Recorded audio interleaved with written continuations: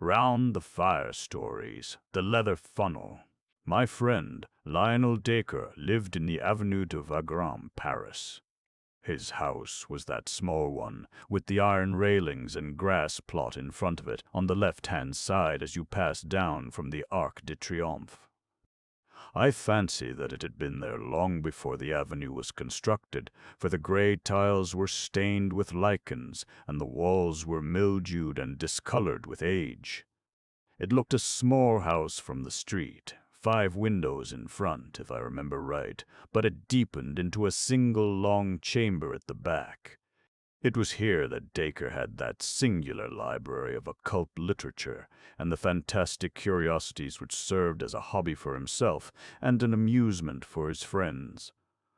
A wealthy man of refined and eccentric tastes, he had spent much of his life and fortune in gathering together what was said to be a unique private collection of Talmudic, Kabbalistic, and magical works, many of them of great rarity and value. His tastes leaned toward the marvelous and the monstrous, and I have heard that his experiments in the direction of the unknown have passed all the bounds of civilization and of decorum. To his English friends he never alluded to such matters, and took the tone of the student and virtuoso, but a Frenchman whose tastes were of the same nature has assured me that the worst excesses of the Black Mass have been perpetrated in that large and lofty hall, which is lined with the shelves of his books and the cases of his museum. Dacre's appearance was enough to show that his deep interest in these psychic matters was intellectual rather than spiritual. There was no trace of asceticism upon his heavy face, but there was much mental force in his huge dome-like skull, which curved upward from amongst his thinning locks, like a snow-peak above its fringe of fir-trees. His knowledge was greater than his wisdom, and his powers were far superior to his character. The small bright eyes, buried deeply in his fleshy face, twinkled with intelligence and an unabated curiosity of life, but they were the eyes of a sensualist and an egotist. Enough of the man, for he is dead now, poor devil, dead at the very time that he had made sure that he had at last discovered the elixir of life. It is not with his complex character that I have to deal, but with the very strange and inexplicable incident which had its rise in my visit to him in the early spring of the year '82. I had known Dacre in England, for my researches in the Assyrian Room of the British Museum had been conducted at the time when he was endeavoring to establish a mystic and esoteric meaning in the Babylonian tablets, and this community of interests had brought us together. Chance remarks had led to daily conversation, and that to something verging upon friendship. I had promised him that on my next visit to Paris I would call upon him. At the time when I was able to fulfill my compact, one was living in a cottage at Fontainebleau, and as the evening trains were inconvenient, he asked me to spend the night in his house. "I have only that one spare couch," said he, pointing to a broad sofa in his large salon. "I hope that you will manage to be comfortable there." It was a singular bedroom with its high walls of brown volumes, but there could be no more agreeable furniture to a bookworm like myself, and there is no scent so pleasant to my nostrils as that faint, subtle reek which comes from an ancient book. I assured him that I could desire no more charming chamber, and no more congenial surroundings. If the fittings are neither convenient nor conventional, they are at least costly, said he, looking round at his shelves. I have expended nearly $250,000 of money upon these objects which surround you. Books, weapons, gems, carvings, tapestries, images. There is hardly a thing here which has not its history, and it is generally one worth telling. He was seated as he spoke at one side of the open fireplace, and I at the other. His reading table was on his right, and the strong lamp above it ringed it with a very vivid circle of golden light. A half-rolled palimpsest lay in the center, and around it were many quaint articles of bric-a-brac. One of these was a large funnel, such as is used for filling wine casks. It appeared to be made of black wood, and to be rimmed with discolored brass. "That is a curious thing," I remarked. "What is the history of that?" "Ah," said he, "it is the very question which I have had occasion to ask myself. I would give a good deal to know." "Take it in your hands and examine it." I did so, and found that what I had imagined to be wood was in reality leather, though age had dried it into an extreme hardness. It was a large funnel, and might hold a quart when full. The brass rim encircled the wide end, but the narrow was also tipped with metal. "What do you make of it?" asked Dacre. "I should imagine that it belonged to some vintner or maltster in the Middle Ages," said I. "I have seen in England leathern drinking flagons of the 17th century, black jacks as they were called, which were of the same color and hardness as this filler." "I dare say the date would be about the same," said Dacre, "and no doubt also it was used for filling a vessel with liquid. If my suspicions are correct, however, it was a queer vintner who used it, and a very singular cask which was filled. Do you observe nothing strange at the spout end of the funnel?" As I held it to the light, I observed that at a spot some 5 inches above the brass tip, the narrow neck of the leather funnel was all haggled and scored, as if someone had notched it round with a blunt knife. Only at that point was there any roughening of the dead black surface. Someone has tried to cut off the neck. Would you call it a cut? It is torn and lacerated. It must have taken some strength to leave these marks on such tough material, whatever the instrument may have been. But what do you think of it? I can tell that you know more than you say." Dacre smiled, and his little eyes twinkled with knowledge.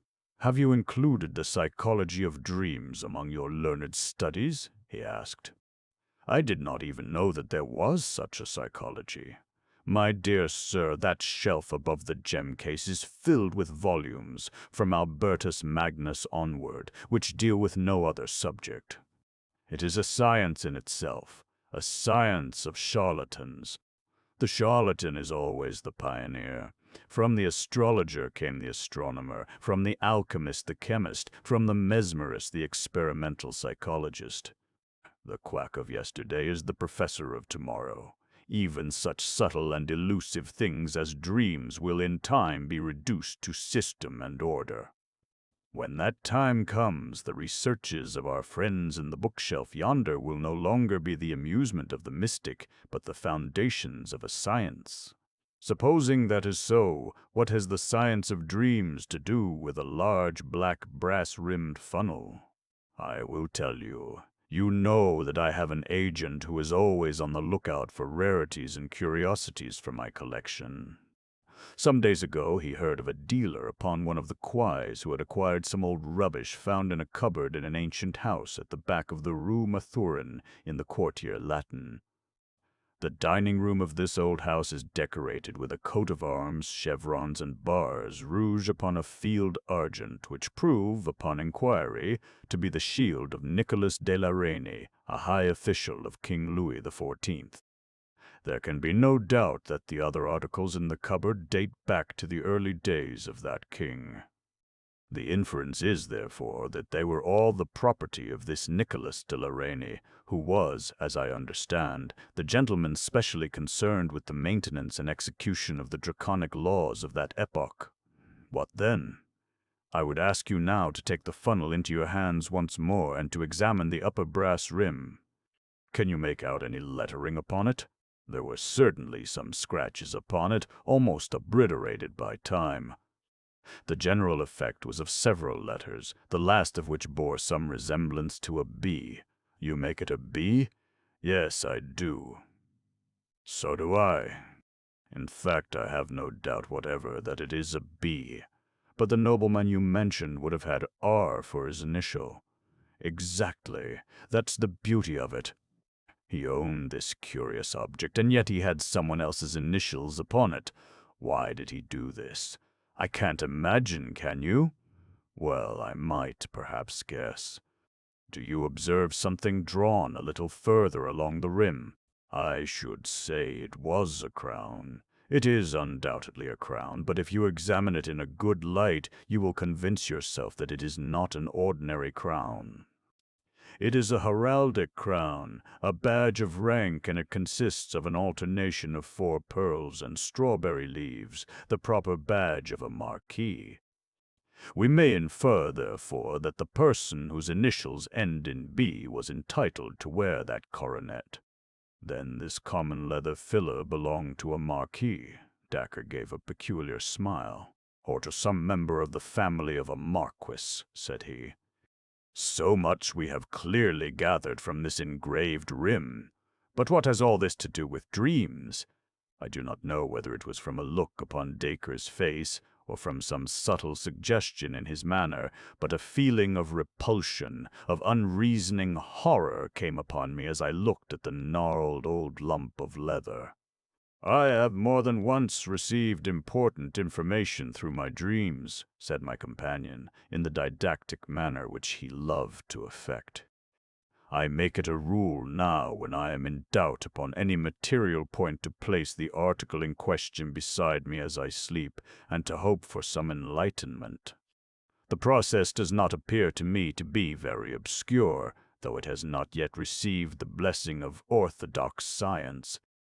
According to my theory, any object which has been intimately associated with any supreme paroxysm of human emotion, whether it be joy or pain, will retain a certain atmosphere or association which it is capable of communicating to a sensitive mind. By a sensitive mind I do not mean an abnormal one, but such a trained and educated mind as you or I possess. You mean, for example, that if I slept beside that old sword upon the wall, I might dream of some bloody incident in which that very sword took part. An excellent example, for, as a matter of fact, that sword was used in that fashion by me, and I saw in my sleep the death of its owner, who perished in a brisk skirmish which I have been unable to identify, but which occurred at the time of the wars of the Frondists. If you think of it, some of our popular observances show that the fact has already been recognized by our ancestors, although we, in our wisdom, have classed it among superstitions. For example, well, the placing of the bride's cake beneath the pillow in order that the sleeper may have pleasant dreams. That is one of several instances which you will find set forth in a small brochure which I am myself writing upon the subject. But to come back to the point, I slept one night with this funnel beside me, and I had a dream which certainly throws a curious light upon its use and origin." "What did you dream?" "I dreamed." He paused, and an intent look of interest came over his massive face. "By Jove, that's well thought of," said he. "This really will be an exceedingly interesting experiment. You are yourself a psychic subject with nerves which respond readily to any impression." "I have never tested myself in that direction." "Then we shall test you tonight. Might I ask you as a very great favor, when you occupy that couch tonight, to sleep with this old funnel placed by the side of your pillow?" The request seemed to me a grotesque one, but I have myself, in my complex nature, a hunger after all which is bizarre and fantastic. I had not the faintest belief in Dacre's theory, nor any hopes for success in such an experiment, yet it amused me that the experiment should be made. Dacre, with great gravity, drew a small stand to the head of my settee, and placed the funnel upon it. Then, after a short conversation, he wished me good night, and left me. I sat for some little time smoking by the smoldering fire, and turning over in my mind the curious incident which had occurred, and the strange experience which might lie before me. Skeptical as I was, there was something impressive in the assurance of Dacre's manner, and my extraordinary surroundings, the huge room with the strange and often sinister objects which were hung round it, struck solemnity into my soul. Finally I undressed, and turning out the lamp I lay down. After long tossing I fell asleep. Let me try to describe as accurately as I can the scene which came to me in my dreams. It stands out now in my memory more clearly than anything which I have seen with my waking eyes. There was a room which bore the appearance of a vault. 4 spandrels from the corners ran up to join a sharp cup-shaped roof. The architecture was rough but very strong. It was evidently part of a great building. 3 men in black, with curious top-heavy black velvet hats, sat in a line upon a red-carpeted dais. Their faces were very solemn and sad. On the left stood 2 long-gowned men with portfolios in their hands, which seemed to be stuffed with papers. Upon the right, looking toward me, was a small woman with blonde hair and singular light blue eyes, the eyes of a child. She was past her first youth, but could not yet be called middle-aged. Her figure was inclined to stoutness, and her bearing was proud and confident. Her face was pale but serene. It was a curious face, comely and yet feline, with a subtle suggestion of cruelty about the straight, strong little mouth and chubby jaw. She was draped in some sort of loose white gown. Beside her stood a thin, eager priest who whispered in her ear and continually raised a crucifix before her eyes. She turned her head and looked fixedly past the crucifix at the 3 men in black who were, I felt, her judges.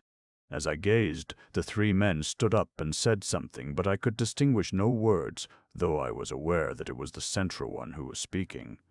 They then swept out of the room, followed by the 2 men with the papers. At the same instant, several rough-looking fellows in stout jerkins came bustling in and removed first the red carpet and then the boards which formed the dais, so as to entirely clear the room. When this screen was removed, I saw some singular articles of furniture behind it. One looked like a bed with wooden rollers at each end and a winch handle to regulate its length. Another was a wooden horse. There were several other curious objects and a number of swinging cords which played over pulleys. It was not unlike a modern gymnasium. When the room had been cleared, there appeared a new figure upon the scene. This was a tall, thin person, clad in black, with a gaunt and austere face. The aspect of the man made me shudder. His clothes were all shining with grease and mottled with stains. He bore himself with a slow and impressive dignity, as if he took command of all things from the instant of his entrance. In spite of his rude appearance and sordid dress, it was now his business, his room, his to command. He carried a coil of light ropes over his left forearm. The lady looked him up and down with a searching glance, but her expression was unchanged. It was confident, even defiant. But it was very different with the priest. His face was ghastly white, and I saw the moisture glisten and run on his high, sloping forehead. He threw up his hands in prayer, and he stooped continually to mutter frantic words in the lady's ear. The man in black now advanced, and taking one of the cords from his left arm, he bound the woman's hands together. She held them meekly toward him as he did so. Then he took her arm with a rough grip and led her toward the wooden horse, which was little higher than her waist. Onto this she was lifted and laid with her back upon it and her face to the ceiling, while the priest, quivering with horror, had rushed out of the room. The woman's lips were moving rapidly, and though I could hear nothing, I knew that she was praying.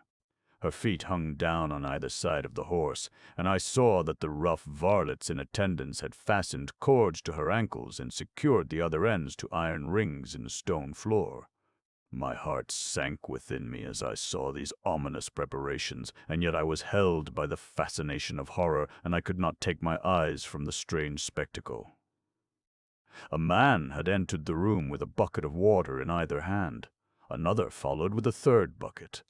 They were laid beside the wooden horse. The second man had a wooden dipper, a bowl with a straight handle in his other hand. This he gave to the man in black. At the same moment, one of the varlets approached with a dark object in his hand, which even in my dream filled me with a vague feeling of familiarity. It was a leathern filler. With horrible energy he thrust it, but I could stand no more. My hair stood on end with horror. I writhed, I struggled, I broke through the bonds of sleep, and I burst with a shriek into my own life, and found myself lying shivering with terror in the huge library, with the moonlight flooding through the window and throwing strange silver and black traceries upon the opposite wall. Oh, what a blessed relief to feel that I was back in the 19th century, back out of that medieval vault into a world where men had human hearts within their bosoms. I sat up on my couch, trembling in every limb, my mind divided between thankfulness and horror. To think that such things were ever done, that they could be done without God striking the villains dead. Was it all a fantasy, or did it really stand for something which had happened in the black, cruel days of the world's history? I sank my throbbing head upon my shaking hands. And then, suddenly, my heart seemed to stand still in my bosom, and I could not even scream, so great was my terror. Something was advancing toward me through the darkness of the room. It is a horror coming upon a horror which breaks a man's spirit. I could not reason, I could not pray. I could only sit like a frozen image and glare at the dark figure which was coming down the great room. And then it moved out into the white lane of moonlight, and I breathed once more. It was Dacre, and his face showed that he was as frightened as myself.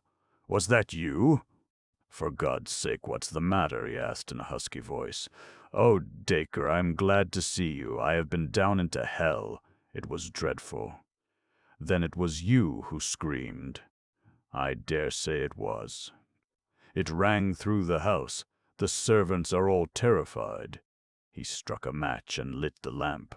"I think we may get the fire to burn up again," he added, throwing some logs upon the embers. "Good God, my dear chap, how white you are! You look as if you had seen a ghost." "So I have. Several ghosts. The leather funnel has acted then? I wouldn't sleep near the infernal thing again for all the money you could offer me." Dacre chuckled. "I expected that you would have a lively night of it," said he. "You took it out of me in return, for that scream of yours wasn't a very pleasant sound at 2 in the morning. I suppose from what you say that you have seen the whole dreadful business." "What dreadful business?" "The torture of the water, the extraordinary question, as it was called in the genial days of Le Roi Soleil. Did you stand it out to the end?" "No, thank God, I awoke before it really began." "Ah, it is just as well for you. I held out till the 3rd bucket. Well, it is an old story, and they are all in their graves now anyhow, so what does it matter how they got there? I suppose that you have no idea what it was that you have seen? The torture of some criminal. She must have been a terrible malefactor indeed if her crimes are in proportion to her penalty." "Well, we have that small consolation," said Dacre, wrapping his dressing-gown round him and crouching closer to the fire. "They were in proportion to her penalty. That is to say, if I am correct in the lady's identity." "How could you possibly know her identity?" For answer, Dacre took down an old vellum-covered volume from the shelf. "Just listen to this," said he. "It is in the French of the 17th century, but I will give a rough translation as I go. You will judge for yourself whether I have solved the riddle or not.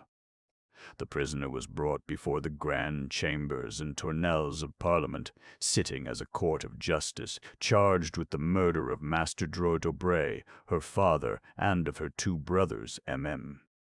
D'Aubray, one being civil lieutenant, and the other a councillor of Parliament. In person it seemed hard to believe that she had really done such wicked deeds, for she was of a mild appearance and of short stature, with a fair skin and blue eyes. Yet the court, having found her guilty, condemned her to the ordinary and to the extraordinary question in order that she might be forced to name her accomplices, after which she should be carried in a cart to the Place de Grève, there to have her head cut off, her body being afterwards burned and her ashes scattered to the winds. The date of this entry is July 16, 1676. "It is interesting," said I, "but not convincing," said I, "but not convincing." How do you prove the two women to be the same? I am coming to that. The narrative goes on to tell of the woman's behavior when questioned. When the executioner approached her, she recognized him by the cords which he held in his hands, and she at once held out her own hands to him, looking at him from head to foot without uttering a word. How's that? Yes, it was so. She gazed without wincing upon the wooden horse and rings which had twisted so many limbs and caused so many shrieks of agony. When her eyes fell upon the 3 pails of water which were all ready for her, she said with a smile, "All that water must have been brought here for the purpose of drowning me, monsieur. You have no idea, I trust, of making a person of my small stature swallow it all. Shall I read the details of the torture? No, for heaven's sake, don't. Here is a sentence which must surely show you that what is here recorded is the very scene which you have gazed upon tonight. The good Abbé Pirot, unable to contemplate the agonies which were suffered by his penitent, had hurried from the room. Does that convince you?" "It does entirely. There can be no question that it is indeed the same event. But who, then, is this lady whose appearance was so attractive and whose end was so horrible?" For answer, Dacre came across to me and placed the small lamp upon the table which stood by my bed. Lifting up the ill-omened filler, he turned the brass rim so that the light fell full upon it. Seen in this way, the engraving seemed clearer than on the night before. "We have already agreed that this is the badge of a marquise or of a marquise," said he. "We have also settled that the last letter is B. It is undoubtedly so. I now suggest to you that the other letters from left to right are M, M, a small d, A, a small d, and then the final B. Yes, I am sure that you are right. I can make out the 2 small d's quite plainly." "What I have read to you tonight," said Dacre, "is the official record of the trial of Marie-Madeleine d'Aubray, Marquise de Brinvilliers, one of the most famous poisoners and murderers of all time." I sat in silence, overwhelmed at the extraordinary nature of the incident, and at the completeness of the proof with which Dacre had exposed its real meaning. In a vague way I remembered some details of the woman's career, her unbridled debauchery, the cold-blooded and protracted torture of her sick father, the murder of her brothers for motives of petty gain. I recollected also that the bravery of her end had done something to atone for the horror of her life, and that all Paris had sympathized with her last moments and blessed her as a martyr within a few days of the time when they had cursed her as a murderess. One objection, and one only, occurred to my mind. How came her initials and her badge of rank upon the filler? Surely they did not carry their medieval homage to the nobility to the point of decorating instruments of torture with their titles? "I was puzzled with the same point," said Dacre, "but it admits of a simple explanation. The case excited extraordinary interest at the time, and nothing could be more natural than that La Reynie, the head of the police, should retain this filler as a grim souvenir. It was not often that a Marchioness of France underwent the extraordinary question. That he should engrave her initials upon it for the information of others was surely a very ordinary proceeding upon his part." "And this?" I asked, pointing to the marks upon the leathern neck. "She was a cruel tigress," said Dacre as he turned away. "I think it is evident that, like other tigresses, her teeth were both strong and sharp." The beetle hunter. "A curious experience," said the doctor. "Yes, my friends, I have had one very curious experience. I never expect to have another, for it is against all doctrines of chances that 2 such events would befall any one man in a single lifetime. You may believe me or not, but the thing happened exactly as I tell it. I had just become a medical man, but I had not started in practice, and I lived in rooms in Gower Street. The street has been renumbered since then, but it was in the only house which has a bow window upon the left-hand side as you go down from the Metropolitan Station. A widow named Murchison kept the house at that time, and she had 3 medical students and 1 engineer as lodgers. I occupied the top room, which was the cheapest, but cheap as it was more than I could afford. My small resources were dwindling away, and every week it became more necessary that I should find something to do. Yet I was very unwilling to go into general practice, for my tastes were all in the direction of science, and especially of zoology, towards which I had always a strong leaning. I had almost given the fight up and resigned myself to being a medical drudge for life when the turning point of my struggles came in a very extraordinary way. One morning I had picked up the Standard and was glancing over its contents. There was a complete absence of news, and I was about to toss the paper down again when my eyes were caught by an advertisement at the head of the personal column. It was worded in this way: "Wanted for 1 or more days the services of a medical man. It is essential that he should be a man of strong physique, of steady nerves, and of a resolute nature. Must be an entomologist, coleopterist preferred. Apply in person at 77B, Brook Street. Application must be made before 12 o'clock today." Now, I have already said that I was devoted to zoology. Of all branches of zoology, the study of insects was the most attractive to me, and of all insects, beetles were the species with which I was most familiar. Butterfly collectors are numerous, but beetles are far more varied and more accessible in these islands than are butterflies. It was this fact which had attracted my attention to them, and I had myself made a collection which numbered some 100 varieties. As to the other requisites of the advertisement, I knew that my nerves could be depended upon, and I had won the weight-throwing competition at the inter-hospital sports. Clearly I was the very man for the vacancy. Within 5 minutes of my having read the advertisement, I was in a cab and on my way to Brook Street. As I drove, I kept turning the matter over in my head and trying to make a guess as to what sort of employment it could be which needed such curious qualifications. A strong physique, a resolute nature, a medical training, and a knowledge of beetles.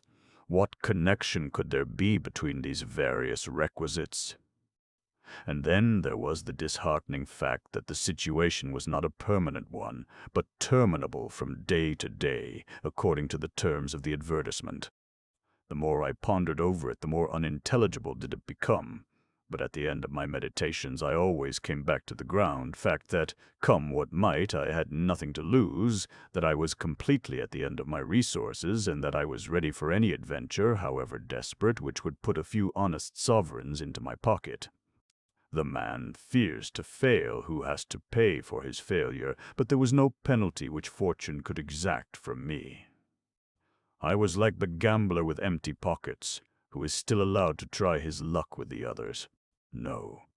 77B, Brook Street, was one of those dingy and yet imposing houses, dun-colored and flat-faced, with the intensely respectable and solid air which marks the Georgian builder. As I alighted from the cab, a young man came out of the door and walked swiftly down the street.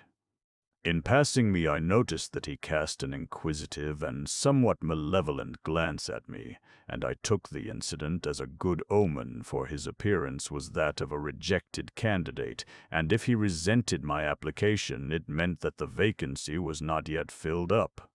Full of hope, I ascended the broad steps and rapped with the heavy knocker. A footman in powder and livery opened the door. Clearly I was in touch with people of wealth and fashion.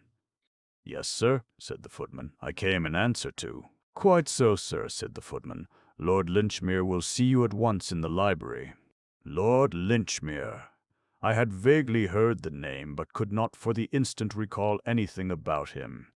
Following the footman, I was shown into a large, book-lined room in which there was seated behind a writing desk a small man with a pleasant, clean-shaven, mobile face and long hair shot with gray brushed back from his forehead. He looked me up and down with a very shrewd, penetrating glance, holding the card which the footman had given him in his right hand. Then he smiled pleasantly, and I felt that externally, at any rate, I possessed the qualifications which he desired. "You have come in answer to my advertisement, Dr. Hamilton?" he asked.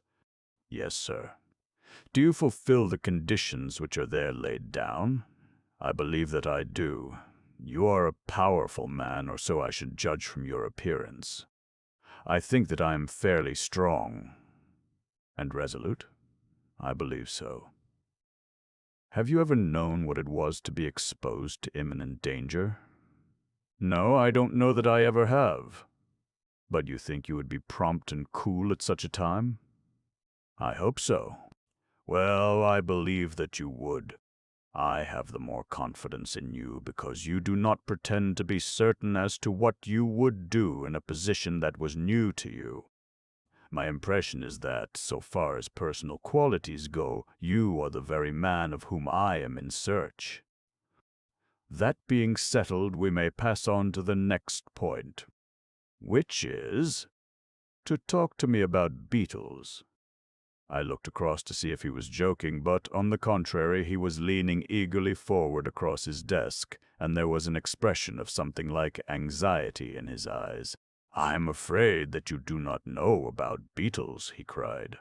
"On the contrary, sir, it is the one scientific subject about which I feel that I really do know something. I am overjoyed to hear it. Please talk to me about beetles." I talked. I do not profess to have said anything original upon the subject, but I gave a short sketch of the characteristics of the beetle and ran over the more common species, with some allusions to the specimens in my own little collection and to the article upon burying beetles, which I had contributed to the Journal of Entomological Science. "What? Not a collector?" cried Lord Linchmere. "You don't mean that you are yourself a collector?" His eyes danced with pleasure at the thought. "You are certainly the very man in London for my purpose. I thought that among 5 millions of people there must be such a man, but the difficulty is to lay one's hands upon him. I have been extraordinarily fortunate in finding you." He rang a gong upon the table, and the footman entered. "Ask Lady Rossiter to have the goodness to step this way," said his lordship, and a few moments later the lady was ushered into the room. She was a small, middle-aged woman, very like Lord Linchmere in appearance, with the same quick, alert features and gray-black hair. The expression of anxiety, however, which I had observed upon his face, was very much more marked upon hers. Some great grief seemed to have cast its shadow over her features. As Lord Linchmere presented me, she turned her face full upon me, and I was shocked to observe a half-healed scar extending for 2 inches over her right eyebrow. It was partly concealed by plaster, but nonetheless I could see that it had been a serious wound and not long inflicted. "Dr. Hamilton is the very man for our purpose, Evelyn," said Lord Linchmere. "He is actually a collector of beetles, and he has written articles upon the subject." "Really?" said Lady Rossiter. "Then you must have heard of my husband." "Everyone who knows anything about beetles must have heard of Sir Thomas Rossiter." For the first time, a thin little ray of light began to break into the obscure business. Here, at last, was a connection between these people and beetles. Sir Thomas Rossiter, he was the greatest authority upon the subject in the world. He had made it his lifelong study, and had written a most exhaustive work upon it. I hastened to assure her that I had read and appreciated it. "Have you met my husband?" she asked. "No, I have not. But you shall," said Lord Linchmere with decision. The lady was standing beside the desk, and she put her hand upon his shoulder. It was obvious to me as I saw their faces together that they were brother and sister. "Are you really prepared for this, Charles?" "It is noble of you, but you fill me with fears." Her voice quavered with apprehension, and he appeared to me to be equally moved, though he was making strong efforts to conceal his agitation. "Yes, yes, dear, it is all settled. It is all decided. In fact, there is no other possible way that I can see." "There is one obvious way." No, no, Evelyn, I shall never abandon you, never. It will come right. Depend upon it, it will come right, and surely it looks like the interference of Providence that so perfect an instrument should be put into our hands. My position was embarrassing, for I felt that for the instant they had forgotten my presence. But Lord Linchmere came back suddenly to me and to my engagement. The business for which I want you, Dr. Hamilton, is that you should put yourself absolutely at my disposal. I wish you to come for a short journey with me, to remain always at my side, and to promise to do without question whatever I may ask you, however unreasonable it may appear to you to be. That is a good deal to ask, said I. Unfortunately, I cannot put it more plainly, for I do not myself know what turn matters may take. You may be sure, however, that you will not be asked to do anything which your conscience does not approve, and I promise you that, when all is over, you will be proud to have been concerned in so good a work. If it ends happily, said the lady. Exactly, if it ends happily, his lordship repeated. And terms? I asked. £20 a day. I was amazed at the sum, and must have showed my surprise upon my features. It is a rare combination of qualities, as must have struck you when you may well command a high return, and I do not conceal from you that your duties might be arduous or even dangerous. Besides, it is possible that 1 or 2 days may bring the matter to an end. Please God, sighed his sister. So now, Dr. Hamilton, may I rely upon your aid? Most undoubtedly, said I. You have only to tell me what my duties are. Your first duty will be to return to your home. You will pack up whatever you may need for a short visit to the country. We start together from Paddington Station at 3:40 this afternoon. Do we go far? As far as Pangbourne. Meet me at the bookstall at 3:30. I shall have the tickets. Goodbye, Dr. Hamilton. And, by the way, there are 2 things which I should be very glad if you would bring with you, in case you have them. One is your case for collecting beetles, and the other is a stick, and the thicker and heavier the better. You may imagine that I had plenty to think of from the time that I left Brook Street until I set out to meet Lord Linchmere at Paddington. The whole fantastic business kept arranging and rearranging itself in kaleidoscopic forms inside my brain, until I had thought out a dozen explanations, each of them more grotesquely improbable than the last. And yet I felt that the truth must be something grotesquely improbable also. At last I gave up all attempts at finding a solution, and contented myself with exactly carrying out the instructions which I had received. With a hand valise, specimen case, and a loaded cane, I was waiting at the Paddington bookstall when Lord Linchmere arrived. He was an even smaller man than I had thought, frail and peaky, with a manner which was more nervous than it had been in the morning. He wore a long, thick traveling ulster, and I observed that he carried a heavy blackthorn cudgel in his hand. "I have the tickets," said he, leading the way up the platform. "This is our train. I have engaged a carriage, for I am particularly anxious to impress 1 or 2 things upon you while we travel down." And yet all that he had to impress upon me might have been said in a sentence, for it was that I was to remember that I was there as a protection to himself, and that I was not on any consideration to leave him for an instant. This he repeated again and again as our journey drew to a close, with an insistence which showed that his nerves were thoroughly shaken. "Yes," he said at last, in answer to my looks rather than to my words, "I am nervous, Dr. Hamilton. I have always been a timid man, and my timidity depends upon my frail physical health.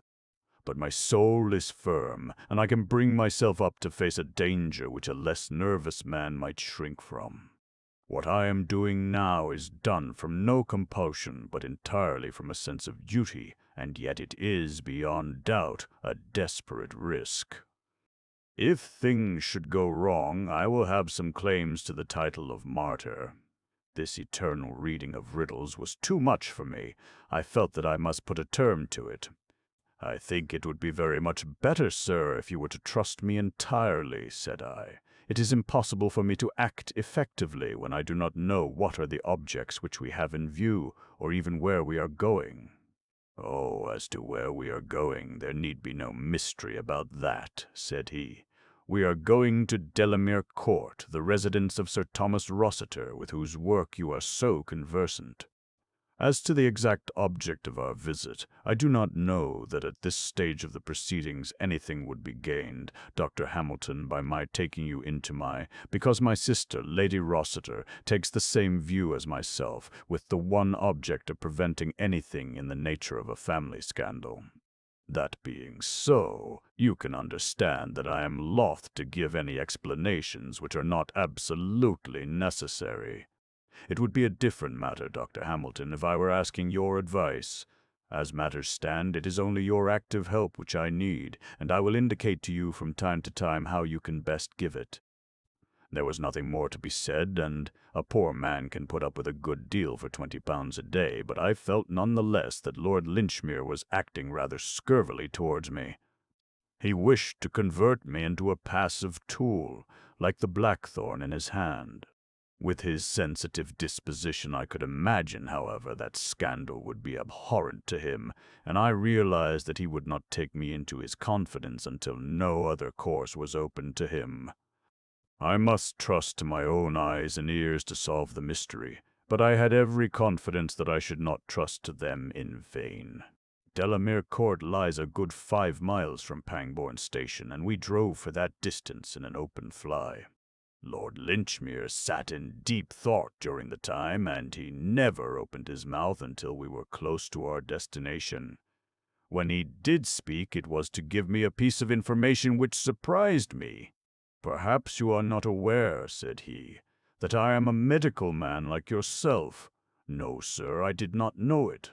"Yes, I qualified in my younger days, when there were several lives between me and the peerage.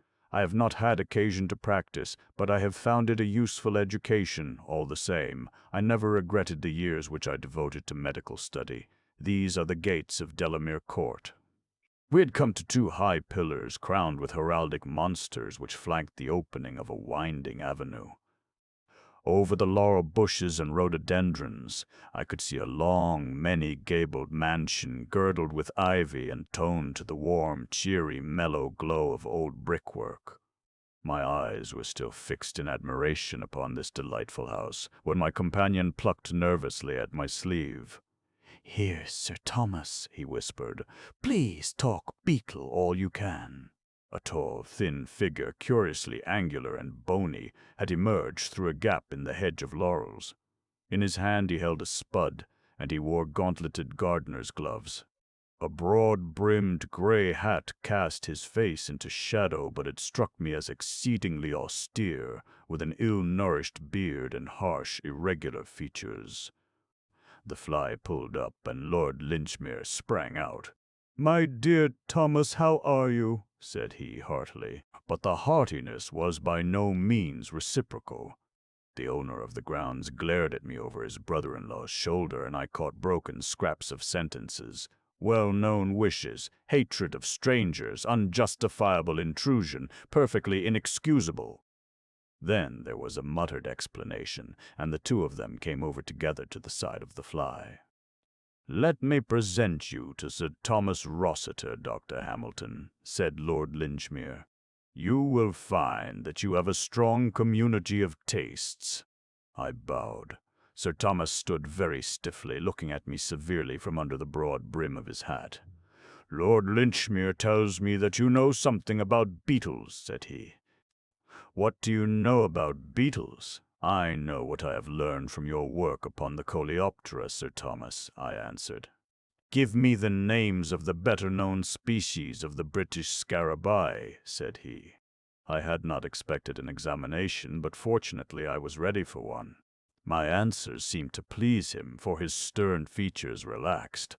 "You appear to have read my book with some profit, sir," said he. "It is a rare thing for me to meet anyone who takes an intelligent interest in such matters." people can find time for such trivialities as sport or society, and yet the Beatles are overlooked. I can assure you that the greater part of the idiots in this part of the country are unaware that I have ever written a book at all.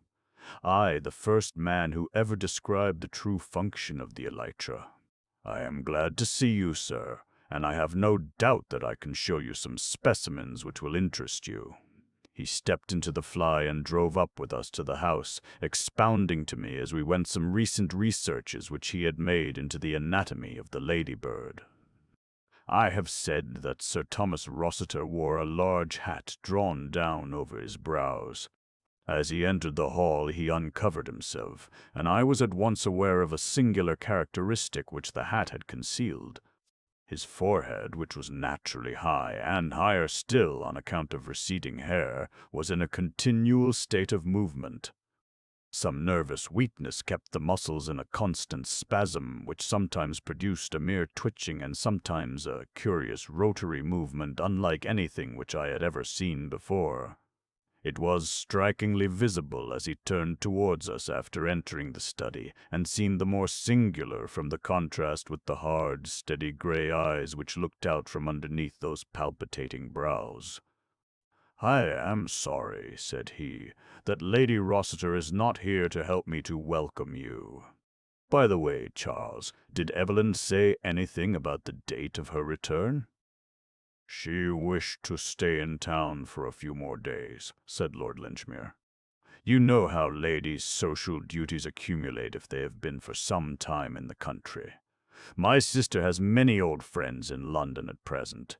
Well, she is her own mistress, and I should not wish to alter her plans, but I shall be glad when I see her again. It is very lonely here without her company. I was afraid that you might find it so, and that was partly why I ran down. My young friend, Dr. Hamilton, is so much interested in the subject which you have made your own that I thought you would not mind his accompanying me. I lead a retired life, Dr. Hamilton, and my aversion to strangers grows upon me," said our host. "I have sometimes thought that my nerves are not so good as they were. My travels in search of beetles in my younger days took me into many malarious and unhealthy places. But a brother coleopterist like yourself is always a welcome guest, and I shall be delighted if you will look over my collection, which I think that I may, without exaggeration, describe as the best in Europe." And so, no doubt it was. He had a huge oaken cabinet arranged in shallow drawers, and here, neatly ticketed and classified, were beetles from every corner of the earth, black, brown, blue, green, and mottled. Every now and then, as he swept his hand over the lines and lines of impaled insects, he would catch up some rare specimen, and, handling it with as much delicacy and reverence as if it were a precious relic, he would hold forth upon its peculiarities and the circumstances under which it came into his possession. It was evidently an unusual thing for him to meet with a sympathetic listener, and he talked and talked until the spring evening had deepened into night, and the gong announced that it was time to dress for dinner. All the time Lord Linchmere said nothing, but he stood at his brother-in-law's elbow, and I caught him continually shooting curious little, questioning glances into his face. And his own features expressed some strong emotion, apprehension, sympathy, expectation. I seemed to read them all. I was sure that Lord Linchmere was fearing something and awaiting something, but what that something might be I could not imagine. The evening passed quietly but pleasantly, and I should have been entirely at my ease if it had not been for that continual sense of tension upon the part of Lord Linchmere. As to our host, I found that he improved upon acquaintance.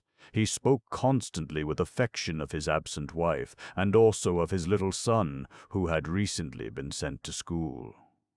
The house, he said, was not the same without them. If it were not for his scientific studies, he did not know how he could get through the days.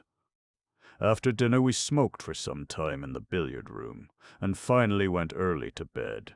And then it was that, for the first time, the suspicion that Lord Linchmere was a lunatic crossed my mind.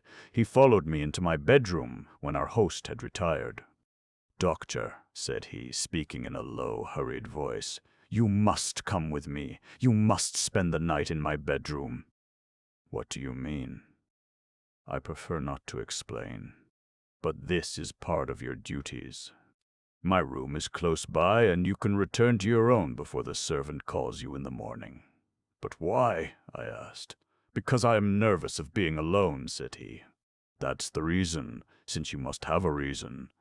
It seemed rank lunacy, but the argument of those £20 would overcome many objections. I followed him to his room. "Well," said I, "there's only room for one in that bed. Only one shall occupy it," said he, "and the other must remain on watch." "Why?" said I. "One would think you expected to be attacked." "Perhaps I do. In that case, why not lock your door? Perhaps I want to be attacked." It looked more and more like lunacy. However, there was nothing for it but to submit. I shrugged my shoulders and sat down in the armchair beside the empty fireplace. "I am to remain on watch, then," said I ruefully. "We will divide the night. If you will watch until 2, I will watch the remainder." "Very good. Call me at 2 o'clock, then. I will do so. Keep your ears open, and if you hear any sounds, wake me instantly. Instantly, you hear? You can rely upon it." I tried to look as solemn as he did. "And for God's sake, don't go to sleep," said he. And so, taking off only his coat, he threw the coverlet over him and settled down for the night. It was a melancholy vigil, and made more so by my own sense of its folly. Supposing that by any chance Lord Linchmere had cause to suspect that he was subject to danger in the house of Sir Thomas Rossiter, why on earth could he not lock his door and so protect himself? His own answer that he might wish to be attacked was absurd. Why should he possibly wish to be attacked, and who would wish to attack him? Clearly Lord Linchmere was suffering from some singular delusion, and the result was that on an imbecile pretext I was to be deprived of my night's rest. Still, however absurd, I was determined to carry out his injunctions to the letter as long as I was in his employment. I sat, therefore, beside the empty fireplace, and listened to a sonorous chiming clock somewhere down the passage, which gurgled and struck every quarter of an hour. It was an endless vigil. Save for that single clock, an absolute silence reigned throughout the great house. A small lamp stood on the table at my elbow, throwing a circle of light round my chair, but leaving the corners of the room draped in shadow. On the bed, Lord Linchmere was breathing peacefully. I envied him his quiet sleep, and again my own eyelids drooped, but every time my sense of duty came to my help, and I sat up, rubbing my eyes and pinching myself with a determination to see my irrational watch to an end. And I did so. From down the passage came the chimes of 2 o'clock, and I laid my hand upon the shoulder of the sleeper. Instantly he was sitting up, with an expression of the keenest interest upon his face. "You have heard something?" "No, sir. It is 2 o'clock. "Very good. I will watch. You can go to sleep." I lay down under the coverlet as he had done, and was soon unconscious. My last recollection was of that circle of lamplight, and of the small, hunched-up figure and strained, anxious face of Lord Linchmere in the center of it. How long I slept I do not know, but I was suddenly aroused by a sharp tug at my sleeve. The room was in darkness, but a hot smell of oil told me that the lamp had only that instant been extinguished. "Quick, quick!" said Lord Linchmere's voice in my ear. I sprang out of bed, he still dragging at my arm. "Over here," he whispered, and pulled me into a corner of the room. "Hush! Listen!" In the silence of the night I could distinctly hear that someone was coming down the corridor. It was a stealthy step, faint and intermittent, as of a man who paused cautiously after every stride. Sometimes for half a minute there was no sound, and then came the shuffle and creak which told of a fresh advance. My companion was trembling with excitement. His hand, which still held my sleeve, twitched like a branch in the wind. What is it? I whispered. It's he. Sir Thomas? Yes. What does he want? Hush! Do nothing until I tell you. I was conscious now that someone was trying the door. There was the faintest little rattle from the handle, and then I dimly saw a thin slit of subdued light. There was a lamp burning somewhere far down the passage, and it just sufficed to make the outside visible from the darkness of our room. The grayish slit grew broader and broader, very gradually, very gently, and then outlined against it I saw the dark figure of a man. He was squat and crouching, with the silhouette of a bulky and misshapen dwarf. Slowly the door swung open with this ominous shape framed in the center of it. And then, in an instant, the crouching figure shot up. There was a tiger spring across the room, and thud, thud, thud came 3 tremendous blows from some heavy object upon the bed. I was so paralyzed with amazement that I stood motionless and staring until I was aroused by a yell for help from my companion. The open door shed enough light for me to see the outline of things, and there was little Lord Linchmere with his arms round the neck of his brother-in-law, holding bravely on to him like a game bull-terrier with its teeth into a gaunt deerhound. The tall, bony man dashed himself about, writhing round and round to get a grip upon his assailant, but the other, clutching on from behind, still kept his hold, though his shrill, frightened cries showed how unequal he felt the contest to be. I sprang to the rescue, and the 2 of us managed to throw Sir Thomas to the ground, though he made his teeth meet in my shoulder. With all my youth and weight and strength, it was a desperate struggle before we could master his frenzied struggles, but at last we secured his arms with the waistcord of the dressing-gown which he was wearing. I was holding his legs while Lord Linchmere was endeavoring to relight the lamp, when there came the pattering of many feet in the passage, and the butler and 2 footmen, who had been alarmed by the cries, rushed into the room. With their aid, we had no further difficulty in securing our prisoner, who lay foaming and glaring upon the ground. One glance at his face was enough to prove that he was a dangerous maniac, while the short, heavy hammer which lay beside the bed showed how murderous had been his intentions. "Do not use any violence," said Lord Linchmere, as we raised the struggling man to his feet. "He will have a period of stupor after this excitement. I believe that it is coming on already." As he spoke, the convulsions became less violent, and the madman's head fell forward upon his breast, as if he were overcome by sleep. We led him down the passage and stretched him upon his own bed, where he lay unconscious, breathing heavily. "2 of you will watch him," said Lord Linchmere. "And now, Dr. Hamilton, if you will return with me to my room, I will give you the explanation which my horror of scandal has perhaps caused me to delay too long. Come what may, you will never have cause to regret your share in this night's work. The case may be made clear in a very few words," he continued when we were alone. "My poor brother-in-law is one of the best fellows upon earth, a loving husband and an estimable father, but he comes from a stock which is deeply tainted with insanity. He has more than once had homicidal outbreaks, which are the more painful because his inclination is always to attack the very person to whom he is most attached. His son was sent away to school to avoid this danger, and then came an attempt upon my sister, his wife, from which she escaped with injuries that you may have observed when you met her in London. You understand that he knows nothing of the matter when he is in his sound senses, and would ridicule the suggestion that he could under any circumstances injure those whom he loves so dearly. It is often, as you know, a characteristic of such maladies that it is absolutely impossible to convince the man who suffers from them of their existence. Our great object was, of course, to get him under restraint before he could stain his hands with blood, but the matter was full of difficulty. He is a recluse in his habits, and would not see any medical man. Besides, It was necessary for our purpose that the medical man should convince himself of his insanity, and he is sane as you or I, save on these very rare occasions. But fortunately, before he has these attacks, he always shows certain premonitory symptoms, which are providential danger signals, warning us to be upon our guard. The chief of these is that nervous contortion of the forehead which you must have observed. This is a phenomenon which always appears from 3 to 4 days before his attacks of frenzy.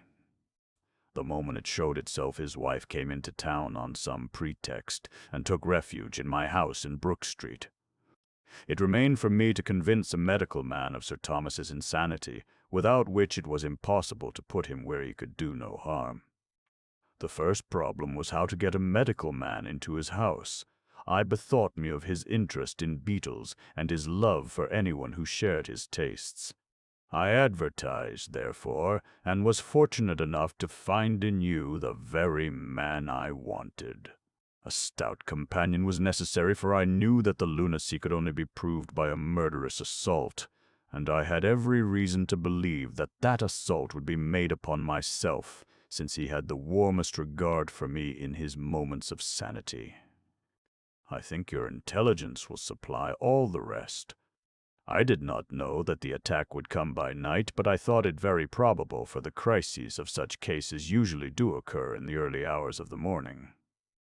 I am a very nervous man myself, but I saw no other way in which I could remove this terrible danger from my sister's life. I need not ask you whether you are willing to sign the lunacy papers. Undoubtedly, but 2 signatures are necessary. You forget that I am myself a holder of a medical degree. I have the papers on a side table here, so if you will be good enough to sign them now, we can have the patient removed in the morning. So that was my visit to Sir Thomas Rossiter, the famous beetle hunter, and that was also my first step upon the ladder of success, for Lady Rossiter and Lord Linchmere have proved to be staunch friends, and they have never forgotten my association with them in the time of their need. Sir Thomas is out and said to be cured, but I still think that if I spent another night at Delamere Court, I should be inclined to lock my door upon the inside. The man with the watches.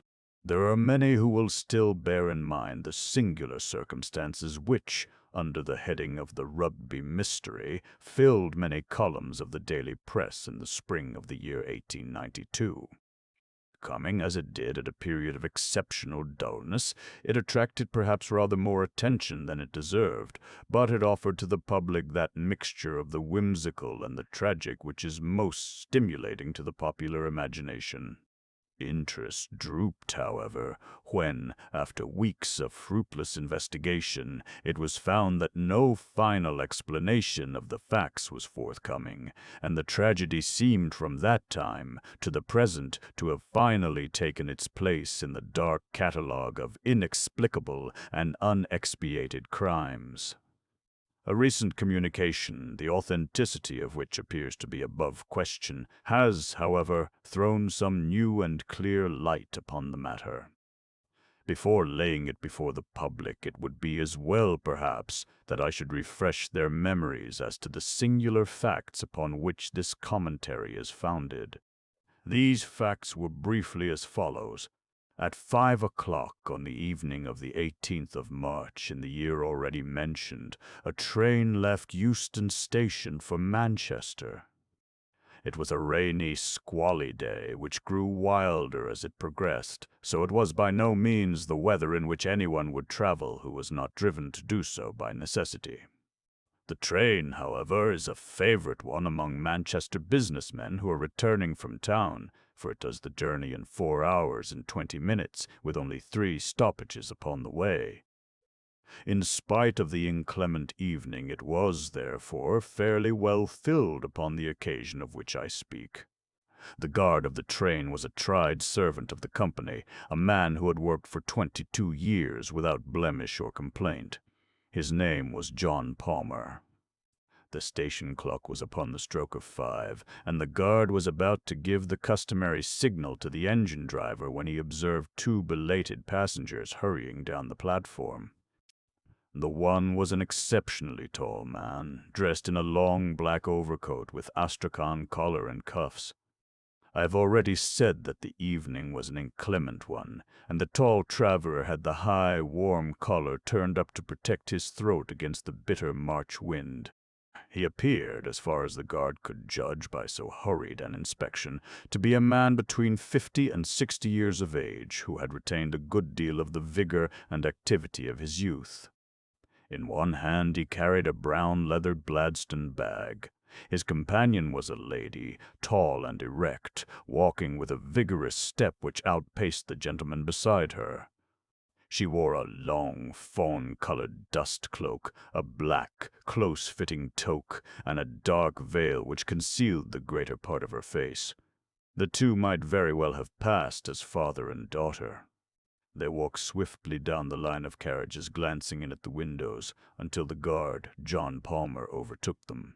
"Now then, sir, look sharp, the train is going," said he. "First class," the man answered. The guard turned the handle of the nearest door. In the carriage which he had opened, there sat a small man with a cigar in his mouth. His appearance seems to have impressed itself upon the guard's memory, for he was prepared, afterwards, to describe or to identify him. He was a man of 34 or 35 years of age, dressed in some gray material, sharp-nosed, alert, with a ruddy, weather-beaten face and a small, closely cropped black beard. He glanced up as the door was opened. The tall man paused with his foot upon the step. "This is a smoking compartment. The lady dislikes smoke," said he, looking round at the guard. "All right, here you are, sir," said John Palmer. He slammed the door of the smoking carriage, opened that of the next one, which was empty, and thrust the two travelers in. At the same moment he sounded his whistle, and the wheels of the train began to move. The man with the cigar was at the window of his carriage, and said something to the guard as he rolled past him, but the words were lost in the bustle of the departure.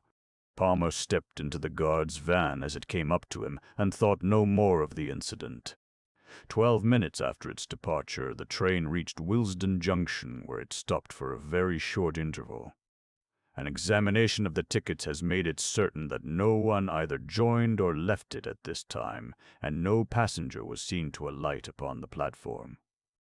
At 5:14 the journey to Manchester was resumed, and Rugby was reached at 6:50, the express being 5 minutes late. At Rugby, the attention of the station officials was drawn to the fact that the door of one of the first-class carriages was open. An examination of that compartment and of its neighbor disclosed a remarkable state of affairs. The smoking carriage in which the short, red-faced man with the black beard had been seen was now empty. Save for a half-smoked cigar, there was no trace whatever of its recent occupant. The door of this carriage was fastened. In the next compartment, to which attention had been originally drawn, there was no sign either of the gentleman with the astrakhan collar or of the young lady who accompanied him. All three passengers had disappeared. On the other hand, there was found upon the floor of this carriage the one in which the tall traveler and the lady had been, a young man, fashionably dressed and of elegant appearance. He lay with his knees drawn up and his head resting against the further door, an elbow upon either seat. A bullet had penetrated his heart, and his death must have been instantaneous. No one had seen such a man enter the train, and no railway ticket was found in his pocket. Neither were there any markings upon his linen, nor papers, nor personal property which might help to identify him. Who he was, whence he had come, and how he had met his end were each as great a mystery as what had occurred to the three people who had started an hour and a half before from Willesden in those two compartments. I have said that there was no personal property which might help to identify him, but it is true that there was one peculiarity about this unknown young man which was much commented upon at the time. In his pockets were found no fewer than 6 valuable gold watches, 3 in the various pockets of his waistcoat, 1 in his ticket pocket, 1 in his breast pocket, and 1 small one set in a leather strap and fastened round his left wrist. The obvious explanation that the man was a pickpocket and that this was his plunder was discounted by the fact that all 6 were of American make and of a type which is rare in England. 3 of them bore the mark of the Rochester Watchmaking Company. 1 was by Mason of Elmira, 1 was unmarked, and the small one, which was highly jeweled and ornamented, was from Tiffany of New York. The other contents of his pocket consisted of an ivory knife with a corkscrew by Rogers, of Sheffield, a small circular mirror 1 inch in diameter, a readmission slip to the Lyceum Theatre, a silver box full of Vesta matches, and a brown leather cigar case containing 2 cheroots, also £2, 14 shillings in money. It was clear, then, that whatever motives may have led to his death, robbery was not among them. As already mentioned, there were no markings upon the man's linen, which appeared to be new, and no tailor's name upon his coat. In appearance he was young, short, smooth-cheeked, and delicately featured. One of his front teeth was conspicuously stopped with gold. On the discovery of the tragedy, an examination was instantly made of the tickets of all passengers, and the number of the passengers themselves was counted. It was found that only 3 tickets were unaccounted for, corresponding to the 3 travelers who were missing. The express was then allowed to proceed, but a new guard was sent with it, and John Palmer was detained as a witness at Rugby. The carriage, which included the 2 compartments in question, was uncoupled and sidetracked.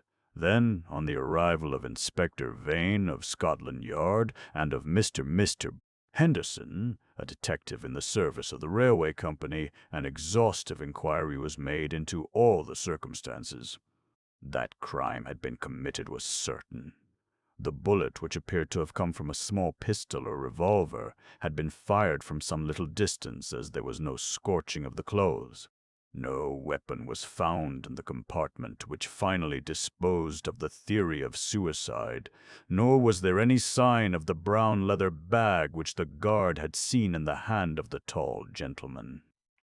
A lady's parasol was found upon the rack, but no other trace was to be seen of the travelers in either of the sections.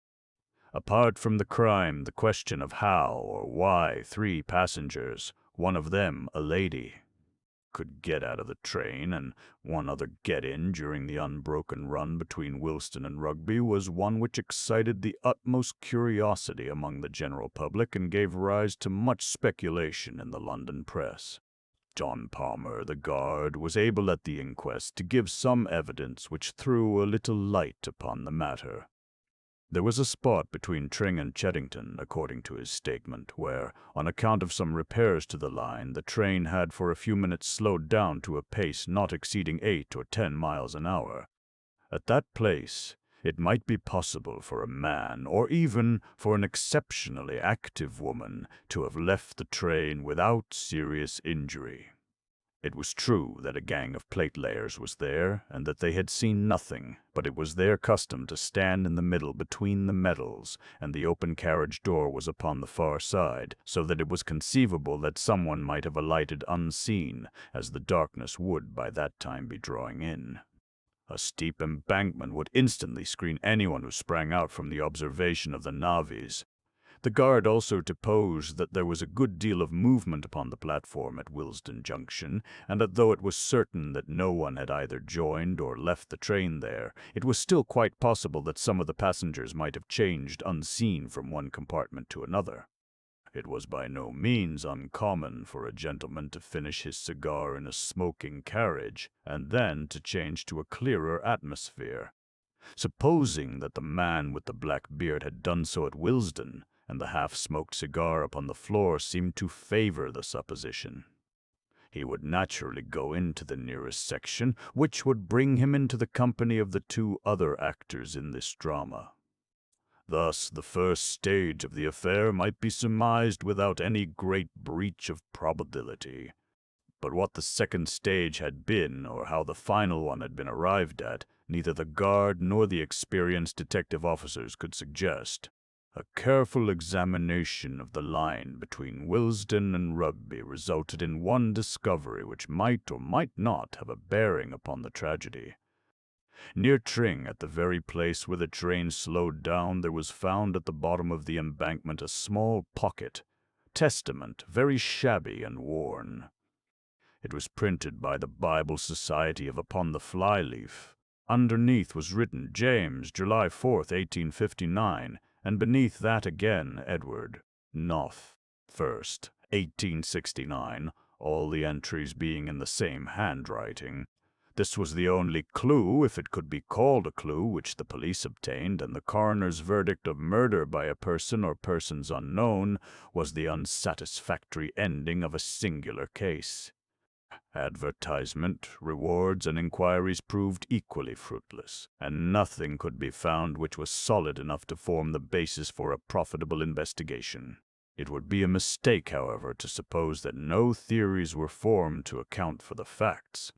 On the contrary, the press, both in England and in America, teemed with suggestions and suppositions, most of which were obviously absurd. The fact that the watches were of American make, and some peculiarities in connection with the gold stopping of his front tooth, appeared to indicate that the deceased was a citizen of the United States, though his linen clothes and boots were undoubtedly of British manufacture. It was surmised by some that he was concealed under the seat, and that, being discovered, he was, for some reason, possibly because he had overheard their guilty secrets, put to death by his fellow passengers. When coupled with generalities as to the ferocity and cunning of anarchical and other secret societies, this theory sounded as plausible as any. The fact that he should be without a ticket would be consistent with the idea of concealment, and it was well known that women played a prominent part in the nihilistic propaganda. On the other hand, it was clear from the guard's statement that the man must have been hidden there before the others arrived, and how unlikely the coincidence that conspirators should stray exactly into the very compartment in which a spy was already concealed. Besides, this explanation ignored the man in the smoking carriage, and gave no reason at all for his simultaneous disappearance.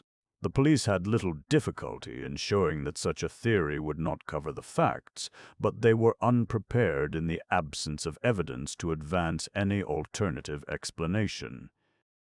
There was a letter in the Daily Gazette over the signature of a well-known criminal investigator which gave rise to considerable discussion at the time.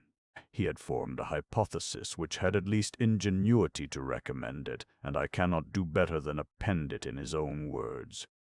"Whatever may be the truth," said he, "it must depend upon some bizarre and rare combination of events, so we need have no hesitation in postulating such events in our explanation. In the absence of data, we must abandon the analytic or scientific method of investigation, and must approach it in the synthetic fashion.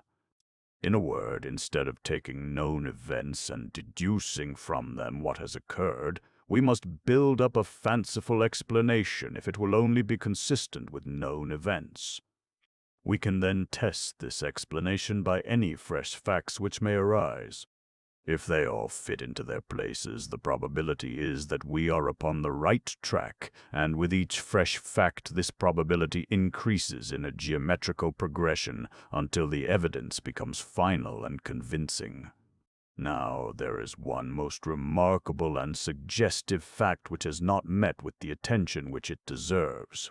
There is a local train running through Harrow and King's Langley, which is timed in such a way that the express must have overtaken it at or about the period when it eased down its speed to 8 miles an hour on account of the repairs of the line. The two trains would at that time be traveling in the same direction at a similar rate of speed and upon parallel lines. It is within everyone's experience how, under such circumstances, the occupant of each carriage can see very plainly the passengers in the other carriages opposite to him. The lamps of the express had been lit at Willesden, so that each compartment was brightly illuminated and most visible to an observer from outside. Now, the sequence of events as I reconstruct them would be after this fashion. This young man with the abnormal number of watches was alone in the carriage of the slow train. His ticket, with his papers and gloves and other things, was, we will suppose, on the seat beside him. He was probably an American, and also probably a man of weak intellect. The excessive wearing of jewelry is an early symptom in some forms of mania. As he sat watching the carriages of the express, which were, on account of the state of the line, going at the same pace as himself, he suddenly saw some people in it whom he knew. We will suppose, for the sake of our theory, that these people were a woman whom he loved, and a man whom he hated, and who in return hated him. The young man was excitable and impulsive. He opened the door of his carriage, stepped from the footboard of the local train to the footboard of the express, opened the other door, and made his way into the presence of these two people. The feat, on the supposition that the trains were going at the same pace, is by no means so perilous as it might appear. Having now got our young man without his ticket into the carriage in which the elder man and the young woman are traveling, it is not difficult to imagine that a violent scene ensued. It is possible that the pair were also Americans, which is the more probable as the man carried a weapon, an unusual thing in England. If our supposition of incipient mania is correct, the young man is likely to have assaulted the other. As the upshot of the quarrel, the elder man shot the intruder, and then made his escape from the carriage, taking the young lady with him. We will suppose that all this happened very rapidly, and that the train was still going at so slow a pace that it was not difficult for them to leave it. A woman might leave a train going at 8 miles an hour. As a matter of fact, we know that this woman did do so. And now we have to fit in the man in the smoking carriage. Presuming that we have, up to this point, reconstructed the tragedy correctly, we shall find nothing in this other man to cause us to reconsider our conclusions. According to my theory, this man saw the young fellow cross from one train to the other, saw him open the door, heard the pistol shot, saw the two fugitives spring out onto the line, realized that murder had been done, and sprang out himself in pursuit. Why he has never been heard of since, whether he met his own death in the pursuit, or whether, as is more likely, he was made to realize that it was not a case for his interference, is a detail which we have at present no means of explaining. I acknowledge that there are some difficulties in the way. At first sight, it might seem improbable that at such a moment a murderer would burden himself in his flight with a brown leather bag. My answer is that he was well aware that if the bag were found, his identity would be established. It was absolutely necessary for him to take it with him. My theory stands or falls upon one point, and I call upon the railway company to make strict inquiry as to whether a ticket was found unclaimed in the local train through Harrow and King's Langley upon the 18th of March. If such a ticket were found, my case is proved. If not, my theory may still be the correct one, for it is conceivable either that he traveled without a ticket, or that his ticket was lost. To this elaborate and plausible hypothesis, the answer of the police and of the company was, first, that no such ticket was found. Secondly, that the slow train would never run parallel to the express, and station when the express, going at 50 miles an hour, had flashed past it. So perished the only satisfying explanation, and 5 years have elapsed without supplying a new one. Now, at last, there comes a statement which covers all the facts, and which must be regarded as authentic. It took the shape of a letter dated from New York, and addressed to the same criminal investigator whose theory I have quoted. It is given here in extenso, with the exception of the 2 opening paragraphs, which are personal in their nature. You'll excuse me if I'm not very free with names. There's less reason now than there was 5 years ago when Mother was still living. But for all that, I'd rather cover up our tracks all I can. But I owe you an explanation, for if your idea of it was wrong, it was a mighty ingenious one all the same. I'll have to go back a little so as you may understand all about it. My people came from Bucks, England, and emigrated to the States in the early 50s. They settled in Rochester, in the state of New York, where my father ran a large dry goods store. There were only 2 sons, myself, James, and my brother Edward. I was 10 years older than my brother, and after my father died, I sort of took the place of a father to him, as an elder brother would. He was a bright, spirited boy, and just one of the most beautiful creatures that ever lived. But there was always a soft spot in him, and it was like mold in cheese, for it spread and spread, and nothing that you could do would stop it. Mother saw it just as clearly as I did, but she went on spoiling him all the same, for he had such a way with him that you could refuse him nothing. I did all I could to hold him in, and he hated me for my pains. At last he fairly got his head, and nothing that we could do would stop him. He got off into New York and went rapidly from bad to worse. At first he was only fast, and then he was criminal, and then, at the end of a year or two, he was one of the most notorious young crooks in the city. He had formed a friendship with Sparrow McCoy, who was at the head of his profession as a bunco steerer, green goods man, and general rascal. They took to card shopping and frequented some of the best hotels in New York.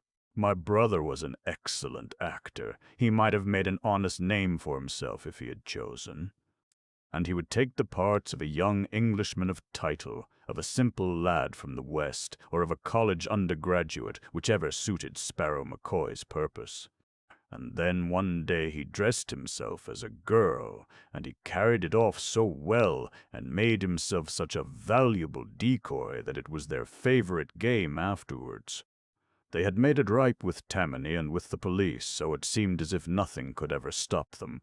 For those were in the days before the Lexo Commission, and if you only had a pull, you could do pretty nearly everything you wanted. And nothing would have stopped them if they had only stuck to cards in New York, but they must needs come up Rochester way and forge a name upon a check. It was my brother that did it, though everyone knew that it was under the influence of Sparrow McCoy. I bought up that check, and a pretty sum it cost me. Then I went to my brother, laid it before him on the table, and swore to him that I would prosecute if he did not clear out of the country. At first he simply laughed. I could not prosecute, he said, without breaking our mother's heart, and he knew that I would not do that. I made him understand, however, that our mother's heart was being broken in any case, and that I had set firm on the point that I would rather see him in a Rochester gaol than in a New York hotel. So at last he gave in, and he made me a solemn promise that he would see Sparrow McCoy no more, that he would go to Europe, and that he would turn his hand to any honest trade that I helped him to get. I took him down right away to an old family friend, Joe Wilson, who is an exporter of American watches and clocks, and I got him to give Edward an agency in London with a small salary and a 15% commission on all business. His manner and appearance were so good that he won the old man over at once, and within a week he was sent off too. It seemed to me that this business of the check had really given my brother a fright, and that there was some chance of his settling down into an honest line of life. My mother had spoken with him, and what she said had touched him, for she had always been the best of mothers to him, and he had been the great sorrow of her life. But I knew that this man, Sparrow McCoy, had a great influence over Edward, and my chance of keeping the lad straight lay in breaking the connection between them.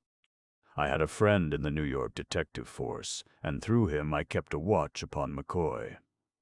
When within a fortnight of my brother's sailing I heard that McCoy had taken a berth in the Etruria, I was as certain as if he had told me that he was going over to England for the purpose of coaxing Edward back again into the ways that he had left. In an instant I had resolved to go also, and to put my influence against McCoy's. I knew it was a losing fight, but I thought, and my mother thought, that it was my duty.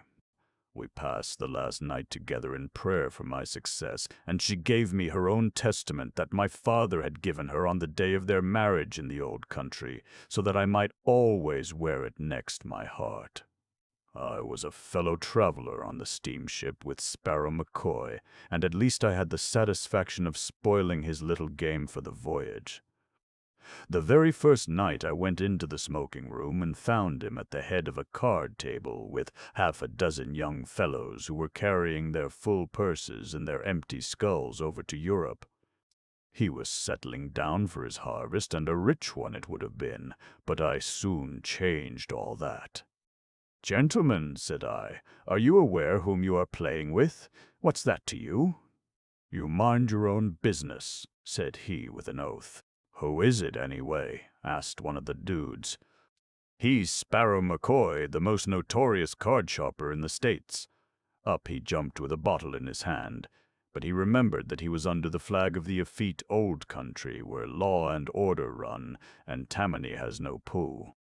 Gale and the gallows wait for violence and murder, and there's no slipping out by the back door on board an ocean liner. "Prove your words, you," said he. "I will," said I. "If you will turn up your right shirt sleeve to the shoulder, I will either prove my words or I will eat them." He turned white and said not a word.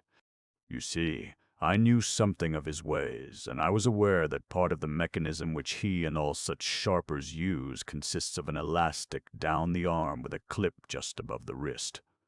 It is by means of this clip that they withdraw from their hands the cards which they do not want, while they substitute other cards from another hiding place. I reckoned on it being there, and it was. He cursed me, slunk out of the saloon, and was hardly seen again during the voyage. For once, at any rate, I got level with Mr. Sparrow McCoy. But he soon had his revenge upon me, for when it came to influencing my brother, he outweighed me every time. Edward had kept himself straight in London for the first few weeks, and had done some business with his American watches, until this villain came across his path once more. I did my best, but the best was little enough. The next thing I heard, there had been a scandal at one of the Northumberland Avenue hotels. A traveler had been fleeced of a large sum by two Confederate card sharpers, and the matter was in the hands of Scotland Yard. The certain that my brother and McCoy were back at their old games. I hurried at once to Edward's lodgings. They told me that he and a tall gentleman whom I recognized as McCoy had gone off together, and that he had left the lodgings and taken his things with him. The landlady had heard them give several directions to the cabman, ending with Euston Station, and she had accidentally overheard the tall gentleman saying something about Manchester. She believed that that was their destination. A glance at the timetable showed me that the most likely train was at 5, though there was another at 4:35 which they might have caught. I had only time to get the later one, but found no sign of them either at the depot or in the train.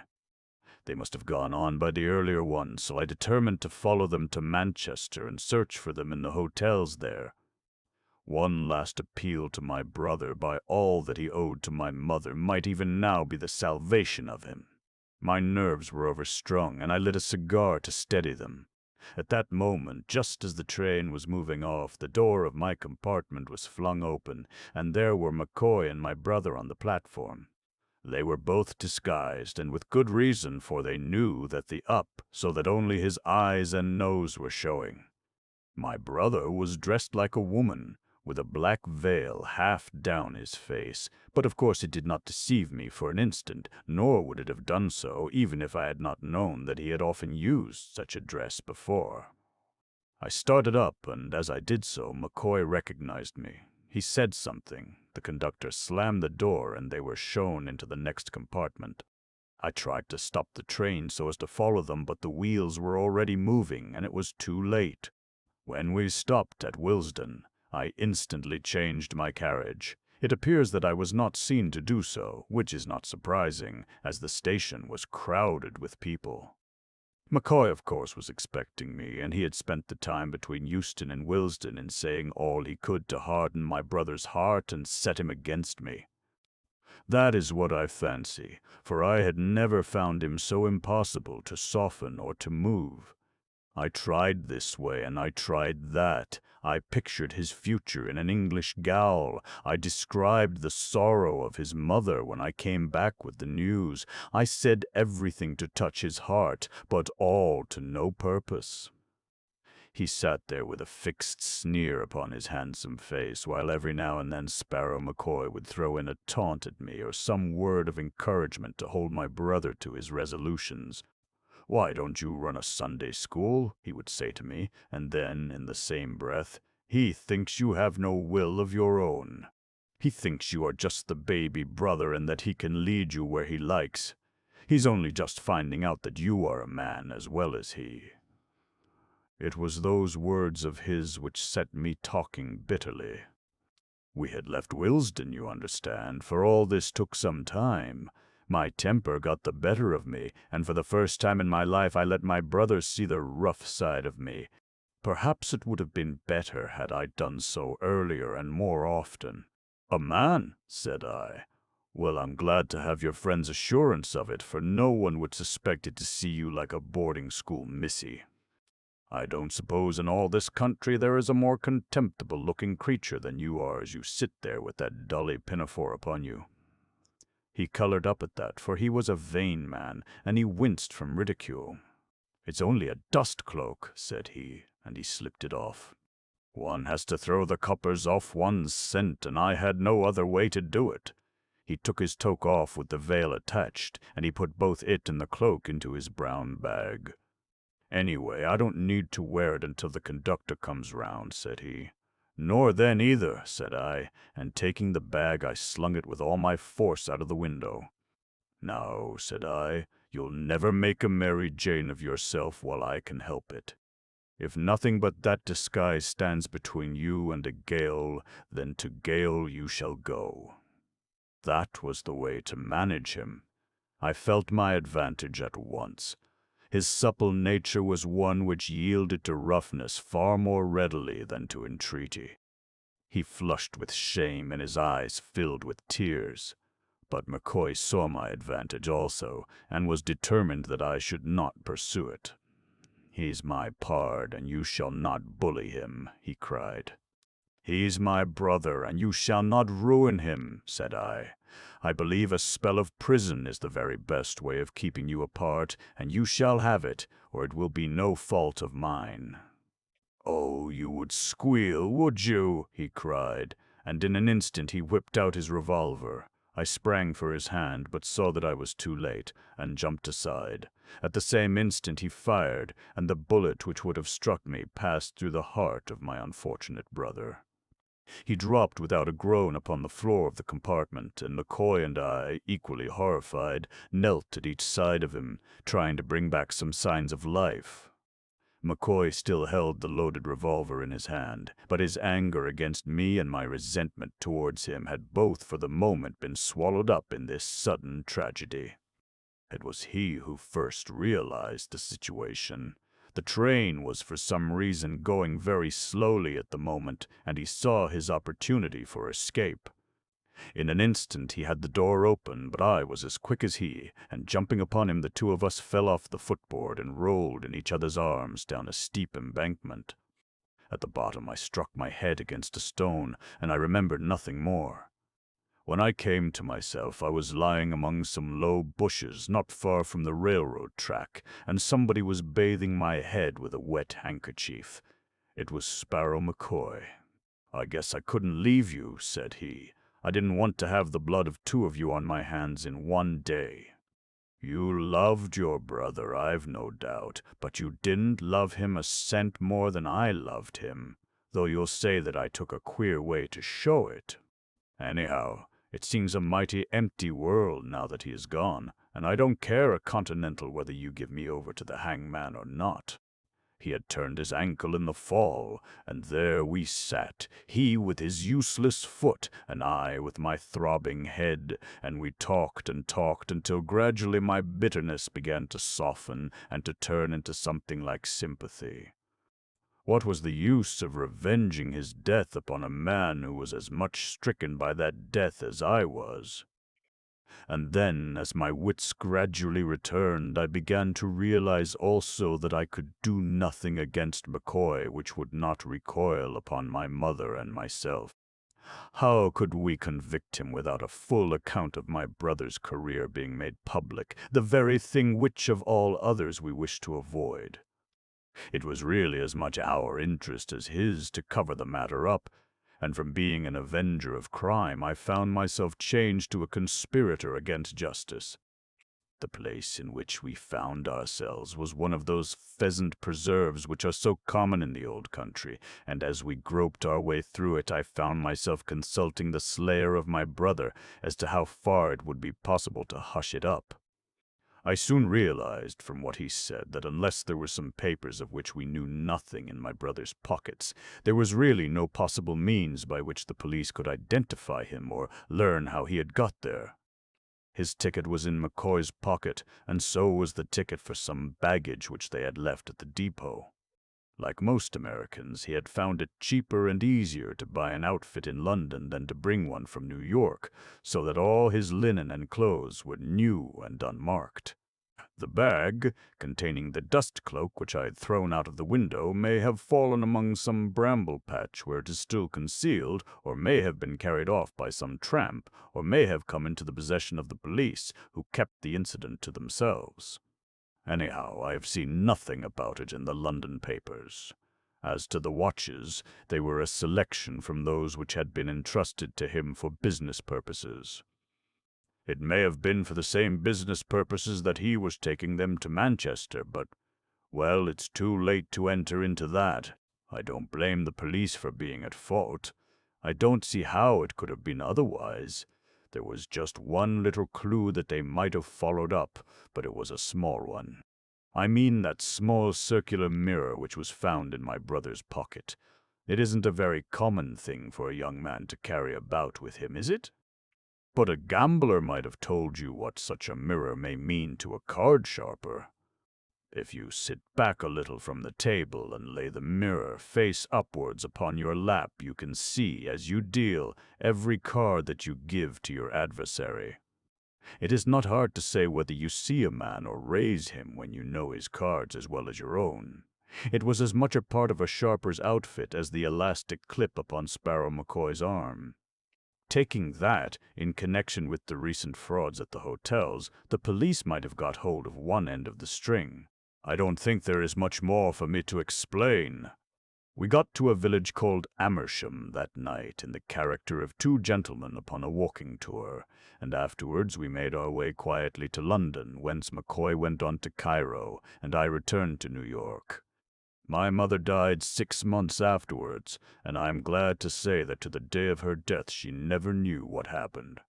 She was always under the delusion that Edward was earning an honest living in London, and I never had the heart to tell her the truth. He never wrote, but then he never did write at any time, so that made no difference. His name was the last upon her lips. There's just one other thing that I have to ask you, sir, and I should take it as a kind return for all this explanation, if you could do it for me. You remember that testament that was picked up? I always carried it in my inside pocket, and it must have come out in my fall. I value it very highly, for it was the family book with my birth and my brother's marked by my father in the beginning of it. I wish you would apply at the proper place and have it sent to me. It can be of no possible value to anyone else. If you address it to X, Bassano's Library, Broadway, the Pot of Cagliari. It was the 4th day of the siege. Ammunition and provisions were both nearing an end. When the Boxer insurrection had suddenly flamed up and roared like a fire in dry grass across northern China, the few scattered Europeans in the outlying provinces had huddled together at the nearest defensible post and had held on for dear life until rescue came, or until it did not. In the latter case, the less said about their fate, the better. In the former, they came back into the world of men with that upon their faces which told that they had looked very closely upon such an end as would ever haunt their dreams. Ishao was only 50 miles from the coast, and there was a European squadron in the Gulf of Liantong.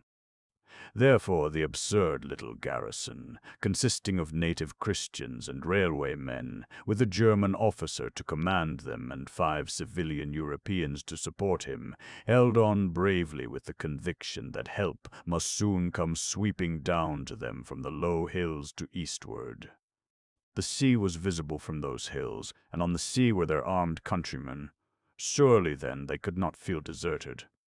With brave hearts they manned the loopholes in the crumbling brick walls outlining the tiny European quarter, and they fired away briskly, if ineffectively, at the rapidly advancing sangars of the Boxers.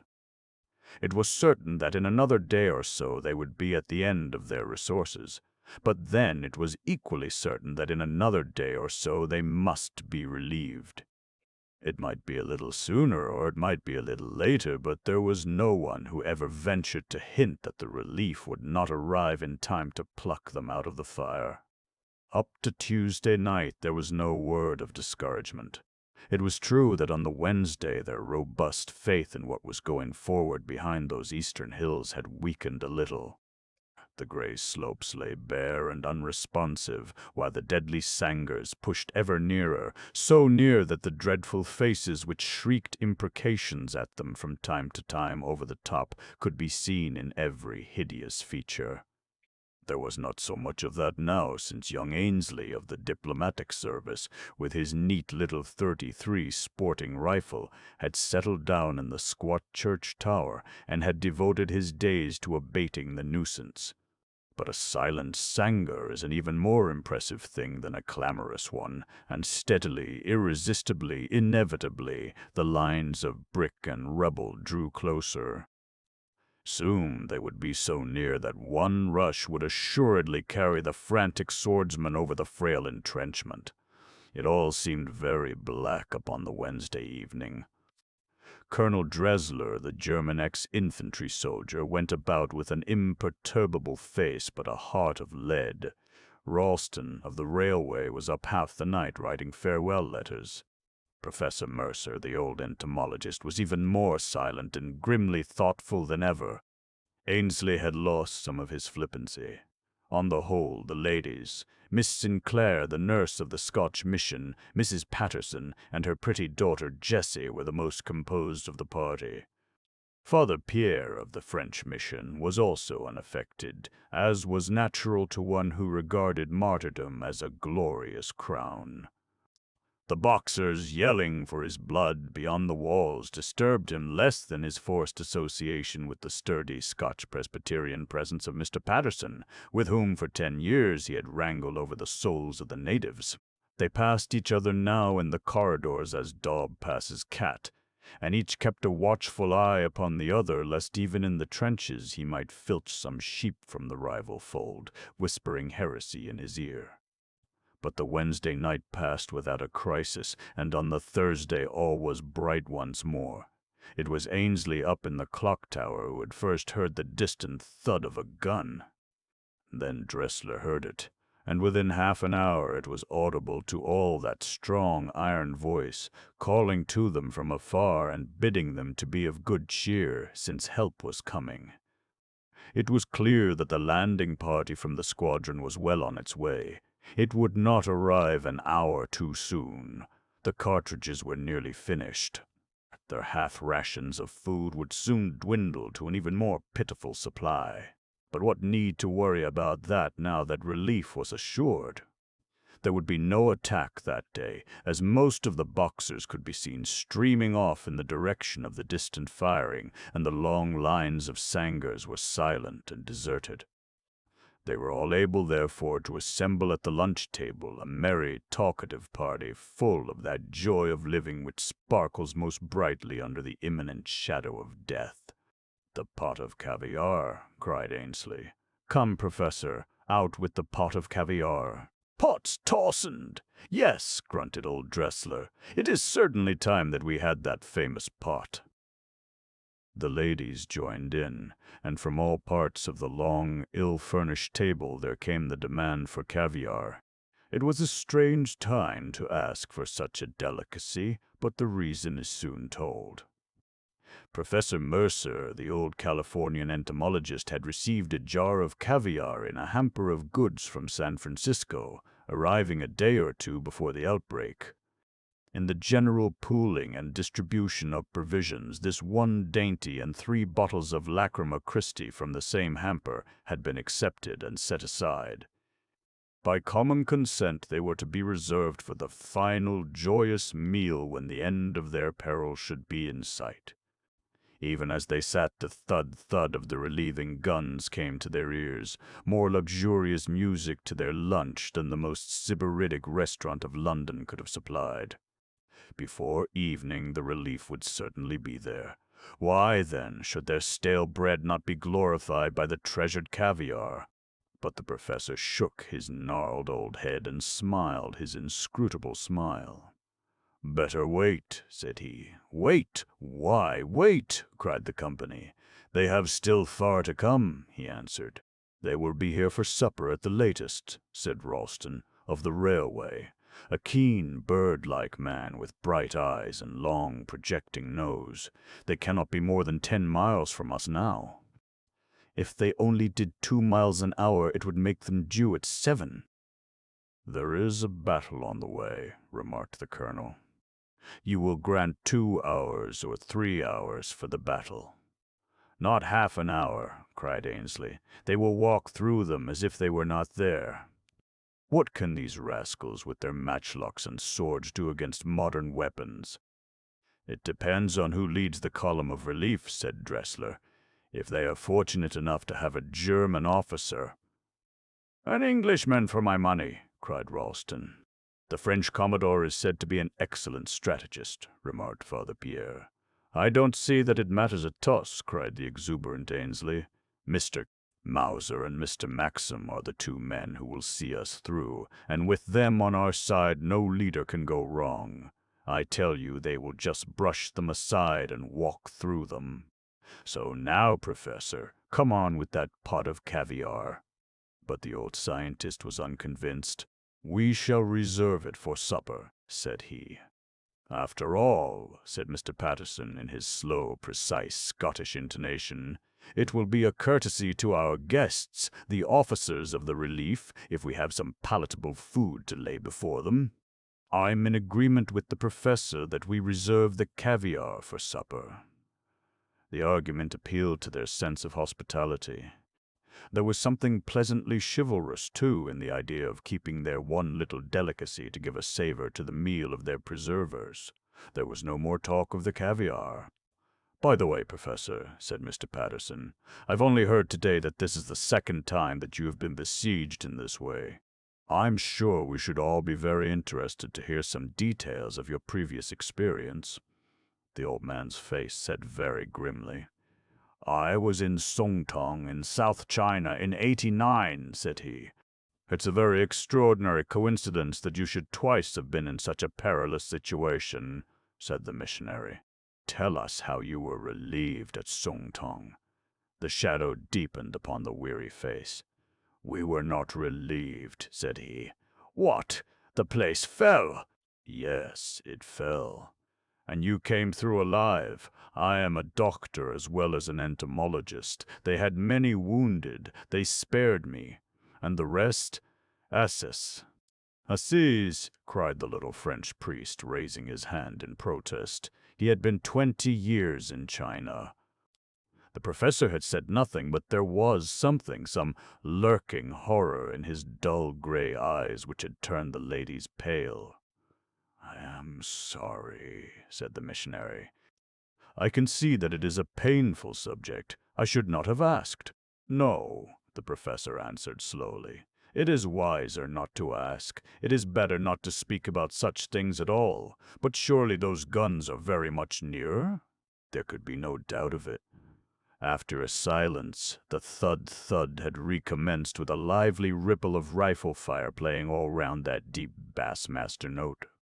It must be just at the farthest side of the nearest hill. They pushed back their chairs and ran out to the ramparts.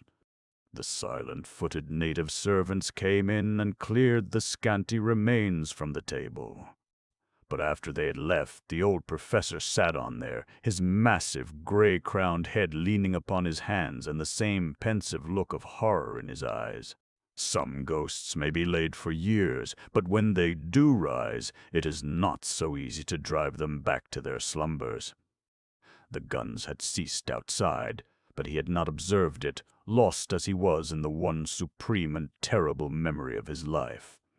His thoughts were interrupted at last by the entrance of the commandant. There was a complacent smile upon his broad German face.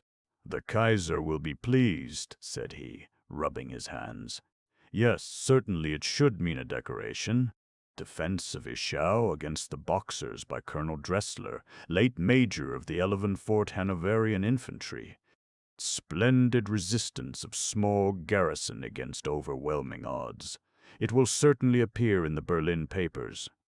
"Then you think we are saved?" said the old man, with neither emotion nor exultation in his voice. The colonel smiled. "Why, Professor," said he, "I have seen you more excited on the morning when you brought back Lepidus mercerensis in your collecting box." "The fly was safe in my collecting box first," the entomologist answered.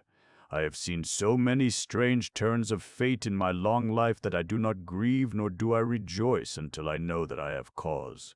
But tell me the news." "Well," said the colonel, lighting his long pipe and stretching his gaitered legs in the bamboo chair, "I'll stake my military reputation that all is well. They are advancing swiftly. The firing has died down to show that resistance is at an end, and within an hour we'll see them over the brow. Ainsley is to fire his gun 3 times from the church tower as a signal, and then we shall make a little sally on our own account. And you are waiting for this signal." "Yes, we are waiting for Ainsley's shots." "I thought I would spend the time with you, for I had something to ask you." "What was it?" "Well, you remember your talk about the other siege, the siege of Sung Tong. It interests me very much from a professional point of view. Now that the ladies and civilians are gone, you will have no objection to discussing it. It is not a pleasant subject. No, I dare say not. Mein Gott, it was indeed a tragedy. But you have seen how I have conducted the defense here. Was it wise? Was it good? Was it worthy of the traditions of the German army? I think you could have done no more. Thank you. But this other place, was it as ably defended? To me, a comparison of this sort is very interesting. Could it have been saved? No, everything possible was done, save only one thing. Ah, there was one omission. What was it? No one. Above all, no woman should have been allowed to fall alive into the hands of the Chinese. The colonel held out his broad red hand and enfolded the long, white, nervous fingers of the professor. "You are right, 1,000 times right. But do not think that this has escaped my thoughts. For myself, I would die fighting, so would Ralston, so would Ainsley. I have talked to them, and it is settled. But the others, I have spoken with them, but what are you to do? There are the priest and the missionary and the women.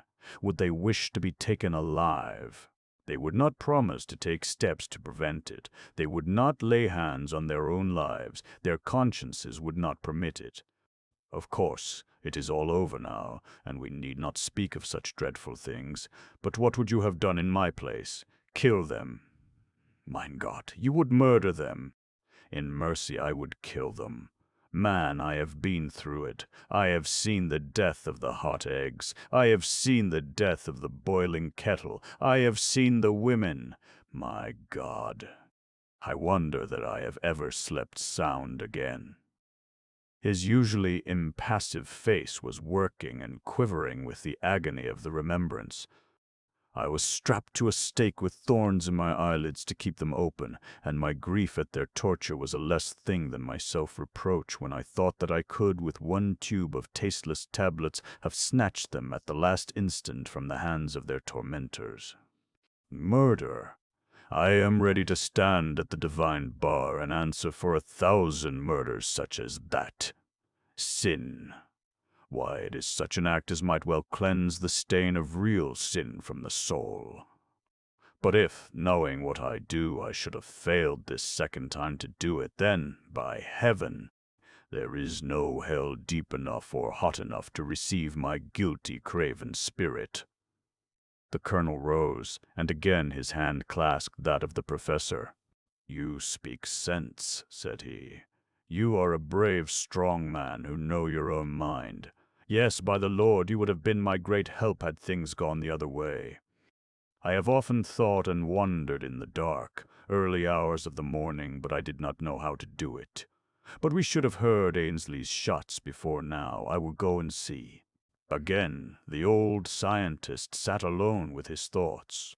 Finally, as neither the guns of the relieving force nor yet the signal of their approach sounded upon his ears, he rose and was about to go himself upon the ramparts to make inquiry, when the door flew open and Colonel Dressler staggered into the room. His face was of a ghastly yellow-white, and his chest heaved like that of a man exhausted with running. There was brandy on the side table, and he gulped down a glassful. Then he dropped heavily into a chair. "Well," said the professor coldly, "they are not coming? No, they cannot come." There was silence for a minute or more, the two men staring blankly at each other. "Do they all know?" "No one knows but me." "How did you learn?" "I was at the wall near the postern gate, the little wooden gate that opens on the rose garden. I saw something crawling among the bushes. There was a knocking at the door. I opened it. It was a Christian Tartar, badly cut about with swords. He had come from the battle. Commodore Wyndham, the Englishman, had sent him. The relieving force had been checked. They had shot away most of their ammunition. They had entrenched themselves and sent back to the ships for more. 3 days must pass before they could come. That was all. Mein Gott! It was enough. The professor bent his shaggy gray brows. "Where's the man?" he asked. "He is dead. He died of loss of blood. His body lies at the postern gate." "And no one saw him, not to speak to." "Oh, they did see him then. Ainsley must have seen him from the church tower.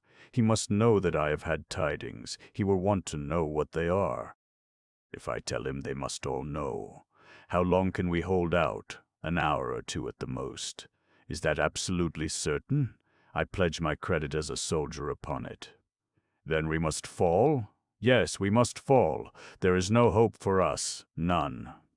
The door flew open, and young Ainsley rushed in. Behind him crowded Ralston, Pattison, and a crowd of white men and of native Christians. "You've had news, Colonel." Professor Mercer pushed to the front.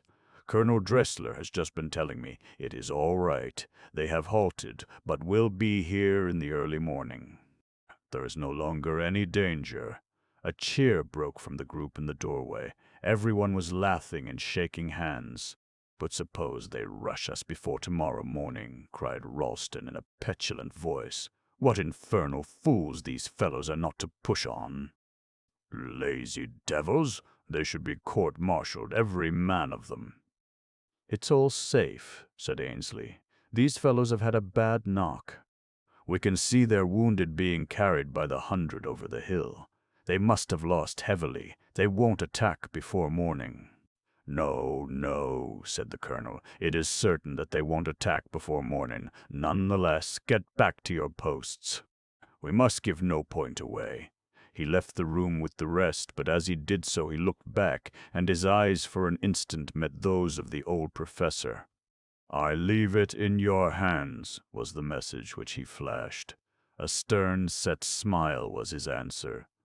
The afternoon wore away without the Boxers making their last attack. To Colonel Dressler it was clear that the unwonted stillness meant only that they were reassembling their forces from their fight with the relief column and were gathering themselves for the inevitable and final rush. To all the others it appeared that the siege was indeed over, and that the assailants had been crippled by the losses which they had already sustained.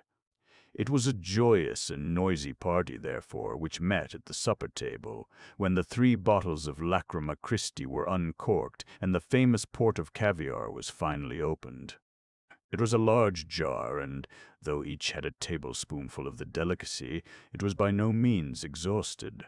Ralston, who was an epicure, had a double allowance. He pecked away at it like a hungry bird. Ainsley, too, had a second helping. The professor took a large spoonful himself, and Colonel Dressler, watching him narrowly, did the same. The ladies ate freely, save only pretty Miss Patterson, who disliked the salty, pungent taste. In spite of the hospitable entreaties of the professor, her portion lay hardly touched at the side of her plate. "You don't like my little delicacy." "It is a disappointment to me when I had kept it for your pleasure," said the old man. "I beg that you will eat the caviar. I have never tasted it before. No doubt I should like it in time." "Well, you must make a beginning. Why not start to educate your taste now? Do, please." Pretty Jessie Patterson's bright face shone with her sunny, boyish smile. "Why, how earnest you are!" she laughed. "I had no idea you were so polite, Professor Mercer.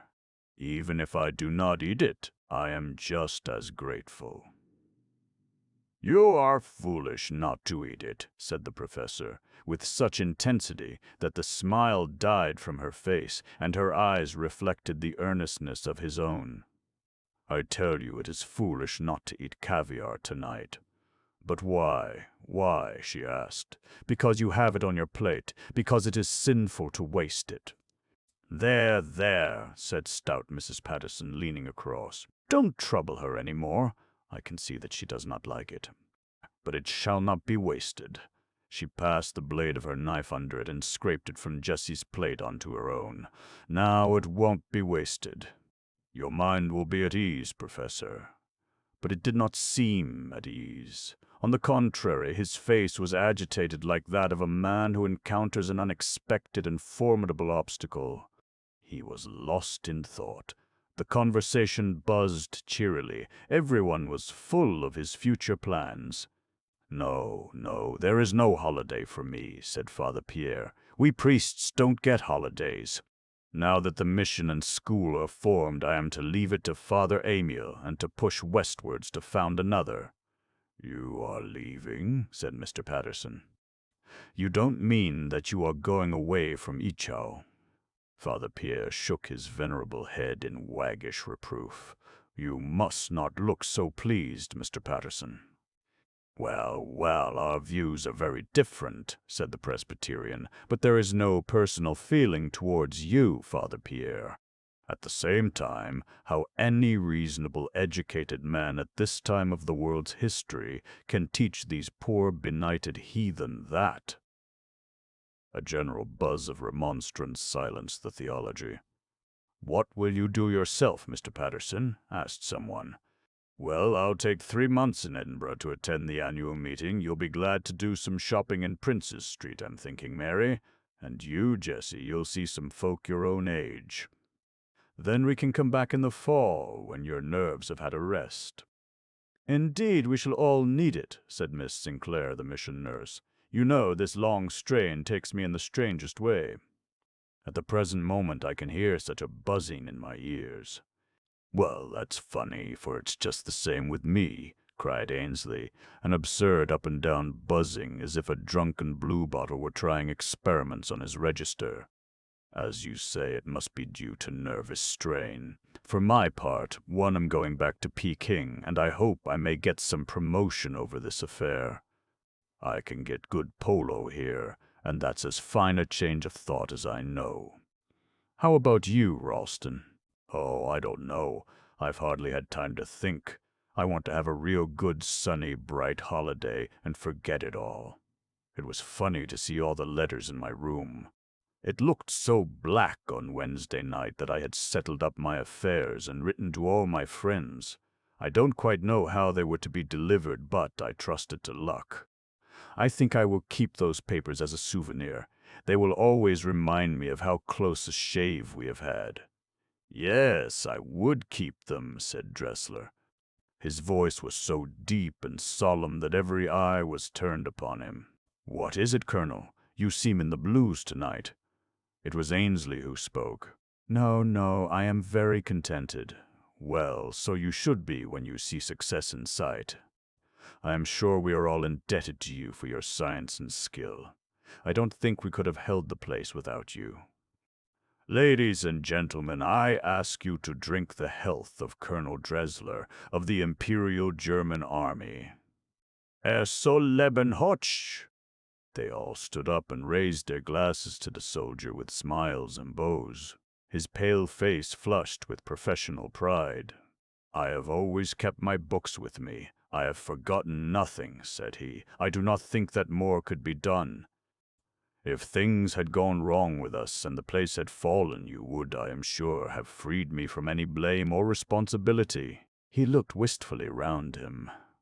"I'm voicing the sentiments of this company, Colonel Dresler," said the Scotch minister, "when I say, but, Lord save us, what's amiss with Mr. Ralston?" He had dropped his face upon his folded arms and was placidly sleeping.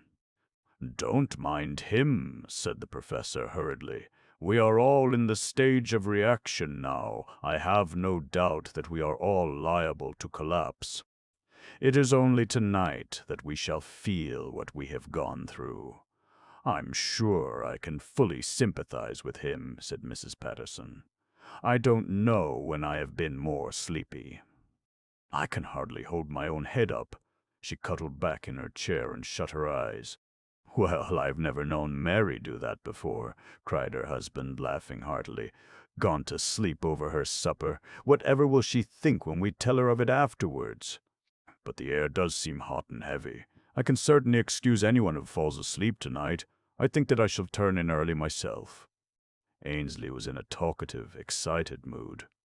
He was on his feet once more with his glass in his hand. "I think that we ought to have one drink all together, and then sing 'Auld Lang Syne,'" said he, smiling round at the company. "For a week we have all pulled in the same boat, and we've got to know each other as people never do in the quiet days of peace. We've learned to appreciate each other, and we've learned to appreciate each other's nations. There's the Colonel here, stands for Germany, and Father Pierre is for France. Then there's the Professor for America. Ralston and I are Britishers. Then there's the ladies, God bless 'em. They have been angels of mercy and compassion all through the siege. I think we should drink the health of the ladies. Wonderful thing, the quiet courage, the patience, what shall I say, the fortitude, by George, look at the Colonel. He's gone to sleep too, most infernal sleepy weather." His glass crashed down upon the table and he sank back, mumbling and muttering, into his seat. Miss Sinclair, the pale mission nurse, had dropped off also. She lay like a broken lily across the arm of her chair. Mr. Patterson looked round him and sprang to his feet. He passed his hand over his flushed forehead. "This isn't natural, Jessie," he cried. "Why are they all asleep? There's Father Pierre. He's off too. Jessie, Jessie, your mother is cold. Is it sleep? Is it death? Open the windows. Help, help, help!" He staggered to his feet and rushed to the windows, but midway his head spun round, his knees sank under him, and he pitched forward upon his face. The young girl had also sprung to her feet. She looked round her with horror-stricken eyes at her prostrate father and the silent ring of figures. "Professor Mercer, what is it? What is it?" she cried. "Oh, my God, they are dying." "They are dead!" The old man had raised himself by a supreme effort of his will, though the darkness was already gathering thickly round him. "My dear young lady," he said, stuttering and stumbling over the words, "we would have spared you this. It would have been painless to mind and body. It was cyanide. I had it in the caviar. But you would not have it." "Great heaven!" She shrank away from him with dilated eyes. "Oh, you monster, you monster, you have poisoned them." "No, no, I saved them. You don't know the Chinese. They are horrible. In another hour we should all have been in their hands. Take it now, child." Even as he spoke, a burst of firing broke out under the very windows of the room. "Hark! There they are! Quick, dear, quick, you may cheat them yet!" But his words fell upon deaf ears, for the girl had sunk back senseless in her chair. The old man stood listening for an instant to the firing outside. But what was that? Merciful Father, what was that? Was he going mad? Was it the effect of the drug? Surely it was a European cheer. Yes, there were sharp orders in English. There was the shouting of sailors. He could no longer doubt it. By some miracle the relief had come after all. He threw his long arms upwards in his despair. "What have I done? Oh, good Lord, what have I done?" he cried. It was Commodore Wyndham himself who was the first, after his desperate and successful night attack, to burst into that terrible supper-room. Round the table sat the white and silent company. Only in the young girl who moaned and faintly stirred was any sign of life to be seen. And yet there was one in the circle who had the energy for a last supreme duty. The Commodore, standing stupefied at the door, saw a gray head slowly lifted from the table, and the tall form of the professor staggered for an instant to its feet. "Take care of the caviar, for God's sake, don't touch the caviar," he croaked. Then he sank back once more, and the circle of death was complete. The japanned box. "It was a curious thing," said the private tutor, "one of those grotesque and whimsical incidents which occur to one as one goes through life. I lost the best situation which I am ever likely to have through it. But I am glad that I went to Thorpe Place, for I gained— well, as I tell you the story, you will learn what I gained. I don't know whether you are familiar with that part of the Midlands which is drained by the Avon. It is the most English part of England. Shakespeare, the flower of the whole race, was born right in the middle of it. It is a land of rolling pastures, rising in higher folds to the westward until they swell into the Malvern Hills. There are no towns, but numerous villages, each with its grey Norman church. You have left the brick of the southern and eastern counties behind you, and everything is stone for the walls, and lichened slabs of stone for the roofs. It is all grim and solid and massive, as befits the heart of a great nation. It was in the middle of this country, not very far from Evesham, that Sir John Bollamore lived in the old ancestral home of Thorpe Place, and thither it was that I came to teach his two little sons. Sir John was a widower. His wife had died 3 years before, and he had been left with these two lads aged 8 and 10, and one dear little girl of 7. Miss Witherton, who is now my wife, was governess to this little girl. I was tutor to the 2 boys. Could there be a more obvious prelude to an engagement? She governs me now, and I tutor 2 little boys of our own. But there, I have already revealed what it was which I gained in Thorpe Place. It was a very, very old house, incredibly old, pre-Norman, some of it, and the Bollamores claim to have lived in that situation since long before the Conquest. It struck a chill to my heart when first I came there, those enormously thick grey walls, the rude crumbling stones, the smell as from a sick animal which exhaled from the rotting plaster of the aged building. But the modern wing was bright, and the garden was well kept. No house could be dismal which had a pretty girl inside it, and such a show of roses in front. Apart from a very complete staff of servants, there were only 4 of us in the household.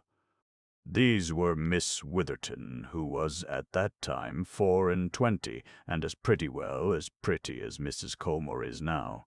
Myself, Frank Colmore, aged 30, Mrs. Stevens, the housekeeper, a dry, silent woman, and Mr. Richards, a tall, military-looking man who acted as steward to the Bollamore estates. We 4 always had our meals together, but Sir John had his usually alone in the library. Sometimes he joined us at dinner, but on the whole we were just as glad when he did not. For he was a very formidable person. Imagine a man 6 feet 3 inches in height, majestically built with a high-nosed aristocratic face, brindled hair, shaggy eyebrows, a small pointed Mephistophelian beard, and lines upon his brow and round his eyes as deep as if they had been carved with a penknife. He had gray eyes, weary, hopeless, looking eyes, proud and yet pathetic, eyes which claimed your pity and yet dared you to show it. His back was rounded with study, but otherwise he was as fine a looking man of his age, 55 perhaps, as any woman would wish to look upon. But his presence was not a cheerful one. He was always courteous, always refined, but singularly silent and retiring. I have never lived so long with any man and known so little of him. If he were indoors, he spent his time either in his own small study in the eastern tower or in the library in the modern wing. So regular was his routine that one could always say at any hour exactly where he would be. Twice in the day he would visit his study, once after breakfast and once about 10 at night. You might set your watch by the slam of the heavy door. For the rest of the day he would be in his library, save that for an hour or two in the afternoon he would take a walk or a ride, which was solitary like the rest of his existence. He loved his children, and was keenly interested in the progress of their studies, but they were a little awed by the silent, shaggy-browed figure, and they avoided him as much as they could. Indeed, we all did that. It was some time before I came to know anything about the circumstances of Sir John Bollamore's life, for Mrs. Stevens, the housekeeper, and Mr. Richards, the land steward, were too loyal to talk easily of their employer's affairs. As to the governess, she knew no more than I did, and our common interest was one of the causes which drew us together. At last, however, an incident occurred which led to a closer acquaintance with Mr. Richards and a fuller knowledge of the life of the man whom I served.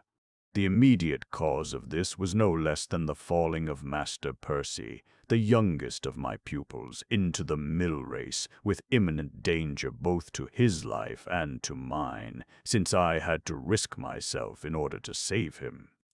Dripping and exhausted, for I was far more spent than the child, I was making for my room when Sir John, who had heard the hubbub, opened the door of his little study and asked me what was the matter.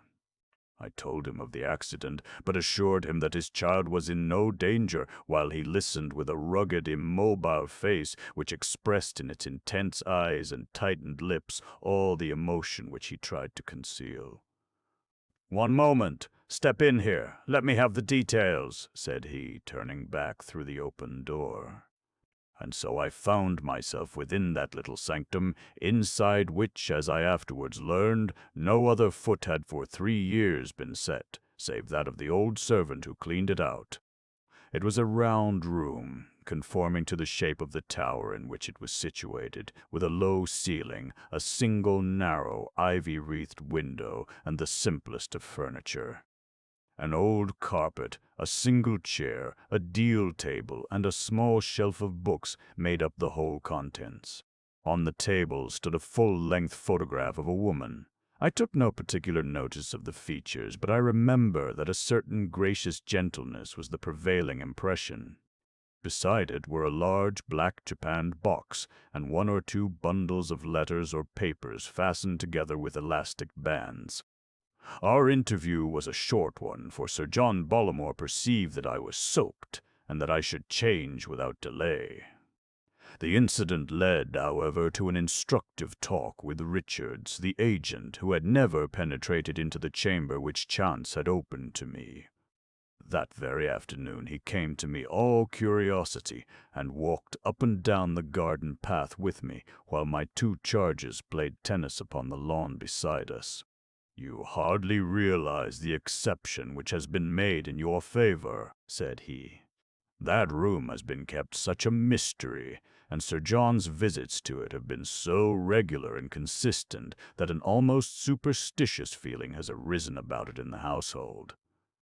I assure you that if I were to repeat to you the tales which are flying about, tales of mysterious visitors there, and of voices overheard by the servants, you might suspect that Sir John had relapsed into his old ways." Why do you say relapsed? I asked. He looked at me in surprise. Is it possible, said he, that Sir John Bollamore's previous history is unknown to you? Absolutely. You astound me. I thought that every man in England knew something of his antecedents. I should not mention the matter if it were not that you are now one of ourselves, and that the facts might come to your ears in some harsher form if I were silent upon them. I always took it for granted that you knew that you were in the service of Devil Bollamore. But why Devil? I asked. You are young and the world moves fast, but 20 years ago the name of Devil Bollamore was one of the best known in London. He was the leader of the fastest set, bruiser, driver, gambler, drunkard, a survival of the old type, and as bad as the worst of them. I stared at him in amazement. What? I cried. That quiet, studious, sad-faced man. The greatest rip and debauchee in England. All between ourselves, Colmore. But you understand now what I mean when I say that a woman's voice in his room might even now give rise to suspicions. But what can have changed him so? Little Beryl Clare when she took the risk of becoming his wife. That was the turning point. He had got so far that his own fast set had thrown him over. There is a world of difference, you know, between a man who drinks and a drunkard. They all drink, but they taboo a drunkard. He had become a slave to it, hopeless and helpless. Then she stepped in, saw the possibilities of a fine man in the wreck, took her chance in marrying him, though she might have had the pick of a dozen, and, by devoting her life to it, brought him back to manhood and decency. You have observed that no liquor is ever kept in the house. There never has been any since her foot crossed its threshold. The drop of it would be like blood to a tiger even now. Then her influence still holds him. That is the wonder of it.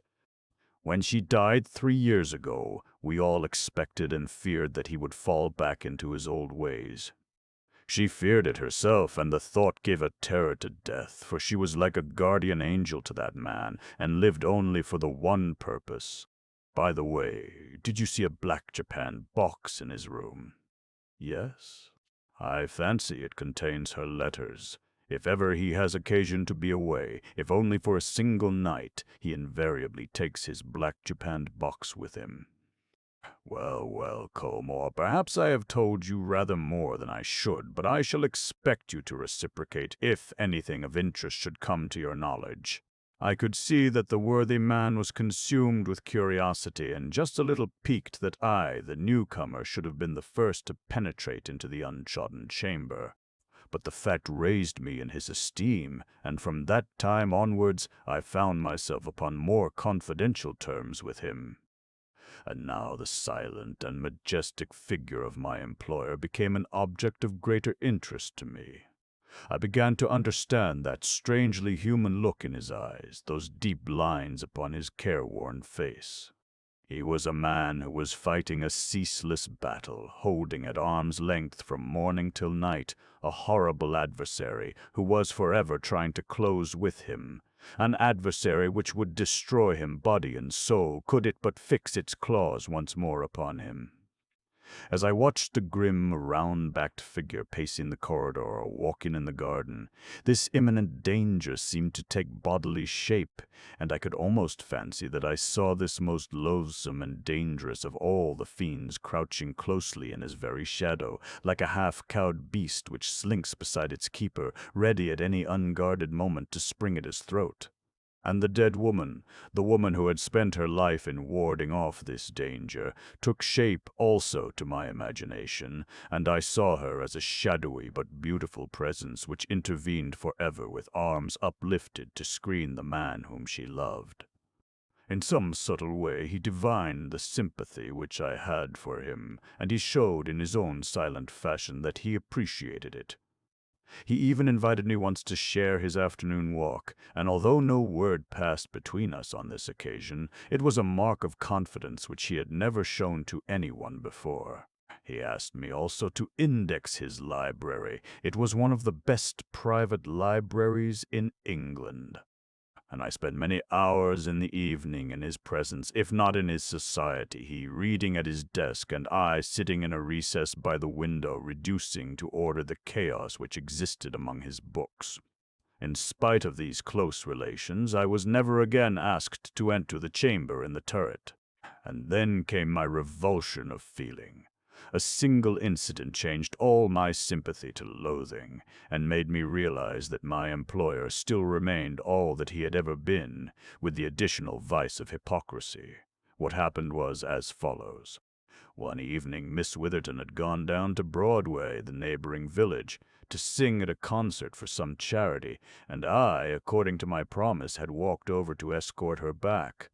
The drive sweeps round under the eastern turret, and I observed as I passed that the light was lit in the circular room. It was a summer evening, and the window, which was a little higher than our heads, was open.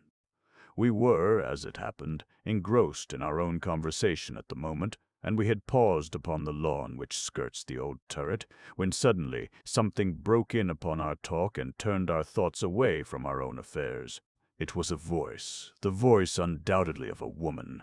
It was low, so low that it was only in that still night air that we could have heard it, but, hushed as it was, there was no mistaking its feminine timbre.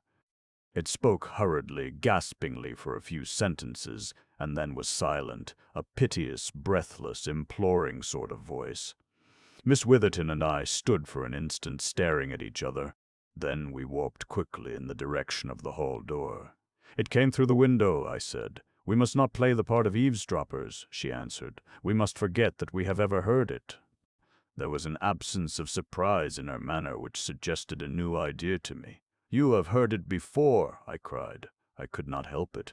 My own room is higher up on the same turret. It has happened frequently.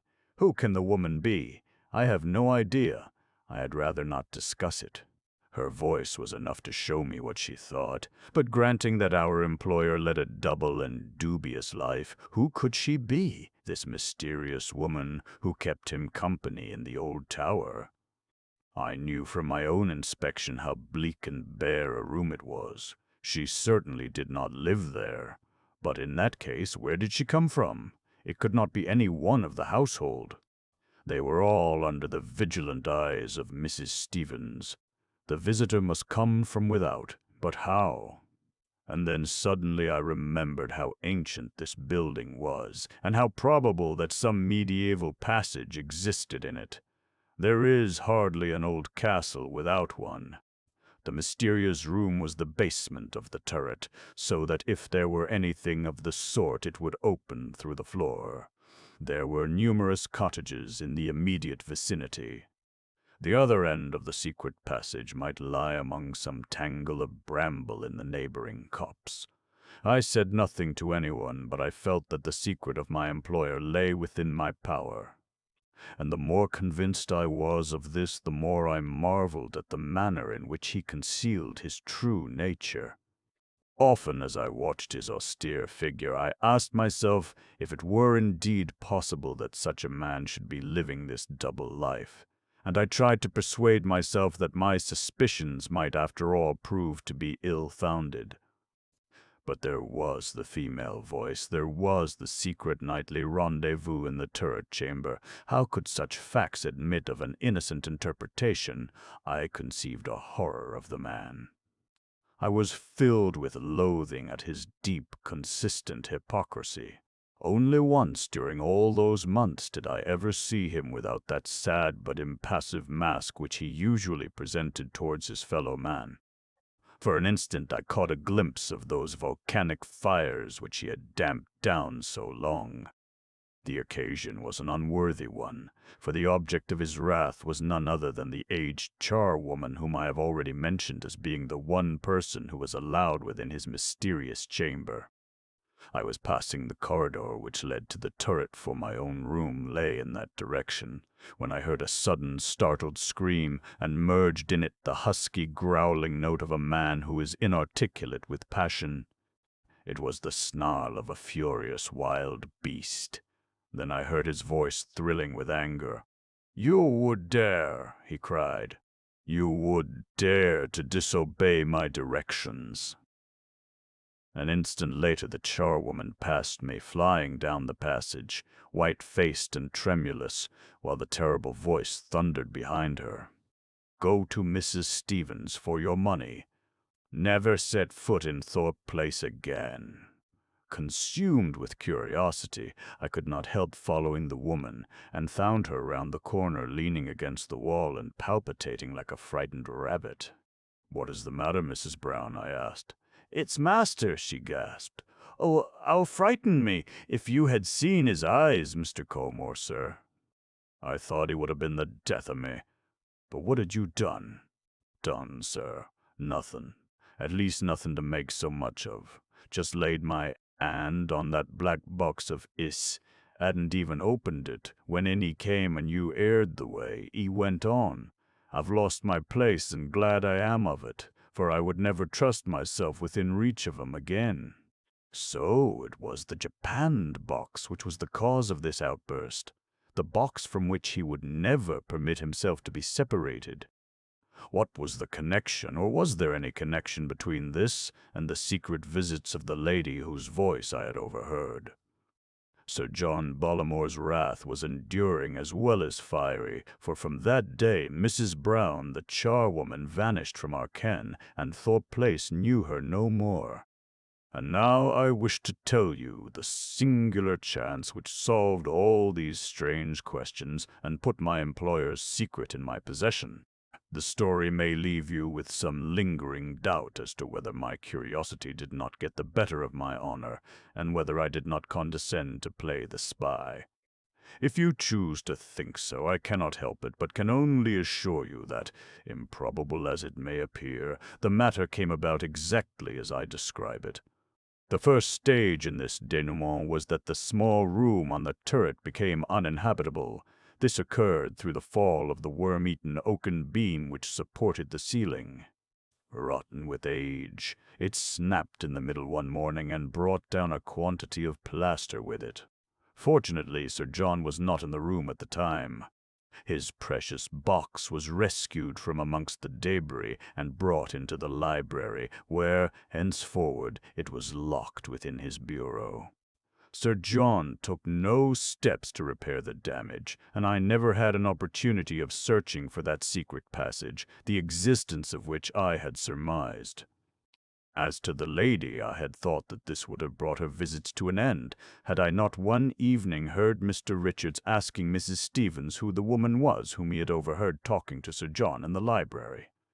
I could not catch her reply, but I saw from her manner that it was not the first time that she had had to answer or avoid the same question. "You heard the voice, Colmore?" said the agent. I confessed that I had. "And what do you think of it?" I shrugged my shoulders and remarked that it was no business of mine. "Come, come, you are just as curious as any of us. Is it a woman or not?" "It is certainly a woman." "Which room did you hear it from?" "From the turret room, before the ceiling fell." "But I heard it from the library only last night." "I passed the doors as I was going to bed, and I heard something wailing and praying just as plainly as I hear you. It may be a woman. Why, what else could it be?" He looked at me hard. "There are more things in heaven and earth," said he. "If it is a woman, how does she get there? I don't know." "No, nor I. But if it is the other thing, but there, for a practical business man at the end of the 19th century, this is rather a ridiculous line of conversation." He turned away, but I saw that he felt even more than he had said. To all the old ghost stories of Thorpe Place, a new one was being added before our very eyes. It may by this time have taken its permanent place, for though an explanation came to me, it never reached the others. And my explanation came in this way. I had suffered a sleepless night from neuralgia, and about midday I had taken a heavy dose of chlorodyne to alleviate the pain. At that time I was finishing the indexing of Sir John Bollamore's library, and it was my custom to work there from 5 till 7. On this particular day I struggled against the double effect of my bad night and the narcotic. I have already mentioned that there was a recess in the library, and in this it was my habit to work. I settled down steadily to my task, but my weariness overcame me, and, falling back upon the settee, I dropped into a heavy sleep. How long I slept I do not know, but it was quite dark when I awoke. Confused by the chlorodyne which I had taken, I lay motionless in a semi-conscious state. The great room with its high walls covered with books loomed darkly all round me. A dim radiance from the moonlight came through the farther window, and against this lighter background I saw that Sir John Bollamore was sitting at his study table. His well-set head and clearly cut profile were sharply outlined against the glimmering square behind him. He bent as I watched him, and I heard the sharp turning of a key and the rasping of metal upon metal. As if in a dream, I was vaguely conscious that this was the Japan box which stood in front of him, and that he had drawn something out of it, something squat and uncouth, which now lay before him upon the table. I never realized, it never occurred to my bemuddled and torpid brain that I was intruding upon his privacy, that he imagined himself to be alone in the room. And then, just as it rushed upon my horrified perceptions, and I had half risen to announce my presence, I heard a strange, crisp, metallic clicking, and then the voice. Yes, it was a woman's voice, there could not be a doubt of it, but a voice so charged with entreaty and with yearning love that it will ring forever in my ears. It came with a curious, far-away tinkle, but every word was clear, though faint, very faint, for they were the last words of a dying woman. "I am not really gone, John," said the thin, gasping voice. "I am here at your very elbow, and shall be until we meet once more. I die happy to think that morning and night you will hear my voice. Oh, John, be strong until we meet again." I say that I had risen in order to announce my presence, but I could not do so while the voice was sounding. I could only remain half lying, half sitting, paralyzed, astounded, listening to those yearning, distant musical words. And he was so absorbed that even if I had spoken he might not have heard me. But with the silence of the voice came my half-articulated apologies and explanations. He sprang across the room, switched on the electric light, and in its white glare I saw him, his eyes gleaming with anger, his face twisted with passion, as the hapless charwoman may have seen him weeks before. "Mr. Colmore," he cried, "you here? What is the meaning of this, sir?" With halting words I explained it all, my neuralgia, the narcotic, my luckless sleep, and singular awakening. As he listened, the glow of anger faded from his face, and the sad, impassive mask closed once more over his features. "My secret is yours, Mr. Colmore," said he. "I have only myself to blame for relaxing my precautions. Half-confidences are worse than no confidences, and so you may know all since you know so much. The story may go where you will when I have passed away, but until then I rely upon your sense of honor that no human soul shall hear it from your lips. I am proud still, God help me, or, at least, I am proud enough to resent that pity which this story would draw upon me. I have smiled at envy and disregarded hatred, but pity is more than I can tolerate. You have heard the source from which the voice comes, that voice which has, as I understand, excited so much curiosity in my household. I am aware of the rumors to which it has given rise. These speculations, whether scandalous or superstitious, are such as I can disregard and forgive. What I should never forgive would be a disloyal spying and eavesdropping in order to satisfy an illicit curiosity. But of that, Mr. Colmore, I acquit you. When I was a young man, sir, many years younger than you are now, I was launched upon town without a friend or adviser, and with a purse which brought only too many false friends and false advisers to my side. I drank deeply of the wine of life. If there is a man living who has drank more deeply, he is not a man whom I envy. My purse suffered, my character suffered, my constitution suffered, stimulants became a necessity to me. I was a creature from whom my memory recoils.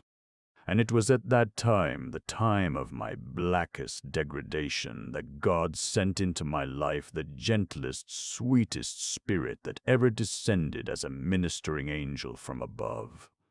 She loved me, broken as I was, loved me, and spent her life in making a man once more of that which had degraded itself to the level of the beasts. But a fell disease struck her, and she withered away before my eyes. In the hour of her agony it was never of herself, of her own sufferings and her own death that she thought. It was all of me. The one pang which her fate brought to her was the fear that when her influence was removed I should revert to that which I had been. It was in vain that I made oath to her that no drop of wine would ever cross my lips. She knew only too well the hold that the devil had upon me, she who had striven so to loosen it, and it haunted her night and day the thought that my soul might again be within his grip. It was from some friend's gossip of the sick-room that she heard of this invention, this phonograph, and with the quick insight of a loving woman she saw how she might use it for her ends. She sent me to London to procure the best which money could buy. With her dying breath she gasped into it the words which have held me straight ever since. Lonely and broken, what else have I in all the world to uphold me? But it is enough. Please God, I shall face her without shame when he is pleased to reunite us. That is my secret, Mr. Colmore, and whilst I live I leave it in your keeping. The Black Doctor. Bishop's Crossing is a small village lying 10 miles in a southwesterly direction from Liverpool. Here, in the early 70s, there settled a doctor named Aloysius Lana. Nothing was known locally either of his antecedents or of the reasons which had prompted him to come to this Lancashire hamlet. 2 facts only were certain about him, the one that he had gained his medical qualification with some distinction at Glasgow, the other that he came undoubtedly of a tropical race, and was so dark that he might almost have had a strain of the Indian in his composition. His predominant features were, however, European, and he possessed a stately courtesy and carriage which suggested a Spanish extraction. A swarthy skin, raven-black hair, and dark, sparkling eyes under a pair of heavily tufted brows made a strange contrast to the flaxen or chestnut rustics of England, and the newcomer was soon known as the Black Doctor of Bishop's Crossing. At first it was a term of ridicule and reproach. As the years went on, it became a title of honor which was familiar to the whole countryside, and extended far beyond the narrow confines of the village. For the newcomer proved himself to be a capable surgeon and an accomplished physician. The practice of that district had been in the hands of Edward Roe, the son of Sir William Roe, the Liverpool consultant, but he had not inherited the talents of his father, and Dr. Lana, with his advantages of presence and of manner, soon beat him out of the field. Dr. Lana's social success was as rapid as his professional. A remarkable surgical cure in the case of the Hon. James Lowry, the second son of Lord Belton, was the means of introducing him to county society, where he became a favorite through the charm of his conversation and the elegance of his manners.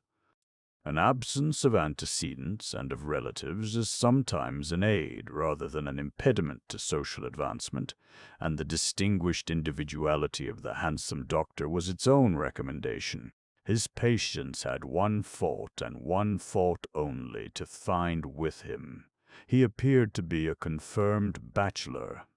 This was the more remarkable since the house which he occupied was a large one, and it was known that his success in practice had enabled him to save considerable sums. At first, the local matchmakers were continually coupling his name with one or other of the eligible ladies, But as years passed and Dr. Lana remained unmarried, it came to be generally understood that for some reason he must remain a bachelor. Some even went so far as to assert that he was already married and that it was in order to escape the consequence of an early misalliance that he had buried himself at Bishop's Crossing. And then, just as the matchmakers had finally given him up in despair, his engagement was suddenly announced to Miss Frances Morton of Lee Hall. Miss Morton was a young lady who was well known upon the countryside, her father, James Haldane Morton, having been the squire of Bishop's Crossing. Both her parents were, however, dead, and she lived with her only brother, Arthur Morton, who had inherited the family estate. In person, Miss Morton was tall and stately, and she was famous for her quick, impetuous nature and for her strength of character. She met Dr. Lana at a garden party, and a friendship which quickly ripened into love sprang up between them. Nothing could exceed their devotion to each other. There was some discrepancy in age, he being 37 and she 24, but save in that one respect there was no possible objection to be found with the match. The engagement was in February, and it was arranged that the marriage should take place in August. Upon the 3rd of June, Dr. Lana received a letter from abroad. In a small village, the postmaster is also in a position to be the gossip master, and Mr. Bankley of Bishop's Crossing had many of the secrets of his neighbors in his possession. Of this particular letter he remarked only that it was in a curious envelope, that it was in a man's handwriting, that the postscript was Buenos Aires and the stamp of the Argentine Republic.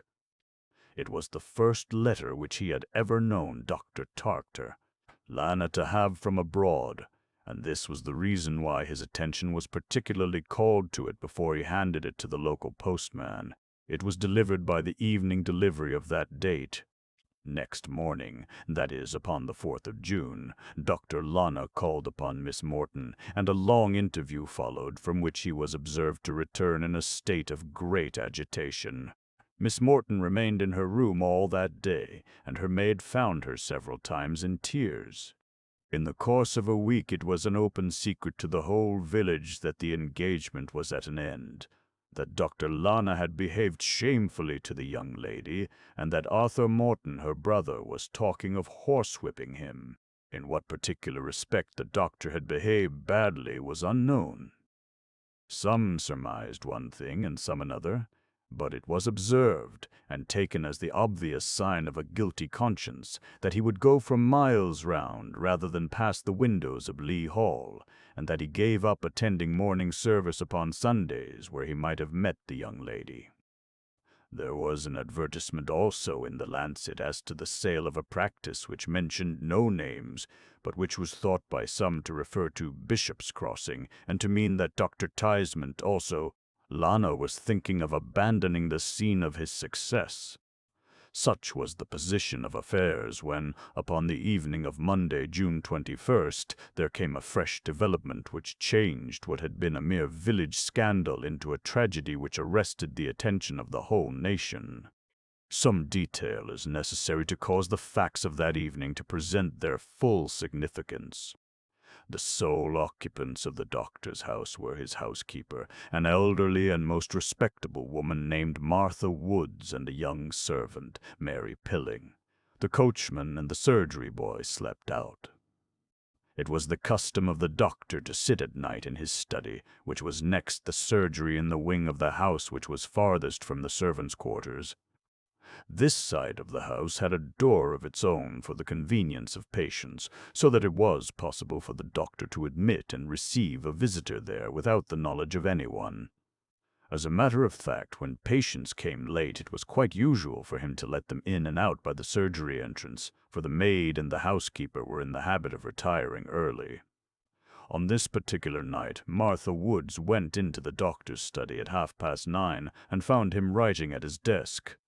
She bade him good night, sent the maid to bed, and then occupied herself until 11:15 in household matters. It was striking 11 upon the hall clock when she went to her own room. She had been there about a quarter of an hour or 20 minutes when she heard a cry or call which appeared to come from within the house. She waited some time, but it was not repeated. Much alarmed, for the sound was loud and urgent, she put on a dressing gown and ran at the top of her speed to the doctor's study. "Who's there?" cried a voice as she tapped at the door. "I am here, sir, Mrs. Woods. I beg that you will leave me in peace. Go back to your room this instant," cried the voice, which was, to the best of her belief, that of her master. The tone was so harsh and so unlike her master's usual manner that she was surprised and hurt. I thought I heard you calling, sir, she explained, but no answer was given to her. Mrs. Woods looked at the clock as she returned to her room, and it was then 11:30. At some period between 11 and 12, she could not be positive as to the exact hour. A patient called upon the doctor and was unable to get any reply from him. This late visitor was Mrs. Madding, the wife of the village grocer who was dangerously ill of typhoid fever. Dr. Lana had asked her to look in the last thing and let him know how her husband was progressing. She observed that the light was burning in the study, but having knocked several times at the surgery door without response, she concluded that the doctor had been called out, and so returned home. There is a short, winding drive with a lamp at the end of it leading down from the house to the road. As Mrs. Madding emerged from the gate, a man was coming along the footpath. Thinking that it might be Dr. Lana returning from some professional visit, she waited for him and was surprised to see that it was Mr. Arthur Morton, the young squire. In the light of the lamp she observed that his manner was excited and that he carried in his hand a heavy hunting crop. He was turning in at the gate when she addressed him. "The doctor is not in, sir," said she. "How do you know that?" he asked harshly. "I have been to the surgery door, sir." "I see a light," said the young squire, looking up the drive. "That is in his study, is it not?" "Yes, sir, but I am sure that he is out." "Well, he must come in again," said young Morton, and passed through the gate while Mrs. Madding went upon her homeward way.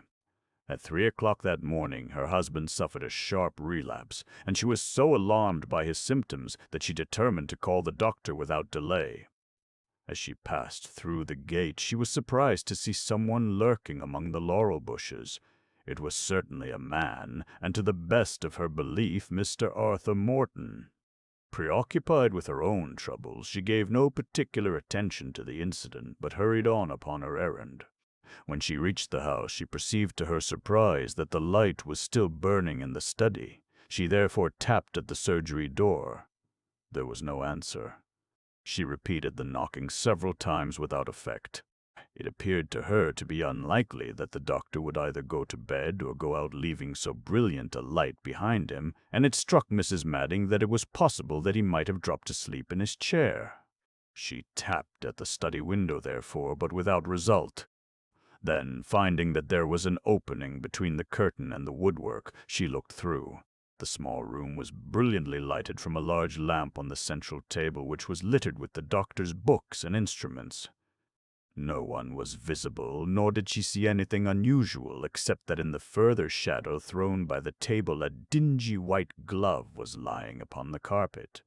And then suddenly, as her eyes became more accustomed to the light, a boot emerged from the other end of the shadow, and she realized with a thrill of horror that what she had taken to be a glove was the hand of a man who was prostrate upon the floor.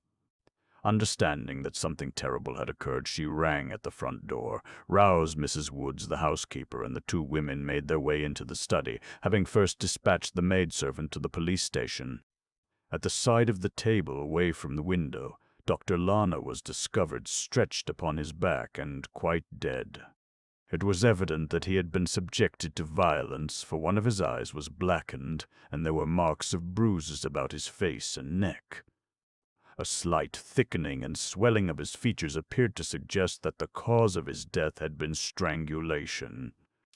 He was dressed in his usual professional clothes, but wore cloth slippers, the soles of which were perfectly clean. The carpet was marked all over, especially on the side of the door, with traces of dirty boots, which were presumably left by the murderer. It was evident that someone had entered by the surgery door, had killed the doctor, and had then made his escape unseen. That the assailant was a man was certain, from the size of the footprints and from the nature of the injuries. But beyond that point, the police found it very difficult to go. There were no signs of robbery, and the doctor's gold watch was safe in his pocket. He kept a heavy cash box in the room, and this was discovered to be locked but empty. Mrs. Woods had an impression that a large sum was usually kept there, but the doctor had paid a heavy corn bill in cash only that very day, and it was conjectured that it was to this, and not to a robber, that the emptiness of the box was due. One thing in the room was missing, but that one thing was suggestive. The portrait of Miss Morton, which had always stood upon the side table, had been taken from its frame and carried off. Mrs. Woods had observed it there when she waited upon her employer that evening, and now it was gone. On the other hand, there was picked up from the floor a green eye patch, which the housekeeper could not remember to have seen before. Such a patch might, however, be in the possession of a doctor, and there was nothing to indicate that it was in any way connected with the crime.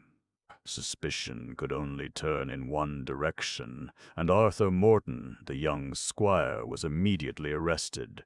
The evidence against him was circumstantial, but damning. He was devoted to his sister, and it was shown that since the rupture between her and Dr. Lana, he had been heard again and again to express himself in the most vindictive terms towards her former lover. He had, as stated, been seen somewhere about 11 o'clock entering the doctor's drive with a hunting crop in his hand.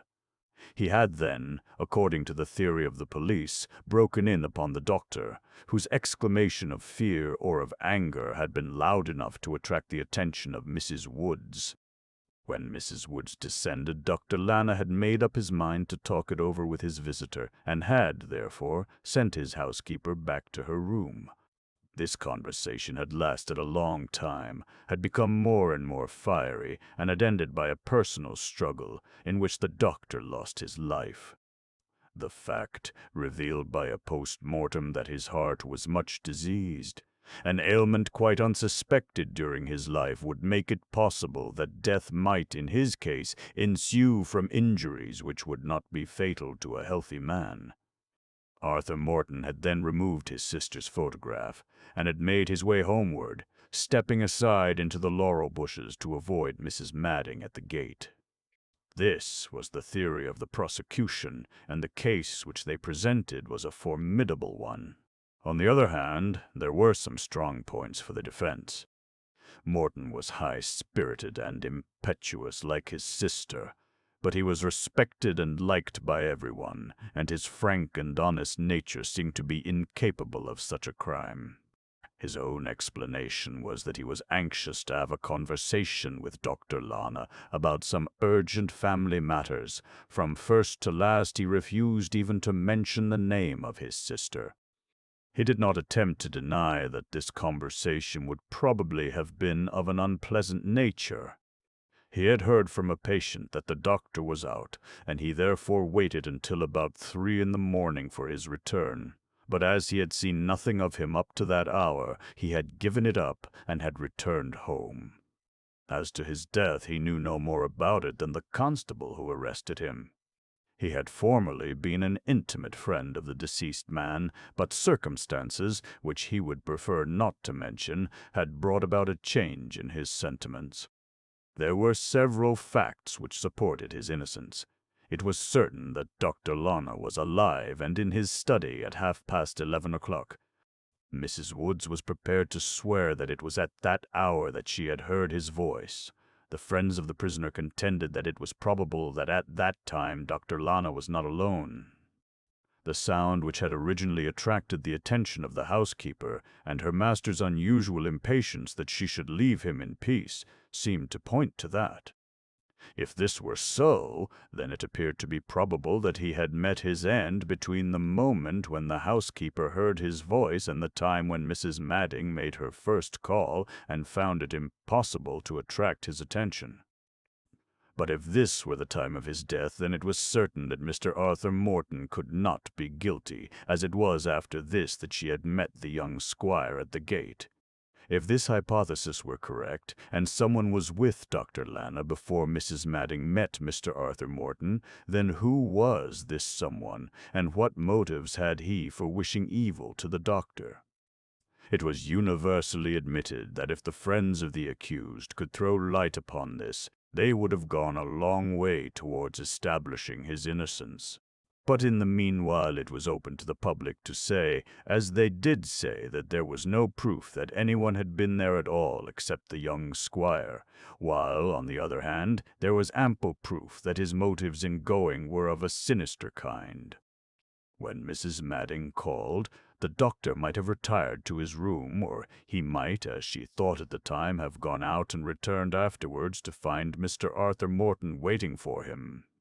Some of the supporters of the accused laid stress upon the fact that the photograph of his sister Frances, which had been removed from the doctor's room, had not been found in her brother's possession. This argument, however, did not count for much, as he had ample time before his arrest to burn it or to destroy it.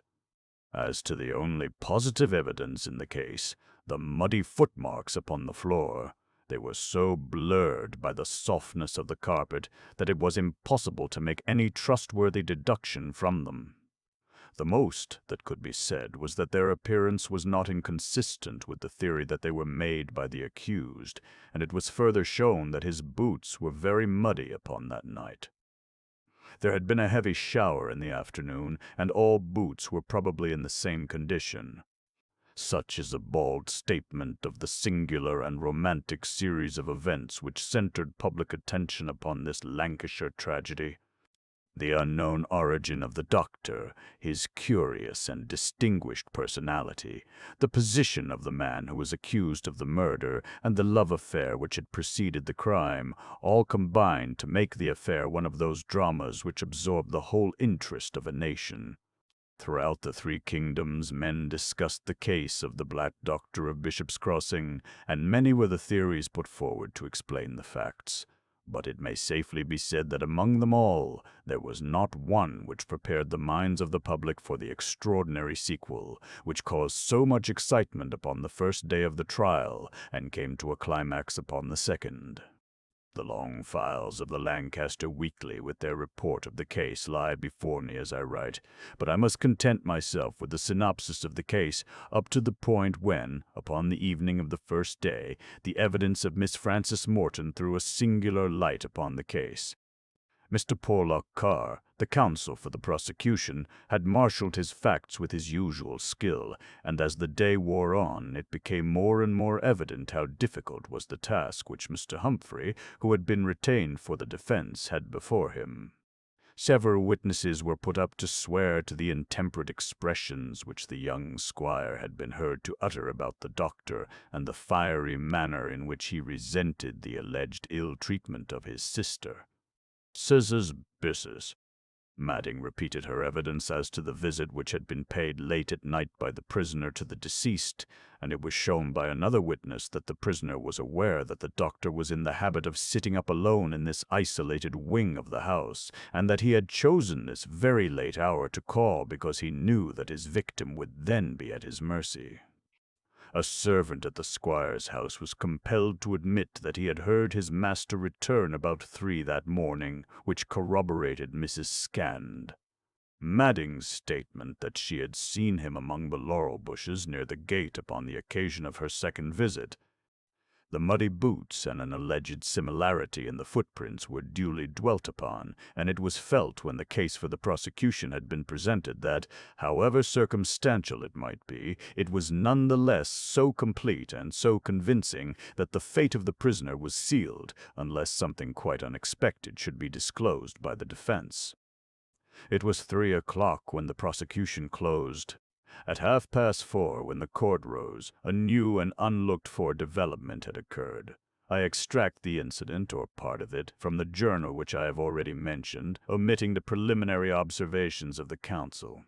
Considerable sensation was caused in the crowded court when the first witness called for the defense proved to be Miss Frances Morton, the sister of the prisoner. Our readers will remember that the young lady had been engaged to Dr. Lana, and that it was his anger over the sudden termination of this engagement which was thought to have driven her brother to the perpetration of this crime.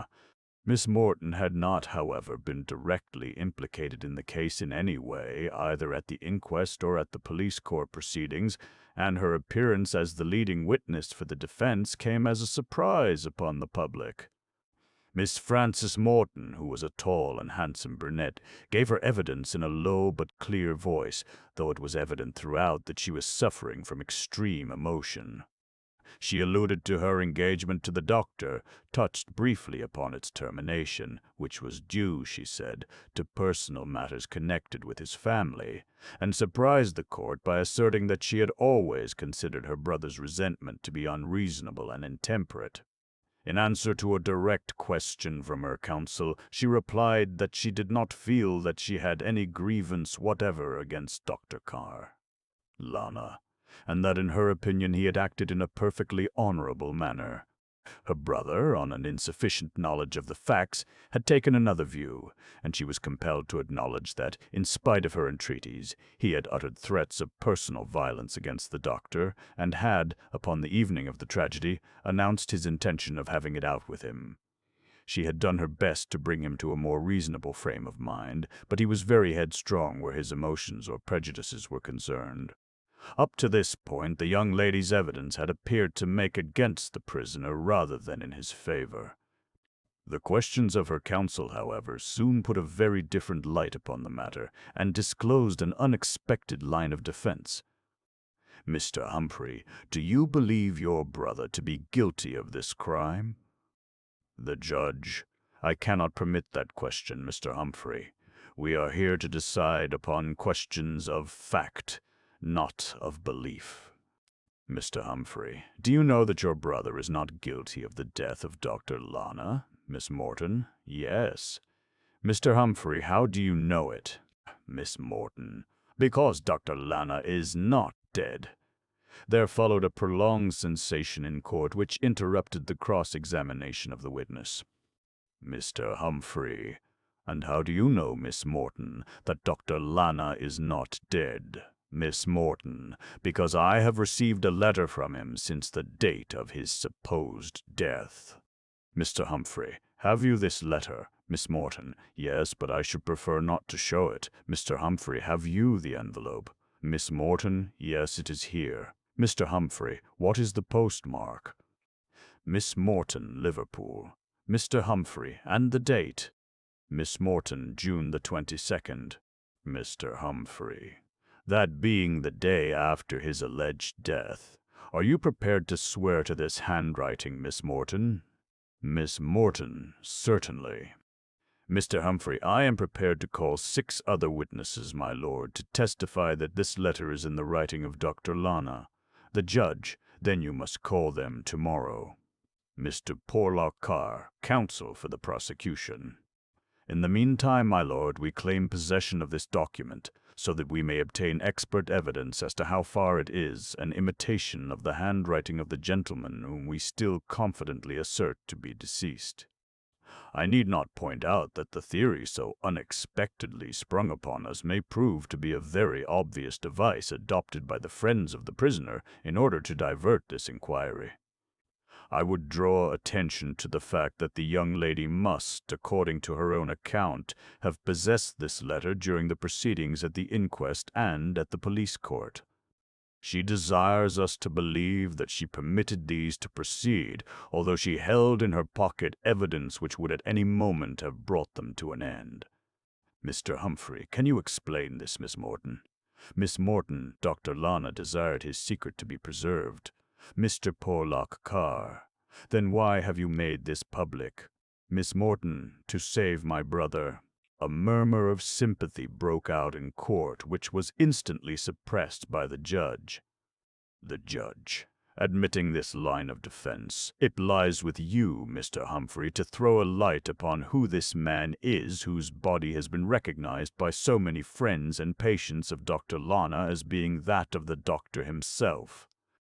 A juryman, has anyone up to now expressed any doubt about the matter? Mr. Porlock Carr, not to my knowledge. Mr. Humphrey, we hope to make the matter clear. The judge. Then the court adjourns until tomorrow. This new development of the case excited the utmost interest among the general public. Press comment was prevented by the fact that the trial was still undecided, but the question was everywhere argued as to how far there could be truth in Miss Morton's declaration, and how far it might be a daring ruse for the purpose of saving her brother. The obvious dilemma in which the missing doctor stood was that, if by any extraordinary chance he was not dead, then he must be held responsible for the death of this unknown man who resembled him so exactly and who was found in his study. This letter, which Miss Morton refused to produce, was possibly a confession of guilt, and she might find herself in the terrible position of only being able to save her brother from the gallows by the sacrifice of her former lover. The court next morning was crammed to overflowing, and a murmur of excitement passed over it when Mr. Humphrey was observed to enter in a state of emotion which even his trained nerves could not conceal, and to confer with the opposing counsel. A few hurried words which left a look of amazement upon Mr. Scard. Porlock Carr's face passed between them, and then the counsel for the defense, addressing the judge, announced that, with the consent of the prosecution, the young lady who had given evidence upon the sitting before would not be recalled. The judge. But you appear, Mr. Humphrey, to have left matters in a very unsatisfactory state. Mr. Humphrey, perhaps. My lord, my next witness may help to clear them up. The judge. Then call your next witness. Mr. Humphrey, I call Dr. Aloysius Lana. The learned counsel has made many telling remarks in his day, but he has certainly never produced such a sensation with so short a sentence. The court was simply stunned with amazement as the very man whose fate had been the subject of so much contention appeared bodily before them in the witness box. Those among the spectators who had known him at Bishop's Crossing saw him now, gaunt and thin, with deep lines of care upon his face. But in spite of his melancholy bearing and despondent expression, there were few who could say that they had ever seen a man of more distinguished presence. Bowing to the judge, he asked if he might be allowed to make a statement, and having been duly informed that whatever he said might be used against him, he bowed once more and proceeded. "My wish," said he, "is to hold nothing back, but to tell with perfect frankness all that occurred upon the night of the 21st of June. Had I known that the innocent had suffered, and that so much trouble had been brought upon those whom I love best in the world, I should have come forward long ago, but there were reasons which prevented these things from coming to my ears. It was my desire that an unhappy man should vanish from the world which had known him, but I had not foreseen that others would be affected by my actions. Let me, to the best of my ability, repair the evil which I have done. To anyone who is acquainted with the history of the Argentine Republic, the name of Lana is well known. My father, who came of the best blood of old Spain, filled all the highest offices of the state, and would have been president but for his death in the riots of San Juan.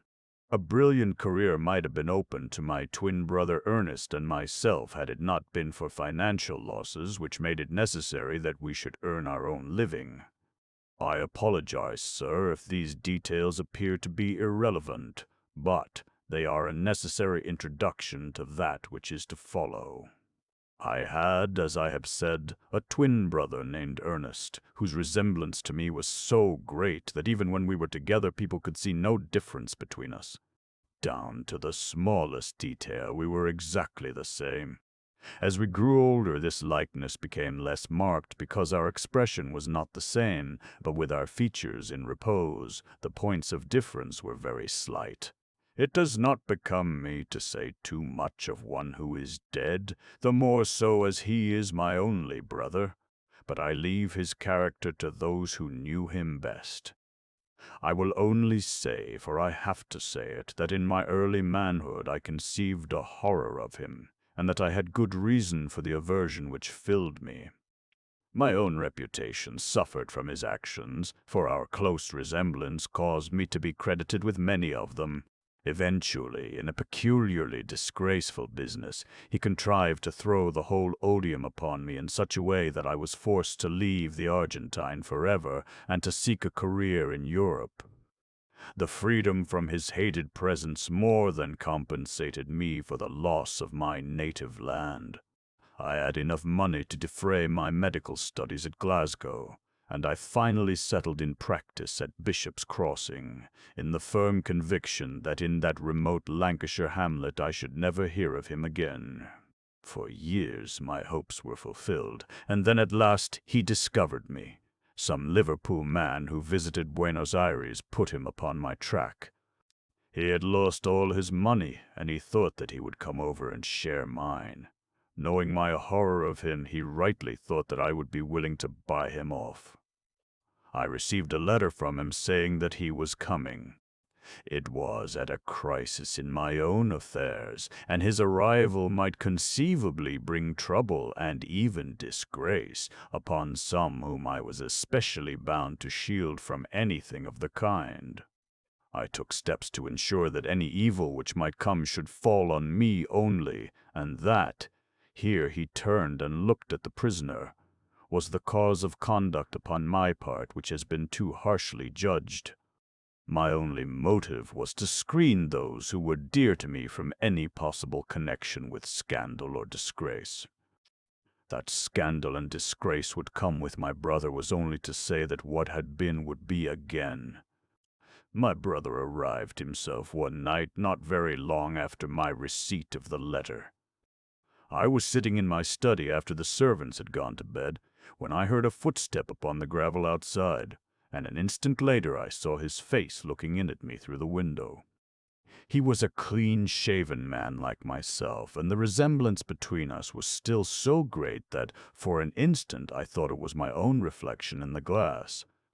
He had a dark patch over his eye, but our features were absolutely the same. Then he smiled in a sardonic way which had been a trick of his from his boyhood, and I knew that he was the same brother who had driven me from my native land and brought disgrace upon what had been an honorable name. I went to the door and I admitted him. That would be about 10 o'clock that night. When he came into the glare of the lamp, I saw at once that he had fallen upon very evil days. He had walked from Liverpool, and he was tired and ill. I was quite shocked by the expression upon his face. My medical knowledge told me that there was some serious internal malady. He had been drinking also, and his face was bruised as the result of a scuffle which he had had with some sailors. It was to cover his injured eye that he wore this patch, which he removed when he entered the room. He was himself dressed in a pea-jacket and flannel shirt, and his feet were bursting through his boots. But his poverty had only made him more savagely vindictive towards me. His hatred rose to the height of a mania. I had been rolling in money in England, according to his account, while he had been starving in South America. I cannot describe to you the threats which he uttered or the insults which he poured upon me. My impression is that hardships and debauchery had unhinged his reason. He paced about the room like a wild beast, demanding drink, demanding money, and all in the foulest language. I am a hot-tempered man, but I thank God that I am able to say that I remained master of myself, and that I never raised a hand against him. My coolness only irritated him the more. He raved, he cursed, he shook his fist in my face, and then suddenly a horrible spasm passed over his features. He clapped his hand to his side, and with a loud cry he fell in a heap at my feet. I raised him up and stretched him upon the sofa, but no answer came to my exclamations, and the hand which I held in mine was cold and clammy. His diseased heart had broken down. His own violence had killed him. For a long time I sat as if I were in some dreadful dream, staring at the body of my brother. I was aroused by the knocking of Mrs. Woods, who had been disturbed by that dying cry. I sent her away to bed. Shortly afterwards, a patient tapped at the surgery door, but as I took no notice, he or she went off again. Slowly and gradually, as I sat there, a plan was forming itself in my head in the curious automatic way in which plans do form. When I rose from my chair, my future movements were finally decided upon without my having been conscious of any process of thought. It was an instinct which irresistibly inclined me towards one course. Ever since that change in my affairs to which I have alluded, Bishop's Crossing had become hateful to me. My plans of life had been ruined, and I had met with hasty judgments and unkind treatment where I had expected sympathy. It is true that any danger of scandal from my brother had passed away with his life, but still I was sore about the past and felt that things could never be as they had been.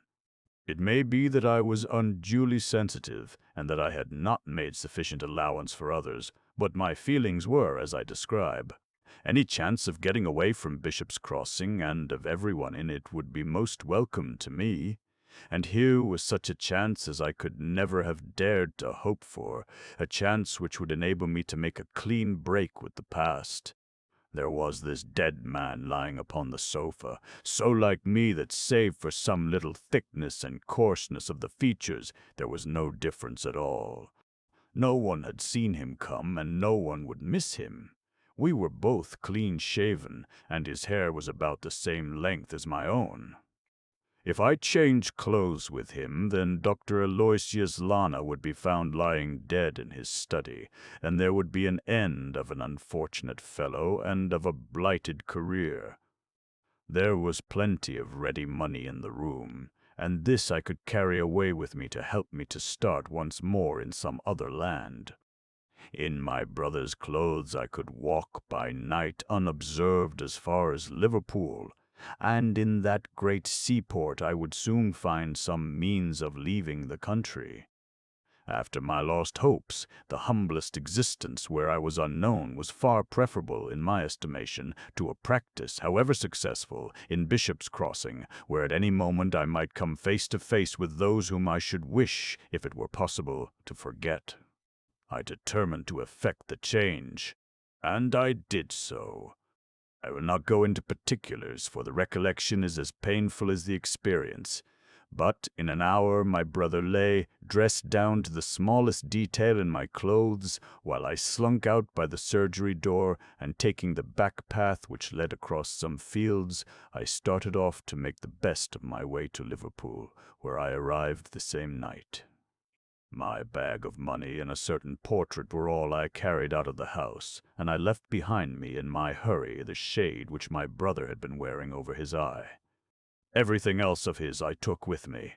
I give you my word, sir, that never for one instant did the idea occur to me that people might think that I had been murdered, nor did I imagine that anyone might be caused serious danger through this stratagem by which I endeavored to gain a fresh start in the world. On the contrary, it was the thought of relieving others from the burden of my presence which was always uppermost in my mind.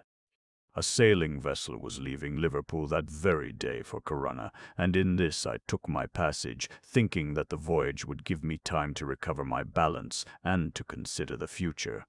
But before I left, my resolution softened. I bethought me that there was one person in the world to whom I would not cause an hour of sadness. She would mourn me in her heart, however harsh and unsympathetic her relatives might be. She understood and appreciated the motives upon which I had acted, and if the rest of her family condemned me, she, at least, would not forget.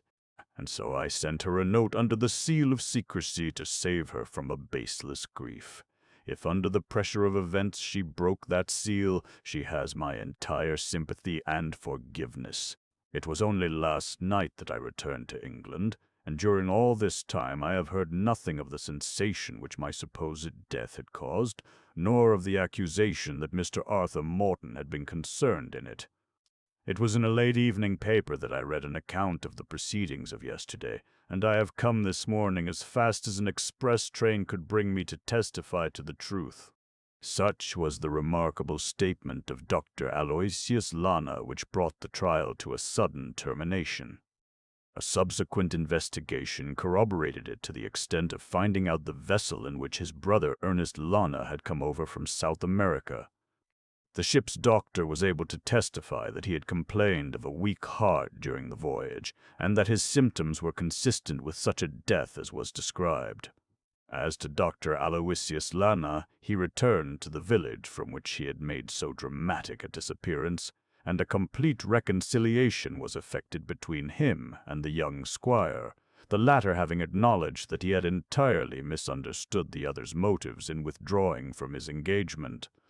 That another reconciliation followed may be judged from a notice extracted from a prominent column in the Morning Post.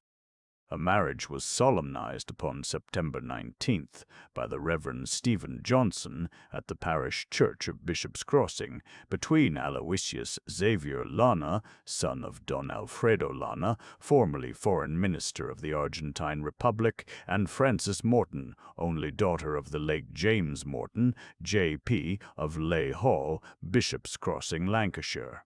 Playing with fire.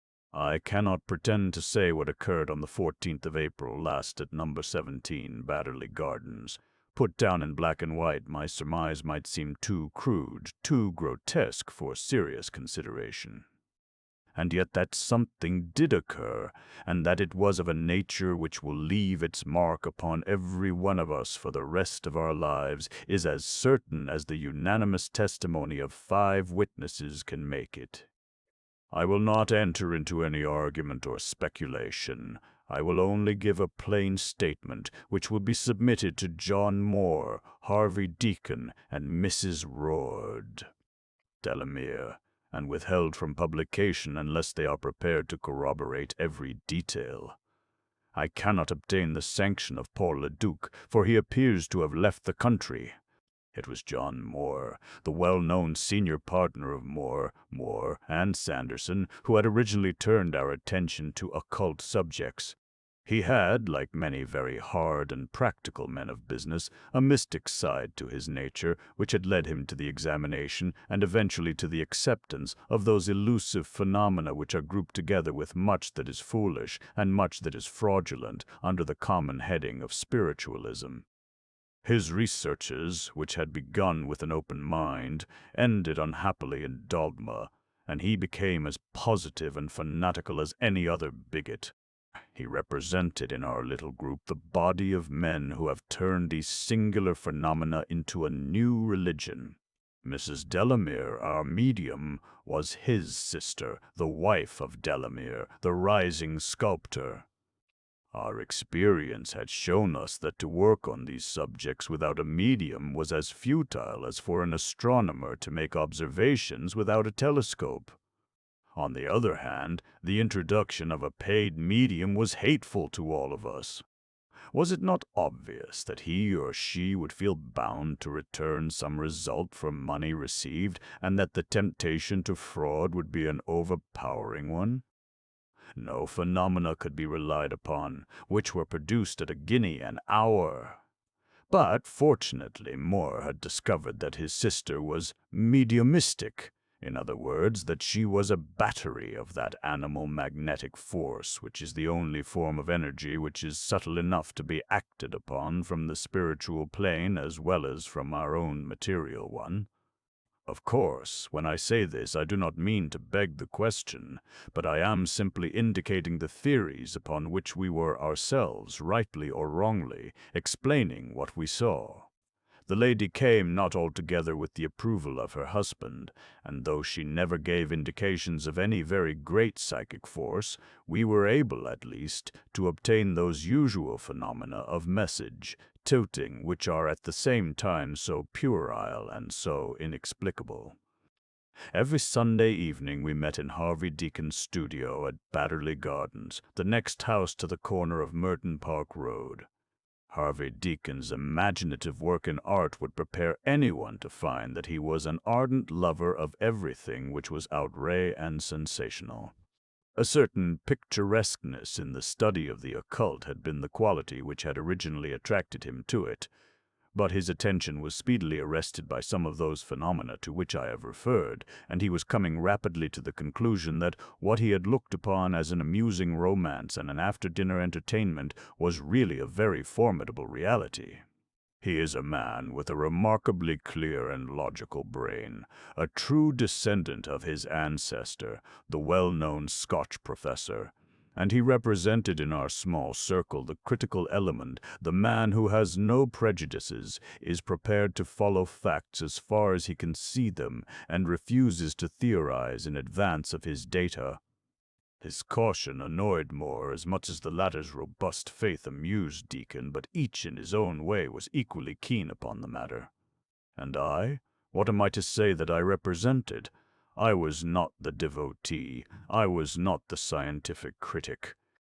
Perhaps the best that I can claim for myself is that I was the dilettante man about town, anxious to be in the swim of every fresh movement, thankful for any new sensation which would take me out of myself and open up fresh possibilities of existence. I am not an enthusiast myself, but I like the company of those who are. Moore's talk, which made me feel as if we had a private pass-key through the door of death, filled me with a vague contentment. The soothing atmosphere of the séance with the darkened lights was delightful to me. In a word, the thing amused me, and so I was there. It was, as I have said, upon the 14th of April last that the very singular event which I am about to put upon record took place. I was there, having had afternoon tea with Mrs. Harvey Deacon. The two ladies and Deacon himself were standing in front of an unfinished picture of his upon the easel. I am not an expert in art, and I have never professed to understand what Harvey Deacon meant by his pictures, but I could see in this instance that it was all very clever and imaginative, fairies and animals and allegorical figures of all sorts. The ladies were loud in their praises, and indeed the color effect was a remarkable one. "What do you think of it, Markham?" he asked. "Well, it's above me," said I. "These beasts, what are they? Mythical monsters, imaginary creatures, heraldic emblems, a sort of weird, bizarre procession of them, with a white horse in front." "It's not a horse," said he rather testily, which was surprising, for he was a very good-humored fellow as a rule, and hardly ever took himself seriously. "What is it, then?" "Can't you see the horn in front? It's a unicorn. I told you they were heraldic beasts. Can't you recognize one?" "Very sorry, Deacon," said I, for he really seemed to be annoyed. He laughed at his own irritation. "Excuse me, Markham," said he. "The fact is that I have had an awful job over the beast. All day I have been painting him in and painting him out, and trying to imagine what a real, live, ramping unicorn would look like. At last I got him, as I hoped, so when you failed to recognize it, it took me on the raw." "Why, of course it's a unicorn," said I, for he was evidently depressed at my obtuseness. "I can see the horn quite plainly, but I never saw a unicorn except beside the royal arms, and so I never thought of the creature. And these others are griffins and cockatrices and dragons of sorts." Yes, I had no difficulty with them. It was the unicorn which bothered me. "However, there's an end of it until tomorrow." He turned the picture round upon the easel, and we all chatted about other subjects.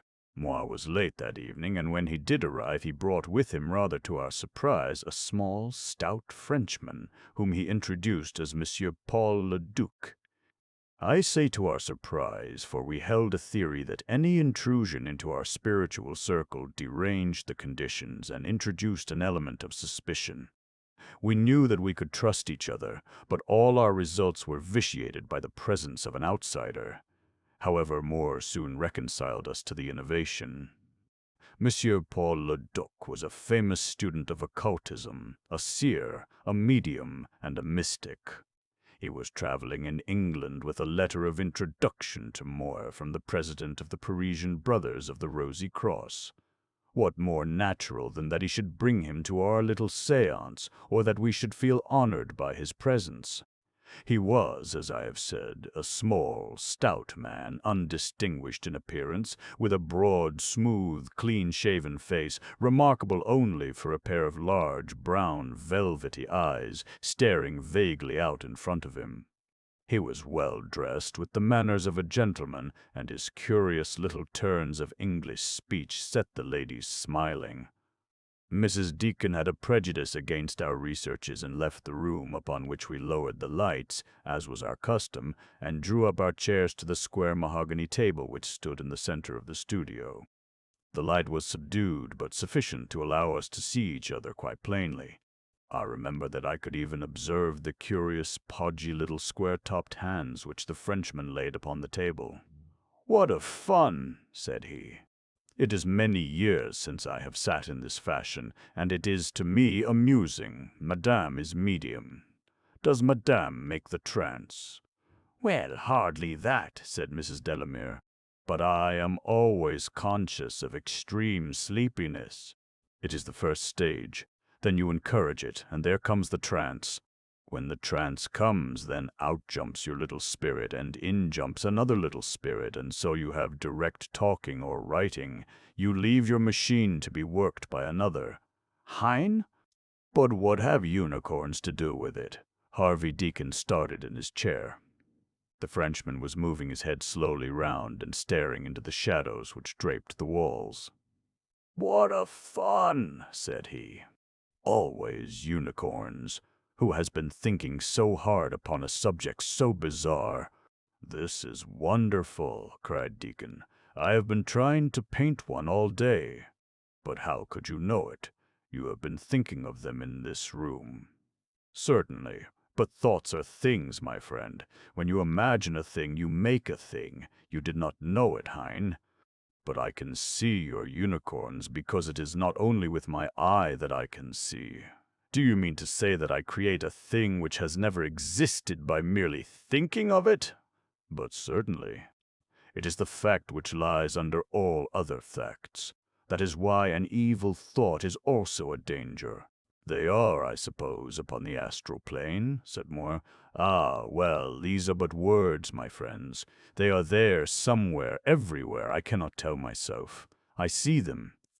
I could not touch them. You could not make us see them. It is to materialize them. Hold, it is an experiment, but the power is wanting.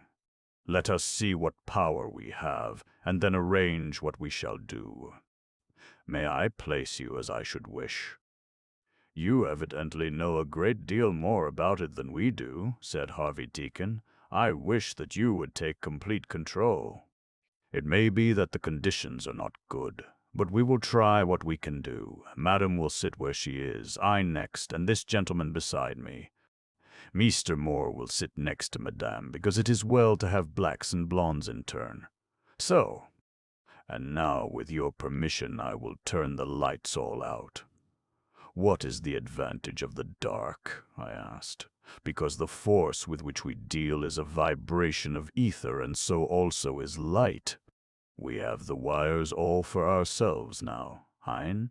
You will not be frightened in the darkness, Madame. What a fun is such a séance!"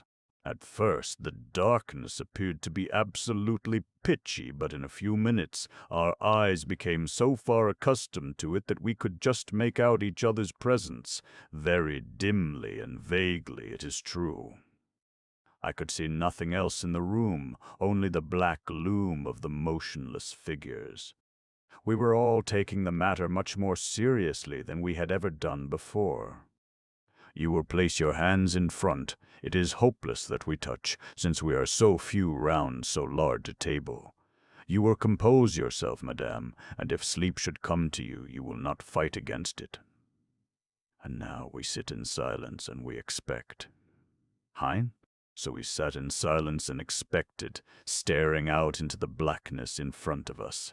A clock ticked in the passage. A dog barked intermittently far away. Once or twice a cab rattled past in the street, and the gleam of its lamps through the chink in the curtains was a cheerful break in that gloomy vigil. I felt those physical symptoms with which previous seances had made me familiar. The coldness of the feet, the tingling in the hands, the glow of the palms, the feeling of a cold wind upon the back. Strange little shooting pains came in my forearms, especially as it seemed to me in my left one, which was nearest to our visitor, due no doubt to disturbance of the vascular system, but worthy of some attention all the same. At the same time, I was conscious of a strained feeling of expectancy which was almost painful. From the rigid, absolute silence of my companions, I gathered that their nerves were as tense as my own. And then suddenly a sound came out of the darkness, a low, sibilant sound, the quick, thin breathing of a woman. Quicker and thinner yet it came, as between clenched teeth, to end in a loud gasp with a dull rustle of cloth. "What's that? Is all right?" someone asked in the darkness. "Yes, all is right," said the Frenchman. "It is Madame. She is in her trance. Now, gentlemen, if you will wait quiet, you will see something, I think, which will interest you much." Still the ticking in the hall, still the breathing, deeper and fuller now from the medium, still the occasional flash, more welcome than ever, of the passing lights of the hansoms. What a gap we were bridging! The half-raised veil of the eternal on the one side, and the cabs of suede steadily, rhythmically, with an easy swooping, scooping motion under our fingers. Sharp little raps and cracks came from its substance, file firing, volley firing, the sounds of a faggot burning briskly on a frosty night. "There is much power," said the Frenchman. "See it on the table." I had thought it was some delusion of my own, but all could see it now. There was a greenish-yellow phosphorescent light, or I should say a luminous vapor rather than a light, which lay over the surface of the table. It rolled and wreathed and undulated in dim glimmering folds, turning and swirling like clouds of smoke. I could see the white, square-ended hands of the French medium in this baleful light. "What a fun!" he cried. "It is splendid." "Shall we call the alphabet?" asked Moore. "But no, for we can do much better," said our visitor. "It is but a clumsy thing to tilt the table for every letter of the alphabet, and with such a medium as Madam we should do better than that." "Yes, you will do better," said a voice. "Who was that?" "Who spoke?" "Was that you, Markham?" "No, I did not speak. It was Madame who spoke, but it was not her voice. Is that you, Mrs. Delamere?" "It is not the medium, but it is the power which uses the organs of the medium," said the strange, deep voice. "Where is Mrs. Delamere? It will not hurt her, I trust." "The medium is happy in another plane of existence. She has taken my place, as I have taken hers. Who are you?" "It cannot matter to you who I am. I am one who has lived as you are living, and who has died as you will die." We heard the creak and grate of a cab pulling up next door. There was an argument about the fare, and the cabman grumbled hoarsely down the street. The green-yellow cloud still swirled faintly over the table, dull elsewhere, but glowing into a dim luminosity in the direction of the medium. It seemed to be piling itself up in front of her. A sense of fear and cold struck into my heart. It seemed to me that lightly and flippantly we had approached the most real and august of sacraments, that communion with the dead of which the fathers of the Church had spoken. "Don't you think we are going too far? Should we not break up this séance?" I cried, but the others were all earnest to see the end of it. They laughed at my scruples. "All the powers are made for use," said Harvey Deacon. "If we can do this, we should do this. Every new departure of knowledge has been called unlawful in its inception. It is right and proper that we should inquire into the nature of death." "It is right and proper," said the voice. "There, what more could you ask?" cried Moore, who was much excited. "Let us have a test." Will you give us a test that you are really there? What test do you demand? Well now, I have some coins in my pocket. Will you tell me how many? We come back in the hope of teaching and of elevating, and not to guess childish riddles. Ha ha ha, Mr. Moore, you catch it that time, cried the Frenchman. But surely this is very good sense what the control is saying. It is a religion, not a game, said the cold, hard voice.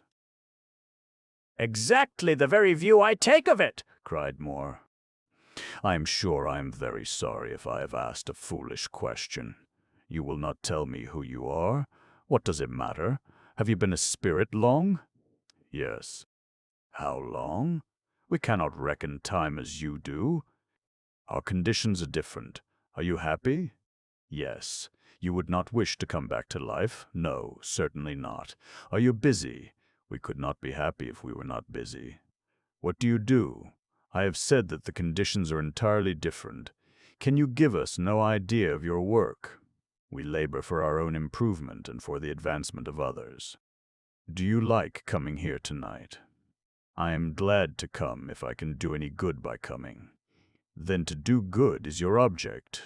It is the object of all life on every plane. You see, Markham, that should answer your scruples. It did, for my doubts had passed and only interest remained. Have you pain in your life? I asked. No, pain is a thing of the body. Have you mental pain? Yes, one may always be sad or anxious. Do you meet the friends whom you have known on earth? Some of them. Why only some of them? Only those who are sympathetic. Do husbands meet wives? Those who have truly loved? And the others? They are nothing to each other. There must be a spiritual connection, of course. Is what we are doing right? If done in the right spirit. What is the wrong spirit? Curiosity and levity. May harm come of that. Very serious harm. What sort of harm? You may call up forces over which you have no control. Evil forces, undeveloped forces. You say they are dangerous. Dangerous to body or mind? Sometimes to both. There was a pause, and the blackness seemed to grow blacker still, while the yellow-green fog swirled and smoked upon the table. "Any questions you would like to ask, Moore?" said Harvey Deacon. "Only this, do you pray in your world? One should pray in every world. Why? Because it is the acknowledgment of forces outside ourselves. What religion do you hold over there? We differ exactly as you do. You have no certain knowledge. We have only faith." "These questions of religion," said the Frenchman, "they are of interest to you, serious English people, but they are not so much fun. It seems to me that with this power here we might be able to have some great experience, Hein, something of which we could talk." "But nothing could be more interesting than this," said Moore. "Well, if you think so, that is very well," the Frenchman answered peevishly. "For my part, it seems to me that I have heard all this before, and that tonight I should wish to try some experiment with all this force which is given to us. But if you have other questions, then ask them, and when you are finished we can try something more." But the spell was broken. We asked and asked, but the medium sat silent in her chair. Only her deep, regular breathing showed that she was there. The mist still swirled upon the table. You have disturbed the harmony. She will not answer. But we have learned already all that she can tell, Hein. For my part, one wished to see something that I have never seen before. What then? You will let me try. What would you do? I have said to you that thoughts are things. Now I wish to prove it to you, and to show you that which is only a thought. Yes, yes, I can do it, and you will see. Now I ask you only to sit still and say nothing, and keep ever your hands quiet upon the table." The room was blacker and more silent than ever. The same feeling of apprehension which had lain heavily upon me at the beginning of the séance was back at my heart once more. The roots of my hair were tingling. "It is working! It is working!" cried the Frenchman. and there was a crack in his voice as he spoke which told me that he also was strung to his tightest. The luminous fob drifted slowly off the table and wavered and flickered across the room. There in the farther and darkest corner it gathered and glowed, hardening down into a shining core, a strange, shifty, luminous, and yet non-illuminating patch of radiance, bright itself, but throwing no rays into the darkness. It had changed from a greenish yellow to a dusky, sullen red. Then round this center there coiled a dark, smoky substance, thickening, hardening, growing denser and blacker. And then the light went out, smothered in that which had grown round it. It has gone. Hush! There's something in the room. We heard it in the corner where the light had been, something which breathed deeply and fidgeted in the darkness. What is it? The Duke, what have you done? It is all right. No harm will come. The Frenchman's voice was treble with agitation.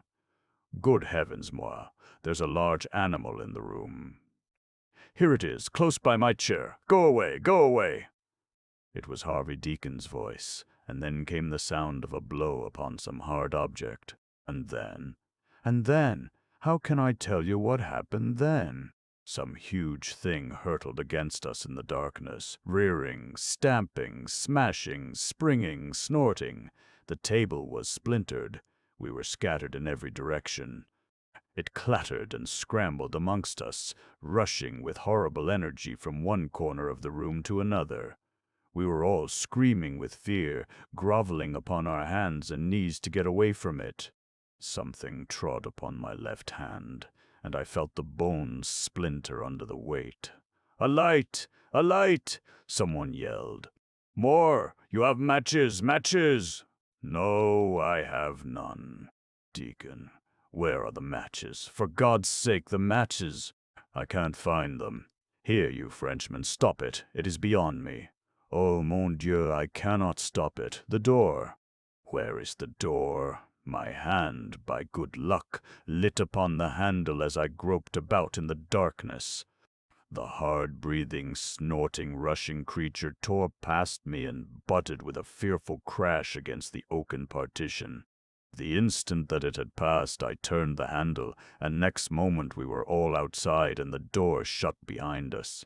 From within came a horrible crashing and rending and stamping.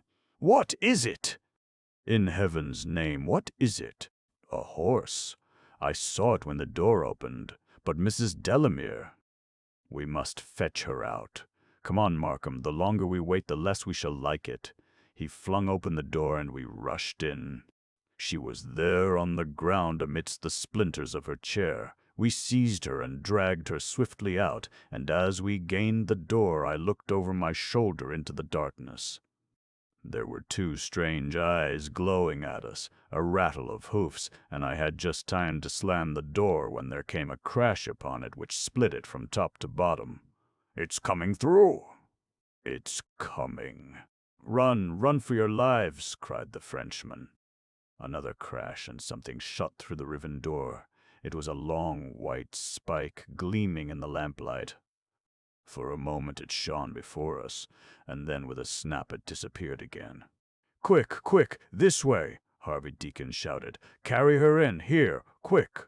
We had taken refuge in the dining room and shut the heavy oak door. We laid the senseless woman upon the sofa, and as we did so, Moore, the hard man of business, drooped and fainted across the hearthrug. Harvey Deacon was as white as a corpse, jerking and twitching like an epileptic. With a crash we heard the studio door fly to pieces, and the snorting and stamping were in the passage, up and down, shaking the house with their fury. The Frenchman had sunk his face on his hands and sobbed like a frightened child. "What shall we do?" I shook him roughly by the shoulder. "Is a gun any use?" "No, no, the power will pass. Then it will end. You might have killed us all, you unspeakable fool, with your infernal experiments." I did not know. How could I tell that it would be frightened? It is mad with terror. It was his fault. He struck it. Harvey Deacon sprang up. "Good heavens!" he cried. A terrible scream sounded through the house. "It's my wife! Here, I'm going out." "If it's the evil one himself, I'm going out." He had thrown open the door and rushed out into the passage. At the end of it, at the foot of the stairs, Mrs. Deacon was lying senseless, struck down by the sight which she had seen. But there was nothing else. With eyes of horror we looked about us, but all was perfectly quiet and still. I approached the black square of the studio door, expecting with every slow step that some atrocious shape would hurl itself out of it.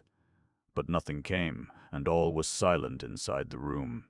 Peeping and peering, our hearts in our mouths, we came to the very threshold and stared into the darkness.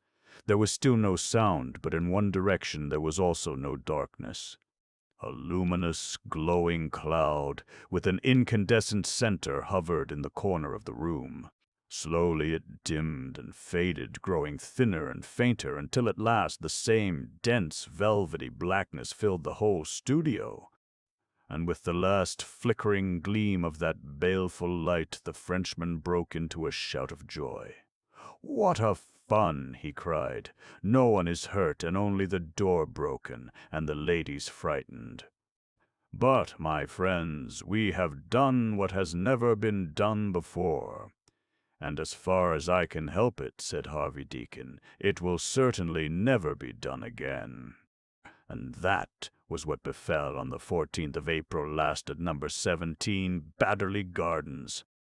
I began by saying that it would seem too grotesque to dogmatize as to what it was which actually did occur, but I give my impressions, our impressions, since they are corroborated by Harvey Deacon and John Moore, for what they are worth. You may, if it pleases you, imagine that we were the victims of an elaborate and extraordinary hoax. Or you may think with us that we underwent a very real and a very terrible experience. Or perhaps you may know more than we do of such occult matters and can inform us of some similar occurrence. In this latter case, a letter to William Markham, 46M, the Albany, would help to throw a light upon that which is very dark to us. The Jew's braised plate. My particular friend, Ward Mortimer, was one of the best men of his day at everything connected with Oriental archaeology. He had written largely upon the subject. He had lived 2 years in a tomb at Thebes, while he excavated in the Valley of the Kings, and finally he had created a considerable sensation by his exhumation of the alleged mummy of Cleopatra in the inner room of the Temple of Horus at Philae. With such a record at the age of 31, it was felt that a considerable career lay before him, and no one was surprised when he was elected to the curatorship of the Belmore Street Museum, which carries with it the lectureship at the Oriental College, and an income which has sunk with the fall in land, but which still remains at that ideal sum which is large enough to encourage an investigator, but not so large as to enervate him. There was only one reason which made Ward Mortimer's position a little difficult at the Belmore Street Museum, and that was the extreme eminence of the man whom he had to succeed. Professor Andreas was a profound scholar and a man of European reputation. His lectures were frequented by students from every part of the world, and his admirable management of the collection entrusted to his care was a commonplace in all learned societies. There was, therefore, considerable surprise when, at the age of 55, he suddenly resigned his position and retired from those duties which had been both his livelihood and his pleasure. He and his daughter left the comfortable suite of rooms which had formed his official residence in connection with the museum, and my friend Mortimer, who was a bachelor, took up his quarters there. On hearing of Mortimer's appointment, Professor Andreas had written him a very kindly and flattering congratulatory letter. I was actually present at their first meeting, and I went with Mortimer round the museum when the professor showed us the admirable collection which he had cherished so long. The professor's beautiful daughter and a young man, Captain Wilson, who was, as I understood, soon to be her husband, accompanied us in our inspection. There were 15 rooms, but the Babylonian, the Syrian, and the Central Hall, which contained the Jewish and Egyptian collection, were the finest of all. Professor Andreas was a quiet, dry, elderly man with a clean-shaven face and an impassive manner, but his dark eyes sparkled and his features quickened into enthusiastic life as he pointed out to us the rarity and the beauty of some of his specimens. His hand lingered so fondly over them that one could read his pride in them and the grief in his heart now that they were passing from his care into that of another. He had shown us in turn his mummies, his papyri, his rare scarabs, his inscriptions, his Jewish relics, and his duplication of the famous seven-branched candlestick of the temple, which was brought to Rome by Titus, and which is supposed by some to be lying at this instant in the bed of the Tiber. Then he approached a case which stood in the very center of the hall, and he looked down through the glass with reverence in his attitude and manner. "This is no novelty to an expert like yourself, Mr. Mortimer," said he, "but I dare say that your friend, Mr. Jackson, will be interested to see it." Leaning over the case, I saw an object, some 5 inches square, which consisted of 12 precious stones in a framework of gold with golden hooks at 2 of the corners. The stones were all varying in sort and color, but they were of the same size. Their shapes, arrangement, and gradation of tint made me think of a box of watercolor paints. Each stone had some hieroglyphic scratched upon its surface. You have heard, Mr. Jackson, of the Urim and Thummim? I had heard the term, but my idea of its meaning was exceedingly vague. The Urim and Thummim was a name given to the jeweled plate which lay upon the breast of the high priest of the Jews. They had a very special feeling of reverence for it, something of the feeling which an ancient Roman might have for the Sibylline books in the Capitol. There are, as you see, 12 magnificent stones inscribed with mystical characters. Counting from the left-hand top corner, the stones are carnelian, peridot, emerald, ruby, lapis lazuli, onyx, sapphire, agate, amethyst, topaz, beryl, and jasper. I was amazed at the variety and beauty of the stones. "Has the breastplate any particular history?" I asked. "It is of great age and of immense value," said Professor Andreas. "Without being able to make an absolute assertion, we have many reasons to think that it is possible that it may be the original Urim and Thummim of Solomon's temple. There is certainly nothing so fine in any collection in Europe. My friend, Captain Wilson here, is a practical authority upon precious stones, and he would tell you how pure these are." Captain Wilson, a man with a dark, hard, incisive face, was standing beside his fiancée at the other side of the case. "Yes," said he curtly, "I have never seen finer stones, and the gold-work is also worthy of attention. The ancients excelled in—" He was apparently about to indicate the setting of the stones when Captain Wilson interrupted him. "You will see a finer example of their gold work in this candlestick," said he, turning to another table, and we all joined him in his admiration of its embossed stem and delicately ornamented branches. Altogether, it was an interesting and a novel experience to have objects of such rarity explained by so great an expert, and when, finally, Professor Andreas finished our inspection by formally handing over the precious collection to the care of my friend, I could not help pitying him and envying his successor, whose life was to pass in so pleasant a duty. Within a week, Ward Mortimer was duly installed in his new set of rooms and had become the autocrat of the Belmore Street Museum. About a fortnight afterwards, my friend gave a small dinner to half a dozen bachelor friends to celebrate his promotion. When his guests were departing, he pulled my sleeve and signaled to me that he wished me to remain. "You have only a few hundred yards to go," said he. "I was living in chambers in the Albany.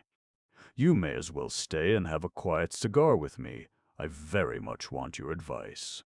I relapsed into an armchair and lit one of his excellent Matronas. When he had returned from seeing the last of his guests out, he drew a letter from his dress jacket and sat down opposite to me.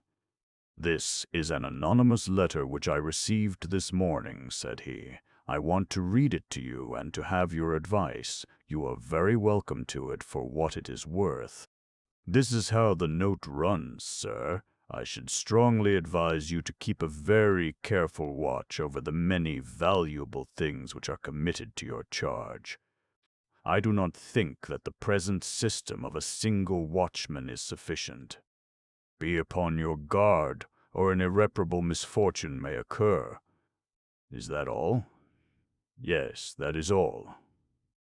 "Well," said I, "it is at least obvious that it was written by one of the limited number of people who are aware that you have only one watchman at night." Ward Mortimer handed me the note with a curious smile. "Have you an eye for handwriting?" said he. "Now look at this." He put another letter in front of me. "Look at the C in congratulates, and the C in committed. Look at the capital I. Look at the trick of putting in a dash instead of a stop. They are undoubtedly from the same hand, with some attempt at disguise in the case of this first one." "The second," said Ward Mortimer, "is the letter of congratulation which was written to me by Professor Andreas upon my obtaining my appointment." I stared at him in amazement. Then I turned over the letter in my hand, and there, sure enough, was Martin Andreas signed upon the other side.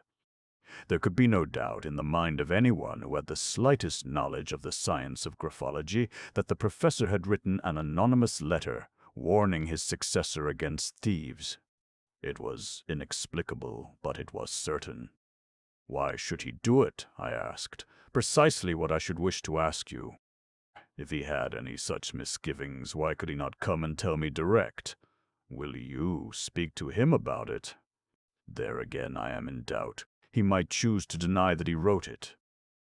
"At any rate," said I, "this warning is meant in a friendly spirit, and I should certainly act upon it. Are the present precautions enough to insure you against robbery?" "I should have thought so. The public are only admitted from 10 till 5, and there is a guardian to every 2 rooms. He stands at the door between them, and so commands them both. But at night, when the public are gone, we at once put up the great iron shutters, which are absolutely burglar-proof. The watchman is a capable fellow. He sits in the lodge, but he walks round every 3 hours. We keep one electric light burning in each room all night.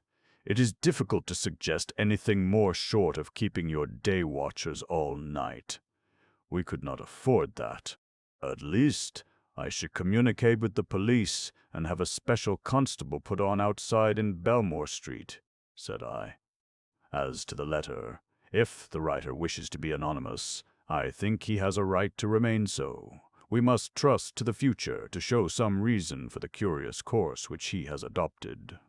So we dismissed the subject, but all that night after my return to my chambers I was puzzling my brain as to what possible motive Professor Andreas could have for writing an anonymous warning letter to his successor, for that the writing was his was as certain to me as if I had seen him actually doing it.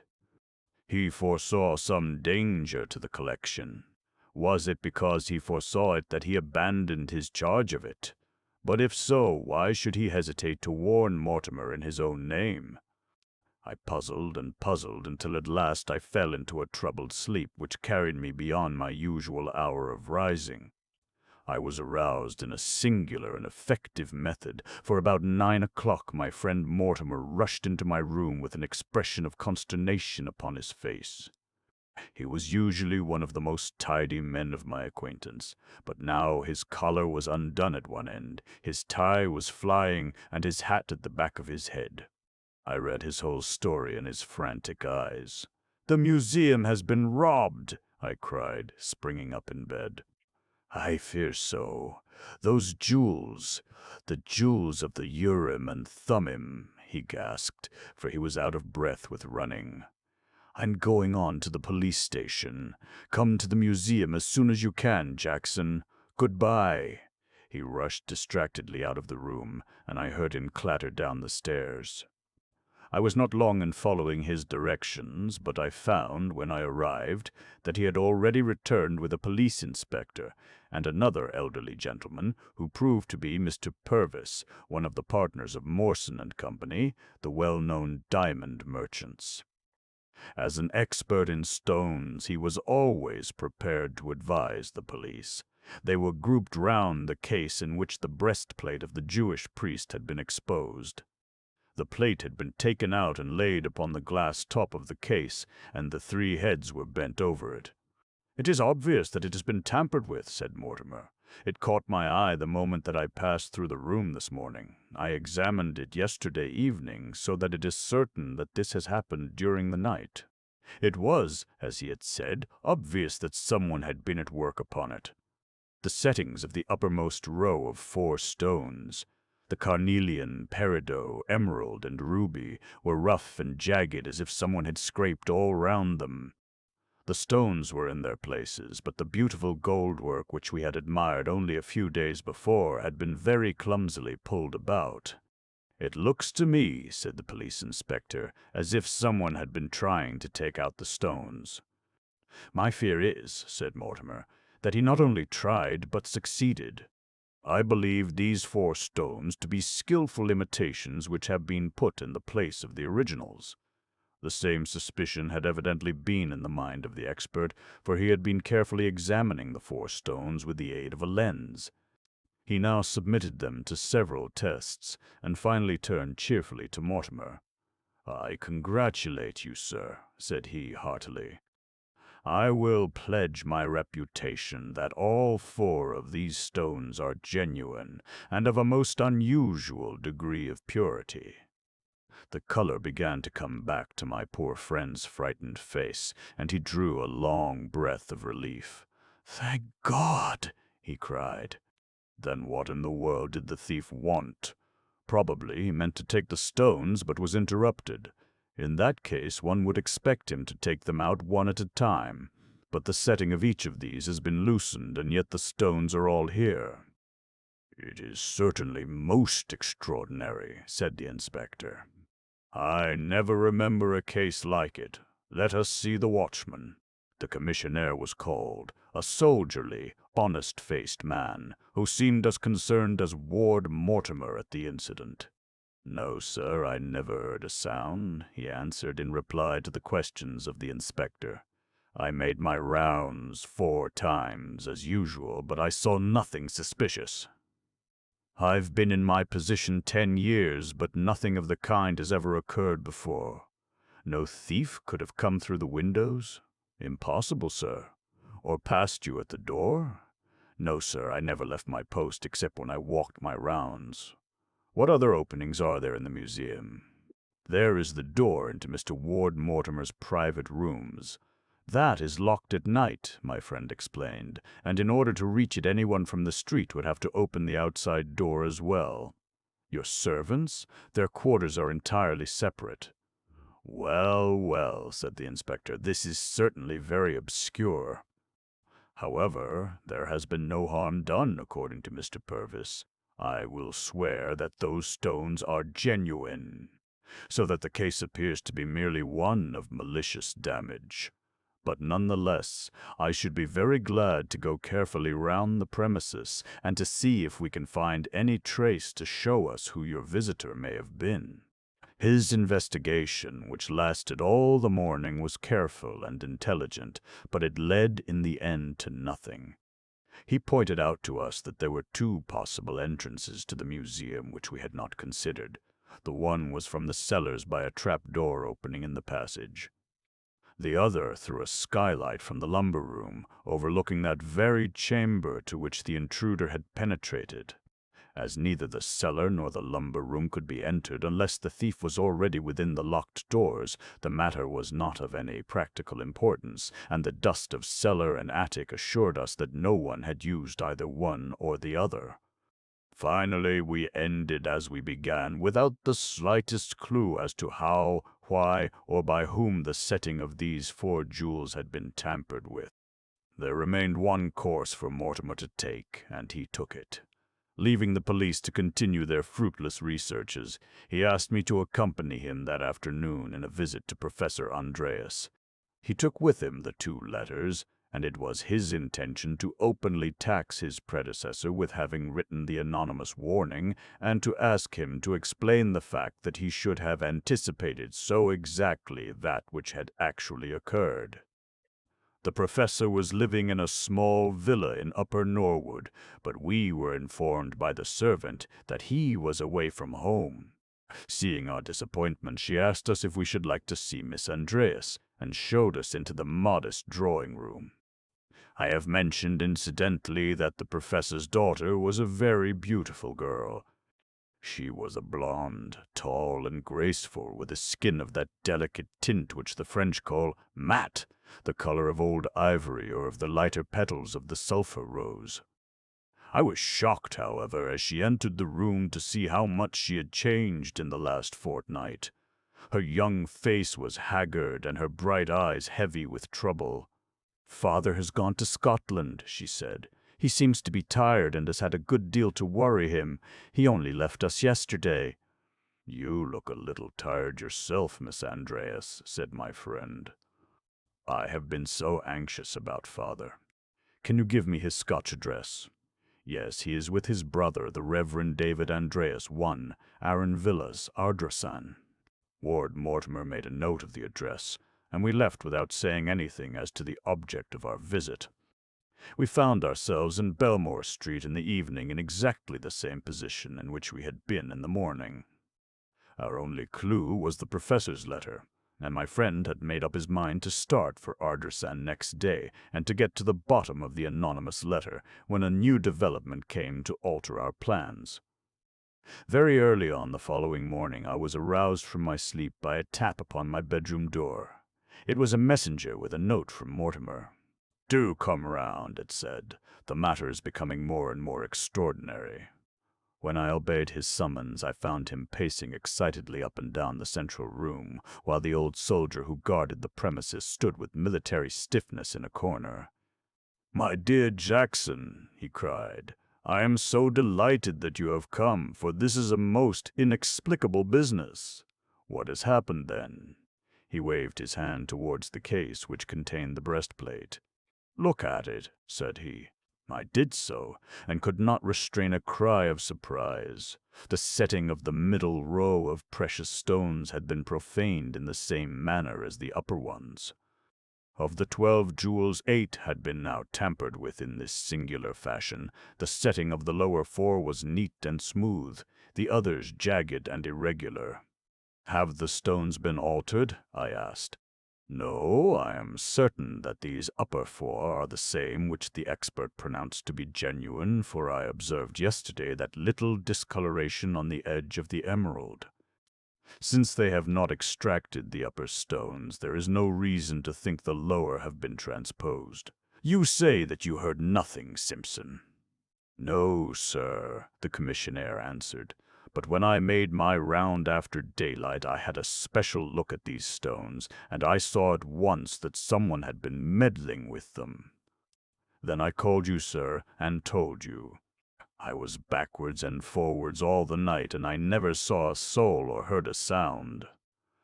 "Come up and have some breakfast with me," said Mortimer, and he took me into his own chambers. "Now, what do you think of this, Jackson?" he asked. "It is the most objectless, futile, idiotic business that ever I heard of. It can only be the work of a monomaniac. Can you put forward any theory?" A curious idea came into my head. "This object is a Jewish relic of great antiquity and sanctity," said I. "How about the anti-Semitic movement? Could one conceive that a fanatic of that way of thinking might desecrate—" "No, no, no," cried Mortimer. "That will never do. Such a man might push his lunacy to the length of destroying a Jewish relic, but why on earth should he nibble round every stone so carefully that he can only do 4 stones in a night? We must have a better solution than that, and we must find it for ourselves, for I do not think that our inspector is likely to help us. First of all, what do you think of Simpson, the porter? Have you any reason to suspect him? only that he is the one person on the premises. But why should he indulge in such wanton destruction? Nothing has been taken away. He has no motive. Mania? No, I will swear to his sanity. Have you any other theory? Well, yourself, for example. You are not a somnambulist by any chance. Nothing of the sort, I assure you. Then I give it up. But I don't, and I have a plan by which we will make it all clear. To visit Professor Andreas. No, we shall find our solution nearer than Scotland. I will tell you what we shall do. You know that skylight which overlooks the central hall. We will leave the electric lights in the hall, and we will keep watch in the lumber room, you and I, and solve the mystery for ourselves. If our mysterious visitor is doing 4 stones at a time, he has 4 still to do, and there is every reason to think that he will return tonight and complete the job. Excellent, I cried. We will keep our own secret and say nothing either to the police or to Simpson. Will you join me? With the utmost pleasure, said I, and so it was agreed. It was 10 o'clock that night when I returned to the Belmore Street Museum.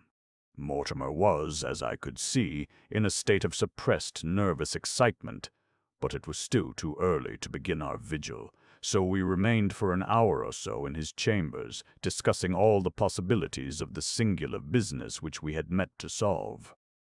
At last the roaring stream of hansom cabs and the rush of hurrying feet became lower and more intermittent as the pleasure-seekers passed on their way to their stations or their homes. It was nearly 12 when Mortimer led the way to the lumber room which overlooked the central hall of the museum. He had visited it during the day and had spread some sacking so that we could lie at our ease and look straight down into the museum. The skylight was of unfrosted glass, but was so covered with dust that it would be impossible for anyone looking up from below to detect that he was overlooked. We cleared a small piece at each corner, which gave us electric lamps. Everything stood out hard and clear, and I could see the smallest detail of the contents of the various cases. Such a vigil is an excellent lesson, since one has no choice but to look hard at those objects which we usually pass with such half-hearted interest. Through my little peephole I employed the hours in studying every specimen, from the huge mummy case which leaned against the wall to those very jewels which had brought us there, gleaming and sparkling in their glass case immediately beneath us. There was much precious gold work and many valuable stones scattered through the numerous cases, but those wonderful 12 which made up the Urim and Thummim glowed and burned with a radiance which far eclipsed the others. I studied in turn the tomb pictures of Saqqara, the friezes from Karnak, the statues of Memphis, and the inscriptions of Thebes. But my eyes would always come back to that wonderful Jewish relic, and my mind to the singular mystery which surrounded it. I was lost in the thought of it when my companion suddenly drew his breath sharply in and seized my arm in a convulsive grip. At the same instant I saw what it was which had excited him. I have said that against the wall on the right-hand side of the doorway, the right-hand side as we looked at it, but the left as one entered, there stood a large mummy case. To our unutterable amazement it was slowly opening. Gradually the lid was swinging back, and the black slit which marked the opening was becoming wider and wider. So gently and carefully was it done that the movement was almost imperceptible. Then, as we breathlessly watched it, a white thin hand appeared at the opening, pushing back the painted lid, then another hand, and finally a face which was familiar to us both, that of Professor Andreas. Stealthily he slunk out of the mummy case, like a fox stealing from its burrow, his head turning incessantly to left and to right, stepping, then pausing, then stepping again, the very image of craft and of caution. Once some sound in the street struck him motionless, and he stood listening, with his ear turned, ready to dart back to the shelter behind him. Then he crept onwards again upon tiptoe, very, very softly and slowly, until he had reached the case in the center of the room. There he took a bunch of keys from his pocket, unlocked the case, took out the Jewish breastplate, and, laying it upon the glass in front of him, began to work upon it with some sort of small, glistening tool. He was so directly underneath us that his bent head covered his work, but we could guess from the movement of his hand that he was engaged in finishing the strange disfigurement which he had begun.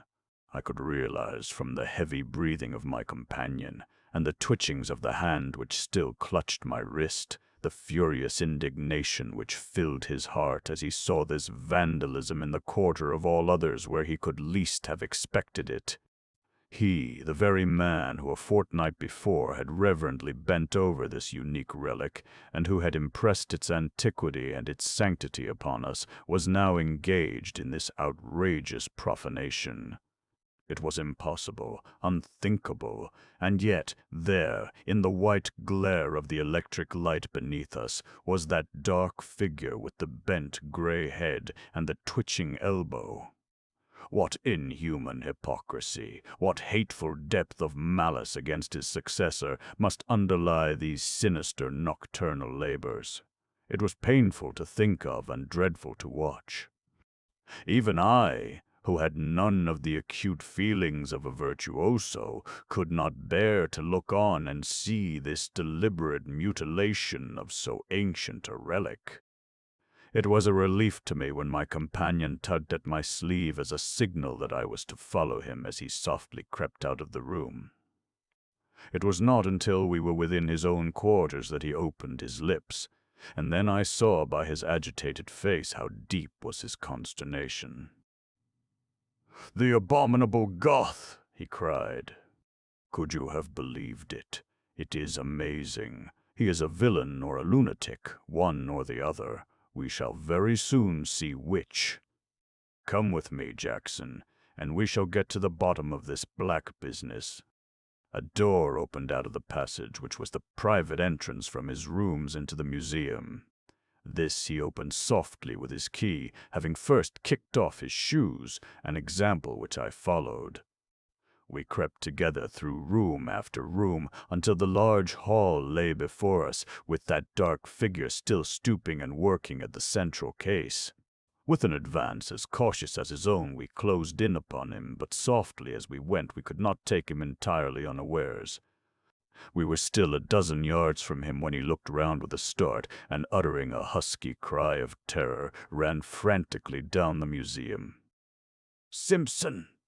Simpson!" roared Mortimer, and far away down the vista of electric-lighted doors we saw the stiff figure of the old soldier suddenly appear. Professor Andreas saw him also and stopped running, with a gesture of despair. At the same instant we each laid a hand upon his shoulder. Yes, gentlemen," he panted, "I will come with you. To your room, Mr. Ward Mortimer, if you please. I feel that I owe you an explanation." My companion's indignation was so great that I could see that he dared not trust himself to reply. We walked on each side of the old professor, the astonished commissionaire bringing up the rear. When we reached the violated case, Mortimer stopped and examined the breastplate. Already one of the stones of the lower row had had its setting turned back in the same manner as the others. My friend held it up and glanced furiously at his prisoner. "How could you?" he cried. "How could you?" "It is horrible, horrible," said the professor. "I don't wonder at your feelings. Take me to your room." "But this shall not be left exposed," cried Mortimer. He picked the breastplate up and carried it tenderly in his hand, while I walked beside the professor like a policeman with a malefactor. We passed into Mortimer's chambers, leaving the amazed old soldier to understand matters as best he could. The professor sat down in Mortimer's armchair and turned so ghastly a color that for the instant all our resentment was changed to concern. A stiff glass of brandy brought the life back to him once more. "There, I am better now," said he. "These last few days have been too much for me. I am convinced that I could not stand it any longer. It is a nightmare, a horrible nightmare that I should be arrested as a burglar in what has been for so long my own museum." And yet I cannot blame you. You could not have done otherwise. My hope always was that I should get it all over before I was detected. This would have been my last night's work." "How did you get in?" asked Mortimer. "By taking a very great liberty with your private door. But the object justified it. The object justified everything. You will not be angry when you know everything. At least, you will not be angry with me. I had a key to your side door and also to the museum door. I did not give them up when I left. And so, you see, it was not difficult for me to let myself into the museum. I used to come in early before the crowd had cleared from the street. Then I hid myself in the mummy case and took refuge there whenever Simpson came round. I could always hear him coming. I used to leave in the same way as I came. You ran a risk. I had to. But why? What on earth was your object, you to do a thing like that?" Mortimer pointed reproachfully at the plate which lay before him on the table. "I could devise no other means. I thought and thought, but there was no alternative except a hideous public scandal and a private sorrow which would have clouded our lives. I acted for the best, incredible as it may seem to you, and I only ask your attention to enable me to prove it." "I will hear what you have to say before I take any further steps," said Mortimer grimly. "I am determined to hold back nothing and to take you both completely into my confidence. I will leave it to your own generosity how far you will use the facts with which I supply you. We have the essential facts already. And yet you understand nothing. Let me go back to what passed a few weeks ago, and I will make it all clear to you. Believe me that what I say is the absolute and exact truth. You have met the person who calls himself Captain Wilson. I say calls himself because I have reason now to believe that it is not his correct name. It would take me too long if I were to describe all the means by which he obtained an introduction to me and ingratiated himself into my friendship and the affection of my daughter. He brought letters from foreign colleagues which compelled me to show him some attention. And then, by his own attainments, which are considerable, he succeeded in making himself a very welcome visitor at my rooms. When I learned that my daughter's affections had been gained by him, I may have thought it premature, but I certainly was not surprised, for he had a charm of manner and of conversation which would have made him conspicuous in any society. He was much interested in Oriental antiquities, and his knowledge of the subject justified his interest. Often when he spent the evening with us, he would ask permission to go down into the museum and have an opportunity of privately inspecting the various specimens. You can imagine that I, as an enthusiast, was in sympathy with such a request, and that I felt no surprise at the constancy of his visits. After his actual engagement to Elise, there was hardly an evening which he did not pass with us, and an hour or two were generally devoted to the museum. He had the free run of the place, and when I have been away for the evening I had no objection to his doing whatever he wished here. This state of things was only terminated by the fact of my resignation of my official duties and my retirement to Norwood, where I hoped to have the leisure to write a considerable work which I had planned. It was immediately after this, within a week or so, that I first realized the true nature and character of the man whom I had so imprudently introduced into my family. The discovery came to me through letters from my friends abroad, which showed me that his introductions to me had been forgeries. Aghast at the revelation, I asked myself what motive this man could originally have had in practicing this elaborate deception upon me. I was too poor a man for any fortune hunter to have marked me down. Why, then, had he come? I remembered that some of the most precious gems in Europe had been under my charge, and I remembered also the ingenious excuses by which this man had made himself familiar with the cases in which they were kept. He was a rascal who was planning some gigantic robbery. How could I, without striking my own daughter, who was infatuated about him, prevent him from carrying out any plan which he might have formed? My device was a clumsy one, and yet I could think of nothing more effective. If I had written a letter under my own name, you would naturally have turned to me for details which I did not wish to give. I resorted to an anonymous letter begging you to be upon your guard. I may tell you that my change from Belmore Street to Norwood had not affected the visits of this man, who had, I believe, a real and overpowering affection for my daughter. As to her, I could not have believed that any woman could be so completely under the influence of a man as she was. His stronger nature seemed to entirely dominate her. I had not realized how far this was the case, or the extent of the confidence which existed between them, until that very evening when his true character for the first time was made clear to me. I had given orders that when he called he should be shown into my study instead of to the drawing-room. There I told him bluntly that I knew all about him, that I had taken steps to defeat his designs, and that neither I nor my daughter desired ever to see him again. I added that I thanked God that I had found him out before he had time to harm those precious objects which it had been the work of my lifetime to protect. He was certainly a man of iron nerve. He took my remarks without a sign either of surprise or of defiance, but listened gravely and attentively until I had finished. Then he walked across the room without a word and struck the bell. "Ask Miss Andreas to be so kind as to step this way," said he to the servant. My daughter entered, and the man closed the door behind her. Then he took her hand in his. "Elise," said he, "your father has just discovered that I am a villain. He knows now what you knew before." She stood in silence, listening. "He says that we are to part forever," said he. She did not withdraw her hand. "Will you be true to me, or will you remove the last good influence which is ever likely to come into my life?" "John," she cried passionately. "I will never abandon you." "Never, never, not if the whole world were against you."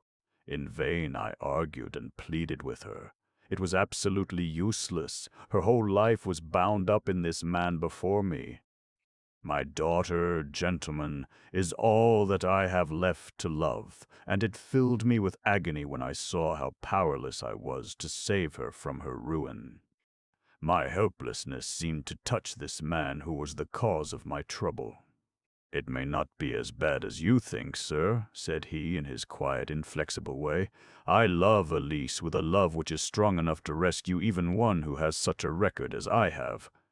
It was but yesterday that I promised her that never again in my whole life would I do a thing of which she should be ashamed. I have made up my mind to it, and never yet did I make up my mind to a thing which I did not do." He spoke with an air which carried conviction with it. As he concluded, he put his hand into his pocket, and he drew out a small cardboard box. "I am about to give you a proof of my determination," said he. "This, Elise, shall be the first fruits of your redeeming influence over me. You are right, sir, in thinking that I had designs upon the jewels in your possession. Such ventures have had a charm for me which depended as much upon the risk run as upon the value of the prize. Those famous and antique stones of the Jewish priest were a challenge to my daring and my ingenuity. I determined to get them. I guessed as much. There was only one thing that you did not guess." "And what is that?" "That I got them. They are in this box." He opened the box and tilted out the contents upon the corner of my desk. My hair rose and my flesh grew cold as I looked. There were 12 magnificent square stones engraved with mystical characters. There could be no doubt that they were the jewels of the Urim and Thummim. "Good God!" I cried. "How have you escaped discovery?" "By the substitution of 12 others, made especially to my order, in which the originals are so carefully imitated that I defy the eye to detect the difference." "Then the present stones are false," I cried. "They have been for some weeks." We all stood in silence, my daughter white with emotion, but still holding this man by the hand. "You see what I am capable of, Elise," said he. "I see that you are capable of repentance and restitution," she answered. "Yes, thanks to your influence. I leave the stones in your hands, sir. Do what you like about it. But remember that whatever you do against me is done against the future husband of your only daughter. You will hear from me soon again, Elise. It is the last time that I will ever cause pain to your tender heart." And with these words he left both the room and the house. My position was a dreadful one. Here I was with these precious relics in my possession, and how could I return them without a scandal and an exposure? I knew the depth of my daughter's nature too well to suppose that I would ever be able to detach her from this man now that she had entirely given him her heart.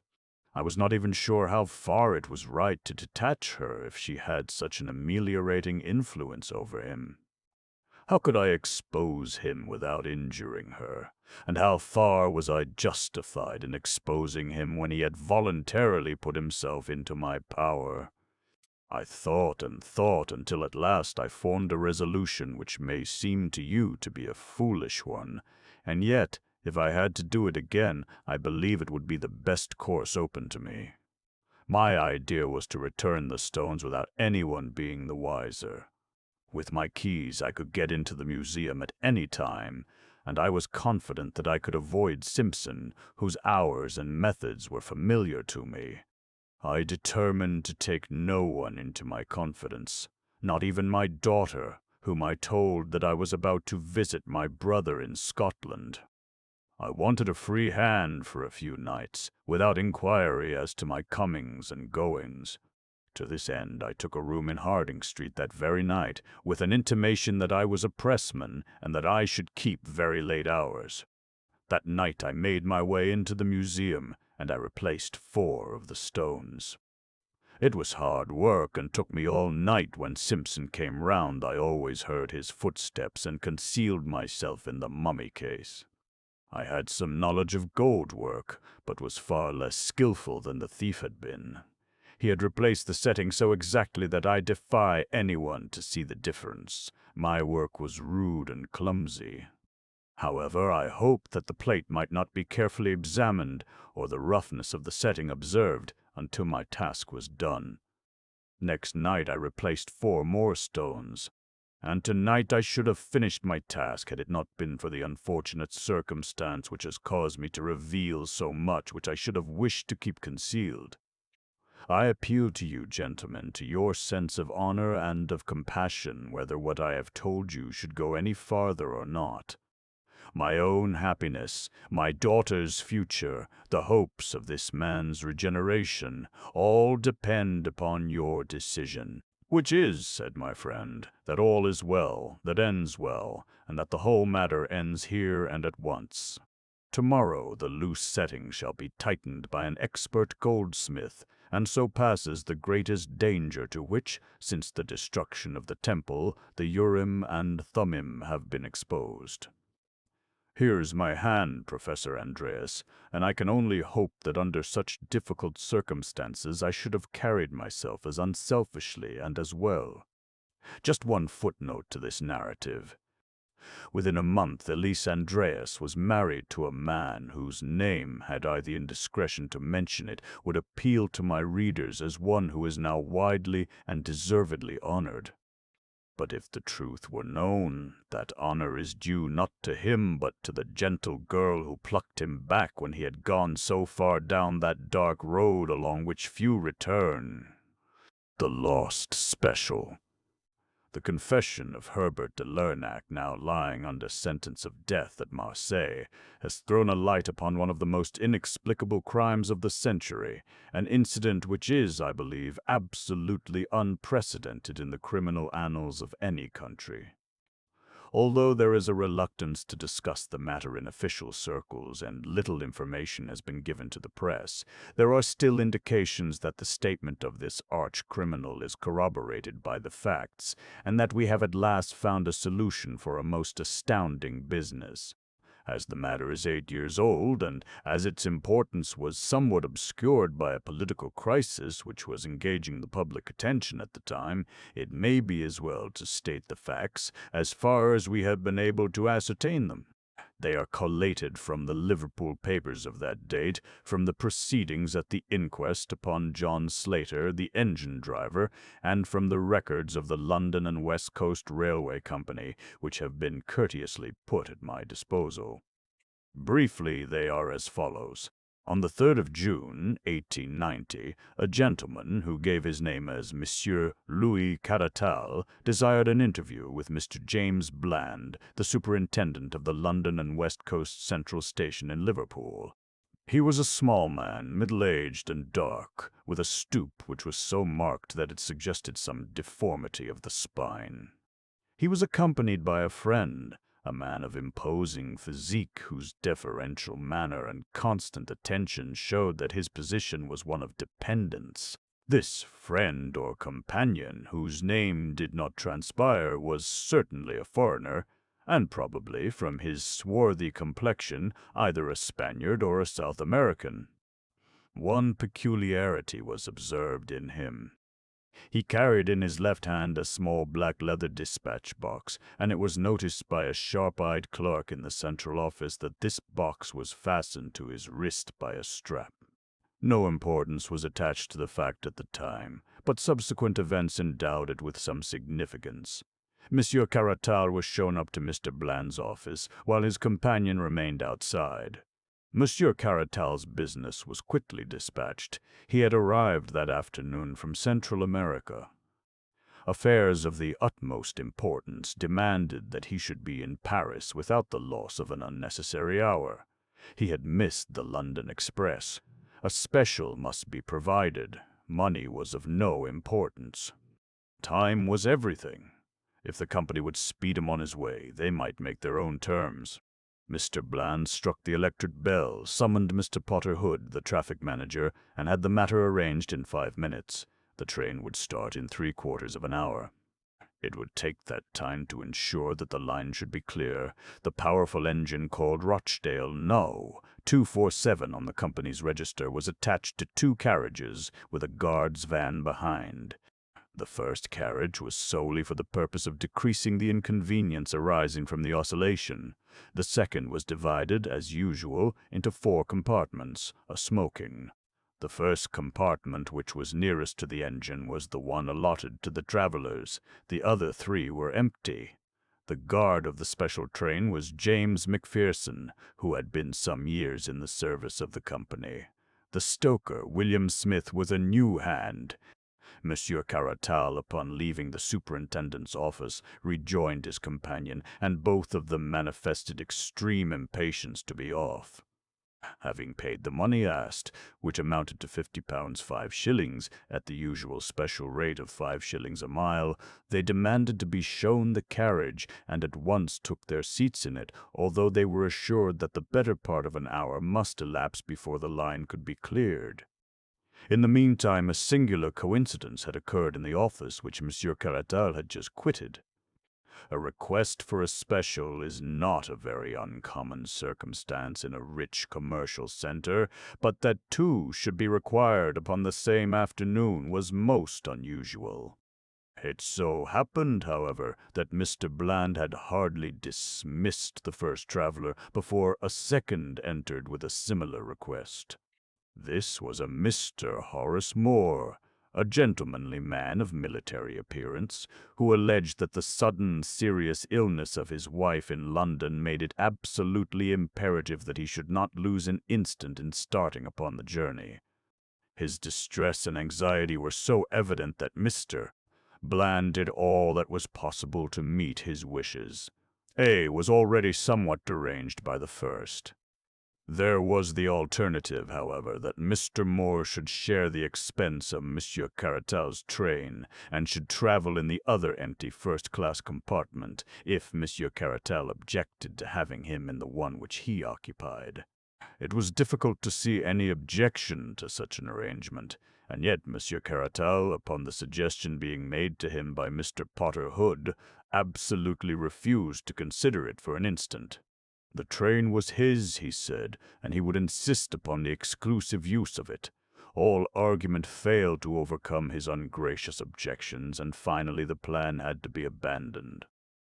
Mr. Horace Moore left the station in great distress after learning that his only course was to take the ordinary slow train which leaves Liverpool at 6 o'clock. At 4:31 exactly by the station clock, the special train, containing the crippled Monsieur Caratal and his gigantic companion, steamed out of the Liverpool station. The line was at that time clear, and there should have been no stoppage before Manchester.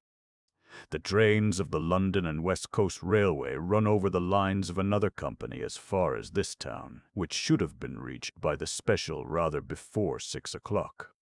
At 6:15, considerable surprise and some consternation were caused amongst the officials at Liverpool by the receipt of a telegram from Manchester to say that it had not yet arrived. An inquiry directed to St. Helens, which is a third of the way between the two cities, elicited the following reply. To James Bland, Superintendent, Central L&WC, Liverpool. Special passed here at 4:52, well up to time. Dowser, St. Helens. This telegram was received at 6:40. At 6:50 a second message was received from Manchester. No sign of special as advised by you. And then 10 minutes later a third, more bewildering. Presume some mistake as to proposed running of special. Local train from St. Helens timed to follow it, has just arrived and has seen nothing of it. Kindly wire advices, Manchester. The matter was assuming a most amazing aspect, although in some respects the last telegram was a relief to the authorities at Liverpool. If an accident had occurred to the special, it seemed hardly possible that the local train could have passed down the same line without observing it. And yet, what was the alternative? Where could the train be? Had it possibly been sidetracked for some reason in order to allow the slower train to go past? Such an explanation was possible if some small repair had to be effected. A telegram was dispatched to each of the stations between St. Helens and Manchester, and the superintendent and traffic manager waited in the utmost suspense at the instrument for the series of replies which would enable them to say for certain what had become of the missing train. The answers came back in the order of questions, which was the order of the stations beginning at the St. Helens end. Special passed here 5 o'clock, Collins Green. Special passed here 5:06, Earlstown. Special passed here 5:20, Newton. Special passed here 5:20, Kenyon Junction. No special train has passed here, Barton Moss. The two officials stared at each other in amazement. "This is unique in my 30 years of experience," said Mr. Bland. "Absolutely unprecedented and inexplicable, sir. The special has gone wrong between Kenyon Junction and Barton Moss, and yet there is no siding, so far as my memory serves me, between the two stations. The special must have run off the metals. But how could the 4:50 parliamentary pass over the same line without observing it? There's no alternative, Mr. Hood. It must be so. Possibly the local train may have observed something which may throw some light upon the matter. We will wire to Manchester for more information, and to Kenyon Junction with instructions that the line be examined instantly as far as Barton Moss." The answer from Manchester came within a few minutes. "No news of missing special. Driver and guard of slow train positive. No accident between Kenyon Junction and Barton Moss. Line quite clear and no sign of anything unusual. Manchester." "That driver and guard will have to go," said Mr. Bland grimly. "There has been a wreck, and they have missed it."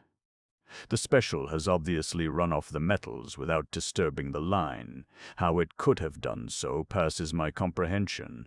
But so it must be, and we shall have a wire from Kenyon or Barton Moss presently to say that they have found her at the bottom of an embankment.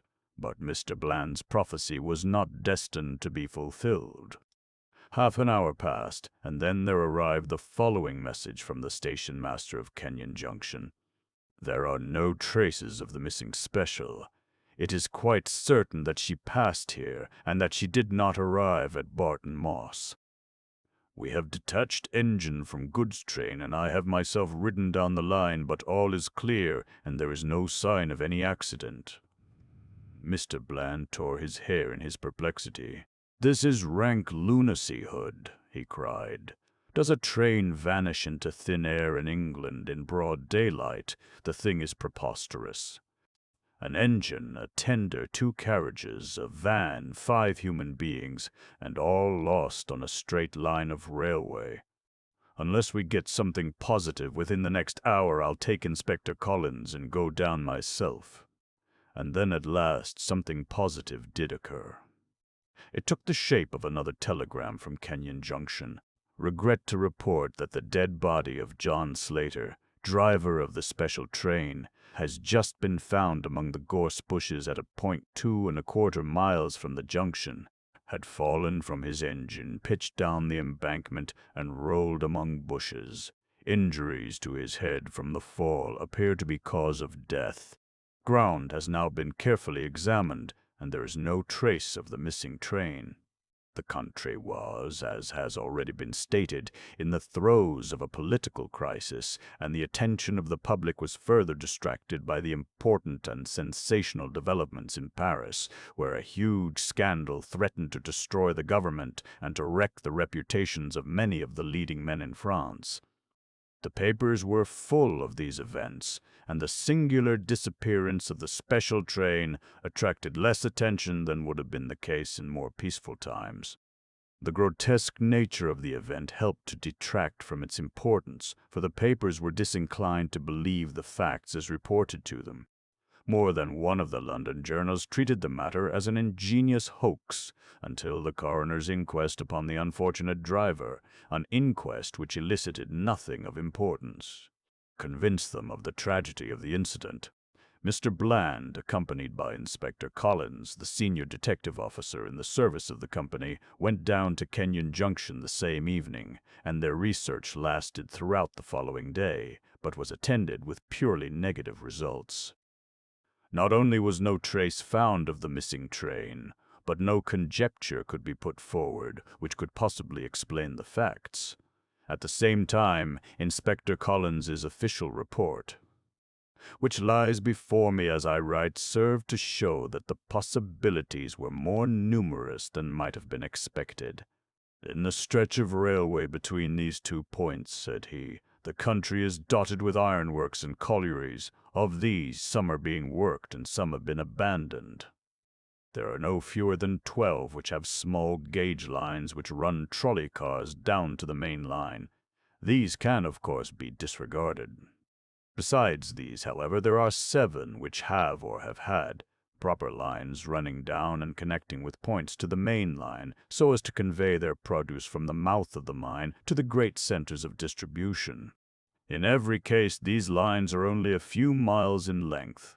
Out of the 7, 4 belong to collieries which are worked out, or at least to shafts which are no longer used.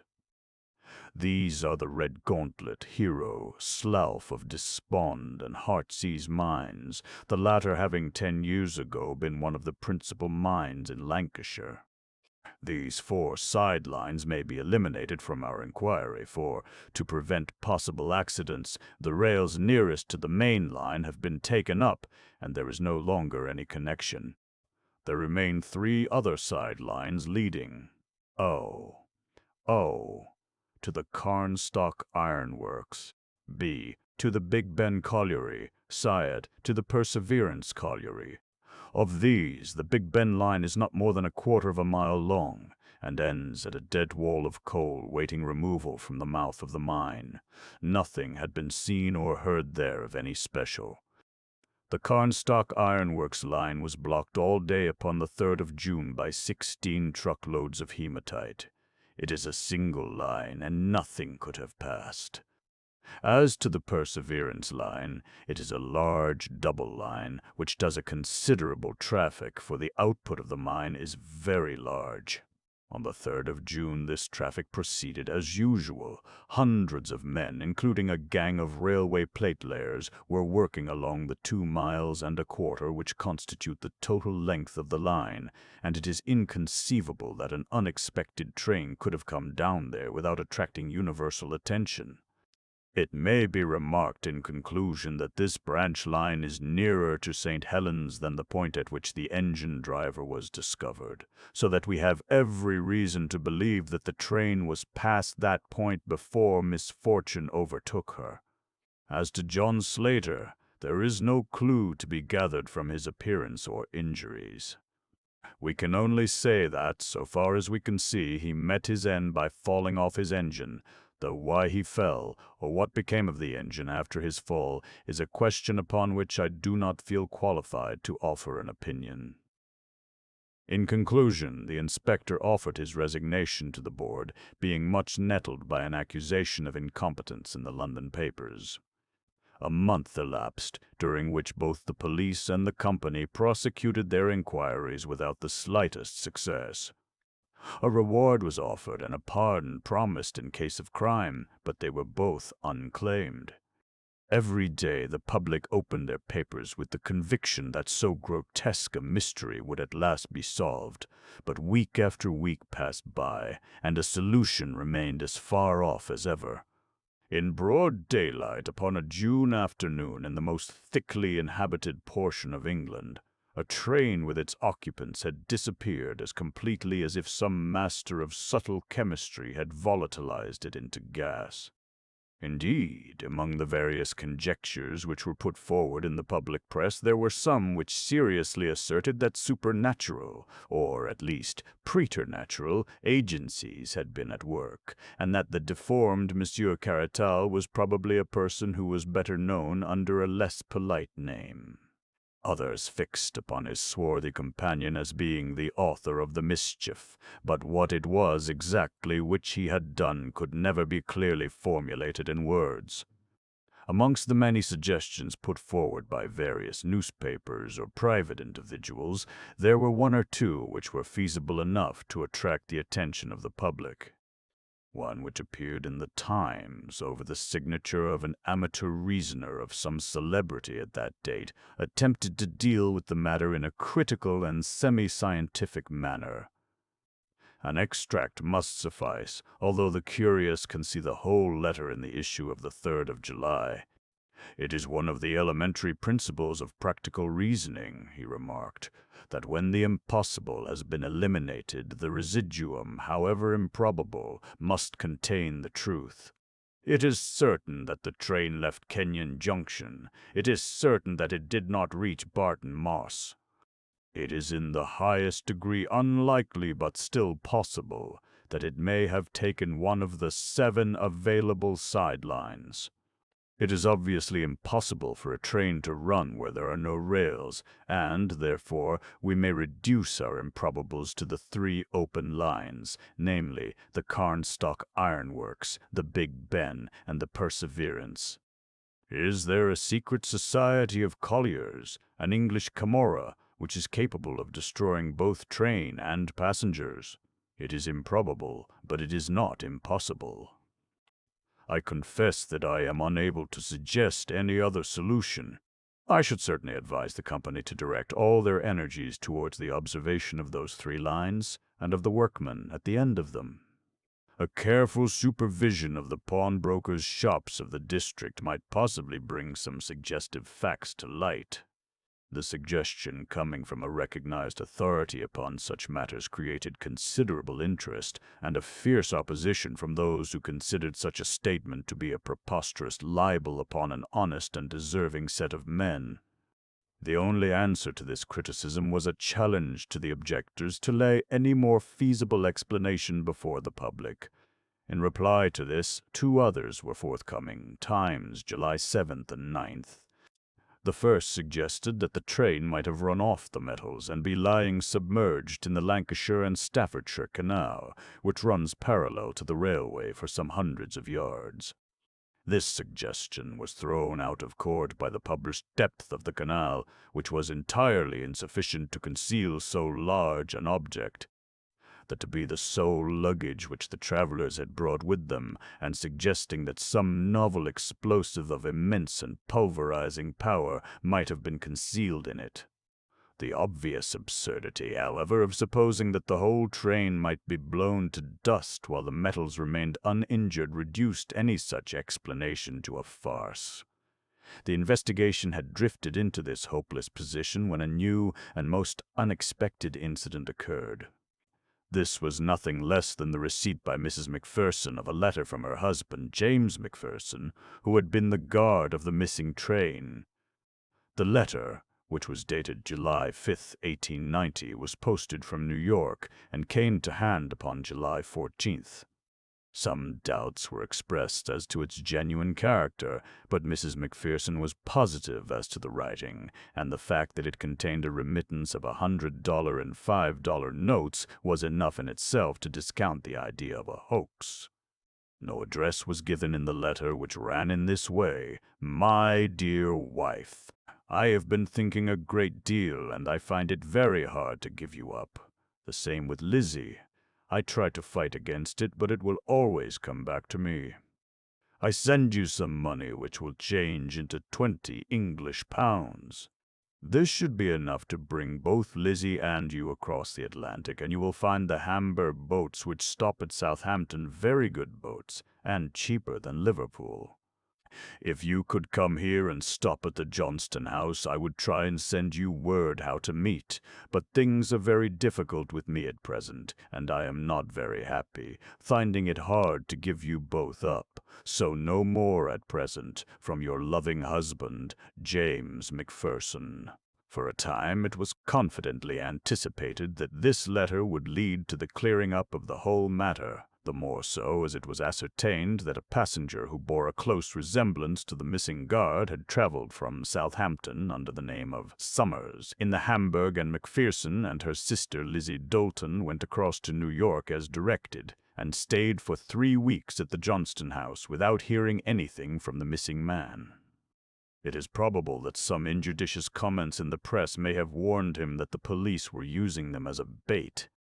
However this may be, it is certain that he neither wrote nor came, and the women were eventually compelled to return to Liverpool. And so the matter stood, and has continued to stand up to the present year of 1898. Incredible as it may seem, nothing has transpired during these 8 years which has shed the least light upon the extraordinary disappearance of the special train which contained Monsieur Caratal and his companion. Careful inquiries into the antecedents of the 2 travelers have only established the fact that Monsieur Caratal was well known as a financier and political agent in Central America, and that during his voyage to Europe he had betrayed extraordinary anxiety to reach Paris.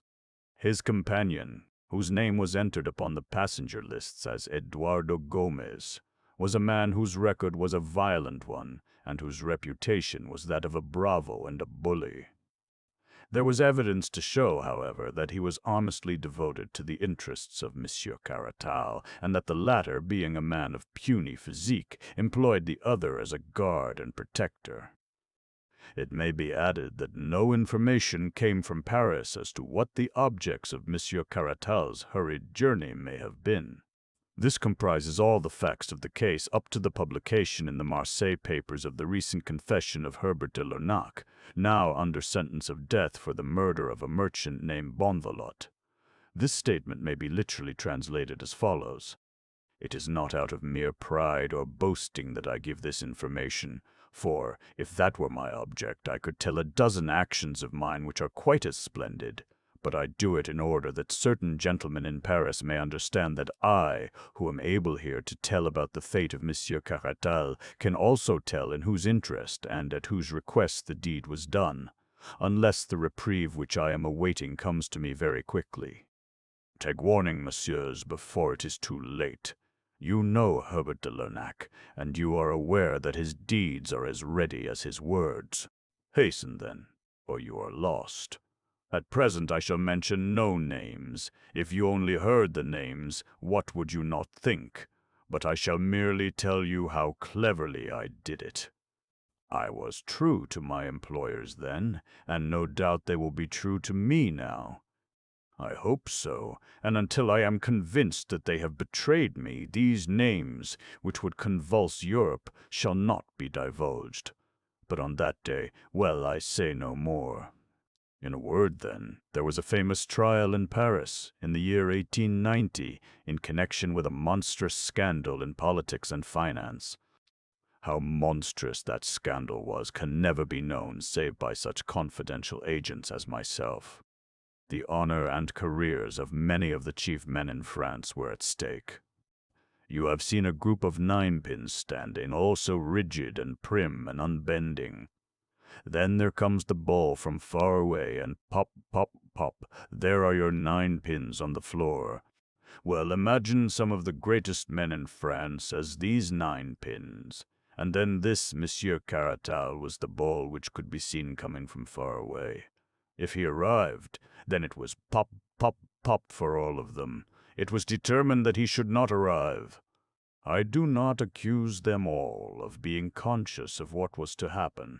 There were, as I have said, great financial as well as political interests at stake, and a syndicate was formed to manage the business. Some subscribed to the syndicate who hardly understood what were its objects, but others understood very well, and they can rely upon it that I have not forgotten their names. They had ample warning that Monsieur Caratal was coming long before he left South America, and they knew that the evidence which he held would certainly mean ruin to all of them. The syndicate had the command of an unlimited amount of money, absolutely unlimited, you understand. They looked round for an agent who was capable of wielding this gigantic power. The man chosen must be inventive, resolute, adaptive, a man in a million. They chose Herbert de Lernac, and I admit that they were right.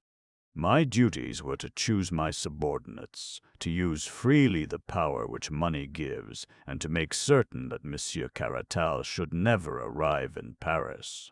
With characteristic energy, I set about my commission within an hour of receiving my instructions, and the steps which I took were the very best for the purpose which could possibly be devised. A man whom I could trust was dispatched instantly to South America to travel home with Monsieur Caratal. Had he arrived in time, the ship would never have reached Liverpool, but, alas, it had already started before my agent could reach it. I fitted out a small armed brig to intercept it, but again I was unfortunate. Like all great organizers, I was, however, prepared for failure, and had a series of alternatives prepared, one or the other of which must succeed. You must not underrate the difficulties of my undertaking, or imagine that a mere commonplace assassination would meet the case. We must destroy not only Monsieur Caratal, but Monsieur Caratal's documents, and Monsieur Caratal's companions also, if we had reason to believe that he had communicated his secrets to them. And you must remember that they were on the alert, and keenly suspicious of any such attempt. It was a task which was in every way worthy of me, for I am always most masterful where another would be appalled. I was all ready for Monsieur Caratal's reception in Liverpool, and I was the more eager because I had reason to believe that he had made arrangements by which he would have a considerable guard from the moment that he arrived in London. Anything which was to be done must be done between the moment of his setting foot upon the Liverpool quay and that of his arrival at the London and West Coast terminus in London. We prepared 6 plans, each more elaborate than the last. Which plan would be used would depend upon his own movements. Do what he would, we were ready for him. If he had stayed in Liverpool, we were ready. If he took an ordinary train, an express, or a special, all was ready. Everything had been foreseen and provided for. You may imagine that I could not do all this myself. What could I know of the English railway lines? But money can procure willing agents all the world over, and I soon had one of the acutest brains in England to assist me. I will mention no names, but it would be unjust to claim all the credit for myself. My English ally was worthy of such an alliance. He knew the London and West Coast line thoroughly, and he had the command of a band of workers who were trustworthy and intelligent. The idea was his, and my own judgment was only required in the details. We bought over several officials, amongst whom the most important was James Macpherson, whom we had ascertained to be the guard most likely to be employed upon a special train. Smith, the stoker, was also in our employ. John Slater, the engine driver, had been approached, but had been found to be obstinate and dangerous, so we desisted. We had no certainty that Monsieur Caratal would take a special, but we thought it very probable, for it was of the utmost importance to him that he should reach Paris without delay. It was for this contingency, therefore, that we made special preparations which were complete down to the last detail long before his steamer had sighted the shores of England. You will be amused to learn that there was one of my agents in the pilot boat which brought that steamer to its moorings. The moment that Caratal arrived in Liverpool, we knew that he suspected danger and was on his guard. He had brought with him as an escort a dangerous fellow named Gomez, a man who carried weapons and was prepared to use them. This fellow carried Caratal's confidential papers for him, and was ready to protect either them or his master. The probability was that Caratal had taken him into his counsels, and that to remove Caratal without removing Gomez would be a mere waste of energy. It was necessary that they should be involved in a common fate, and our plans to that end were much facilitated by their request for a special train. On that special train, you will understand that 2 out of the 3 servants of the company were really in our employ, at a price which would make them independent for a lifetime. I do not go so far as to say that the English are more honest than any other nation, but I have found them more expensive to buy. I have already spoken of my English agent, who is a man with a considerable future before him, unless some complaint of the throat carries him off before his time. He had charge of all arrangements at Liverpool, whilst I was stationed at the inn at Kenyon, where I awaited a cipher signal to act. When the special was arranged for, my agent instantly telegraphed to me and warned me how soon I should have everything ready. He himself, under the name of Horace Moore, applied immediately for a special also, in the hope that he would be sent down with Monsieur Caratal, which might under certain circumstances have been helpful to us. If, for example, our great coup had failed, it would then have become the duty of my agent to have shot them both and destroyed their papers. Caratal was on his guard, however, and refused to admit any other traveler. My agent then left the station, returned by another entrance, entered the guard's van on the side farthest from the platform, and traveled down with Macpherson the guard. In the meantime, you will be interested to know what my movements were. Everything had been prepared for days before, and only the finishing touches were needed. The side line which we had chosen had once joined the main line, but it had been disconnected. We had only to replace a few rails to connect it once more. These rails had been laid down as far as could be done without danger of attracting attention, and now it was merely a case of completing a juncture with the line and arranging the points as they had been before. The sleepers had never been removed, and the rails, fish plates, and rivets were all ready, for we had taken them from a siding on the abandoned portion of the line. With my small but competent band of workers, we had everything ready long before the special arrived. When it did arrive, it ran off upon the small sidelines so easily that the jolting of the points appears to have been entirely unnoticed by the 2 travelers. Our plan had been that Smith the stoker should chloroform John Slater the driver, so that he should vanish with the others. In this respect, and in this respect only, our plans miscarried. I accept the criminal folly of Macpherson in writing home to his wife. Our stoker did his business so clumsily that Slater in his struggles fell off the engine, and though fortune was with us so far that he broke his neck in the fall, still he remained as a blot upon that which would otherwise have been one of those complete masterpieces which are only to be contemplated in silent admiration.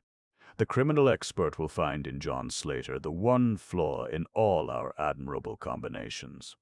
A man who has had as many triumphs as I can afford to be frank, and I therefore lay my finger upon John Slater, and I proclaim him to be a flaw. But now I have got our special train upon the small line 2 kilometers, or rather more than 1 mile in length, which leads, or rather used to lead, to the abandoned Heartsease mine, once one of the largest coal mines in England. You will ask how it is that no one saw the train upon this unused line. I answer that along its entire length it runs through a deep cutting, and that, unless someone had been on the edge of that cutting, he could not have seen it. There was someone on the edge of that cutting. I was there, and now I will tell you what I saw. My assistant had remained at the points in order that he might superintend the switching off of the train. He had 4 armed men with him, so that if the train ran off the line, we thought it probable, because the points were very rusty, we might still have resources to fall back upon. Having once seen it safely on the sideline, he handed over the responsibility to me. I was waiting at a point which overlooks the mouth of the mine, and I was also armed, as were my 2 companions. Come what might, you see, I was always ready. The moment that the train was fairly on the sideline, Smith, the stoker, slowed down the engine, and then, having turned it on to the fullest speed again, he and McPherson, with my English lieutenant, sprang off before it was too late. It may be that it was this slowing down which first attracted the attention of the travelers, but the train was running at full speed again before their heads appeared at the open window. It makes me smile to think how bewildered they must have been. Picture to yourself your own feelings if, on looking out of your luxurious carriage, you suddenly perceived that the lines upon which you ran were rusted and corroded, red and yellow with disuse and decay. What a catch must have come in their breath, as in a second it flashed upon them that it was not Manchester but death which was waiting for them at the end of that sinister line. But the train was running with frantic speed, rolling and rocking over the rotten line, while the wheels made a frightful screaming sound upon the rusted surface. I was close to them, and could see their faces. Caratal was praying, I think. There was something like a rosary dangling out of his hand. The other roared like a bull who smells the blood of the slaughterhouse. He saw us standing on the bank, and he beckoned to us like a madman. Then he tore at his wrist and threw his dispatch box out of the window in our direction. Of course, his meaning was obvious. Here was the evidence, and they would promise to be silent if their lives were spared. It would have been very agreeable if we could have done so, but business is business. Besides, the train was now as much beyond our control as theirs. He ceased howling when the train rattled round the curve and they saw the black mouth of the mine yawning before them. We had removed the boards which had covered it, and we had cleared the square entrance. The rails had formerly run very close to the shaft for the convenience of loading the coal, and we had only to add 2 or 3 lengths of rail in order to lead to the very brink of the shaft. In fact, as the lengths would not quite fit, our line projected about 3 feet over the edge. We saw the 2 heads at the window, Caratal below, Gomez above, but they had both been struck silent by what they saw. And yet they could not withdraw their heads. The sight seemed to have paralyzed them. I had wondered how the train, running at a great speed, would take the pit into which I had guided it, and I was much interested in watching it. One of my colleagues thought that it would actually jump it, and indeed it was not very far from doing so. Fortunately, however, it fell short, and the buffers of the engine struck the other lip of the shaft with a tremendous crash. The funnel flew off into the air. The tender carriages and van were all smashed up into one jumble which, with the remains of the engine choked for a minute or so, the mouth of the pit. Then something gave way in the middle, and the whole mass of green iron, smoking coals, brass fittings, wheels, woodwork, and cushions all crumbled together and crashed down into the mine.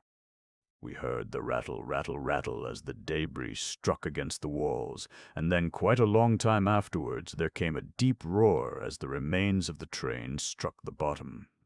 The boiler may have burst, for a sharp crash came after the roar, and then a dense cloud of steam and smoke swirled up out of the black depths, falling in a spray as thick as rain all round us. Then the vapor shredded off into thin wisps, which floated away in the summer sunshine, and all was quiet again in the Heartsease mine. And now, having carried out our plans so successfully, it only remained to leave no trace behind us. Our little band of workers at the other end had already ripped up the rails and disconnected the side line, replacing everything as it had been before. We were equally busy at the mine. The funnel and other fragments were thrown in. The shaft was planked over as it used to be, and the lines which led to it were torn up and taken away. Then, without flurry but without delay, we all made our way out of the country, most of us to Paris, my English colleague to Manchester, and Macpherson to Southampton, whence he emigrated to America.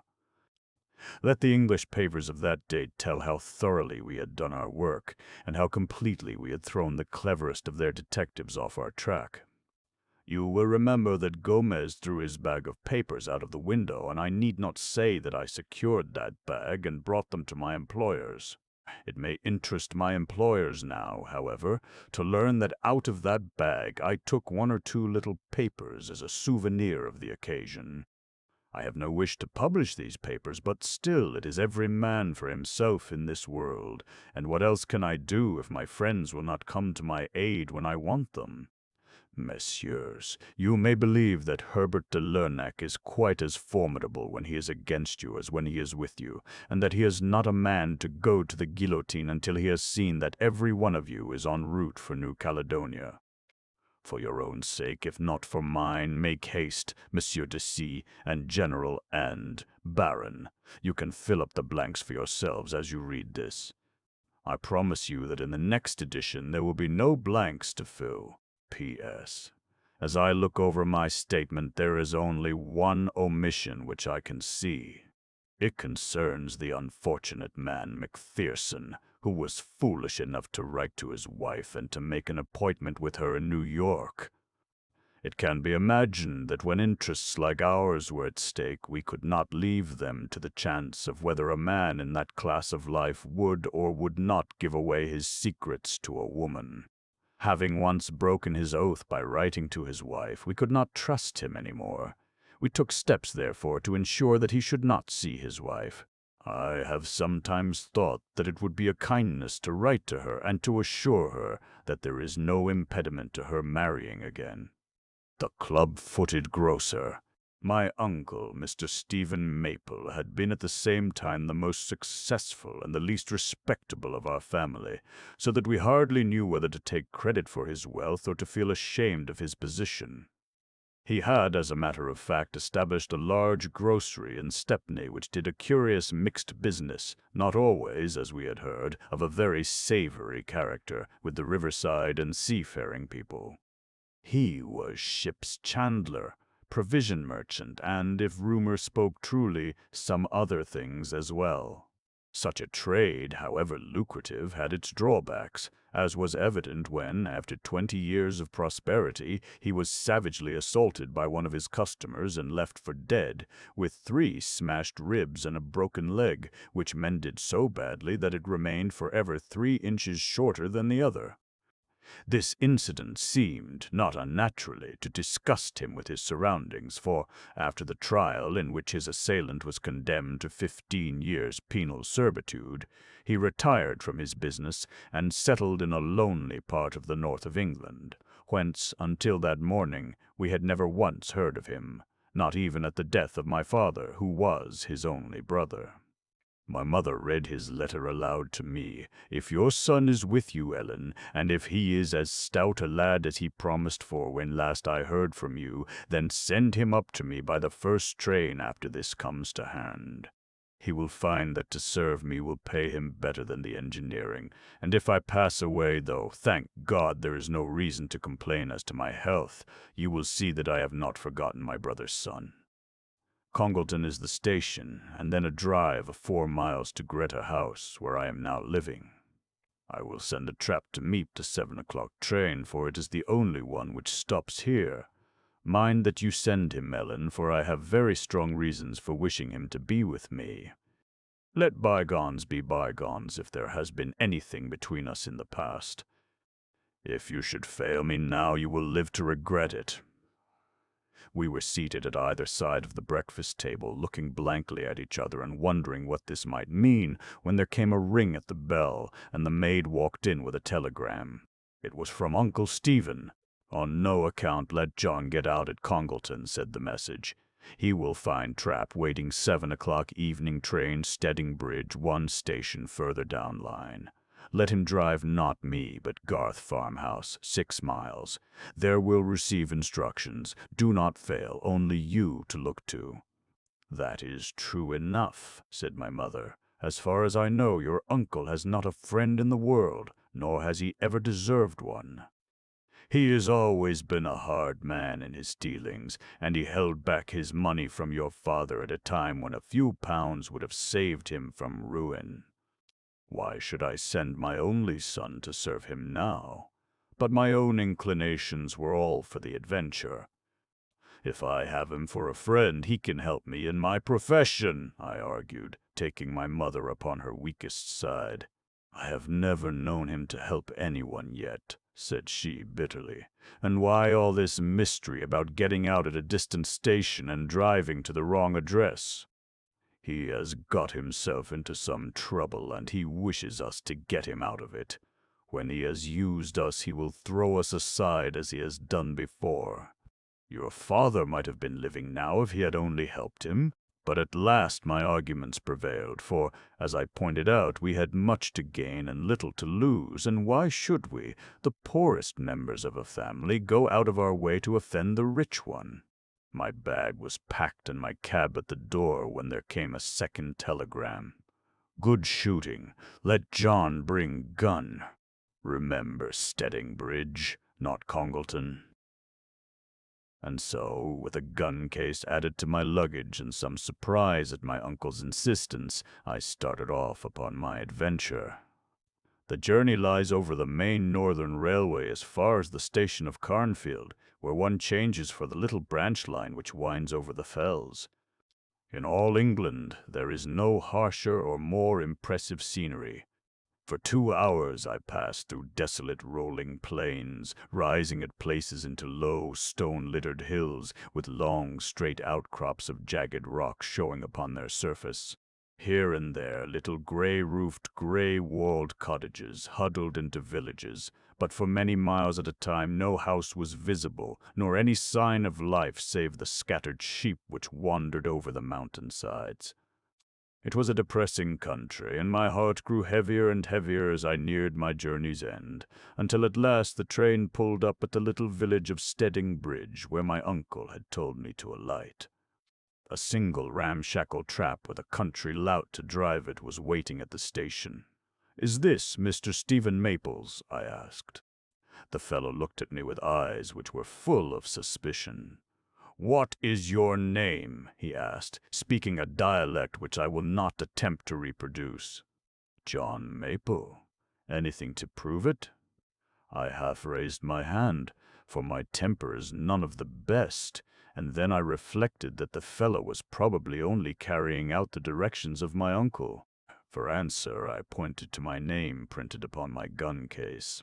Yes, that is right. It's John Maples, sure enough," said he, slowly spelling it out. "Get in, maester, for we have a bit of a drive before us." The road, white and shining like all the roads in that limestone country, ran in long sweeps over the fells, with low walls of loose stone upon either side of it. The huge moors, mottled with sheep and with boulders, rolled away in gradually ascending curves to the misty skyline. In one place a fall of the land gave a glimpse of a gray angle of distant sea. Bleak and sad and stern were all my surroundings, and I felt, under their influence, that this curious mission of mine was a more serious thing than it had appeared when viewed from London. This sudden call for help from an uncle whom I had never seen, and of whom I had heard little that was good, the urgency of it, his reference to my physical powers, the excuse by which he had ensured that I should bring a weapon, all hung together and pointed to some vague but sinister meaning.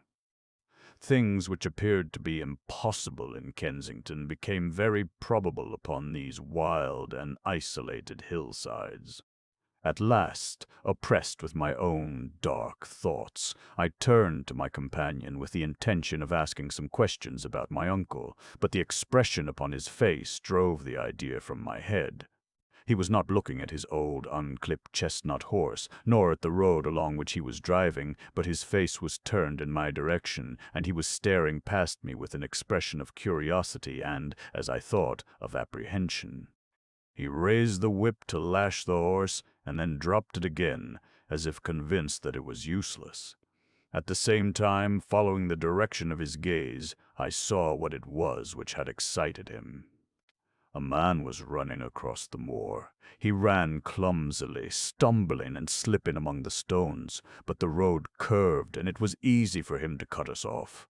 As we came up to the spot for which he had been making, he scrambled over the stone wall and stood waiting, with the evening sun shining on his brown, clean-shaven face.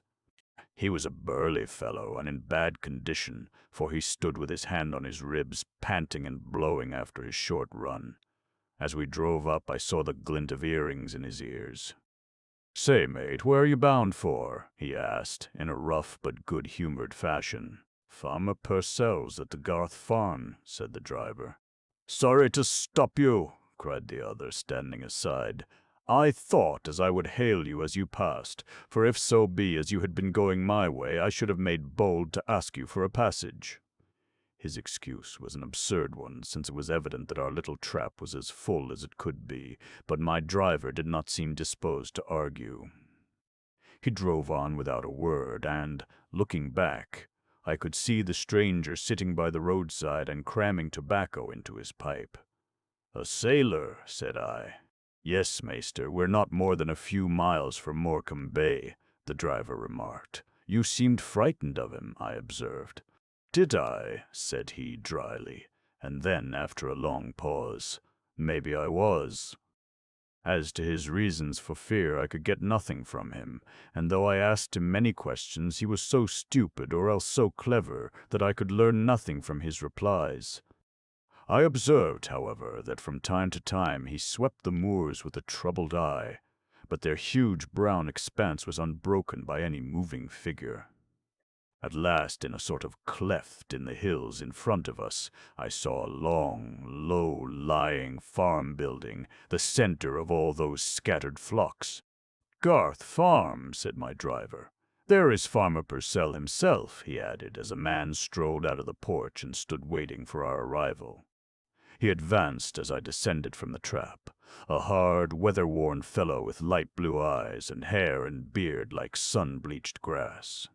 In his expression I read the same surly ill will which I had already observed in my driver. Their malevolence could not be directed towards A was no more popular on the North Country fells than he had been in Stepney Highway. "You're to stay here until nightfall. That's Mr. Stephen Maple's wish," said he curtly. "You can have some tea and bacon if you like. It's the best we can give you." I was very hungry and accepted the hospitality in spite of the churlish tone in which it was offered. The farmer's wife and his 2 daughters came into the sitting-room during the meal, and I was aware of a certain curiosity with which they regarded me. It may have been that a young man was a rarity in this wilderness, or it may be that my attempts at conversation won their goodwill, but they all 3 showed a kindliness in their manner. It was getting dark, so I remarked that it was time for me to be pushing on to Greta House. "You've made up your mind to go, then?" Said the older woman. Certainly. I have come all the way from London. There's no one hindering you from going back there.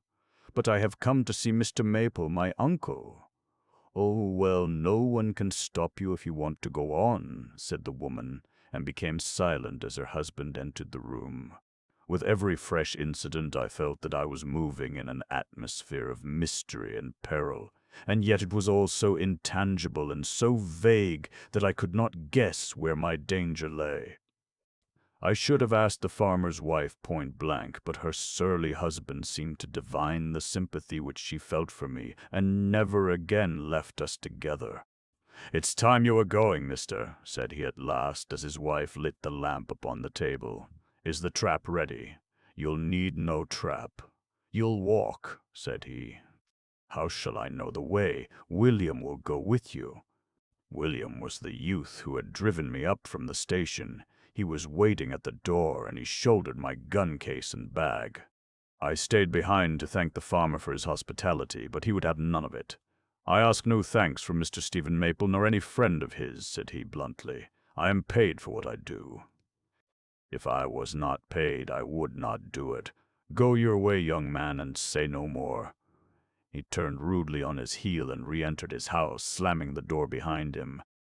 It was quite dark outside, with heavy black clouds drifting slowly across the sky. Once clear of the farm enclosure and out on the moor, I should have been hopelessly lost if it had not been for my guide, who walked in front of me along narrow sheep tracks which were quite invisible to me. Every now and then, without seeing anything, we heard the clumsy scuffling of the creatures in the darkness.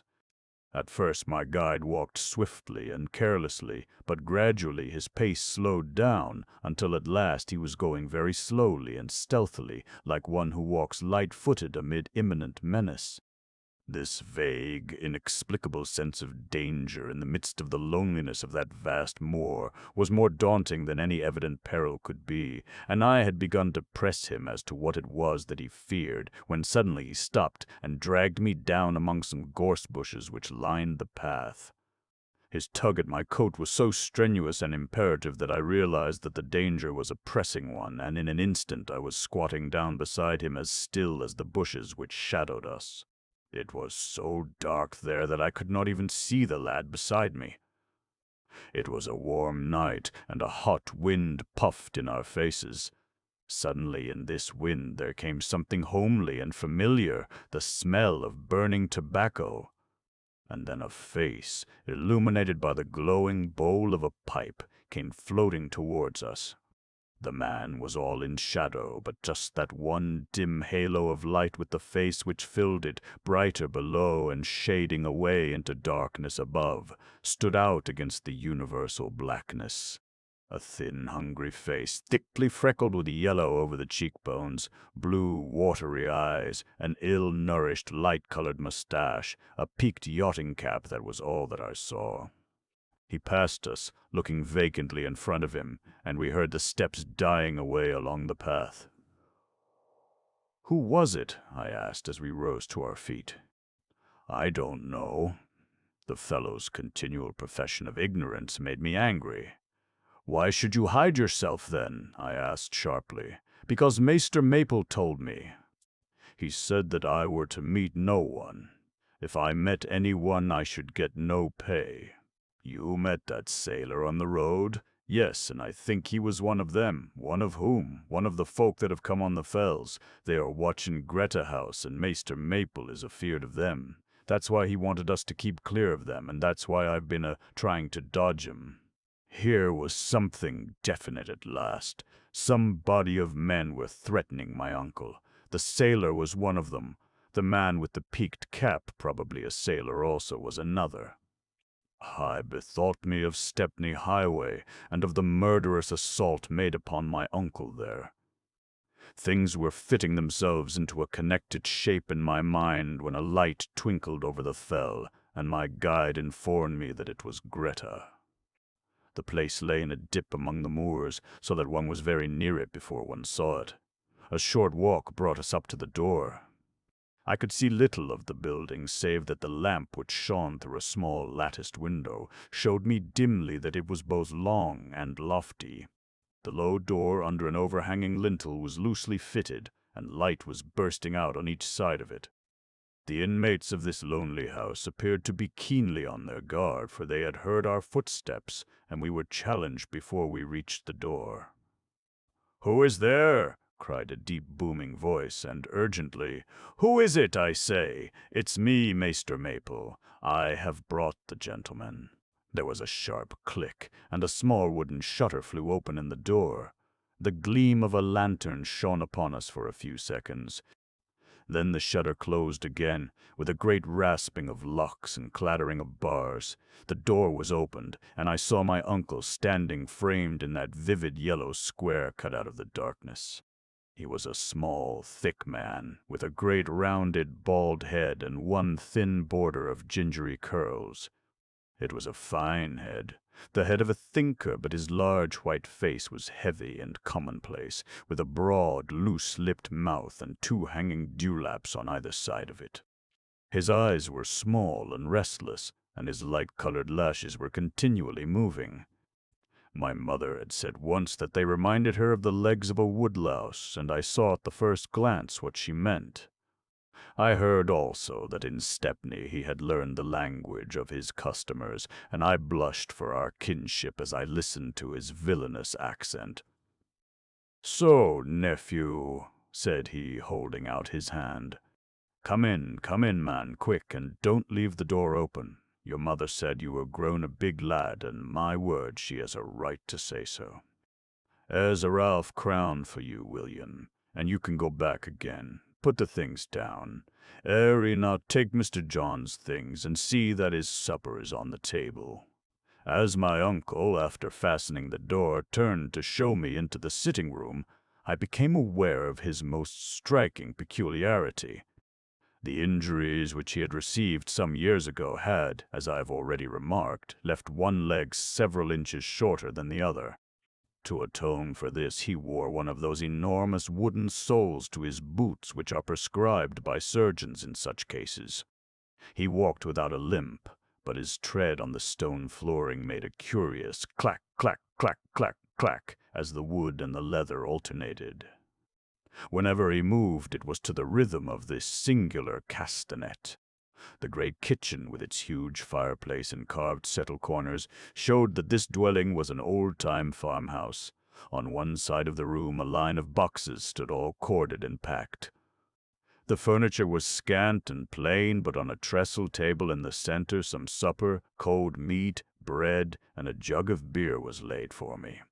An elderly manservant, as manifest a cockney as his master, waited upon me, while my uncle, sitting in a corner, asked me many questions as to my mother and myself. When my meal was finished, he ordered his man Enoch to unpack my gun. I observed that two other guns, old rusted weapons, were leaning against the wall beside the window.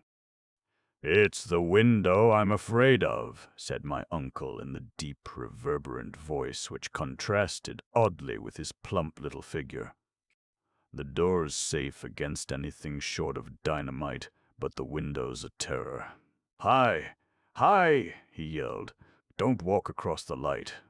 "You can duck when you pass the lattice." "For fear of being seen?" I asked.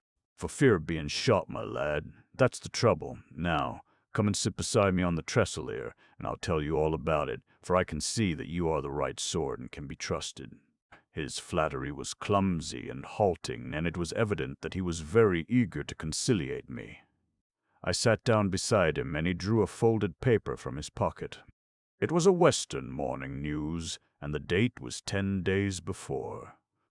The passage over which he pressed a long black nail was concerned with the release from Dartmoor of a convict named Elias, whose term of sentence had been remitted on account of his defense of a warder who had been attacked in the quarries. The whole account was only a few lines long. "Who is he, then?" I asked. My uncle cocked his distorted foot into the air. "That's his mark," said he. "He was doing time for that. Now he's out and after me again. But why should he be after you?" "Because he wants to kill me. Because he'll never rest, the worrying devil, until he has had his revenge on me." It's this way, nephew. I've no secrets from you. He thinks I've wronged him. For argument's sake, we'll suppose I've wronged him, and now I'm and his friends are after me." "Who are his friends?" My uncle's boom sank suddenly to a frightened whisper. "Sailors!" said he. "I knew they would come when I saw that 'ere paper, and 2 days ago I looked through that window and 3 of them was standing looking at the house. It was after that I wrote to your mother. They've marked me down and they're waiting for 'em. But why not send for the police?" My uncle's eyes avoided mine. "Police are no use," said he. "It's you that can help me. What can I do?" "I'll tell you. I'm going to move. That's what all these boxes are for. Everything will soon be packed and ready. I have friends at Leeds, and I shall be safer there. Not safe, mind you, but safer.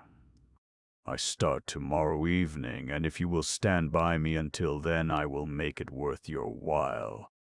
There's only Enoch and me to do everything, but we shall have it all ready, I promise you, by tomorrow evening. The cart will be round then, and you and me and Enoch and the boy William can guard the things as far as Congleton Station. Did you see anything of them on the fells?" "Yes," said I. "A sailor stopped us on the way." "Ah, I knew they were watching us. That was why I asked you to get out at the wrong station and to drive to Purcell's instead of coming here. We are blockaded, that's the word." "And there was another," said I, "a man with a pipe. What was he like?" "Thin face, freckles, a peaked." My uncle gave a hoarse scream. That's him. He's come, God be merciful to me, a sinner." He went click-clacking about the room with his great foot like one distracted. There was something piteous and baby-like in that big bald head, and for the first time I felt a gush of pity for him. "Come, uncle," said I, "you are living in a civilized land. There is a law that will bring these gentry to order. Let me drive over to the county police station tomorrow morning and I'll soon set things right." But he shook his head at me. "He's cunning and he's cruel," said he. "I can't draw a breath without thinking of him, 'cause he buckled up 3 of my ribs. He'll kill me this time, sure. There's only one chance. We must leave what we have not packed, and we must be off first thing tomorrow morning." "Great God, what's that?" A tremendous knock upon the door had reverberated through the house, and then another and another. An iron fist seemed to be beating upon it. My uncle collapsed into his chair. I seized a gun and ran to the door. "Who's there?" I shouted. There was no answer. I opened the shutter and looked out. No one was there. And then suddenly I saw that a long slip of paper was protruding through the slit of the door. I held it to the light. In rude but vigorous handwriting the message ran, "Put them out on the doorstep and save your skin." "What do they want?" I asked as I read him the message. "What they'll never have." "No, by the Lord, never!" he cried with a fine burst of spirit. Enoch, Enoch!" The old fellow came running to the call. "Enoch, I've been a good master to you all my life, and it's your turn now. Will you take a risk for me?" I thought better of my uncle when I saw how readily the man consented. Whomever else he had wronged, this one at least seemed to love him. "Put your cloak on and your hat, Enoch, and out with you by the back door. You know the way across the moor to the Purcells. Tell them that I must have the cart first thing in the morning, and that Purcell must come with the shepherd as well. We must get clear of this or we are done.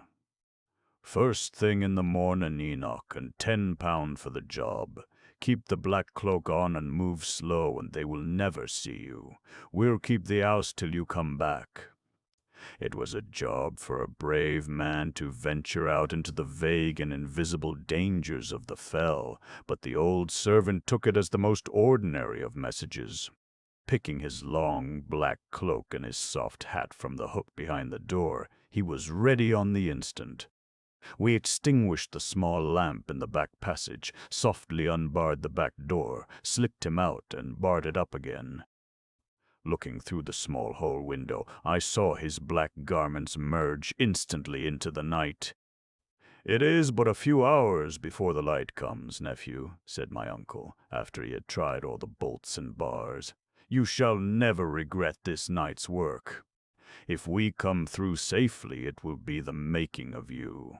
Stand by me till morning, and I stand by you while there's breath in my body. The cart will be here by 5. What isn't ready we can afford to leave behind. We've only to load up and make for the early train at Congleton.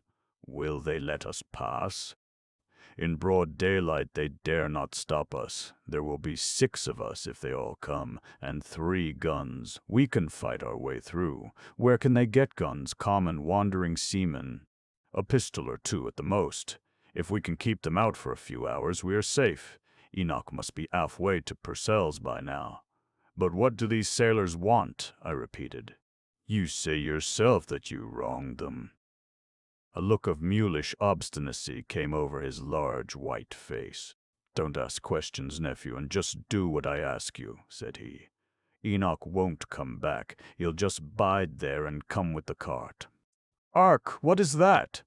A distant cry rang from out of the darkness, and then another one, short and sharp like the wail of the curlew. "It's Enoch," said my uncle, gripping my arm. "They're killing poor old Enoch." The cry came again, much nearer, and I heard the sound of hurrying steps and a shrill call for help. "They are after him," cried my uncle, rushing to the front door. He picked up the lantern and flashed it through the little shutter. Up the yellow funnel of light, a man was running frantically, his head bowed and a black cloak fluttering behind him. The moor seemed to be alive with dim pursuers. "The boat! The boat!" gasped my uncle. He pushed it back whilst I turned the key, and we swung the door open to admit the fugitive. He dashed in and turned at once with a long yell of triumph. "Come on, lads. Tumble up, all hands. Tumble up. Smartly there, all of you." It was so quickly and neatly done that we were taken by storm before we knew that we were attacked. The passage was full of rushing sailors. I slipped out of the clutch of one and ran for my gun, but it was only to crash down onto the stone floor an instant later with 2 of them holding on to me. They were so deft and quick that my hands were lashed together even while I struggled, and I was dragged into the settle corner, unhurt but very sore in spirit at the cunning with which our defenses had been forced, and the ease with which we had been overcome. They had not even troubled to bind my uncle, but he had been pushed into his chair, and the guns had been taken away. He sat with a very white face, his homely figure and absurd row of curls looking curiously out of place among the wild figures who surrounded him. There were 6 of them, all evidently sailors. One I recognized as the man with the earrings whom I had already met upon the road that evening. They were all fine, weather-bronzed, bewhiskered fellows. In the midst of them, leaning against the table, was the freckled man who had passed me on the moor. The great black cloak which poor Enoch had taken out with him was still hanging from his shoulders. He was of a very different type from the others, crafty, cruel, dangerous, with sly, thoughtful eyes which gloated over my uncle. They suddenly turned themselves upon me, and I never knew how one's skin can creep at a man's glance before. "Who are you?" he asked. "Speak out, or we'll find a way to make you. I am Mr. Stephen Maple's nephew, come to visit him." "You are you? Well, I wish you joy of your uncle and of your visit, too. Quick's the word, lads, for we must be aboard before morning. What shall we do with the old un? Trice him up Yankee fashion and give him 6 dozen, said one of the seamen. "D'ye hear, you cursed cockney thief? We'll beat the life out of you if you don't give back what you've stolen. Where are they?" "I know you never parted with them." My uncle pursed up his lips and shook his head with a face in which his fear and his obstinacy contended. "Won't tell, won't you? We'll see about that." "Get him ready, Jim." One of the seamen seized my uncle and pulled his coat and shirt over his shoulders. He sat lumped in his chair, his body all creased into white rolls which shivered with cold and with terror. Up with him to those hooks. There were rows of them along the walls where the smoked meat used to be hung. The seamen tied my uncle by the wrists to two of these. Then one of them undid his leather belt. "The buckle end, Jim," said the captain. "Give him the buckle." "You cowards," I cried, "to beat an old man." "We'll beat a young one next," said he, with a malevolent glance at my corner.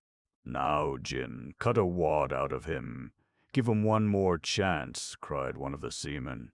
"Aye, aye," growled one or two others. "Give the swab a chance." "If you turn soft, you may give them up forever," said the captain. "One thing or the other. You must lash it out of him, or you may give up what you took such pains to win, and what would make you gentlemen for life, every man of you. There's nothing else for it." "Which shall it be?" "Let him have it," they cried savagely. "Then stand clear." The buckle of the man's belt whined savagely as he whirled it over his shoulder. But my uncle cried out before the blow fell. "I can't stand it," he cried. "Let me down. Where are they, then? I'll show you if you'll let me down." They cast off the handkerchiefs, and he pulled his coat over his fat, round shoulders. The seamen stood round him, the most intense curiosity and excitement upon their swarthy faces. "No gammon," cried the man with the freckles. "We'll kill you joint by joint if you try to fool us. Now then, where are they? In my bedroom. Where is that? The room above. Whereabouts? In the corner of the oak ark by the bed." The seamen all rushed to the stair, but the captain called them back. "We don't leave this cunning old fox behind us." "Ha! Your face drops at that, does it? By the Lord, I believe you are trying to slip your anchor. Here, lads, make him fast and take him along." With a confused trampling of feet they rushed up the stairs, dragging my uncle in the midst of them. For an instant I was alone. My hands were tied, but not my feet. If I could find my way across the moor, I might rouse the police and intercept these rascals before they could reach the sea. For a moment I hesitated as to whether I should leave my uncle alone in such a plight, but I should be of more service to him, or, at the worst, to his property, if I went than if I stayed. I rushed to the hall door, and as I reached it I heard a yell above my head, a shattering, splintering noise, and then amid a chorus of shouts a huge weight fell with a horrible thud at my very feet. Never while I live will that squelching thud pass out of my ears. And there, just in front of me, in the lane of light cast by the open door, lay my unhappy uncle, his bald head twisted onto one shoulder like the wrung neck of a chicken. It needed but a glance to see that his spine was broken and that he was dead. The gang of seamen had rushed downstairs so quickly that they were clustered at the door and crowding all round me almost as soon as I had realized what had occurred. "It's no doing of ours, mate," said one of them to me. He hove himself through the window, and that's the truth. "Don't you put it down to us." "He thought he could get to windward of us if once he was out in the dark, you see," said another. "But he came head foremost and broke his bloomin' neck." "And a blessed good job, too," cried the chief with a savage oath. "I'd have done it for him if he hadn't took the lead. Don't make any mistake, my lads, this is murder and we're all in it, together. There's only one way out of it, and that is to hang together, unless, as the saying goes, you mean to hang apart. There's only one witness. He looked at me with his malicious little eyes, and I saw that he had something that gleamed, either a knife or a revolver, in the breast of his pea-jacket. Two of the men slipped between us. "Stow that, Captain Elias," said one of them. "If this old man met his end, it is through no fault of ours. The worst we ever meant him was to take some of the skin off his back. But as to this young fellow, we have no quarrel with him. You fool, you may have no quarrel with him, but he has his quarrel with you. He'll swear your life away if you don't silence his tongue. It's his life or ours, and don't you make any mistake. Aye, aye, the skipper has the longest head of any of us." "Better do what he tells you," cried another. But my champion, who was the fellow with the earrings, covered me with his own broad chest and swore roundly that no one should lay a finger on me. The others were equally divided, and my fate might have been the cause of a quarrel between them, when suddenly the captain gave a cry of delight and amazement which was taken up by the whole gang. I followed their eyes and outstretched fingers, and this was what I saw. My uncle was lying with his legs outstretched, and the club foot was that which was furthest from us. All round this foot a dozen brilliant objects were twinkling and flashing in the yellow light which streamed from the open door. The captain caught up the lantern and held it to the place. The huge sole of his boot had been shattered in the fall, and it was clear now that it had been a hollow box in which he stowed his valuables, for the path was all sprinkled with precious stones. 3 which I saw were of an unusual size, and as many as 40, I should think, of fair value. The seamen had cast themselves down and were greedily gathering them up, when my friend with the earrings plucked me by the sleeve. "Here's your chance, mate," he whispered. "Off you go, before worse comes of it." It was a timely hint, and it did not take me long to act upon it. A few cautious steps, and I had passed unobserved beyond the circle of light. Then I set off running, falling and rising and falling again, for no one who has not tried it can tell how hard it is to run over uneven ground with hands which are fastened together. I ran and ran, until for want of breath I could no longer put one foot before the other. But I need not have hurried so, for when I had gone a long way I stopped at last to breathe, and, looking back, I could still see the gleam of the lantern far away and the outline of the seamen who squatted round it. Then at last this single point of light went suddenly out, and the whole great moor was left in the thickest darkness. So deftly was I tied that it took me a long half-hour and a broken tooth before I got my hands free. My idea was to make my way across to the Purcells' farm, but north was the same as south under that pitchy sky, and for hours I wandered among the rustling, scuttling sheep without any certainty as to where I was going. When at last there came a glimmer in the east, and the undulating fells, gray with the morning mist, rolled once more to the horizon, I recognized that I was close by Purcell's farm, and there a little in front of me I was startled to see another man walking in the same direction.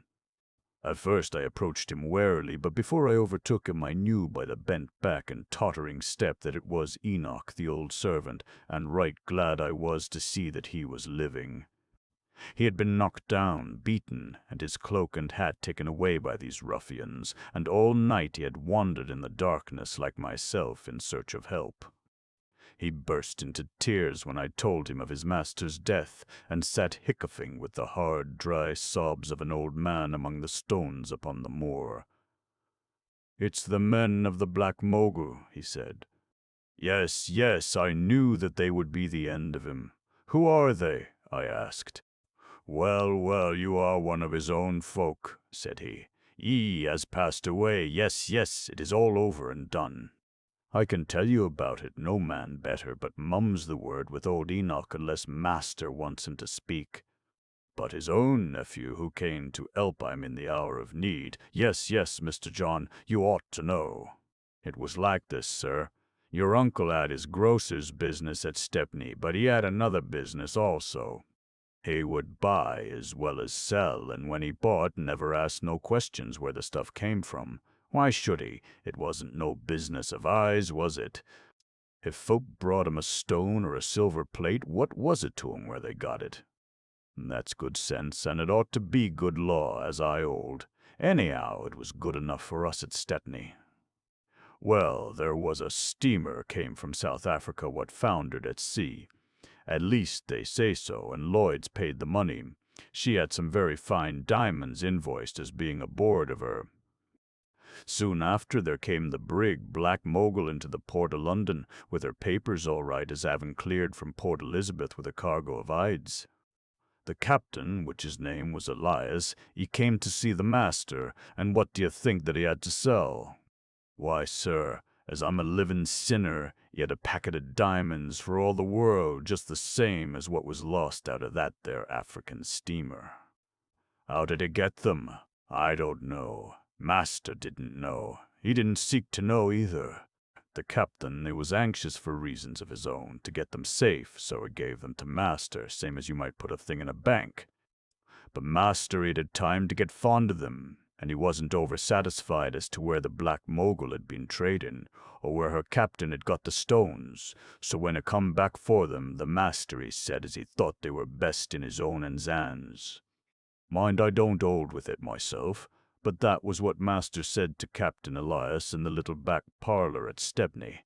That was how he got his leg broke and 3 of his ribs.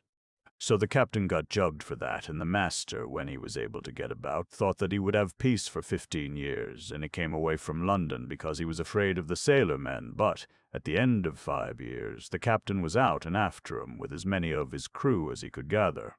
Send for the police, you says. Well, there are 2 sides to that, and the Master he wasn't much more fond of the police than Elias was. But they fair-hemmed Master in, as you have seen for yourself, and they bested him at last, and the loneliness that he thought would be his safety has proved his ruin. Well, well, he was hard to many, but a good master to me, and it's long before I come on such another. One word in conclusion. A strange cutter which had been hanging about the coast was seen to beat down the Irish Sea that morning, and it is conjectured that Elias and his men were on board of it. At any rate, nothing has been heard of them since. It was shown at the inquest that my uncle had lived in a sordid fashion for years, and he left little behind him.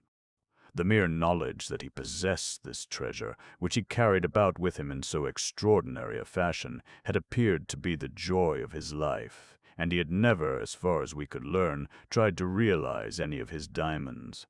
So his disreputable name when living was not atoned for by any posthumous benevolence, and the family, equally scandalized by his life and by his death, have finally buried all memory of the club-footed grocer of Stepney. The sealed room. A solicitor of an active habit and athletic tastes who is compelled by his hopes of business to remain within the 4 walls of his office from 10 till 5 must take what exercise he can in the evenings. Hence it was that I was in the habit of indulging in very long nocturnal excursions, in which I sought the heights of Hampstead and Highgate in order to cleanse my system from the impure air of Abchurch Lane. It was in the course of one of these aimless rambles that I first met Felix Stanniford, and so led up to what has been the most extraordinary adventure of my lifetime. One evening, it was in April or early May of the year 1894. I made my way to the extreme northern fringe of London, and was walking down one of those fine avenues of high brick villas which the huge city is forever pushing farther and farther out into the country. It was a fine, clear spring night. The moon was shining out of an unclouded sky, and I, having already left many miles behind me, was inclined to walk slowly and look about me. In this contemplative mood, my attention was arrested by one of the houses which I was passing. It was a very large building, standing in its own grounds, a little back from the road. It was modern in appearance, and yet it was far less so than its neighbors, all of which were crudely and painfully new.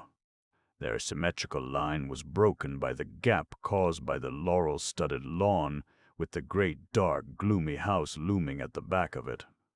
Evidently it had been the country retreat of some wealthy merchant, built perhaps when the nearest street was a mile off, and now gradually overtaken and surrounded by the red brick tentacles of the London octopus. The next stage, I reflected, would be its digestion and absorption, so that the cheap builder might rear a dozen 80-pound-a-year villas upon the garden frontage.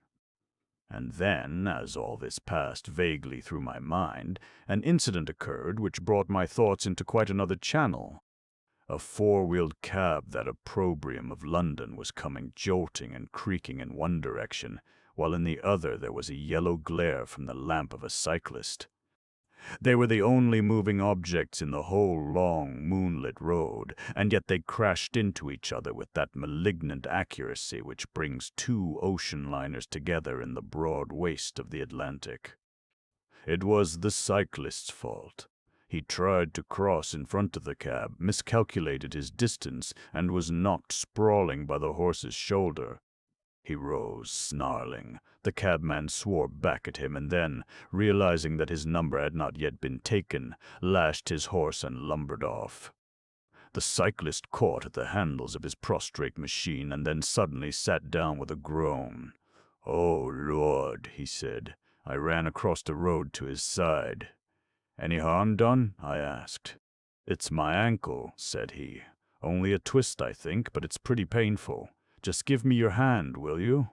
He lay in the yellow circle of the cycle lamp, and I noted as I helped him to his feet that he was a gentlemanly young fellow with a slight dark mustache and large brown eyes, sensitive and nervous in appearance, with indications of weak health upon his sunken cheeks.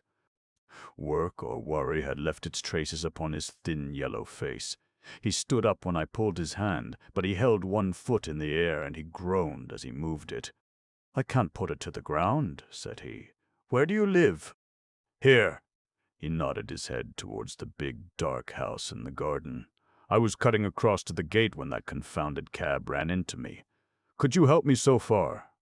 It was easily done. I put his cycle inside the gate, and then I supported him down the drive and up the steps to the hall door.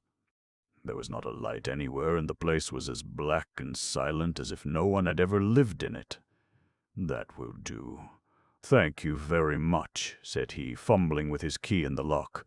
"No, you must allow me to see you safe."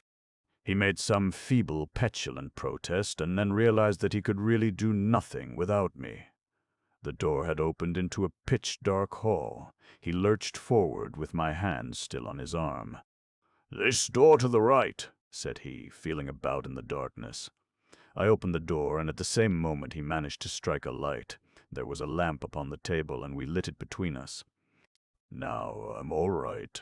You can leave me now. Goodbye," said he, and with the words he sat down in the armchair and fainted dead away. It was a queer position for me. The fellow looked so ghastly that really I was not sure that he was not dead. Presently his lips quivered and his breast heaved, but his eyes were two white slits and his color was horrible. The responsibility was more than I could stand. I pulled at the bell rope and heard the bell ringing furiously far away. But no one came in response. The bell tinkled away into silence which no murmur or movement came to break. I waited and rang again with the same result. There must be someone about. This young gentleman could not live all alone in that huge house. His people ought to know of his condition. If they would not answer the bell, I must hunt them out myself. I seized the lamp and rushed from the room. What I saw outside amazed me. The hall was empty. The stairs were bare and yellow with dust. There were 3 doors opening into spacious rooms, and each was uncarpeted and undraped, save for the gray webs which drooped from the cornice and rosettes of lichen which had formed upon the walls. My feet reverberated in those empty and silent chambers. Then I wandered on down the passage, with the idea that the kitchens, at least, might be tenanted. Some caretaker might lurk in some secluded room. No, they were all equally desolate. Despairing of finding any help, I ran down another corridor and came on something which surprised me more than ever. The passage ended in a large brown door, and the door had a seal of red wax the size of a 5-shilling piece over the keyhole. This seal gave me the impression of having been there for a long time, for it was dusty and discolored. I was still staring at it and wondering what that door might conceal when I heard a voice calling behind me and, running back, found my young man sitting up in his chair and very much astonished at finding himself in darkness. "Why on earth did you take the lamp away?" he asked. "I was looking for assistance." "You might look for some time," said he. "I am alone in the house. Awkward if you get an illness. It was foolish of me to faint. I inherit a weak heart from my mother, and pain or emotion has that effect upon me. It will carry me off some day, as it did her. You're not a doctor, are you?" "No, a lawyer. Frank Alder is my name. Mine is Felix Stanniford." Funny that I should meet a lawyer, for my friend Mr. Percival was saying that we should need one soon. Very happy, I am sure. Well, that will depend upon him, you know. Did you say that you had run with that lamp all over the ground floor? Yes. All over it? He asked with emphasis, and he looked at me very hard. I think so. I kept on hoping that I should find someone. Did you enter all the rooms? He asked with the same intent gaze. Well, all that I could enter. Oh, then you did notice it, said he, and he shrugged his shoulders with the air of a man who makes the best of a bad job. Notice what? Why, the door with the seal on it. Yes, I did. Weren't you curious to know what was in it? Well, it did strike me as unusual. Do you think you could go on living alone in this house year after year, just longing all the time to know what is at the other side of that door and yet not looking? Do you mean to say, I cried, that you don't know yourself, no more than you do? Then why don't you look? I mustn't, said he. He spoke in a constrained way, and I saw that I had blundered onto some delicate ground. I don't know that I am more inquisitive than my neighbors, but there certainly was something in the situation which appealed very strongly to my curiosity. However, my last excuse for remaining in the house was gone now that my companion had recovered his senses. I rose to go. "Are you in a hurry?" he asked. "No, I have nothing to do." "Well, I should be very glad if you would stay with me a little. The fact is that I live a very retired and secluded life here. I don't suppose there is a man in London who leads such a life as I do. It is quite unusual for me to have anyone to talk with." I looked round at the little room, scantily furnished, with a sofa bed at one side. Then I thought of the great bare house and the sinister door with the discolored red seal upon it. There was something queer and grotesque in the situation which made me long to know a little more. Perhaps I should, if I waited. I told him that I should be very happy. "You will find the spirits and a siphon upon the side table. You must forgive me if I cannot act as host, but I can't get across the room. Those are cigars in the tray there. I'll take one myself, I think. And so you are a solicitor, Mr. Alder?" "Yes." "And I am nothing. I am that most helpless of living creatures, the son of a millionaire.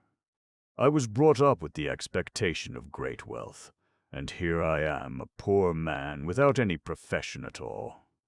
And then, on the top of it all, I am left with this great mansion on my hands which I cannot possibly keep up. Isn't it an absurd situation? For me to use this as my dwelling is like a coster drawing his barrow with a thoroughbred. A donkey would be more useful to him, and a cottage to me." "But why not sell the house?" I asked. "I mustn't. Let it then." "No, I mustn't do that either." I looked puzzled, and my companion smiled.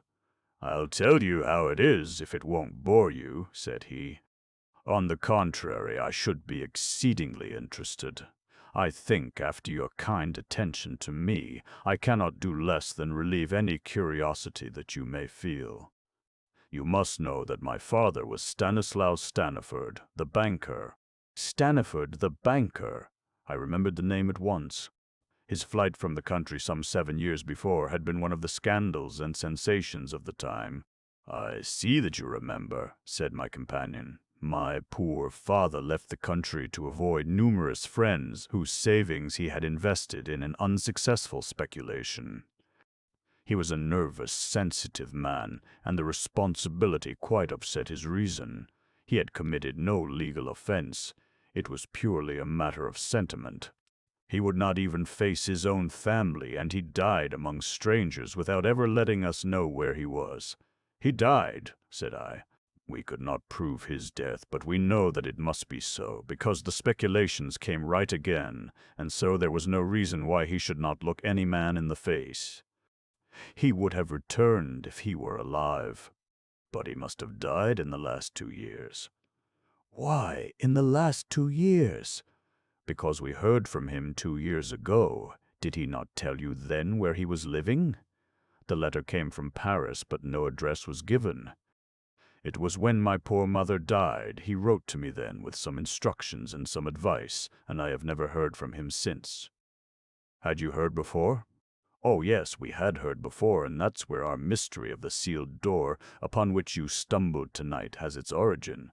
Pass me that desk, if you please. Here I have my father's letters, and you are the first man except Mr. Percival who has seen them. Who is Mr. Percival, may I ask? He was my father's confidential clerk, and he has continued to be the friend and adviser of my mother and then of myself. I don't know what we should have done without Percival. He saw the letters, but no one else. This is the first one, which came on the very day when my father fled 7 years ago. Read it to yourself. This is the letter which I read. My ever dearest wife. Since Sir William told me how weak your heart is and how harmful any shock might be, I have never talked about my business affairs to you. The time has come when at all risks I can no longer refrain from telling you that things have been going badly with me. This will cause me to leave you for a little time, but it is with the absolute assurance that we shall see each other very soon. On this you can thoroughly rely. Our parting is only for a very short time, my own darling, so don't let it fret you, and above all, don't let it impair your health, for that is what I want above all things to avoid. Now I have a request to make, and I implore you by all that binds us together to fulfill it exactly as I tell you. There are some things which I do not wish to be seen by anyone in my dark room. The room which I use for photographic purposes at the end of the garden passage. To prevent any painful thoughts, I may assure you once for all, dear, that it is nothing of which I need be ashamed. But still I do not wish you or Felix to enter that room. It is locked, and I implore you when you receive this to at once place a seal over the lock and leave it so. Do not sell or let the house, for in either case my secret will be discovered. As long as you or Felix are in the house, I know that you will comply with my wishes. When Felix is 21, he may enter the room, not before. Now, goodbye, my own best of wives. During our short separation, you can consult Mr. Percival on any matters which may arise. He has my complete confidence. I hate to leave Felix and you, even for a time, but there is really no choice. Ever and always your loving husband, Stanislaus Staniford, June 4th, 1887. These are very private family matters for me to inflict upon you, said my companion apologetically. You must look upon it as done in your professional capacity. I have wanted to speak about it for years. I am honored by your confidence, I answered, and exceedingly interested by the facts. My father was a man who was noted for his almost morbid love of truth. He was always pedantically accurate. When he said, therefore, that he hoped to see my mother very soon, and when he said that he had nothing to be ashamed of in that dark room, you may rely upon it that he meant it. Then what can it be? I ejaculated. Neither my mother nor I could imagine. We carried out his wishes to the letter, and placed the seal upon the door. There it has been ever since. My mother lived for 5 years after my father's disappearance, although at the time all the doctors said that she could not survive long. Her heart was terribly diseased. During the first few months, she had 2 letters from my father. Both had the Paris postmark, but no address. They were short and to the same effect that they would soon be reunited and that she should not fret. Then there was a silence which lasted until her death, and then came a letter to me of so private a nature that I cannot show it to you, begging me never to think evil of him, giving me much good advice, and saying that the sealing of the room was of less importance now than during the lifetime of my mother, but that the opening might still cause pain to others, and that, therefore, he thought it best that it should be postponed until my 21st year, for the lapse of time would make things easier. In the meantime, he committed the care of the room to me, so now you can understand how it is that, although I am a very poor man, I can neither let nor sell this great house. You could mortgage it. My father had already done so. It is a most singular state of affairs. My mother and I were gradually compelled to sell the furniture and to dismiss the servants, until now, as you see, I am living unattended in a single room. But I have only 2 more months. What do you mean? Why, that in 2 months I come of age. The first thing that I do will be to open that door, the second to get rid of the house. Why should your father have continued to stay away when these investments had recovered themselves? He must be dead. You say that he had not committed any legal offense when he fled the country. None. Why should he not take your mother with him?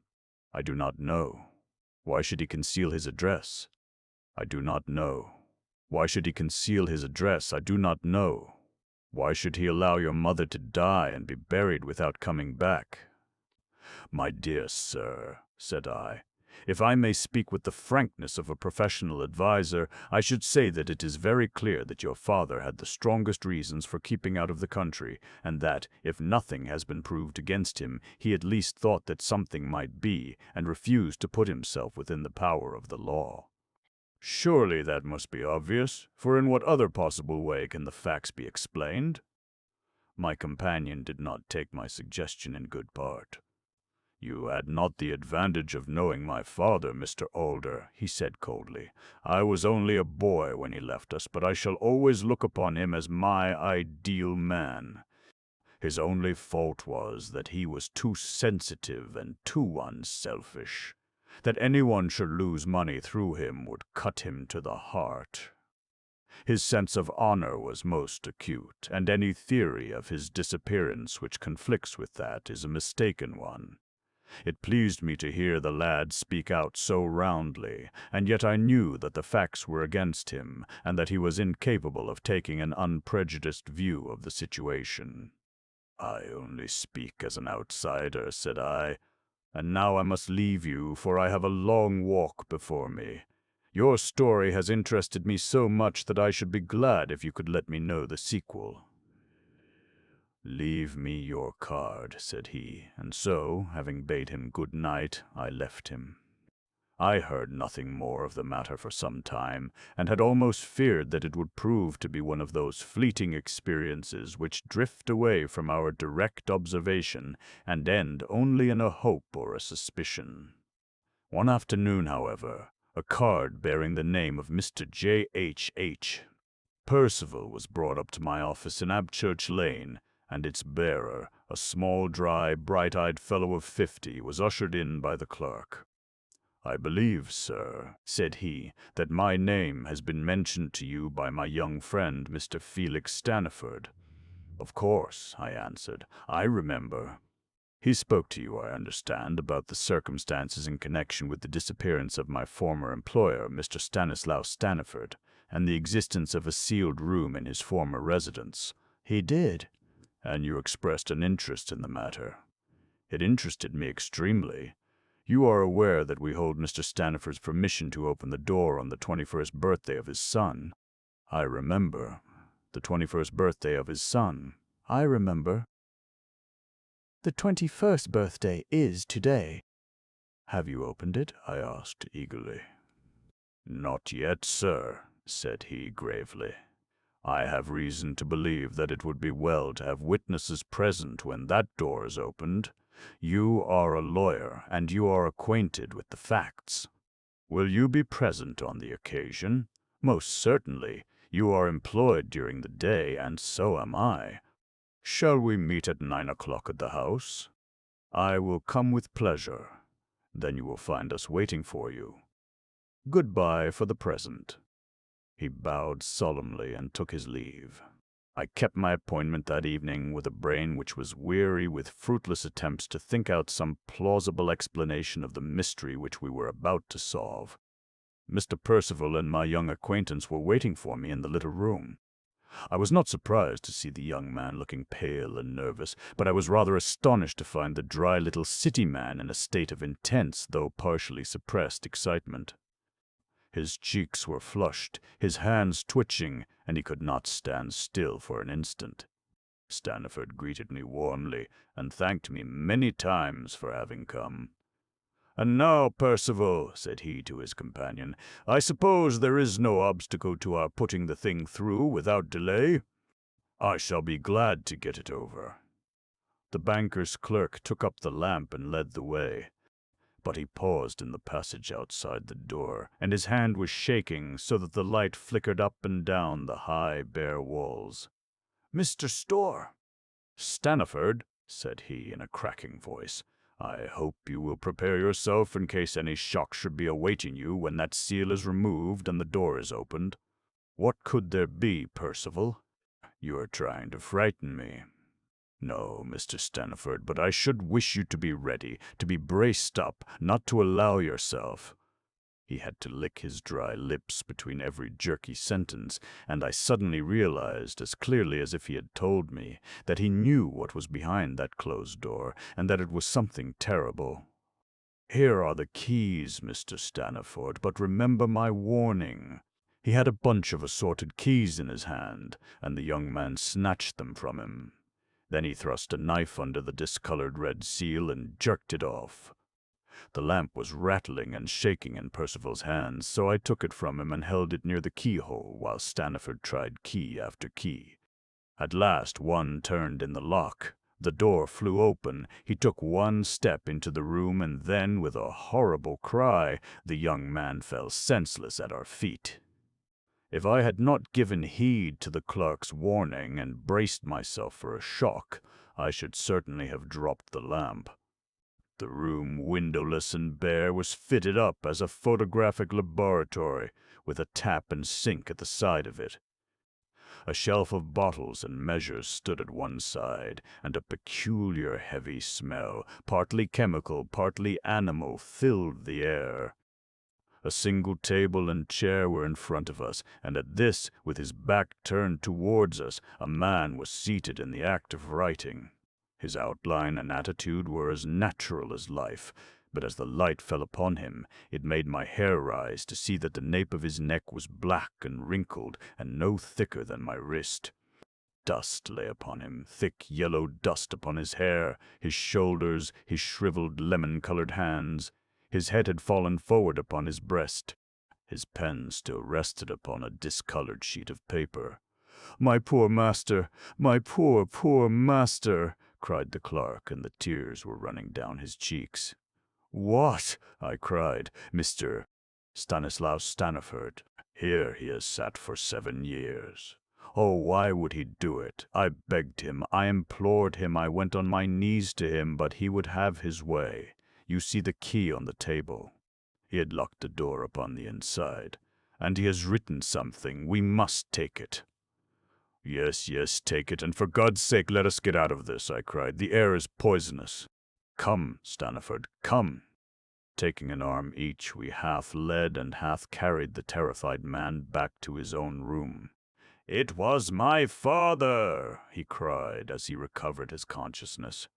"He is sitting there dead in his chair. You knew it, Percival. This was what you meant when you warned me." "Yes, I knew it, Mr. Staniford. I have acted for the best all along, but my position has been a terribly difficult one. For 7 years I have known that your father was dead in that room. You knew it and never told us. Don't be harsh with me, Mr. Staniford, sir. Make allowance for a man who has had a hard part to play. My head is swimming round. I cannot grasp it." He staggered up and helped himself from the brandy bottle. "These letters to my mother and to myself, were they forgeries?" "No, sir, your father wrote them and addressed them and left them in my keeping to be posted. I have followed his instructions to the very letter in all things. He was my master, and I have obeyed him." The brandy had steadied the young man's shaken nerves. "Tell me about it." "I can't stand it now," said he. "Well, Mr. Staniford, you know that at one time there came a period of great trouble upon your father, and he thought that many poor people were about to lose their savings through his fault. He was a man who was so tender-hearted that he could not bear the thought. It worried him and tormented him until he determined to end his life. Oh, Mr. Stanford, if you knew how I have prayed him and wrestled with him over it, you would never blame me. And he in turn prayed me as no man has ever prayed me before. He had made up his mind, and he would do it in any case, he said, but it rested with me whether his death should be happy and easy, or whether it should be most miserable. I read in his eyes that he meant what he said, and at last I yielded to his prayers, and I consented to do his will. What was troubling him was this. He had been told by the first doctor in London that his wife's heart would fail at the slightest shock. He had a horror of accelerating her end, and yet his own existence had become unendurable to him. How could he end himself without injuring her? You know now the course that he took. He wrote the letter which she received. There was nothing in it which was not literally true. When he spoke of seeing her again so soon, he was referring to her own approaching death, which he had been assured could not be delayed more than a very few months. So convinced was he of this that he only left 2 letters to be forwarded at intervals after his death. She lived 5 years, and I had no letters to send. He left another letter with me to be sent to you, sir, upon the occasion of the death of your mother. I posted all these in Paris to sustain the idea of his being abroad. It was his wish that I should say nothing, and I have said nothing. I have been a faithful servant. 7 years after his death, he thought no doubt that the shock to the feelings of his surviving friends would be lessened. He was always considerate for others. There was silence for some time. It was broken by young Stanford. I cannot blame you, Percival. You have spared my mother a shock which would certainly have broken her heart. What is that paper? It is what your father was writing, sir. Shall I read it to you? Do so. I have taken the poison, and I feel it working in my veins. It is strange, but not painful. When these words are read, I shall, if my wishes have been faithfully carried out, have been dead many years. Surely no one who has lost money through me will still bear me animosity. And you, Felix, you will forgive me this family scandal. May God find rest for a sorely wearied spirit. Amen, we cried, all 3. The Brazilian cat. It is hard luck on a young fellow to have expensive tastes, great expectations, aristocratic connections, but no actual money in his pocket, and no profession by which he may earn any. The fact was that my father, a good, sanguine, easy-going man, had such confidence in the wealth and benevolence of his bachelor elder brother, Lord Southerton, that he took it for granted that I, his only son, would never be called upon to earn a living for myself. He imagined that if there were not a vacancy for me on the great Southerton estates, at least there would be found some post in that diplomatic service which still remains the special preserve of our privileged classes. He died too early to realize how false his calculations had been. Neither my uncle nor the state took the slightest notice of me or showed any interest in my career. An occasional brace of pheasants or basket of hares was all that ever reached me to remind me that I was heir to Otwell House and one of the richest estates in the country. In the meantime, I found myself a bachelor and man about town, living in a suite of apartments in Grosvenor Mansions, with no occupation save that of pigeon-shooting and polo-playing at Hurlingham. Month by month I realized that it was more and more difficult to get the brokers to renew my bills, or to cash any further post-obits upon an unentailed property. Ruin lay right across my path, and every day I saw it clearer, nearer, and more absolutely unavoidable. What made me feel my own poverty the more was that, apart from the great wealth of Lord Southerton, all my other relations were fairly well-to-do. The nearest of these was Everard King, my father's nephew and my own first cousin, who had spent an adventurous life in Brazil and had now returned to this country to settle down on his fortune. We never knew how he made his money, but he appeared to have plenty of it, for he bought the estate of Greylands near Clipton on the Marsh in Suffolk. For the first year of his residence in England he took no more notice of me than my miserly uncle, but at last one summer morning, to my very great relief and joy, I received a letter asking me to come down that very day and spend a short visit at Greylands Court. I was expecting a rather long visit to Bankruptcy Court at the time, and this interruption seemed almost providential. If I could only get on terms with this unknown relative of mine, I might pull through yet. For the family credit, he could not let me go entirely to the wall. I ordered my valet to pack my valise, and I set off the same evening for Clipton on the Marsh. After changing at Ipswich, a little local train deposited me at a small, deserted station lying amidst a rolling grassy country, with a sluggish and winding river curving in and out amidst the valleys, between high, silted banks, which showed that we were within reach of the tide. No carriage was awaiting me. I found afterwards that my telegram had been delayed, so I hired a dog-cart at the local inn. The driver, an excellent fellow, was full of my relative's praises, and I learned from him that Mr. Everard King was already a name to conjure with in that part of the country. He had entertained the school children. He had thrown his grounds open to visitors. He had subscribed to charities. In short, his benevolence had been so universal that my driver could only account for it on the supposition that he had parliamentary ambitions. My attention was drawn away from my driver's panegyric by the appearance of a very beautiful bird which settled on a telegraph post beside the road. At first I thought that it was a jay, but it was larger, with a brighter plumage. The driver accounted for its presence at once by saying that it belonged to the very man whom we were about to visit. It seems that the acclimatization of foreign creatures was one of his hobbies, and that he had brought with him from Brazil a number of birds and beasts which he was endeavoring to rear in England. When once we had passed the gates of Greylands Park, we had ample evidence of this taste of his. Some small spotted deer, a curious wild pig known, I believe, as a peccary, a gorgeously feathered oriole, some sort of armadillo, and a singular lumbering in-toed beast like a very fat badger were among the creatures which I observed as we drove along the winding avenue. Mr. Everard King, my unknown cousin, was standing in person upon the steps of his house, for he had seen us in the distance and guessed that it was I. His appearance was very homely and benevolent, short and stout, 45 years old perhaps, with a round, good-humored face, burned brown with the tropical sun and shot with 1,000 wrinkles. He wore white linen clothes, in true planter style, with a cigar between his lips and a large Panama hat upon the back of his head. It was such a figure as one associates with a veranda-head bungalow, and it looked curiously out of place in front of this broad, stone English mansion, with its solid wings and its palladio pillars before the doorway.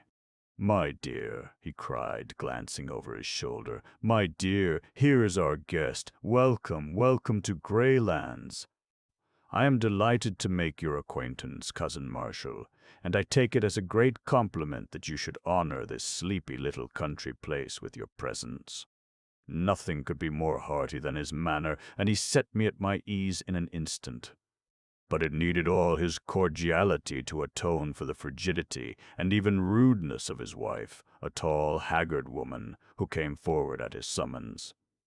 She was, I believe, of Brazilian extraction, though she spoke excellent English, and I excused her manners on the score of her ignorance of our customs. She did not attempt to conceal, however, either then or afterwards, that I was no very welcome visitor at Greylands Court. Her actual words were, as a rule, courteous, but she was the possessor of a pair of particularly expressive dark eyes, and I read in them very clearly from the first that she heartily wished me back in London once more. However, my debts were too pressing, and my designs upon my wealthy relative were too vital for me to allow them to be upset by the ill temper of his wife, so I disregarded her coldness and reciprocated the extreme cordiality of his welcome. No pains had been spared by him to make me comfortable. My room was a charming one. He implored me to tell him anything which could add to my happiness. It was on the tip of my tongue to inform him that a blank check would materially help towards that end, but I felt that it might be premature in the present state of our acquaintance. The dinner was excellent, and as we sat together afterwards over his Havanas and coffee, which latter he told me was specially prepared upon his own plantation, it seemed to me that all my driver's eulogies were justified, and that I had never met a more large-hearted and hospitable man. But, in spite of his cheery good nature, he was a man with a strong will and a fiery temper of his own. Of this I had an example upon the following morning. The curious aversion which Mrs. Everard King had conceived towards me was so strong that her manner at breakfast was almost offensive. But her meaning became unmistakable when her husband had quitted the room. "The best train in the day is at 12:15, said she. "But I was not thinking of going today," I answered frankly, perhaps even defiantly, for I was determined not to be driven out by this woman. "Oh, if it rests with you," said she, and stopped, with a most insolent expression in her eyes. "I am sure," I answered, "that Mr. Everard King would tell me if I were outstaying my welcome." "What's this? What's this?" said a voice, and there he was in the room. He had overheard my last words, and a glance at our faces had told him the rest. In an instant his chubby, cheery face set into an expression of absolute ferocity. "Might I trouble you to walk outside, Marshal?" said he. "I may mention that my own name is Marshal King." He closed the door behind me, and then, for an instant, I heard him talking in a low voice of concentrated passion to his wife. This gross breach of hospitality had evidently hit upon his tenderest point. I am no eavesdropper, so I walked out onto the lawn. Presently I heard a hurried step behind me, and there was the lady, her face pale with excitement and her eyes red with tears. "My husband has asked me to apologize to you, Mr. Marshal King," said she, standing with downcast eyes before me. "Please do not say another word, Mrs. King." Her dark eyes suddenly blazed out at me. "You fool!" she hissed with frantic vehemence, and turning on her heel swept back to the house. The insult was so outrageous, so insufferable, that I could only stand staring after her in bewilderment. I was still there when my host joined me. He was his cheery, chubby self once more. "I hope that my wife has apologized for her foolish remarks," said he. "Oh, yes, yes, certainly." He put his hand through my arm and walked with me up and down the lawn. "You must not take it seriously," said he. "It would grieve me inexpressibly if you curtailed your visit by 1 hour. The fact is, there is no reason why there should be any concealment between relatives that my poor dear wife is incredibly jealous. She hates that any one male or female should for an instant come between us. Her ideal is a desert island and an eternal tete-a-tete. That gives you the clue to her actions, which are, I confess, upon this particular point, not very far removed from mania. Tell me that you will think no more of it." "No, no, certainly not." "Then light this cigar and come round with me and see my little menagerie." The whole afternoon was occupied by this inspection, which included all the birds, beasts, and even reptiles which he had imported. Some were free, some in cages, a few actually in the house. He spoke with enthusiasm of his successes and his failures, his births and his deaths, and he would cry out in his delight like a schoolboy when, as we walked, some gaudy bird would flutter up from the grass, or some curious beast slink into the cover. Finally he led me down a corridor which extended from one wing of the house. At the end of this there was a heavy door with a sliding shutter in it, and beside it there projected from the wall an iron handle attached to a wheel and a drum. A line of stout bars extended across the passage. "I am about to show you the jewel of my collection," said he. "There is only one other specimen in Europe now that the Rotterdam cub is dead. It is a Brazilian cat. But how does that differ from any other cat?" "You will soon see that," said he, laughing. "Will you kindly draw that shutter and look through?" I did so, and found that I was gazing into a large, empty room with stone flags and small, barred windows upon the farther wall. In the center of this room, lying in the middle of a golden patch of sunlight, there was stretched a huge creature, as large as a tiger, but as black and sleek as ebony. It was simply a very enormous and very well-kept black cat, and it cuddled up and basked in that yellow pool of light exactly as a cat would do. It was so graceful, so sinewy, and so gently and smoothly diabolical that I could not take my eyes from the opening.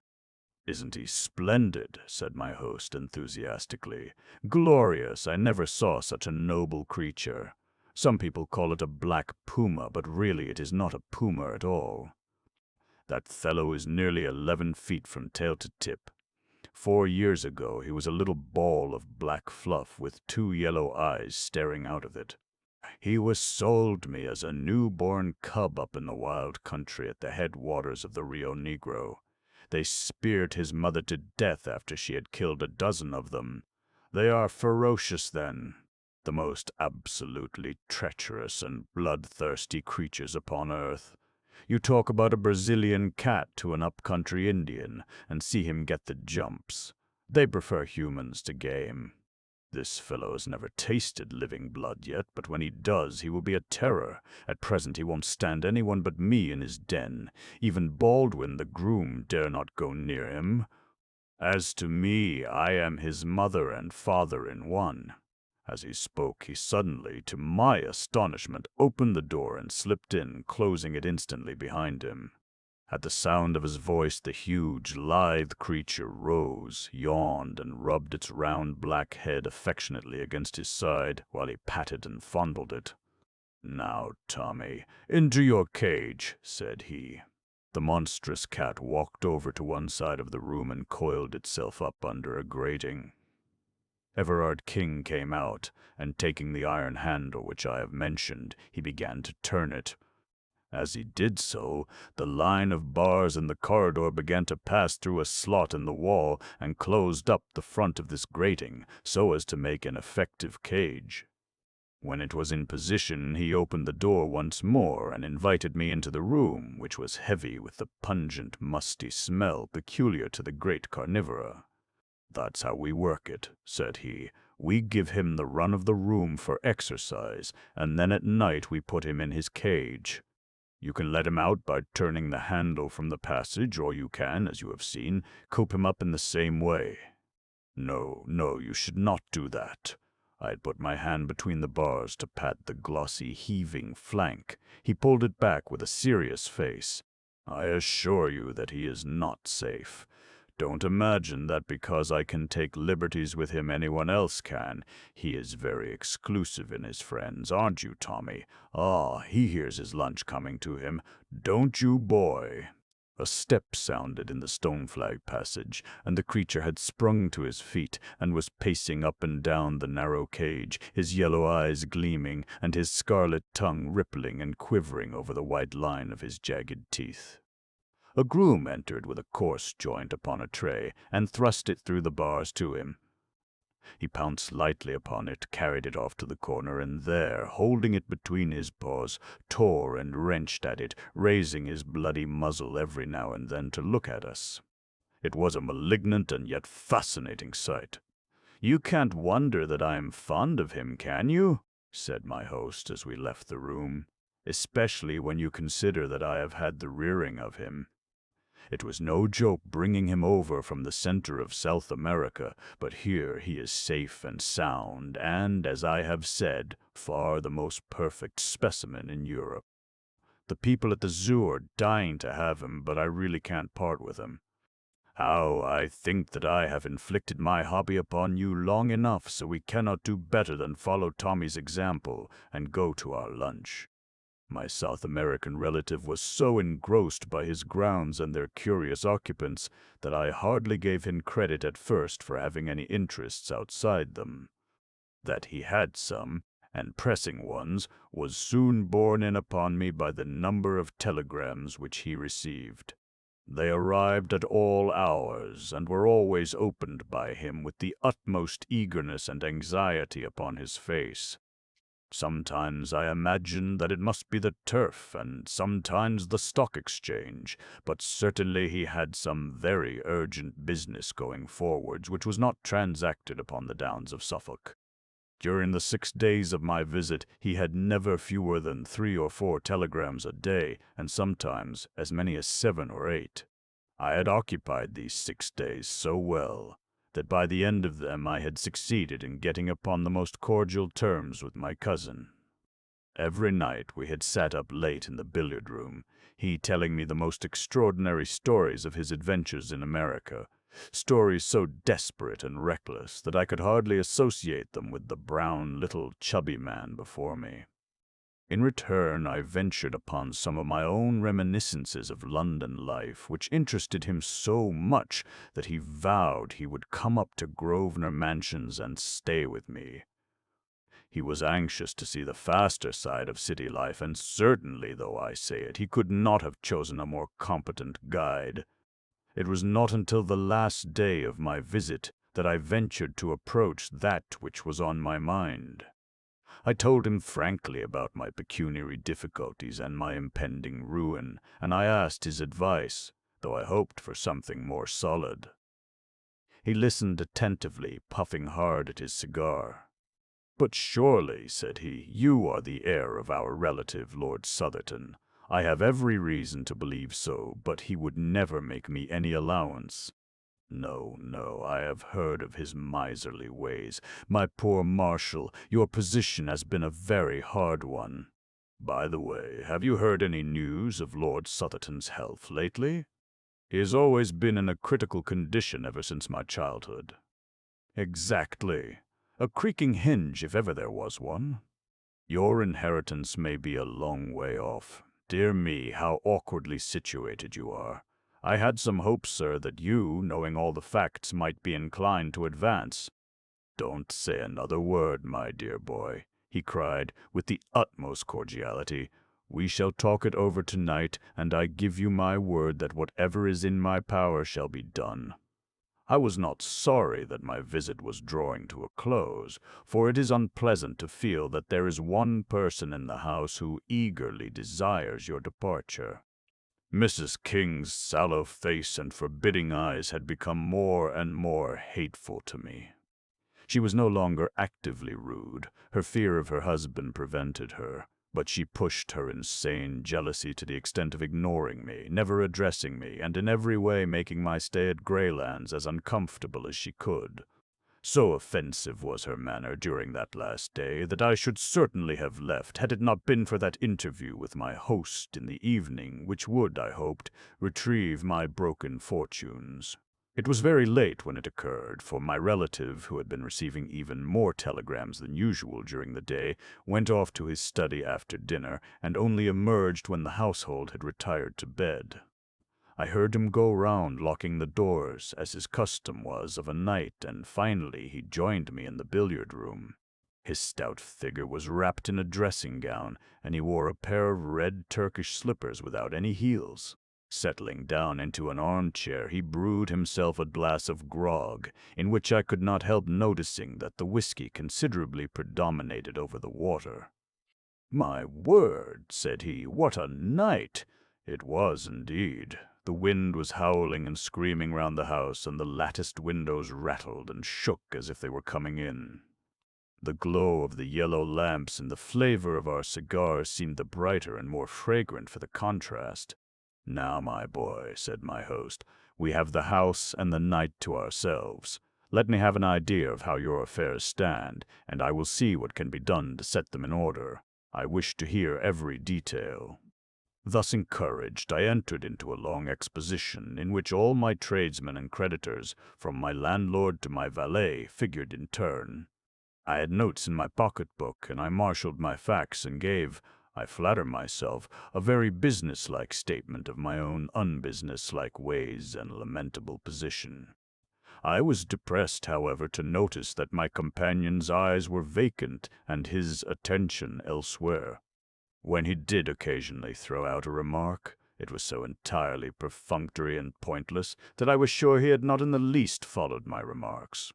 Every now and then he roused himself and put on some show of interest, asking me to repeat or to explain more fully, but it was always to sink once more into the same brown study. At last he rose and threw the end of his cigar into the grate.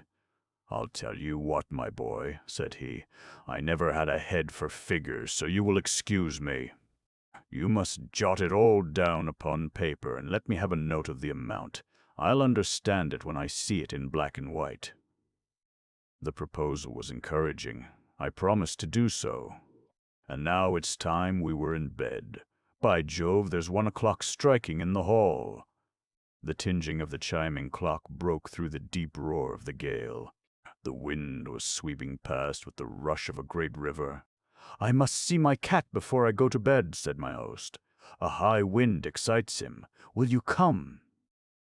"Certainly," said I. "Then tread softly and don't speak, for everyone is asleep."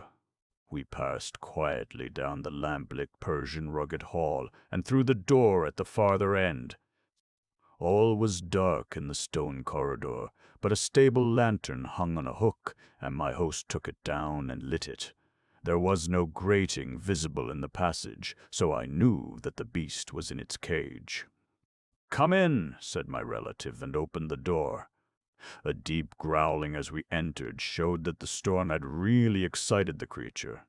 In the flickering light of the lantern, we saw it, a huge black mass, coiled in the corner of its den and throwing a squat, uncouth shadow upon the whitewashed wall.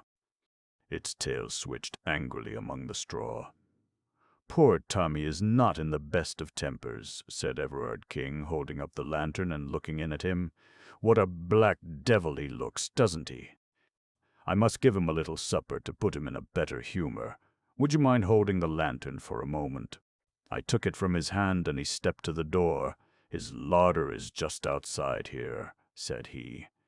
"You will excuse me for an instant, won't you?" He passed out, and the door shut with a sharp metallic click behind him. That hard, crisp sound made my heart stand still. A sudden wave of terror passed over me. A vague perception of some monstrous treachery turned me cold. I sprang to the door, but there was no handle upon the inner side. "Here!" I cried. "Let me out. All right, don't make a row," said my host from the passage. "You've got the light, all right." "Yes, but I don't care about being locked in alone like this." "Don't you?" I heard his hearty, chuckling laugh. "You won't be alone long." "Let me out, sir," I repeated angrily. "I tell you I don't allow practical jokes of this sort." "Practical is the word," said he, with another hateful chuckle. And then suddenly I heard, amidst the roar of the storm, the creak and whine of the winch-handle turning, and the rattle of the grating as it passed through the slot. Great God, he was letting loose the Brazilian cat. In the light of the lantern I saw the bars sliding slowly before me. Already there was an opening a foot wide at the farther end. With a scream I seized the last bar with my hands and pulled with the strength of a madman. I was a madman with rage and horror. For a minute or more I held the thing motionless. I knew that he was straining with all his force upon the handle, and that the leverage was sure to overcome me. I gave inch by inch, my feet sliding along the stones, and all the time I begged and prayed this inhuman monster to save me from this horrible death. I conjured him by his kinship. I reminded him that I was his guest. I begged to know what harm I had ever done him. His only answers were the tugs and jerks upon the handle, each of which, in spite of all my struggles, pulled another bar through the opening. Clinging and clutching, I was dragged across the whole front of the cage, until at last, with aching wrists and lacerated fingers, I gave up the hopeless struggle. The grating clanged back as I released it, and an instant later I heard the shuffle of the Turkish slippers in the passage and the slam of the distant door. Then everything was silent. The creature had never moved during this time. He lay still in the corner, and his tail had ceased switching. This apparition of a man adhering to his bars and dragged screaming across him had apparently filled him with amazement. I saw his great eyes staring steadily at me. I had dropped the lantern when I seized the bars, but it still burned upon the floor, and I made a movement to grasp it, with some idea that its light might protect me. But the instant I moved, the beast gave a deep and menacing growl. I stopped and stood still, quivering with fear in every limb. The cat, if one may call so fearful a creature by so homely a name, was not more than 10 feet from me. The eyes glimmered like two discs of phosphorus in the darkness. They appalled, and yet fascinated me. I could not take my own eyes from them. Nature plays strange tricks with us at such moments of intensity, and those glimmering lights waxed and waned with a steady rise and fall. Sometimes they seemed to be tiny points of extreme brilliancy, little electric sparks in the black obscurity. Then they would widen and widen until all that corner of the room was filled with their shifting and sinister light, and then suddenly they went out altogether. The beast had closed its eyes. I do not know whether there may be any truth in the old idea of the dominance of the human gaze, or whether the huge cat was simply drowsy. But the fact remains that, far from showing any symptom of attacking me, it simply rested its sleek black head upon its huge forepaws and seemed to sleep. I stood, fearing to move lest I should rouse it into malignant life once more, but at least I was able to think clearly now that the baleful eyes were off me. Here I was shut up for the night with the ferocious beast. My own instincts, to say nothing of the words of the plausible villain who laid this trap for me, warned me that the animal was as savage as its master. How could I stave it off until morning? The door was hopeless, and so were the narrow, barred windows. There was no shelter anywhere in the bare, stone-flagged room. To cry for assistance was absurd. I knew that this den was an outhouse, and that the corridor which connected it with the house was at least 100 feet long. Besides, with that gale thundering outside, my cries were not likely to be heard. I had only my own courage and my own wits to trust to. And then, with a fresh wave of horror, my eyes fell upon the lantern. The candle had burned low and was already beginning to gutter. In 10 minutes it would be out. I had only 10 minutes then in which to do something, for I felt that if I were once left in the dark with that fearful beast, I should be incapable of action. The very thought of it paralyzed me.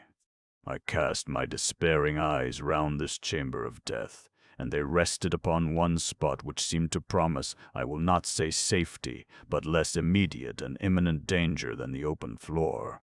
I have said that the cage had a top as well as a front, and this top was left standing when the front was wound through the slot in the wall.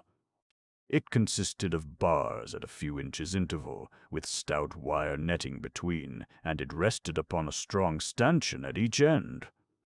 It stood now as a great barred canopy over the crouching figure in the corner. The space between this iron shelf and the roof may have been from 2 to 3 feet. If I could only get up there, squeezed in between bars and ceiling, I should have only one vulnerable side. I should be safe from below, from behind, and from each side. Only on the open face of it could I be attacked. There, it is true, I had no protection whatever, but at least I should be out of the brute's path when he began to pace about his den. He would have to come out of his way to reach me. It was now or never, for if once the light were out, it would be impossible. With a gulp in my throat, I sprang up, seized the iron edge of the top, and swung myself panting onto it. I writhed in face downwards and found myself looking straight into the terrible eyes and yawning jaws of the cat. Its fetid breath came up into my face like the steam from some foul pot. It appeared, however, to be rather curious than angry. With a sleek ripple of its long black back it rose, stretched itself, and then rearing itself on its hind legs, with one forepaw against the wall it raised the other and drew its claws across the wire meshes beneath me. One sharp white hook tore through my trousers, for I may mention that I was still in evening dress, and dug a furrow in my knee. It was not meant as an attack, but rather as an experiment, for upon my giving a sharp cry of pain, he dropped down again, and springing lightly into the room, he began walking swiftly round it, looking up every now and again in my direction. For my part, one shuffled backwards until I lay with my back against the wall, screwing myself into the smallest space possible. The farther I got, the more difficult it was for him to attack me. He seemed more excited now that he had begun to move about, and he ran swiftly and noiselessly round and round the den, passing continually underneath the iron couch upon which I lay. It was wonderful to see so great a bulk passing like a shadow with hardly the softest thudding of velvety pads. The candle was burning low, so low that I could hardly see the creature. And then, with a last flare and splutter, it went out altogether. I was alone with the cat in the dark. It helps one to face a danger when one knows that one has done all that possibly can be done. There is nothing for it then but to quietly await the result. In this case, there was no chance of safety anywhere except the precise spot where I was.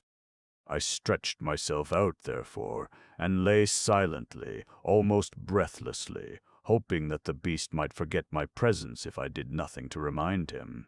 I reckoned that it must already be 2 o'clock. At 4 it would be full dawn. I had not more than 2 hours to wait for daylight.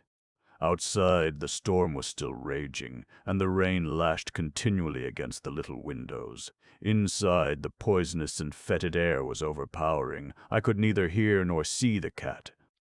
I tried to think about other things, but only one had power enough to draw my mind from my terrible position.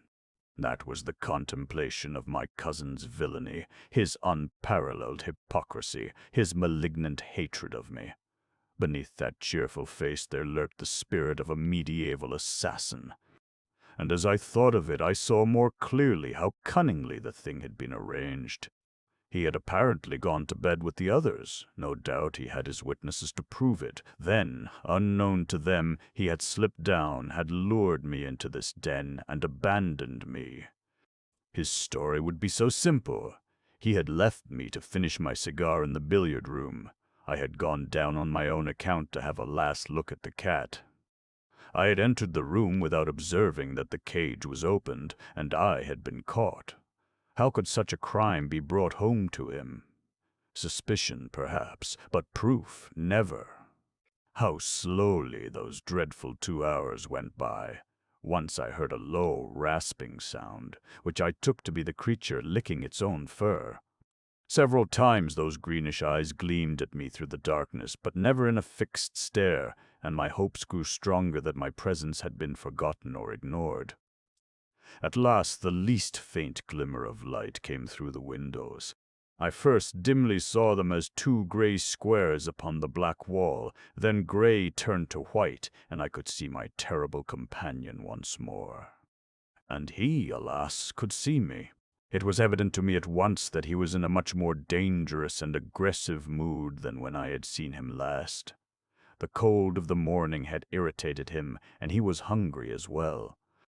With a continual growl, he paced swiftly up and down the side of the room which was farthest from my refuge, his whiskers bristling angrily and his tail switching and lashing. As he turned at the corners, his savage eyes always looked upwards at me with a dreadful menace. I knew then that he meant to kill me. Yet I found myself, even at that moment, admiring the sinuous grace of the devilish thing, its long, undulating, rippling movements, the gloss of its beautiful flanks, the vivid, palpitating scarlet of the glistening tongue which hung from the jet-black muzzle. And all the time that deep, threatening growl was rising and rising in an unbroken crescendo. I knew that the crisis was at hand. It was a miserable hour to meet such a death, so cold, so comfortless, shivering in my light dress clothes upon this gridiron of torment upon which I was stretched. I tried to brace myself to it, to raise my soul above it, and at the same time, with the lucidity which comes to a perfectly desperate man, I cast round for some possible means of escape. One thing was clear to me. If that front of the cage was only back in its position once more, I could find a sure refuge behind it. Could I possibly pull it back? I hardly dared to move for fear of bringing the creature upon me. Slowly, very slowly, I put my hand forward until it grasped the edge of the front, the final bar which protruded through the wall. To my surprise, it came quite easily to my jerk. Of course, the difficulty of drawing it out arose from the fact that I was clinging to it. I pulled again, and 3 inches of it came through. It ran apparently on wheels. I pulled again, and then the cat sprang. It was so quick, so sudden, that I never saw it happen. I simply heard the savage snarl, and in an instant afterwards the blazing yellow eyes, the flattened black head with its red tongue and flashing teeth, were within reach of me. The impact of the creature shook the bars upon which I lay, until I thought, as far as I could think of anything at such a moment, that they were coming down. The cat swayed there for an instant, the head and front paws quite close to me, the hind paws clawing to find a grip upon the edge of the grating. I heard the claws rasping as they clung to the wire netting, and the breath of the beast made me sick. But its bound had been miscalculated. It could not retain its position. Slowly, grinning with rage and scratching madly at the bars, it swung backwards and dropped heavily upon the floor. With a growl, it instantly faced round to me and crouched for another spring. I knew that the next few moments would decide my fate. The creature had learned by experience. It would not miscalculate again. I must act promptly, fearlessly, if I were to have a chance for life. In an instant I had formed my plan. Pulling off my dress coat, I threw it down over the head of the beast. At the same moment I dropped over the edge, seized the end of the front grating, and pulled it frantically out of the wall. It came more easily than I could have expected. I rushed across the room, bearing it with me, but, as I rushed, the accident of my position put me upon the outer side. Had it been the other way, I might have come off scathless. As it was, there was a moment's pause as I stopped it and tried to pass in through the opening which I had left. That moment was enough to give time to the creature to toss off the coat with which I had blinded him and to spring upon me. I hurled myself through the gap and pulled the rails to behind me, but he seized my leg before I could entirely withdraw it. One stroke of that huge paw tore off my calf as a shaving of wood curls off before a plane. The next moment, bleeding and fainting, I was lying among the foul straw with a line of friendly bars between me and the creature which ramped so frantically against them. Too wounded to move and too faint to be conscious of fear, I could only lie, more dead than alive, and watch it. It pressed its broad, black chest against the bars and angled for me with its crooked paws as I have seen a kitten do before a mousetrap. It ripped my clothes, but stretch as it would, it could not quite reach me. I have heard of the curious numbing effect produced by wounds from the great carnivora, and now I was destined to experience it, for I had lost all sense of personality, and was as interested in the cat's failure or success as if it were some game which I was watching. And then gradually my mind drifted away into strange, vague dreams, always with that black face and red tongue coming back into them, and so I lost myself in the nirvana of delirium, the blessed relief of those who are too sorely tried. Tracing the course of events afterwards, I conclude that I must have been insensible for about 2 hours. What roused me to consciousness once more was that sharp, metallic click which had been the precursor of my terrible experience. It was the shooting back of the spring lock. Then, before my senses were clear enough to entirely apprehend what they saw, I was aware of the round, benevolent face of my cousin peering in through the open door. What he saw evidently amazed him. There was the cat crouching on the floor. I was stretched upon my back in my shirt sleeves within the cage, my trousers torn to ribbons and a great pool of blood all round me. I can see his amazed face now, with the morning sunlight upon it. He peered at me, and peered again. Then he closed the door behind him and advanced to the cage to see if I were really dead. I cannot undertake to say what happened. I was not in a fit state to witness or to chronicle such events. I can only say that I was suddenly conscious that his face was away from me, that he was looking towards the animal. "Good old Tommy," he cried. "Good old Tommy." Then he came near the bars with his back still towards me. "Down, you stupid beast," he roared. "Down, sir! Don't you know your master?" Suddenly, even in my bemuddled brain, a remembrance came of those words of his when he had said that the taste of blood would turn the cat into a fiend. My blood had done it, but he was to pay the price. "Get away," he screamed. "Get away, you devil! Baldwin, Baldwin! Oh, my God!" And then I heard him fall and rise and fall again with a sound like the ripping of sacking. His screams grew fainter until they were lost in the worrying snarl.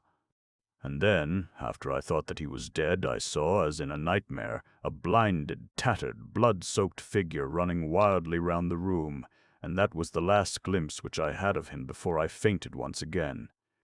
True, I was many months in my recovery. In fact, I cannot say that I have ever recovered, for to the end of my days I shall carry a stick as a sign of my night with the Brazilian cat. Baldwin the groom and the other servants could not tell what had occurred when, drawn by the death cries of their master, they found me behind the bars, and his remains, or what they afterwards discovered to be his remains, in the clutch of the creature which he had reared. They stalled him off with hot irons, and afterwards shot him through the loophole of the door before they could finally extricate me. I was carried to my bedroom, and there, under the roof of my would-be murderer, I remained between life and death for several weeks. They had sent for a surgeon from Clipton and a nurse from conveyed back once more to Grosvenor Mansions. I have one remembrance of that illness, which might have been part of the ever-changing panorama conjured up by a delirious brain were it not so definitely fixed in my memory. One night, when the nurse was absent, the door of my chamber opened, and a tall woman in blackest mourning slipped into the room. She came across to me, and as she bent her sallow face, I saw by the faint gleam of the night light that it was the Brazilian woman whom my cousin had married. She stared intently into my face, and her expression was more kindly than I had ever seen it. "Are you conscious?" she asked. I feebly nodded, for I was still very weak. "Well, then, I only wish to say to you that you have yourself to blame. Did I not do all I could for you? From the beginning I tried to drive you from the house. By every means, short of betraying my husband, I tried to save you from him. I knew that he had a reason for bringing you here. I knew that he would never let you get away again. No one knew him as I knew him, who had suffered from him so often. I did not dare to tell you all this. He would have killed me, but I did my best for you. As things have turned out, you have been the best friend that I have ever had. You have set me free, and I fancied that nothing but death would do that. I am sorry if you are hurt, but I cannot reproach myself. I told you that you were a fool, and a fool you have been." She crept out of the room, the bitter, singular woman, and I was never destined to see her again. With what remained from her husband's property, she went back to her native land, and I have heard that she afterwards took the veil at Pernambuco. It was not until I had been back in London for some time that the doctors pronounced me to be well enough to do business. It was not a very welcome permission to me, for I feared that it would be the signal for an inrush of creditors, but it was Summers, my lawyer, who first took advantage of it. "I am very glad to see that your lordship is so much better," said he. "I have been waiting a long time to offer my congratulations." "What do you mean, Summers? This is no time for joking." "I mean what I say," he answered. "You have been Lord Southerton for the last 6 weeks, but we feared that it would retard your recovery if you were to learn it." "Lord Southerton!" "One of the richest peers in England." I could not believe my ears. And then suddenly I thought of the time which had elapsed, and how it coincided with my injuries. "Then Lord Southerton must have died about the same time that I was hurt." "His death occurred upon that very day." Summers looked hard at me as I spoke, and I am convinced, for he was a very shrewd fellow, that he had guessed the true state of the case. He paused for a moment as if awaiting a confidence from me, but I could not see what was to be gained by exposing such a family scandal. "Yes, a very curious coincidence," he continued, with the same knowing look. "Of course you are aware that your cousin Everard King was the next heir to the estates. Now, if it had been you instead of him who had been torn to pieces by this tiger, or whatever it was, then of course he would have been Lord Southerton at the present moment." "No doubt," said I. "And he took such an interest in it," said Summers. "I happen to know that the late Lord Southerton's valet was in his pay, and that he used to have telegrams from him every few hours to tell him how he was getting on." "That would be about the time when you were down there. Was it not strange that he should wish to be so well informed, since he knew that he was not the direct heir?" "Very strange," said I. "And now, Summers, if you will bring me my bills and a new checkbook, we will begin to get things into order." The usher of Lea House School, Mr. Lumsden, the senior partner of Lumsden and Westmacott, the well-known scholastic and clerical agents, was a small, dapper man with a sharp, abrupt manner, a critical eye, and an incisive way of speaking. "Your name, sir?" said he, sitting pen in hand with his long red-lined folio in front of him. "Harold Weld." "Oxford or Cambridge?" "Cambridge." "Honours?" "No, sir." "Athlete?" "Nothing remarkable, I am afraid." "Not a blue?" "Oh, no." Mr. Lumsden shook his head despondently and shrugged his shoulders in a way which sent my hopes down to 0. "There is a very keen competition for masterships, Mr. Weld," said he. "The vacancies are few, and the applicants innumerable. A first-class athlete, or a cricketer, or a man who has passed very high in his examinations can usually find a vacancy, I might say always in the case of the cricketer. But the average man, if you will excuse the description, Mr. Weld, has a very great difficulty, almost an insurmountable difficulty. We have already more than 100 such names upon our lists, and if you think it worthwhile our adding yours, I dare say that in the course of some years we may possibly be able to find you some opening which—" He paused on account of a knock at the door. It was a clerk with a note. Mr. Lumsden broke the seal and read it. "Why, Mr. Weld," said he, "this is really rather an interesting coincidence.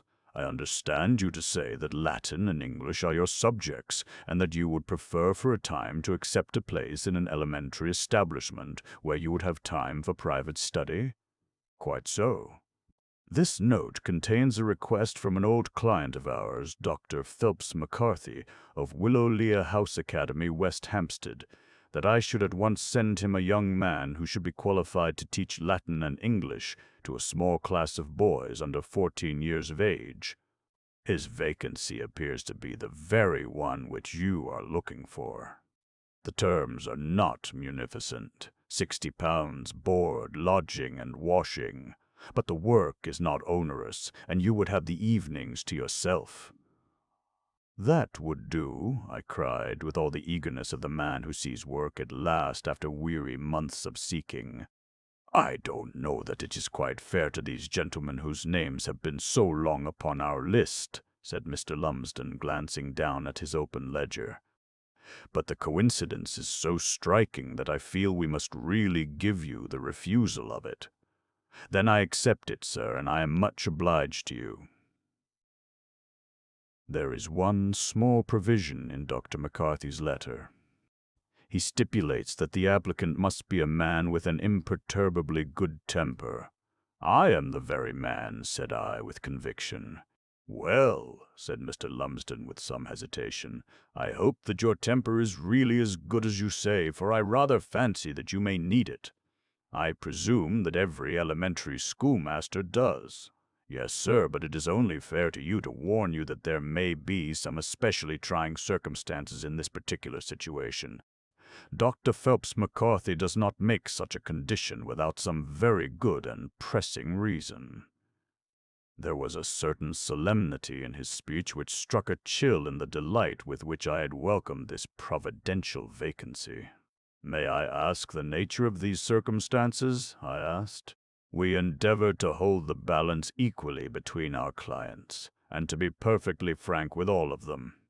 If I knew of objections to you, I should certainly communicate them to Dr. McCarthy, and so I have no hesitation in doing as much for you. I find," he continued, glancing over the pages of his ledger, "that within the last 12 months we have supplied no fewer than 7 Latin masters to Willowlea House Academy, 4 of them having left so abruptly as to forfeit their month's salary, and none of them having stayed more than 8 weeks.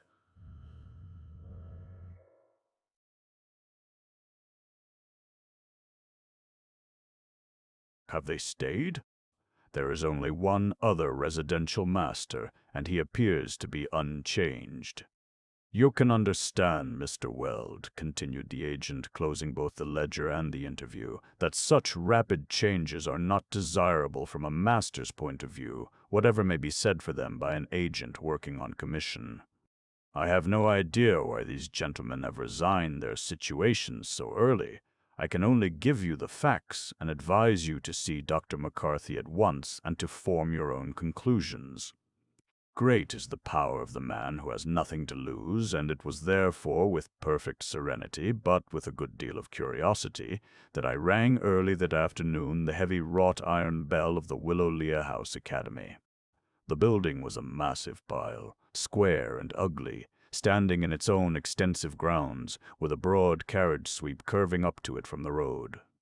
It stood high, and commanded a view on the one side of the grey roofs and bristling spires of northern London, and on the other of the well-wooded and beautiful country which fringes the great city. The door was opened by a boy in buttons, and I was shown into a well-appointed study, where the principal of the academy presently joined me. The warnings and insinuations of the agent had prepared me to meet a choleric and overbearing person, one whose manner was an insupportable provocation to those who worked under him. Anything further from the reality cannot be imagined. He was a frail, gentle creature, clean-shaven and round-shouldered, with a bearing which was so courteous that it became almost deprecating. His bushy hair was thickly shot with gray, and his age I should imagine to verge upon 60. His voice was low and suave, and he walked with a certain mincing delicacy of manner. His whole appearance was that of a kindly scholar, who was more at home among his books than in the practical affairs of the world. "I am sure that we shall be very happy to have your assistance, Mr. Weld," said he, after a few professional questions. "Mr. Percival Manners left me yesterday, and I should be glad if you could take over his duties tomorrow." "May I ask if that is Mr. Percival Manners of Selwyn?" I asked. "Precisely." "Did you know him?" "Yes, he is a friend of mine. An excellent teacher, but a little hasty in his disposition. It was his only fault. Now, in your case, Mr. Weld, is your own temper under good control? Supposing, for argument's sake, that I were to so far forget myself as to be rude to you, or to speak roughly, or to jar your feelings in any way, Could you rely upon yourself to control your emotions? I smiled at the idea of this courteous little mincing creature ruffling my nerves. I think that I could answer for it, sir, said I.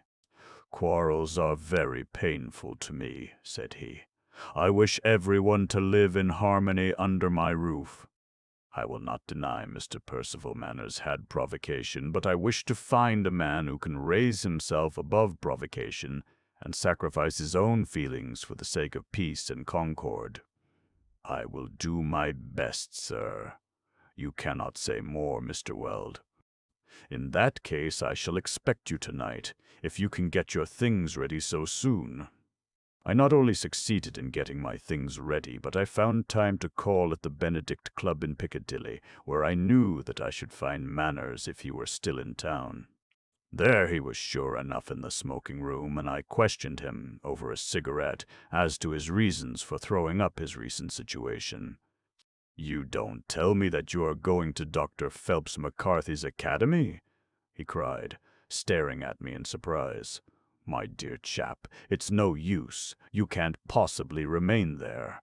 But I saw him, and he seemed the most courtly, inoffensive fellow. I never met a man with more gentle manners. He's all right. There's no vice in him. Have you seen Theophilus St. James? I have never heard the name. Who is he? Your colleague, the other master? No, I have not seen him. He's the terror. If you can stand him, you have either the spirit of a perfect Christian, or else you have no spirit at all. A more perfect bounder never bounded. But why does McCarthy stand it? My friend looked at me significantly through his cigarette smoke and shrugged his shoulders. You will form your own conclusions about that. Mine were formed very soon, and I never found occasion to alter them. It would help me very much if you would tell me them. When you see a man in his own house allowing his business to be ruined, his comfort destroyed, and his authority defied by another man in a subordinate position, and calmly submitting to it without so much as a word of protest, what conclusion do you come to? That the one has a hold over the other. Percival Manners nodded his head. There you are. You've hit it first barrel. It seems to me that there's no other explanation which will cover the facts. At some period in his life, the little doctor has gone astray. Humanum error. I have even done it myself, but this was something serious, and the other man got a hold of it and has never let go. That's the truth. Blackmail is at the bottom of it. But he had no hold over me, and there was no reason why I should stand his insolence, so I came away, and I very much expect to see you do the same. For some time he talked over the matter, but he always came to the same conclusion, that I should not retain my new situation very long. It was with no very pleasant feelings after this preparation that I found myself face to face with the very man of whom I had received so evil an account. Dr. McCarthy introduced us to each other in his study on the evening of that same day, immediately after my arrival at the school. "This is your new colleague, Mr. St. James," said he in his genial, courteous fashion. "I trust that you will mutually agree, and that I shall find nothing but good feeling and sympathy beneath this roof." I shared the good doctor's hope, but my expectations of it were not increased by the appearance of my confrère. He was a young, bull-necked fellow about 30 years of age, dark-eyed and black-haired, with an exceedingly vigorous physique. I have never seen a more strongly built man, though he tended to run to fat in a way which showed that he was in the worst of training. His face was coarse, swollen, and brutal, with a pair of small black eyes deeply sunken in his head. His heavy jowl, his projecting ears, and his thick bandy legs all went to make up a personality which was as formidable as it was repellent. "I hear you've never been out before," said he in a rude, brusque fashion. "Well, it's a poor life, hard work and starvation pay, as you'll find out for yourself." "But it has some compensation," said the principal. "Surely you will allow that, Mr. St. James? Has it? I never could find them. What do you call compensations? Even to be in the continual presence of youth is a privilege. It has the effect of keeping youth in one's own soul, for one reflects something of their high spirits and their keen enjoyment of life. Little beasts, cried my colleague. Come, come, Mr. St. James, you are too hard upon them. I hate the sight of them. If I could put them and their blessed copybooks and lexicons and slates into one bonfire, I'd do it tonight. This is Mr. St. James's way of talking, said the principal, smiling nervously as he glanced at me. You must not take him too seriously.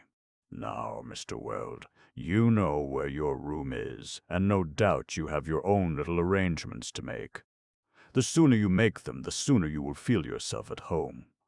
It seemed to me that he was only too anxious to remove me at once from the influence of this extraordinary colleague, and I was glad to go, for the conversation had become embarrassing. And so began an epoch which always seems to me, as I look back to it, to be the most singular in all my experience. The school was in many ways an excellent one. Dr. Phelps McCarthy was an ideal principal. His methods were modern and rational. The management was all that could be desired. And yet in the middle of this well-ordered machine there intruded the incongruous and impossible Mr. St. James, throwing everything into confusion. His duties were to teach English and mathematics, and how he acquitted himself of them I do not know, as our classes were held in separate rooms.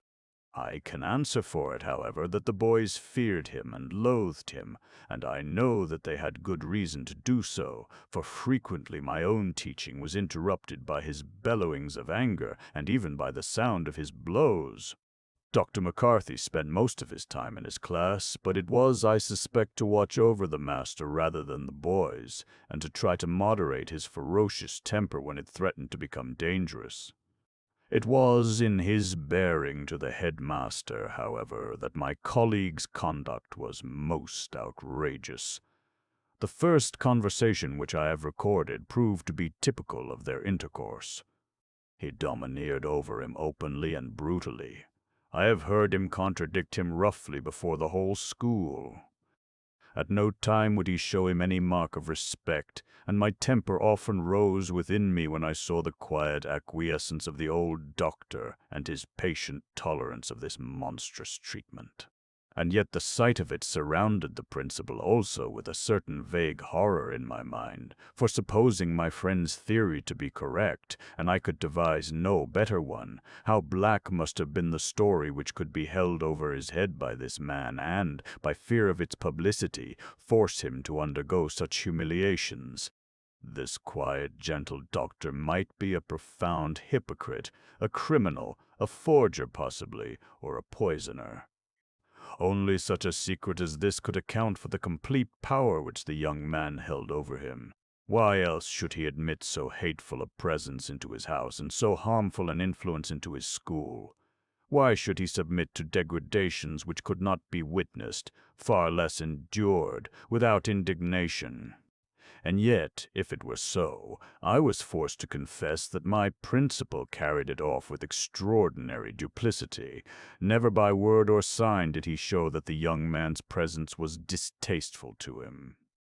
I have seen him look pained, it is true, after some peculiarly outrageous exhibition, but he gave me the impression that it was always on account of the scholars or of me, never on account of himself. He spoke to and of St. James in an indulgent fashion, smiling gently at what made my blood boil within me. In his way of looking at him and addressing him, one could see no trace of resentment, but rather a sort of timid and deprecating goodwill. His company he certainly courted, and they spent many hours together in the study and the garden. As to my own relations with Theophilus St. James, I made up my mind from the beginning that I should keep my temper with him, and to that resolution I steadfastly adhered. If Dr. McCarthy chose to permit this disrespect and to condone these outrages, it was his affair and not mine. It was evident that his one wish was that there should be peace between us, and I felt that I could help him best by respecting this desire. My easiest way to do so was to avoid my colleague, and this I did to the best of my ability. When we were thrown together, I was quiet, polite, and reserved. He, on his part, showed me no ill will, but met me rather with a coarse joviality and a rough familiarity, which he meant to be ingratiating. He was insistent in his attempts to get me into his room at night for the purpose of playing euchre and of drinking. "Old McCarthy doesn't mind," said he. "Don't you be afraid of him. We'll do what we like, and I'll answer for it that he won't object. Once only I went, and when I left, after a dull and gross evening, my host was stretched dead drunk upon the sofa. After that I gave the excuse of a course of study, and spent my spare hours alone in my own room. One point upon which I was anxious to gain information was as to how long these proceedings had been going on. When did St. James assert his hold over Dr. McCarthy? From neither of them could I learn how long my colleague had been in his present situation. One or two leading questions upon my part were eluded or ignored in a manner so marked that it was easy to see that they were both of them as eager to conceal the point as I was to know it. But at last one evening I had the chance of a chat with Mrs. Carter. The matron for the doctor was a widower, and from her I got the information which I wanted. It needed no questioning to get at her knowledge, for she was so full of indignation that she shook with passion as she spoke of it, and raised her hands into the air in the earnestness of her denunciation, as she described the grievances which she had against my colleague. "It was 3 years ago, Mr. Weld, that he first darkened this doorstep," she cried.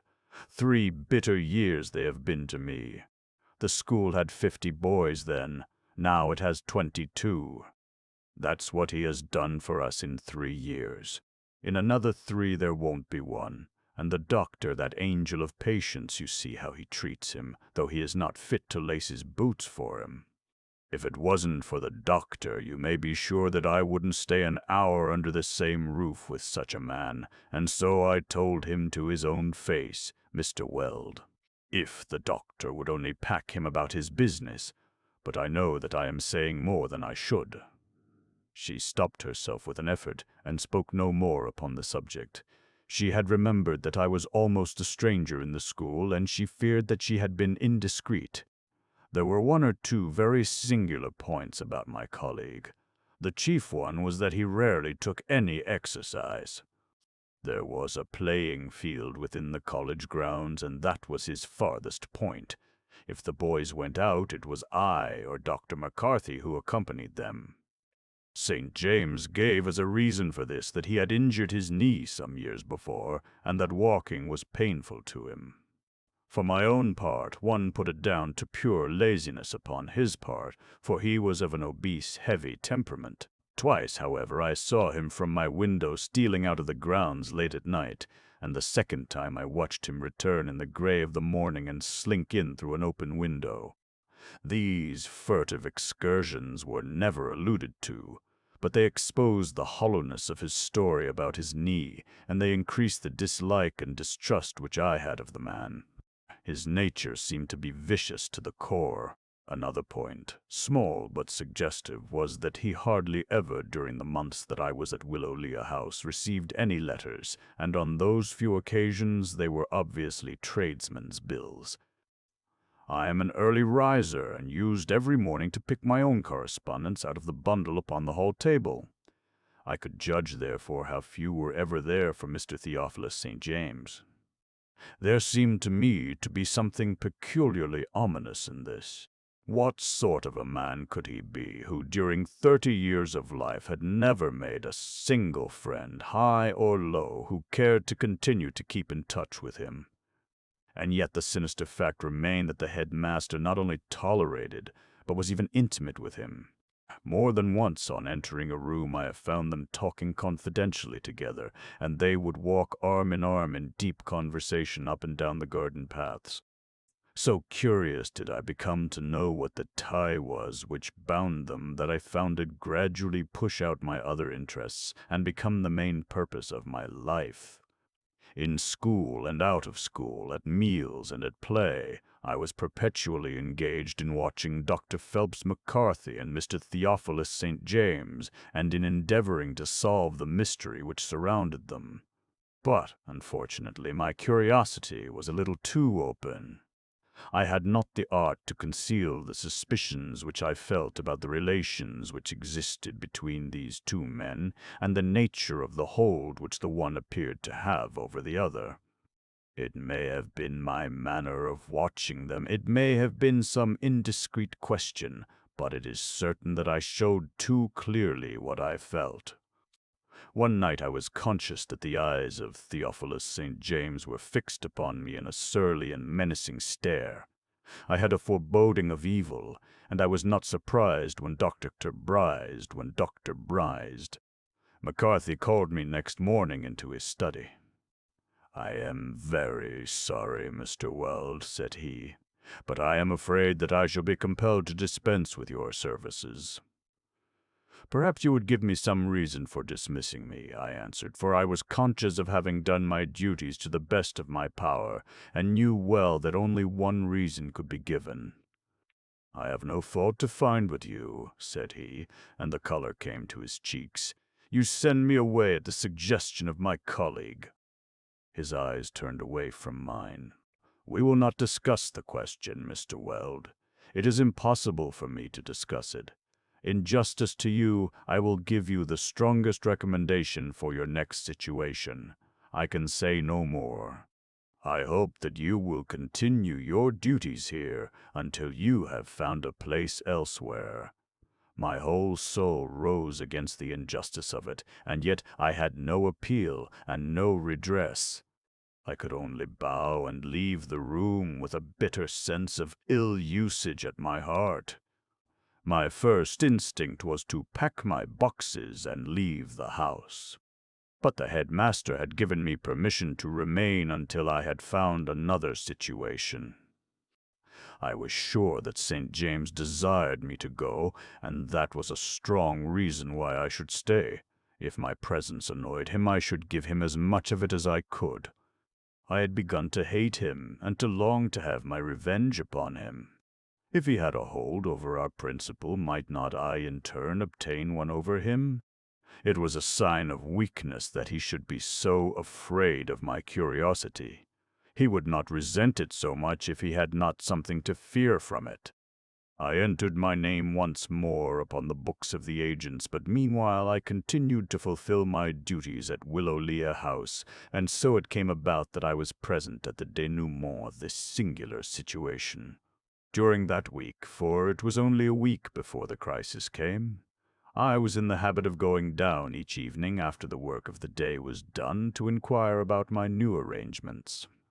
One night, it was a cold and windy evening in March. I had just stepped out from the hall door when a strange sight met my eyes. A man was crouching before one of the windows of the house. His knees were bent, and his eyes were fixed upon the small line of light between the curtain and the sash. The window threw a square of brightness in front of it, and in the middle of this the dark shadow of this ominous visitor showed clear and hard. It was but for an instant that I saw him, for he glanced up and was off in a moment through the shrubbery. I could hear the patter of his feet as he ran down the road until it died away in the distance. It was evidently my duty to turn back and to tell Dr. McCarthy what I had seen. I found him in his study. I had expected him to be disturbed at such an incident, but I was not prepared for the state of panic into which he fell. He leaned back in his chair, white and gasping, like one who has received a mortal blow. "Which window, Mr. Weld?" he asked, wiping his forehead. "Which window was it?" "The next to the dining room. Mr. St. James's window. Dear me, dear me, this is indeed unfortunate. A man looking through Mr. St. James's window." He wrung his hands like a man who is at his wits' end what to do. "I shall be passing the police station, sir. Would you wish me to mention the matter?" "No, no," he cried, suddenly mastering his extreme agitation. "I have no doubt that it was some poor tramp who intended to beg. I attach no importance to the incident, none at all. Don't let me detain you, Mr. Weld, if you wish to go out." I left him sitting in his study with reassuring words upon his lips, but with horror upon his face. My heart was heavy for my little employer as I started off once more for town. As I looked back from the gate at the square of light which marked the window of my colleague, I suddenly saw the black outline of Dr. McCarthy's figure passing against the lamp. He had hastened from his study then to tell St. James what he had heard. What was the meaning of it all? This atmosphere of mystery, this inexplicable terror, these confidences between two such dissimilar men. I thought and thought as I walked, but do what I would, I could not hit upon any adequate conclusion. I little knew how near I was to the solution of the problem. It was very late, nearly 12 o'clock when I returned, and the lights were all out save one in the doctor's study. The black, gloomy house loomed before me as I walked up the drive, its somber bulk broken only by the one glimmering point of brightness. I let myself in with my latchkey, and was about to enter my own room when my attention was arrested by a short, sharp cry like that of a man in pain. I stood and listened, my hand upon the handle of my door. All was silent in the house, save for a distant murmur of voices which came, I knew, from the doctor's room. I stole quietly down the corridor in that direction. The sound resolved itself now into two voices, the rough, bullying tones of St. James and the lower tone of the doctor, the one apparently insisting and the other arguing and pleading. 4 thin lines of light in the blackness showed me the door of the doctor's room, and step by step I drew nearer to it in the darkness. St. James's voice within rose louder and louder, and his words now came plainly to my ear. "I'll have every pound of it. If you won't give it me, I'll take it. Do you hear?" Dr. McCarthy's reply was inaudible, but the angry voice broke in again. "Leave you destitute. I leave you this little gold mine of a school, and that's enough for one old man, is it not? How am I to set up in Australia without money?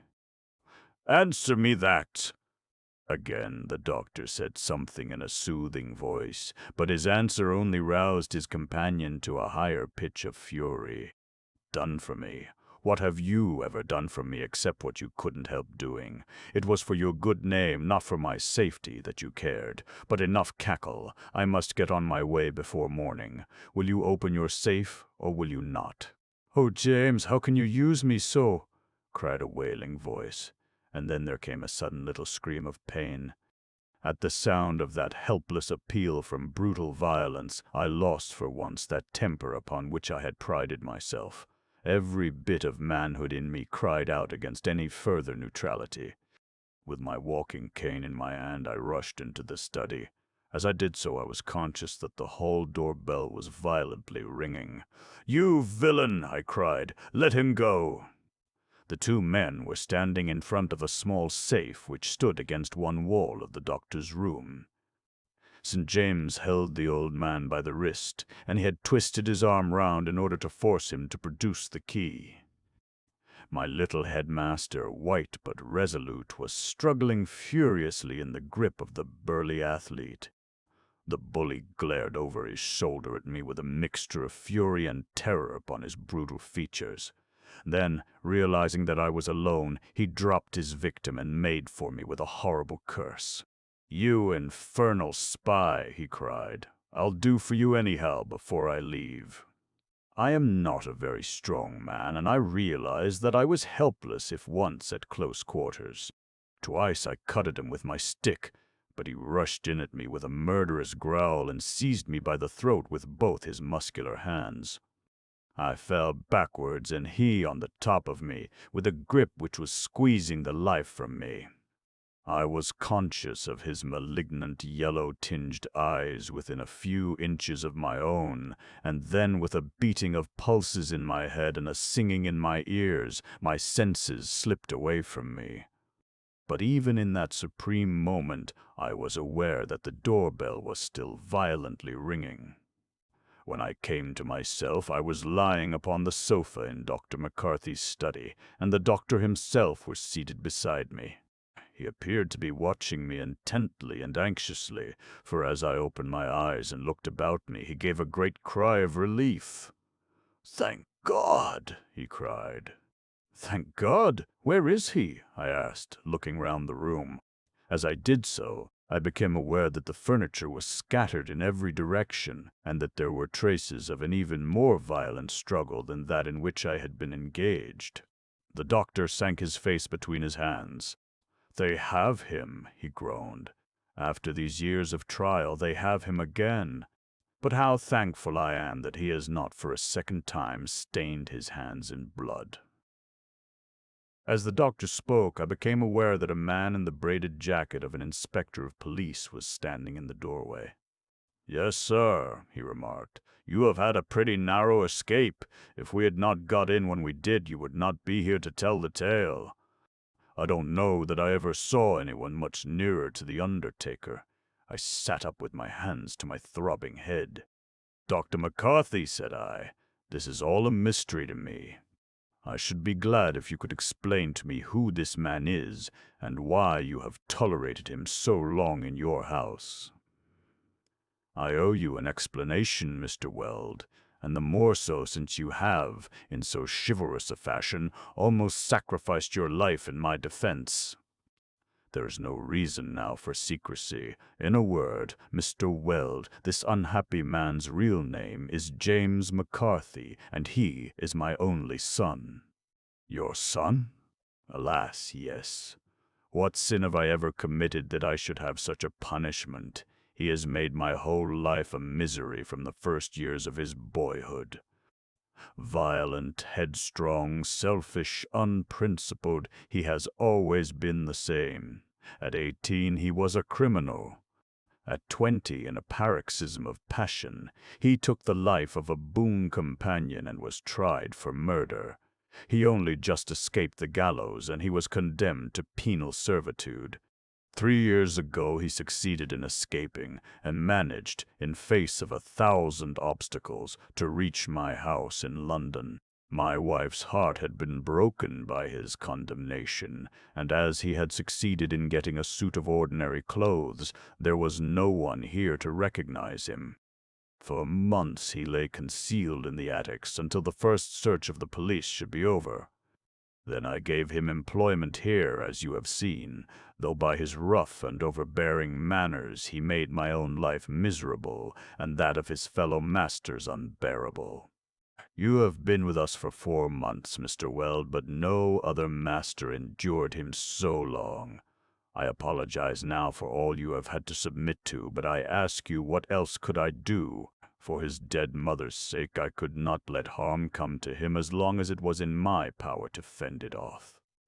Only under my roof could he find a refuge, the only spot in all the world, and how could I keep him here without its exciting remark, unless I gave him some occupation? I made him English master, therefore, and in that capacity I have protected him here for 3 years. You have no doubt observed that he never during the daytime went beyond the college grounds. You now understand the reason. But when tonight you came to me with your report of a man who was looking through his window, I understood that his retreat was at last discovered. I besought him to fly at once, but he had been drinking, the unhappy fellow, and my words fell upon deaf ears. When at last he made up his mind to go, he wished to take from me in his flight every shilling which I possessed. It was your entrance which saved me from him, while the police in turn arrived only just in time to rescue you. I have made myself amenable to the law by harboring an escaped prisoner, and remain here in the custody of the inspector. But a prison has no terrors for me after what I have endured in this house during the last 3 years. "It seems to me, doctor," said the inspector, "that if you have broken the law, you have had quite enough punishment already." "God knows I have," cried Dr. McCarthy, and sank his haggard face upon his hands.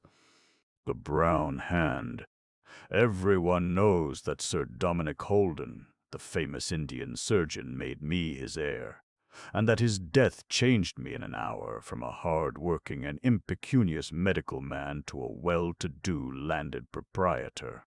Many know also that there were at least 5 people between the inheritance and me, and that Sir Dominic's selection appeared to be altogether arbitrary and whimsical. I can assure them, however, that they are quite mistaken, and that, although I only knew Sir Dominic in the closing years of his life, there were nonetheless very real reasons why he should show his goodwill towards me. As a matter of fact, though I say it myself, no man ever did more for another than I did for my Indian uncle. I cannot expect the story to be believed, but it is so singular that I should feel that it was a breach of duty if I did not put it upon record. So here it is, and your belief or incredulity is your own affair. Sir Dominic Holden, C.B. K.C.S.I., and I don't know what, besides, was the most distinguished Indian surgeon of his day. In the army originally, he afterwards settled down into civil practice in Bombay, and visited as a consultant every part of India. His name is best remembered in connection with the Oriental Hospital, which he founded and supported. The time came, however, when his iron constitution began to show signs of the long strain to which he had subjected it, and his brother practitioners, who were not, perhaps, entirely disinterested upon the point, were unanimous in recommending him to return to England. He held on so long as he could, but at last he developed nervous symptoms of a very pronounced character, and so came back, a broken man, to his native county of Wiltshire.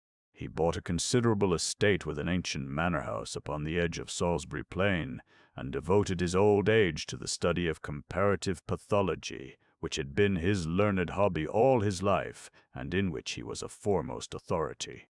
We of the family were, as may be imagined, much excited by the news of the return of this rich and childless uncle to England. On his part, although by no means exuberant in his hospitality, he showed some sense of his duty to his relations, and each of us in turn had an invitation to visit him. From the accounts of my cousins it appeared to be a melancholy business, and it was with mixed feelings that I at last received my own summons to appear at Rodenhurst. My wife was so carefully excluded in the invitation that my first impulse was to refuse it, but the interests of the children had to be considered, and so, with her consent, I set out one October afternoon upon my visit to Wiltshire, with little thought of what that visit was to entail. My uncle's estate was situated where the arable land of the plains begins to swell upwards into the rounded chalk hills which are characteristic of the county. As I drove from Dinton Station in the waning light of that autumn day, I was impressed by the weird nature of the scenery.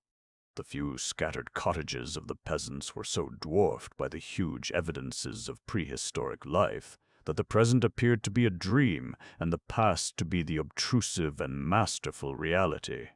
The road wound through the valleys, formed by a succession of grassy hills, and the summit of each was cut and carved into the most elaborate fortifications, some circular and some square, but all on a scale which has defied the winds and the rains of many centuries. Some call them Roman and some British, but their true origin and the reasons for this particular tract of country being so interlaced with entrenchments have never been finally made clear. Here and there on the long, smooth, olive-colored slopes there rose small, rounded barrows or tumuli. Beneath them lie the cremated ashes of the race which cut so deeply into the hills, but their graves tell us nothing save that a jar full of dust represents the man who once labored under the sun.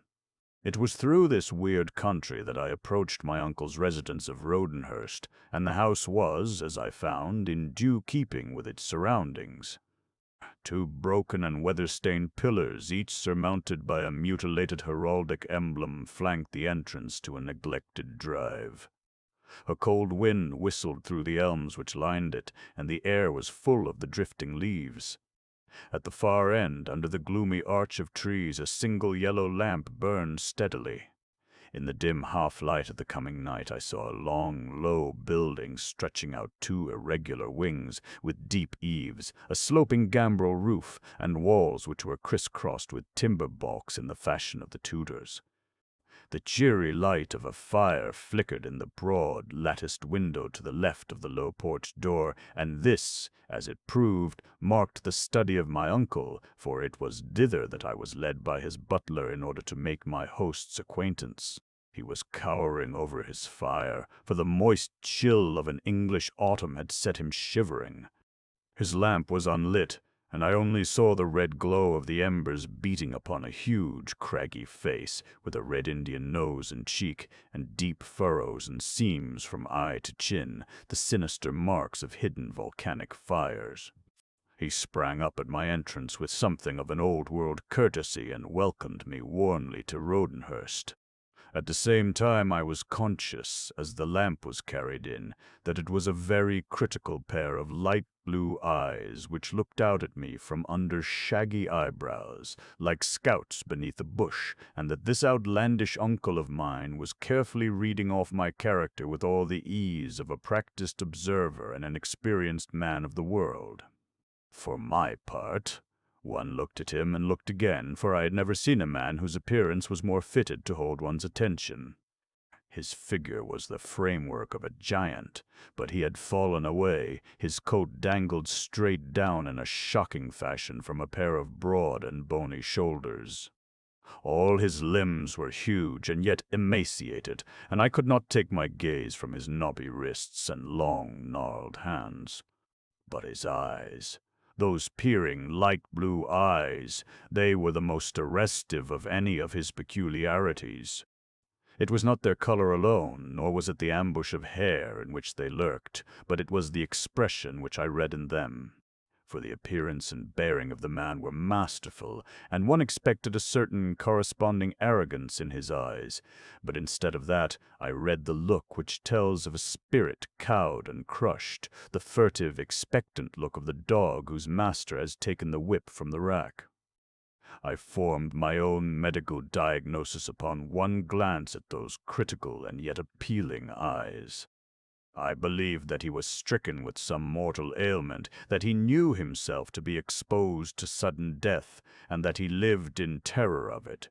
Such was my judgment, a false one, as the event showed, but I mention it that it may help you to realize the look which I read in his eyes. My uncle's welcome was, as I have said, a courteous one, and in an hour or so I found myself seated between him and his wife at a comfortable dinner, with curious, pungent delicacies upon the table, and a stealthy, quick-eyed Oriental waiter behind his chair.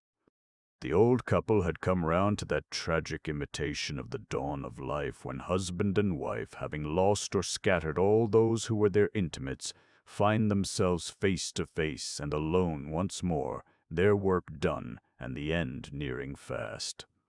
Those who have reached that stage in sweetness and love, who can change their winter into a gentle Indian summer, have come as victors through the ordeal of life. Lady Holden was a small, alert woman with a kindly eye, and her expression as she glanced at him was a certificate of character to her husband. And yet, though I read a mutual love in their glances, I read also a mutual horror, and recognized in her face some reflection of that stealthy fear which I detected in his.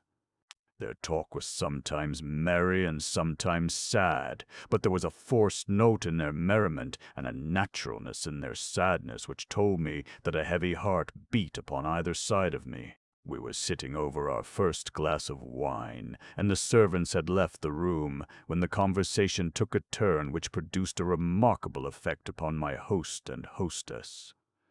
I cannot recall what it was which started the topic of the supernatural, but it ended in my showing them that the abnormal in psychical experiences was a subject to which I had, like many neurologists, devoted a great deal of attention. I concluded by narrating my experiences when, as a member of the Psychical Research Society, I had formed one of a committee of 3 who spent the night in a haunted house. Our adventures were neither exciting nor convincing, but, such as it was, the story appeared to interest my auditors in a remarkable degree. They listened with an eager silence, and I caught a look of intelligence between them which I could not understand.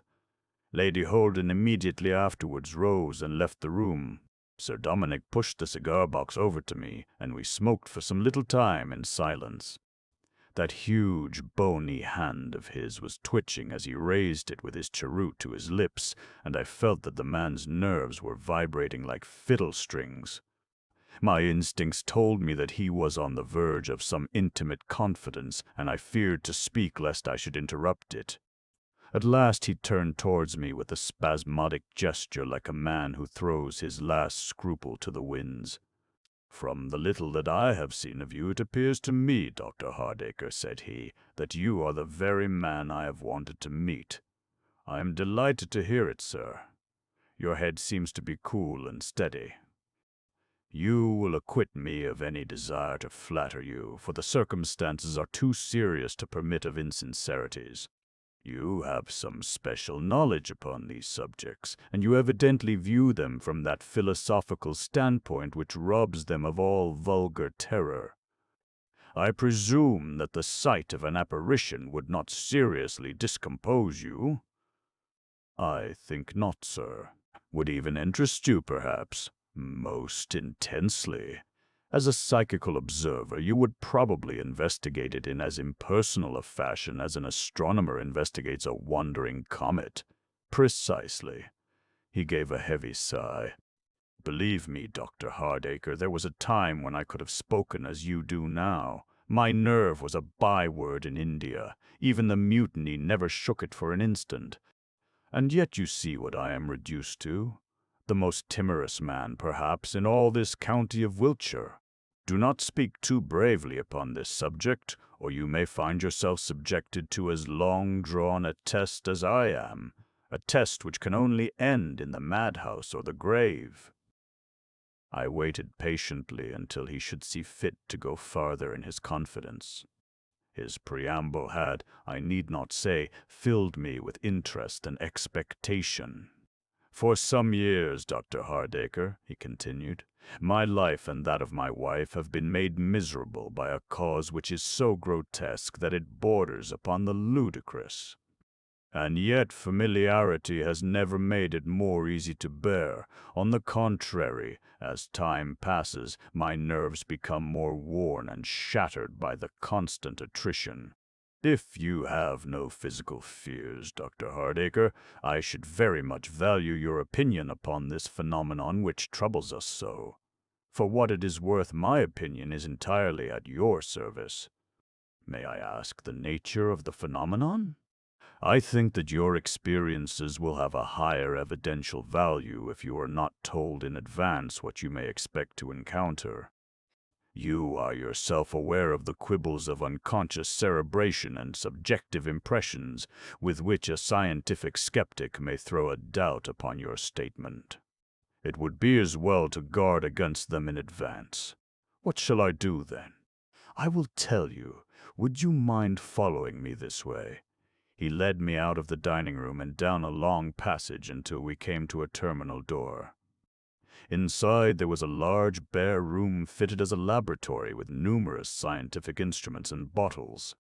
A shelf ran along one side, upon which there stood a long line of glass jars containing pathological and anatomical specimens. "You see that I still dabble in some of my old studies," said Sir Dominick.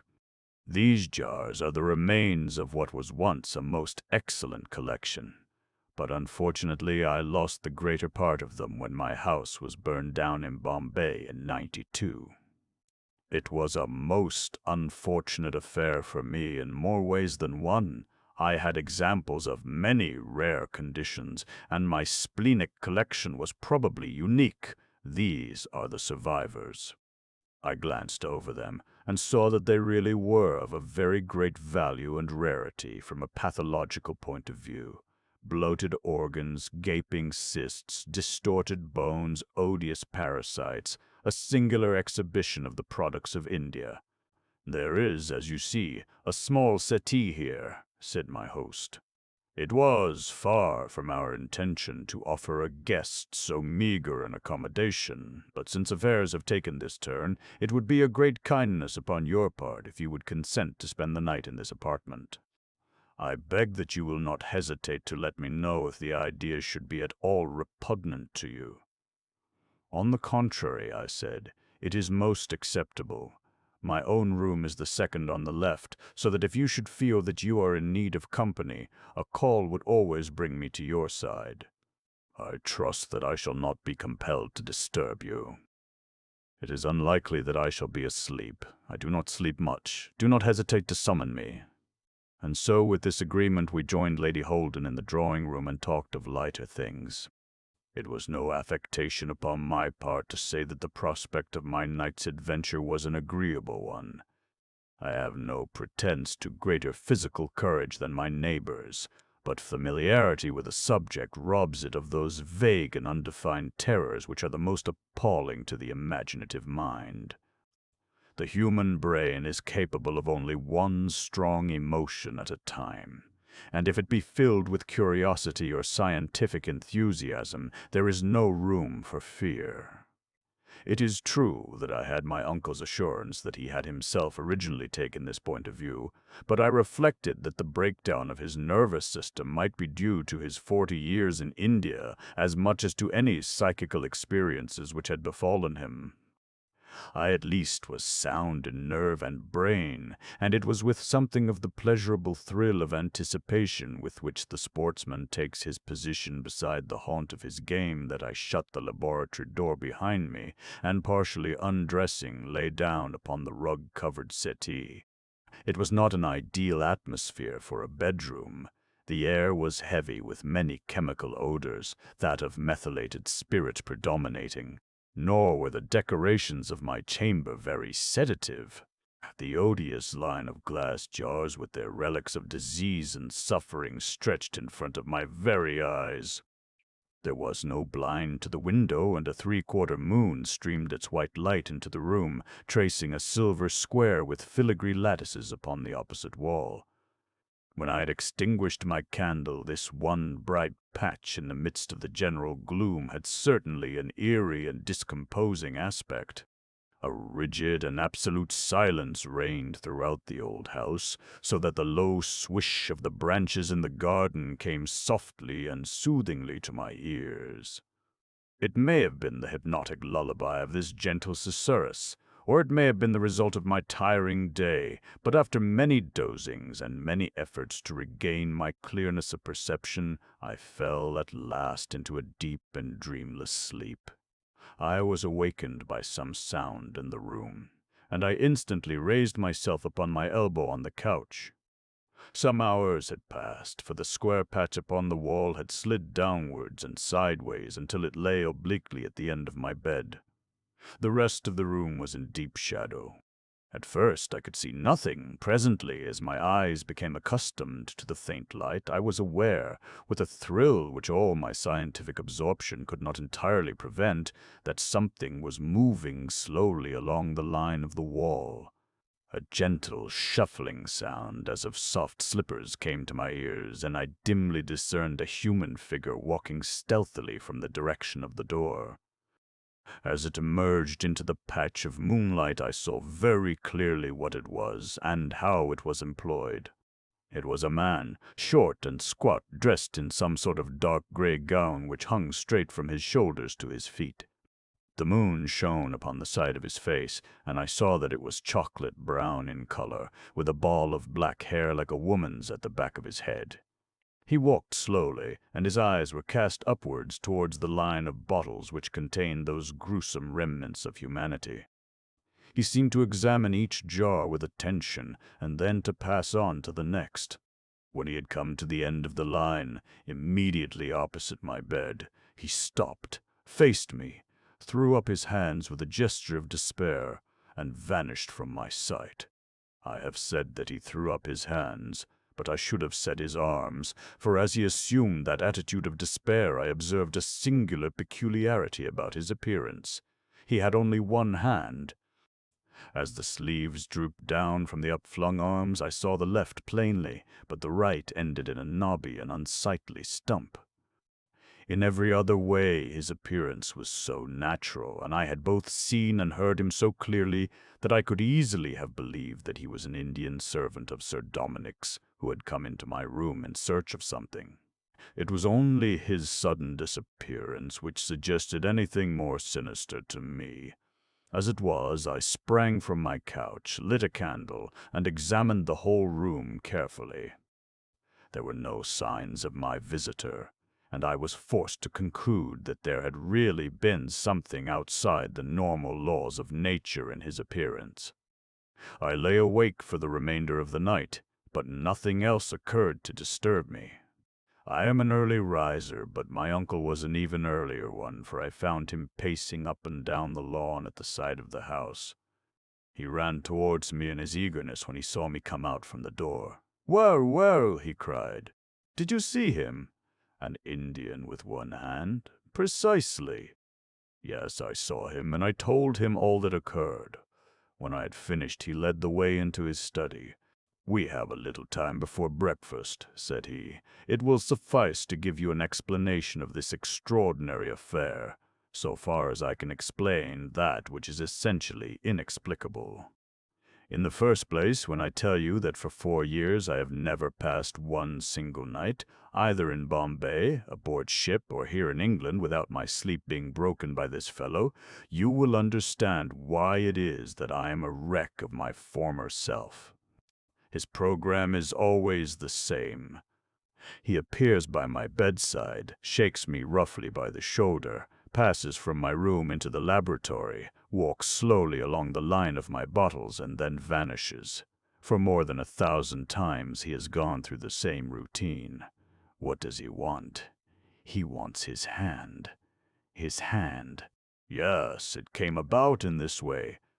I was summoned to Peshawar for a consultation some 10 years ago, and while there I was asked to look at the hand of a native who was passing through with an Afghan caravan. The fellow came from some mountain tribe living away at the back of beyond, somewhere on the other side of Kafiristan. He talked a bastard Pushtu, and it was all I could do to understand him. He was suffering from a soft, sarcomatous swelling of one of the metacarpal joints, and I made him realize that it was only by losing his hand that he could hope to save his life. After much persuasion, he consented to the operation, and he asked me, when it was over, what fee I demanded. The poor fellow was almost a beggar, so that the idea of a fee was absurd, but I answered in jest that my fee should be his hand, and that I proposed to add it to my pathological collection. To my surprise, he demurred very much to the suggestion, and he explained that according to his religion it was an all-important matter that the body should be reunited after death, and so make a perfect dwelling for the spirit. The belief is, of course, an old one, and the mummies of the Egyptians arose from an analogous superstition. I answered him that his hand was already off, and asked him how he intended to preserve it. He replied that he would pickle it in salt and carry it about with him.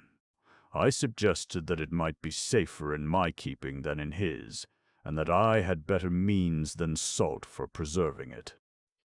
On realizing that I really intended to carefully keep it, his opposition vanished instantly.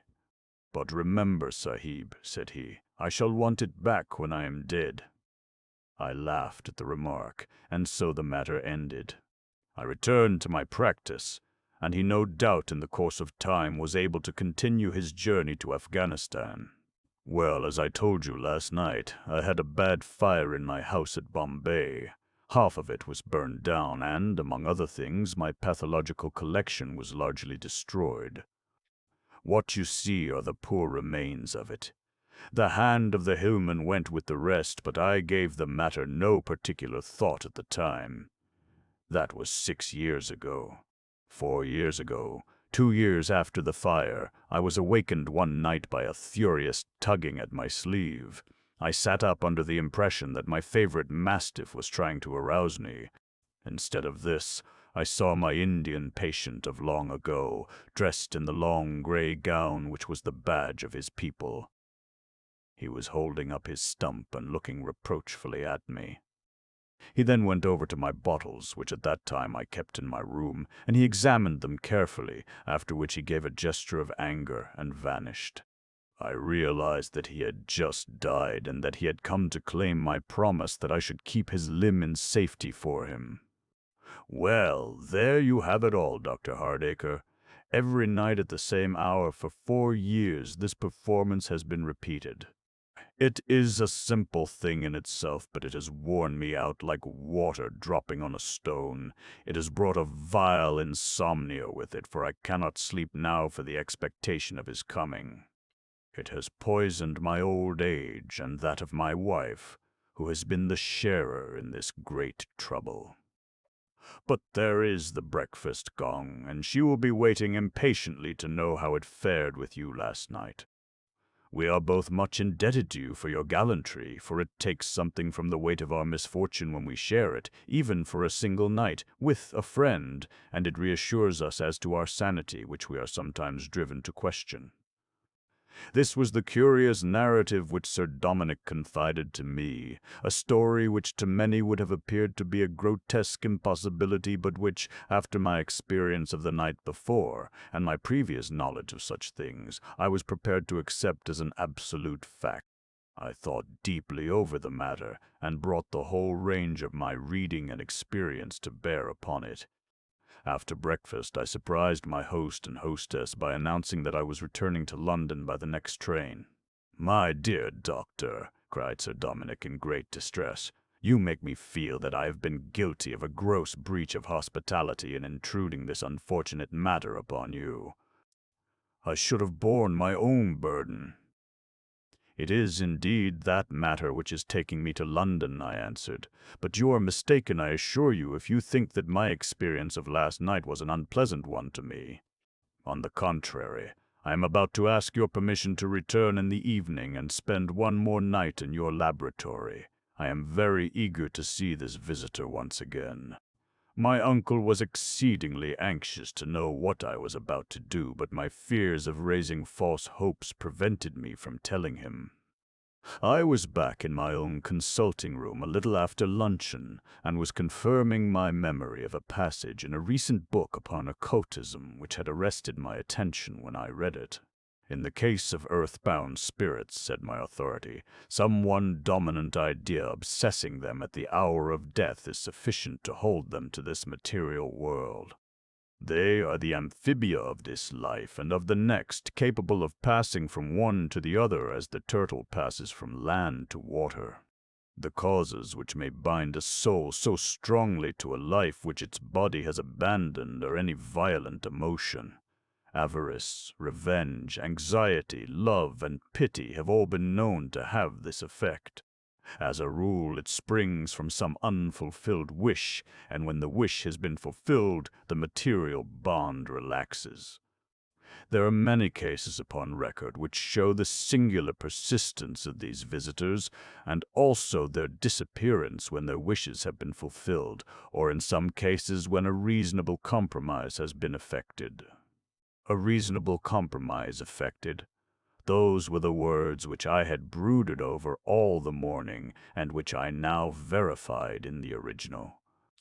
No actual atonement could be made here, but a reasonable compromise. I made my way as fast as a train could take me to the Shadwell Seamen's Hospital, where my old friend Jack Hewitt was house surgeon. Without explaining the situation, I made him understand exactly what it was that I wanted. "A brown man's hand," said he in amazement. "What in the world do you want that for?" "Never mind. I'll tell you some day. I know that your wards are full of Indians." "I should think so. But a hand." He thought a little and then struck a bell. Travers, said he to a student dresser, what became of the hands of the Lascar which we took off yesterday? "I mean the fellow from the East India dock who got caught in the steam winch. They are in the post-mortem room, sir. Just pack one of them in antiseptics and give it to Dr. Hardacre." And so I found myself back at Rodenhurst before dinner with this curious outcome of my day in town. I still said nothing to Sir Dominic, but I slept that night in the laboratory, and I placed the Lascar's hand in one of the glass jars at the end of my couch. So interested was I in the result of my experiment that sleep was out of the question. I sat with a shaded lamp beside me and waited patiently for my visitor. This time I saw him clearly from the first. He appeared beside the door, nebulous for an instant, and then hardening into as distinct an outline as any living man. The slippers beneath his gray gown were red and heelless, which accounted for the low, shuffling sound which he made as he walked. As on the previous night, he passed slowly along the line of bottles until he paused before that which contained the hand. He reached up to it, his whole figure quivering with expectation, took it down, examined it eagerly, and then, with a face which was convulsed with fury and disappointment, he hurled it down on the floor. There was a crash which resounded through the house, and when I looked up the mutilated Indian had disappeared. A moment later my door flew open and Sir Dominic rushed in. "You're not hurt?" he cried. "No, but deeply disappointed." He looked in astonishment at the splinters of glass and the brown hand lying upon the floor. "Good God!" he cried. "What is this?" I told him my idea and its wretched sequel. He listened intently but shook his head. "It was well thought of," said he, "but I fear that there is no such easy end to my sufferings. But one thing I now insist upon. It is that you shall never again, upon any pretext, occupy this room. My fears that something might have happened to you when I heard that crash have been the most acute of all the agonies which I have undergone. I will not expose myself to a repetition of it." He allowed me, however, to spend the remainder of that night where I was, and I lay there worrying over the problem and lamenting my own failure. With the first light of morning there was the Lascar's hand still lying upon the floor to remind me of my fiasco. I lay looking at it, and as I lay suddenly an idea flew like a bullet through my head and brought me quivering with excitement out of my couch. I raised the grim relic from where it had fallen. Yes, it was indeed so. The hand was the left hand of the Lascar. By the first train I was on my way to town, and hurried at once to the Seamen's Hospital. I remembered that both hands of the Lascar had been amputated, but I was terrified lest the precious organ which I was in search of might have been already consumed in the crematory. My suspense was soon ended. It had still been preserved in the post-mortem room, and so I returned to Rodenhurst in the evening with my mission accomplished and the material for a fresh experiment. But Sir Dominic Holden would not hear of my occupying the laboratory again. To all my entreaties he turned a deaf ear. It offended his sense of hospitality, and he could no longer permit it. I left the hand, therefore, as I had done its fellow the night before, and I occupied a comfortable bedroom in another portion of the house, some distance from the scene of my adventures. But in spite of that, my sleep was not destined to be uninterrupted. In the dead of night my host burst into my room, a lamp in his hand. His huge, gaunt figure was enveloped in a loose dressing gown, and his whole appearance might certainly have seemed more formidable to a weak-nerved man than that of the Indian of the night before. But it was not his entrance so much as his expression which amazed me. He had turned suddenly younger by 20 years at the least. His eyes were shining, his features radiant, and he waved one hand in triumph over his head. I sat up astounded, staring sleepily at this extraordinary visitor, but his words soon drove the sleep from my eyes. "We have done it! We have succeeded!" he shouted. "My dear Hardacre, how can I ever in this world repay you? You don't mean to say that it is all right?" "Indeed I do. I was sure that you would not mind being awakened to hear such blessed news." "Mind? I should think not, indeed. But is it really certain?" I have no doubt whatever upon the point. I owe you such a debt, my dear nephew, as I have never owed a man before, and never expected to. What can I possibly do for you that is commensurate? Providence must have sent you to my rescue. You have saved both my reason and my life, for another 6 months of this must have seen me either in a cell or a coffin. And my wife, it was wearing her out before my eyes. Never could I have believed that any human being could have lifted this burden off me. He seized my hand and wrung it in his bony grip. It was only an experiment, a forlorn hope, but I am delighted from my heart that it has succeeded. But how do you know that it is all right? Have you seen something? He seated himself at the foot of my bed. I have seen enough, said he.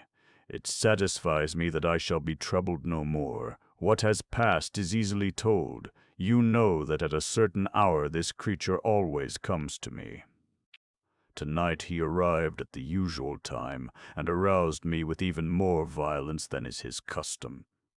I can only surmise that his disappointment of last night increased the bitterness of his anger against me. He looked angrily at me and then went on his usual round.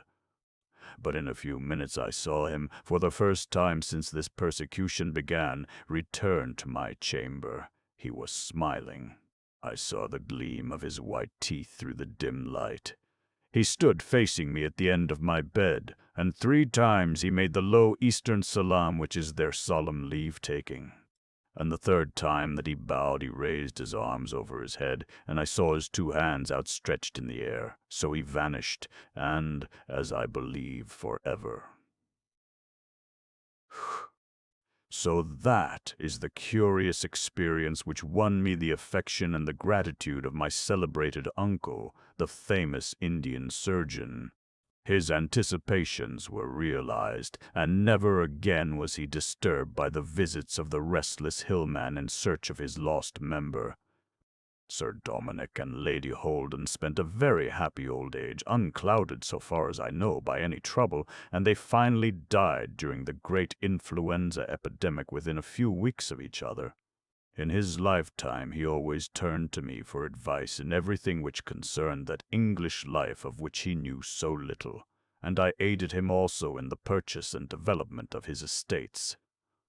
It was no great surprise to me, therefore, that I found myself eventually promoted over the heads of 5 exasperated cousins, and changed in a single day from a hard-working country doctor into the head of an important Wiltshire family.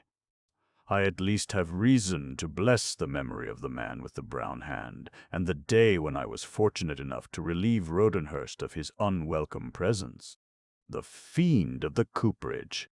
It was no easy matter to bring the Gamecock up to the island, for the river had swept down so much silt that the banks extended for many miles out into the Atlantic. The coast was hardly to be seen when the first white curl of the breakers warned us of our danger, and from there onwards we made our way very carefully under mainsail and jib, keeping the broken water well to the left, as is indicated on the chart. More than once her bottom touched the sand. We were drawing something under 6 feet at the time, but we had always way enough and luck enough to carry us through. Finally the waters shoaled very rapidly, but they had sent a canoe from the factory, and the crewboy pilot brought us within 200 yards of the island. Here we dropped our anchor, for the gestures of the negro indicated that we could not hope to get any farther. The blue of the sea had changed to the brown of the river, and even under the shelter of the island, the current was singing and swirling round our bows. The stream appeared to be in spate, for it was over the roots of the palm trees, and everywhere upon its muddy, greasy surface we could see logs of wood and debris of all sorts which had been carried down by the flood. When I had assured myself that we swung securely at our moorings, I thought it best to begin watering at once, for the place looked as if it reeked with fever. The heavy river, the muddy, shining banks, the bright, poisonous green of the jungle, the moist steam in the air, they were all so many danger signals to one who could read them. I sent the longboat off, therefore, with 2 large hogsheads, which should be sufficient to last us until we made St. Paul de Loanda. For my own part, one took the dinghy and rowed for the island, for I could see the Union Jack fluttering above the palms to mark the position of Armitage and Wilson's trading station. When I had cleared the grove, I could see the place, a long, low, whitewashed building with a deep veranda in front and an immense pile of palm oil barrels heaped upon either flank of it. A row of surf boats and canoes lay along the beach, and a single small jetty projected into the river. 2 men in white suits with red cummerbunds round their waists were waiting upon the end of it to receive me. One was a large portly fellow with a grayish beard. The other was slender and tall, with a pale, pinched face which was half concealed by a great mushroom-shaped hat. "Very glad to see you," said the latter cordially. "I am Walker, the agent of Armitage and Wilson. Let me introduce Dr. Severall of the same company. It is not often we see a private yacht in these parts." "She's the Gamecock," I explained. "I'm owner and captain. Meldrum is the name." "Exploring?" he asked. "I'm a lepidopterist, a butterfly catcher. I've been doing the west coast from Senegal downwards." "Good sport?" asked the doctor, turning a slow, yellow-shot eye upon me. "I have 40 cases full.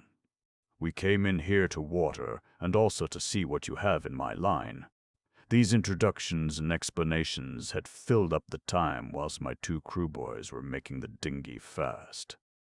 Then I walked down the jetty with one of my new acquaintances upon either side, each plying me with questions, for they had seen no white man for months.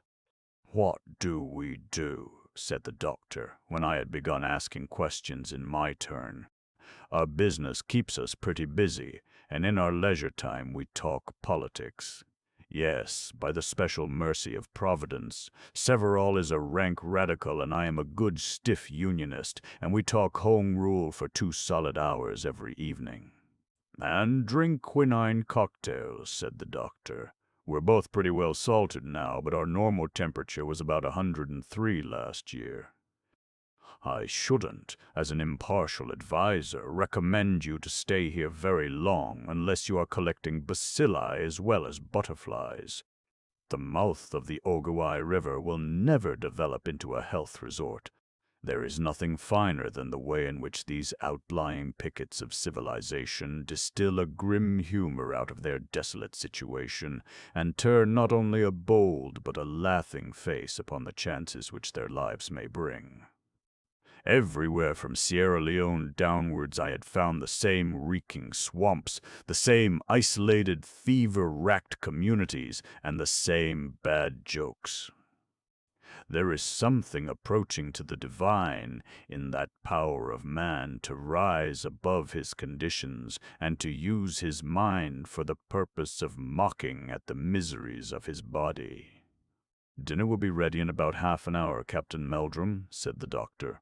"Walker has gone in to see about it. He's the housekeeper this week. Meanwhile, if you like, we'll stroll round and I'll show you the sights of the island." The sun had already sunk beneath the line of palm trees, and the great arch of the heaven above our head was like the inside of a huge shell, shimmering with dainty pinks and delicate iridescence. No one who has not lived in a land where the weight and heat of a napkin become intolerable upon the knees can imagine the blessed relief which the coolness of evening brings along with it. In this sweeter and purer air, the doctor and I walked round the little island, he pointing out the stores and explaining the routine of his work. "There's a certain romance about the place," said he, in answer to some remark of mine about the dullness of their lives. "We are living here just upon the edge of the great unknown. Up there," he continued, pointing to the northeast, Du Chaillu penetrated, and found the home of the gorilla. That is the Gaboon country, the land of the great apes. In this direction," pointing to the southeast, "no one has been very far. The land which is drained by this river is practically unknown to Europeans. Every log which is carried past us by the current has come from an undiscovered country. I've often wished that I was a better botanist when I have seen the singular orchids and curious-looking plants which have been cast up on the eastern end of the island. The place which the doctor indicated was a sloping brown beach, freely littered with the flotsam of the stream. At each end was a curved point, like a little natural breakwater, so that a small, shallow bay was left between. This was full of floating vegetation, with a single huge splintered tree lying stranded in the middle of it, the current rippling against its high black side. "These are all from up country," said the doctor. "They get caught in our little bay, and then when some extra freshet comes they are washed out again and carried out to sea." "What is the tree?" I asked. "Oh, some kind of teak, I should imagine, but pretty rotten by the look of it. We get all sorts of big hardwood trees floating past here, to say nothing of the palms. Just come in here, will you?" He led the way into a long building with an immense quantity of barrel staves and iron hoops littered about in it. "This is our cooperage," said he. "We have the staves sent out in bundles, and we put them together ourselves. Now, you don't see anything particularly sinister about this building, do you?" I looked round at the high corrugated iron roof, the white wooden walls, and the earthen floor. In one corner lay a mattress and a blanket. "I see nothing very alarming," said I. "And yet there's something out of the common, too," he remarked. "You see that bed? Well, I intend to sleep there tonight. I don't want to buck, but I think it's a bit of a test for nerve." "Why?" "Oh, there have been some funny goings-on. You were talking about the monotony of our lives, but I assure you that they are sometimes quite as exciting as we wish them to be. You'd better come back to the house now, for after sundown we begin to get the fever fog up from the marshes. There you can see it coming across the river." I looked and saw long tentacles of white vapor writhing out from among the thick green underwood and crawling at us over the broad, swirling surface of the brown river. At the same time, the air turned suddenly dank and cold. "There's the dinner gong," said the doctor. "If this matter interests you, I'll tell you about it afterwards." It did interest me very much, for there was something earnest and subdued in his manner as he stood in the empty cooperage which appealed very forcibly to my imagination. He was a big, bluff, hearty man, this doctor, and yet I had detected a curious expression in his eyes as he glanced about him, an expression which I would not describe as one of fear, but rather that of a man who is alert and on his guard. "By the way," said I, as we returned to the house, "you have shown me the huts of a good many of your native assistants, but I have not seen any of the natives themselves." "They sleep in the hulk over yonder," the doctor answered, pointing over to one of the banks. "Indeed, I should not have thought in that case that they would need the huts." "Oh, they used the huts until quite recently. We've put them on the hulk until they recover their confidence a little. They were all half mad with fright, so we let them go, and nobody sleeps on the island except Walker and myself." "What frightened them?" I asked. "Well, that brings us back to the same story. I suppose Walker has no objection to your hearing all about it. I don't know why we should make any secret about it, though it is certainly a pretty bad business." He made no further allusion to it during the excellent dinner which had been prepared in my honor. It appeared that no sooner had the little white topsail of the Gamecock shown round Cape Lopez than these kind fellows had begun to prepare their famous pepper pot, which is the pungent stew peculiar to the West Coast, and to boil their yams and sweet potatoes. We sat down to as good a native dinner as one could wish, served by a smart Sierra Leone waiting boy. I was just remarking to myself that he at least had not shared in the general flight when, having laid the dessert and wine upon the table, he raised his hand to his turban. "Anything else I do, Massa Walker?" he asked. "No, I think that is all right, Musa," my host answered. "I am not feeling very well tonight, though, and I should much prefer if you would stay on the island." I saw a struggle between his fears and his duty upon the swarthy face of the African. His skin had turned of that livid purplish tint which stands for pallor in a Negro, and his eyes looked furtively about him. "No, no, Massa Walker," he cried at last. "You better come to the hulk with me, sah. Look after you much better in the hulk, sah." "That won't do, Musa.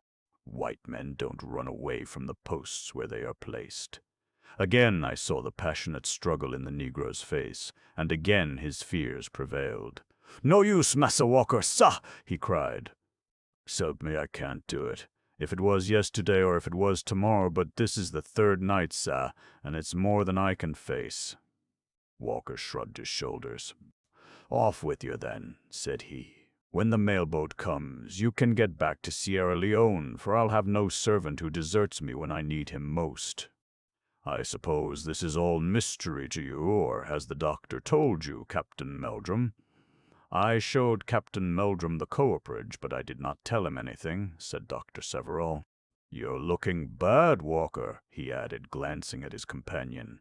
"You have a strong touch coming on you." "Yes, I've had the shivers all day, and now my head is like a cannonball. I took 10 grains of quinine, and my ears are singing like a kettle.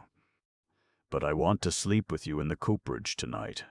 "No, no, my dear chap, I won't hear of such a thing. You must get to bed at once, and I am sure Meldrum will excuse you."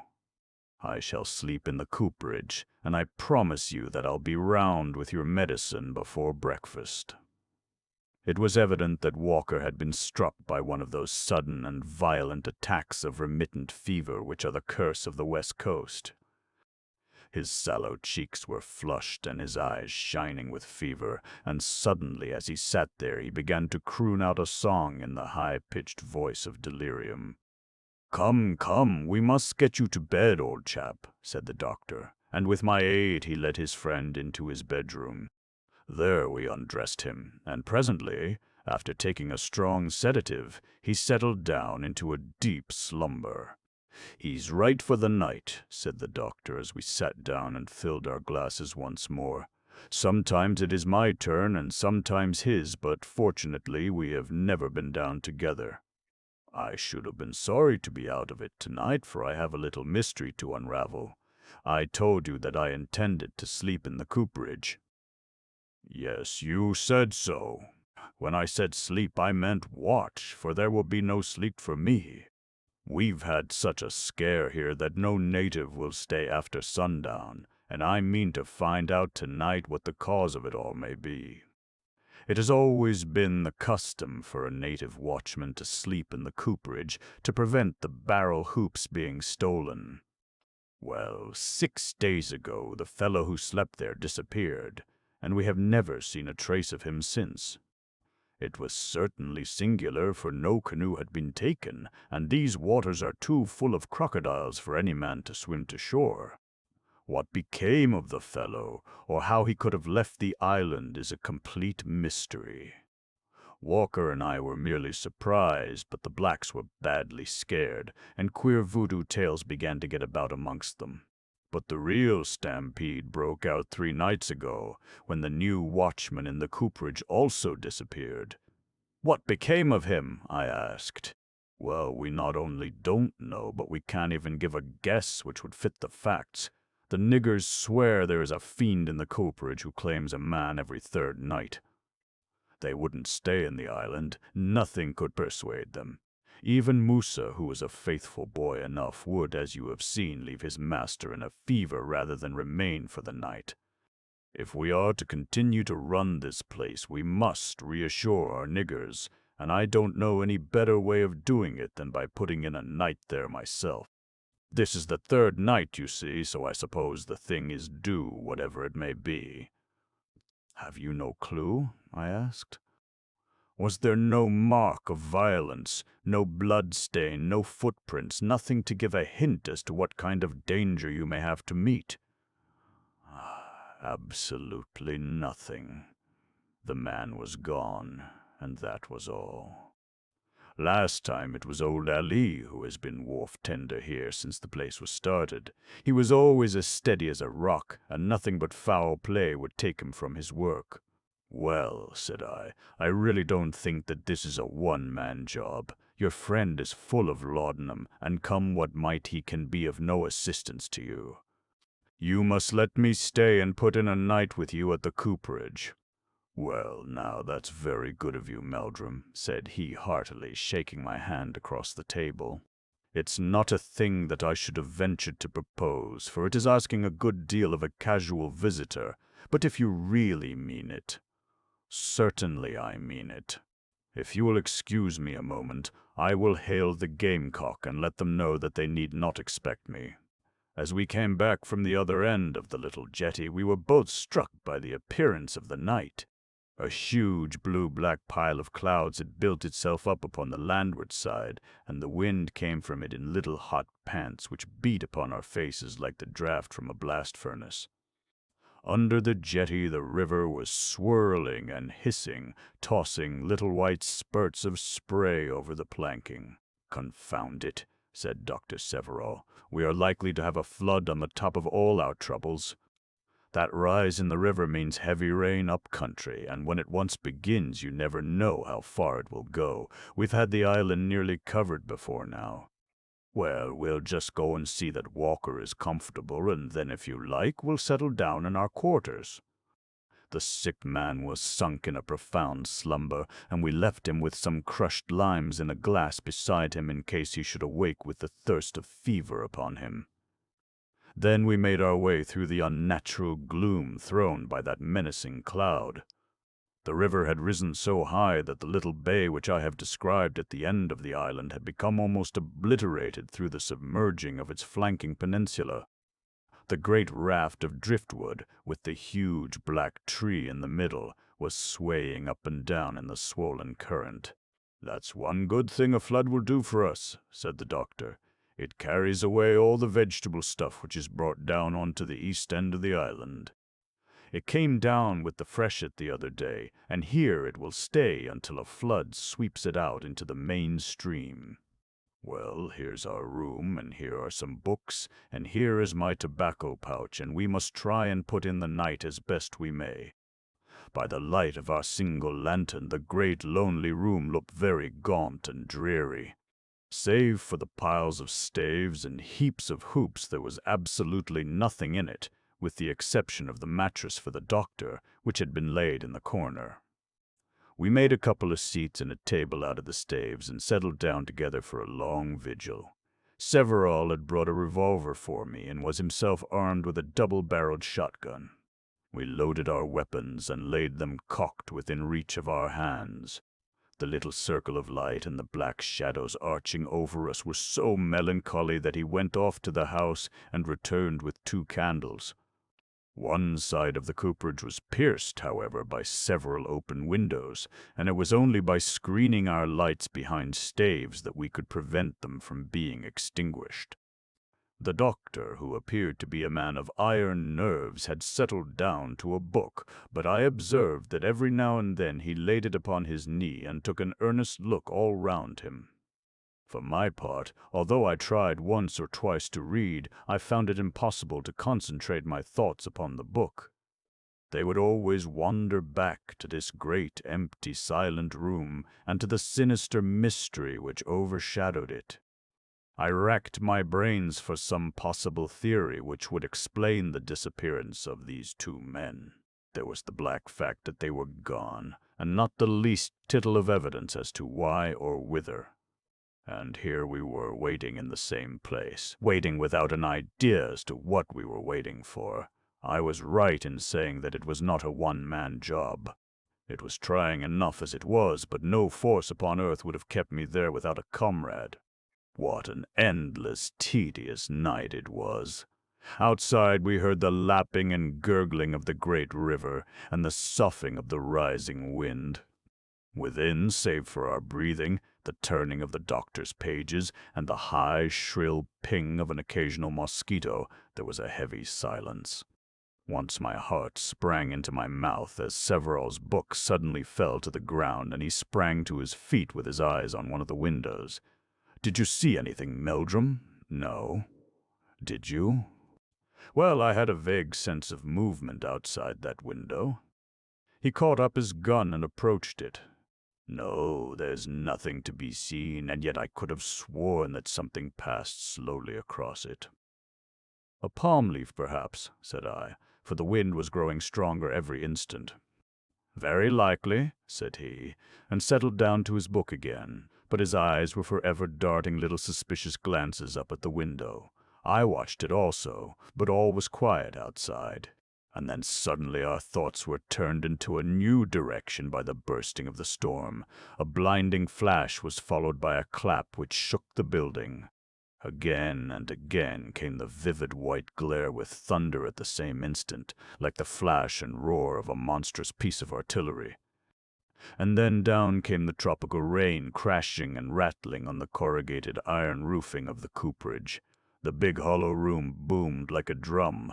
From the darkness arose a strange mixture of noises, a gurgling, splashing, tinkling, bubbling, washing, dripping, every liquid sound that nature can produce, from the thrashing and swishing of the rain to the deep, steady boom of the river. Hour after hour the uproar grew louder and more sustained. "My word," said Severall, "we are going to have the father of all the floods this time."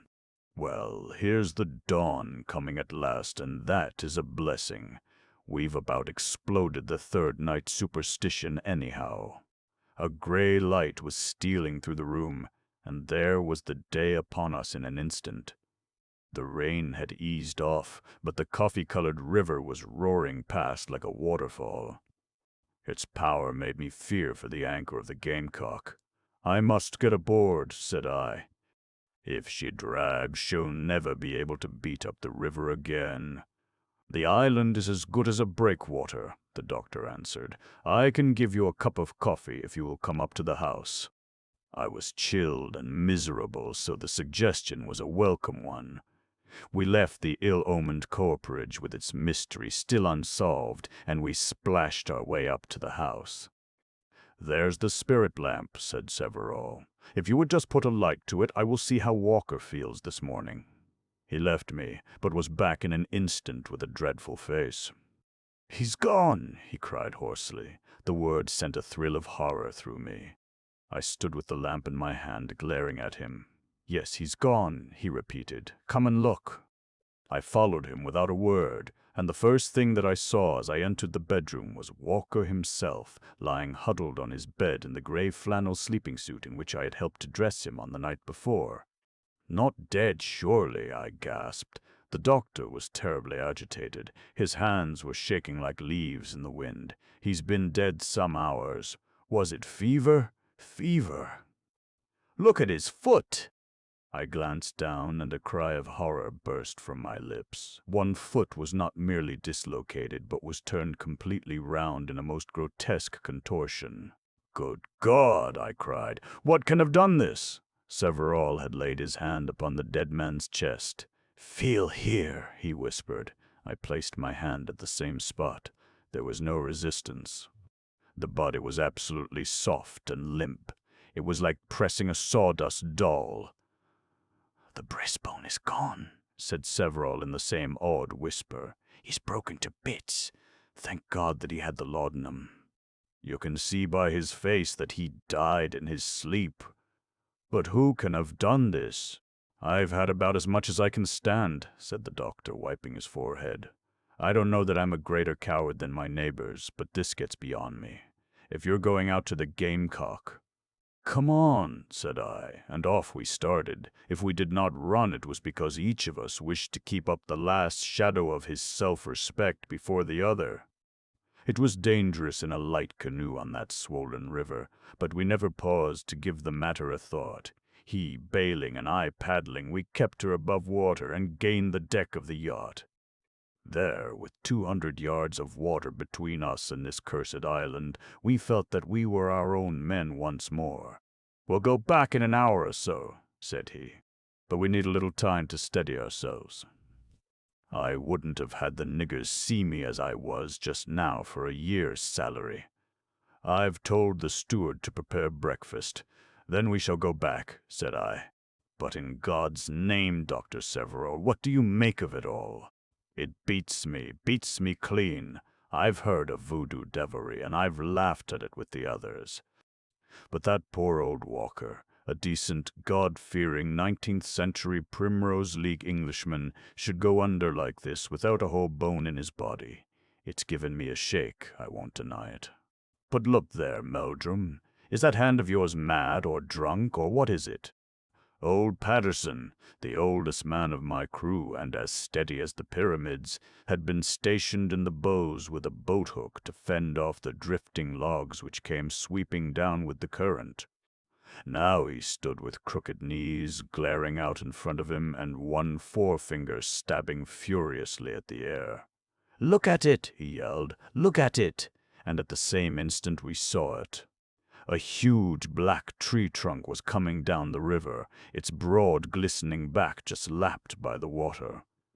And in front of it, about 3 feet in front, arching upwards like the figurehead of a ship, there hung a dreadful face, swaying slowly from side to side. It was flattened, malignant, as large as a small beer barrel, of a faded fungoid color, but the neck which supported it was mottled with a dull yellow and black. As it flew past the gamecock in the swirl of the waters, I saw 2 immense coils roll up out of some great hollow in the tree, and the villainous head rose suddenly to the height of 8 or 10 feet, looking with dull, skin-covered eyes at the yacht. An instant later the tree had shot past us, and was plunging with its horrible passenger towards the Atlantic. "What was it?" I cried. "It is our fiend of the copperage," said Dr. Severall, and he had become in an instant the same bluff, self-confident man that he had been before. "Yes, that is the devil who has been haunting our island. It is the great python of the Gaboon."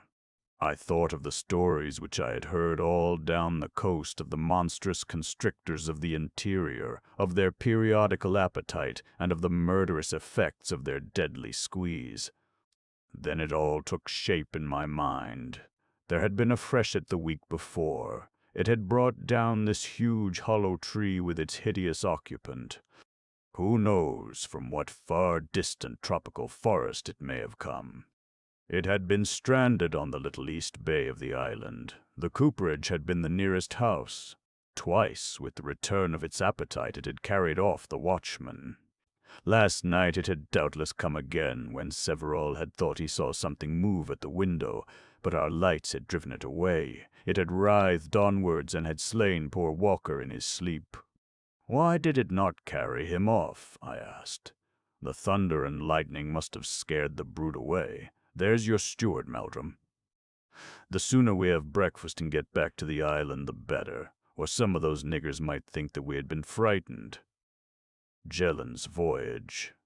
"Well," said our Anglo chap as we all drew up our chairs round the smoking-room fire, "it's an old tale out yonder and may have spilt over into print for all I know. I don't want to turn this club-room into a chestnut stall, but it is a long way to the Yellow Sea, and it is just as likely that none of you have ever heard of the yawl Matilda and of what happened to Henry Jelland and Willie McAvoy aboard of her. The middle of the 60s was a stirring time out in Japan. That was just after the Simonosaki bombardment and before the daimyo affair. There was a Tory party and there was a Liberal party among the natives, and the question that they were wrangling over was whether the throats of the foreigners should be cut or not.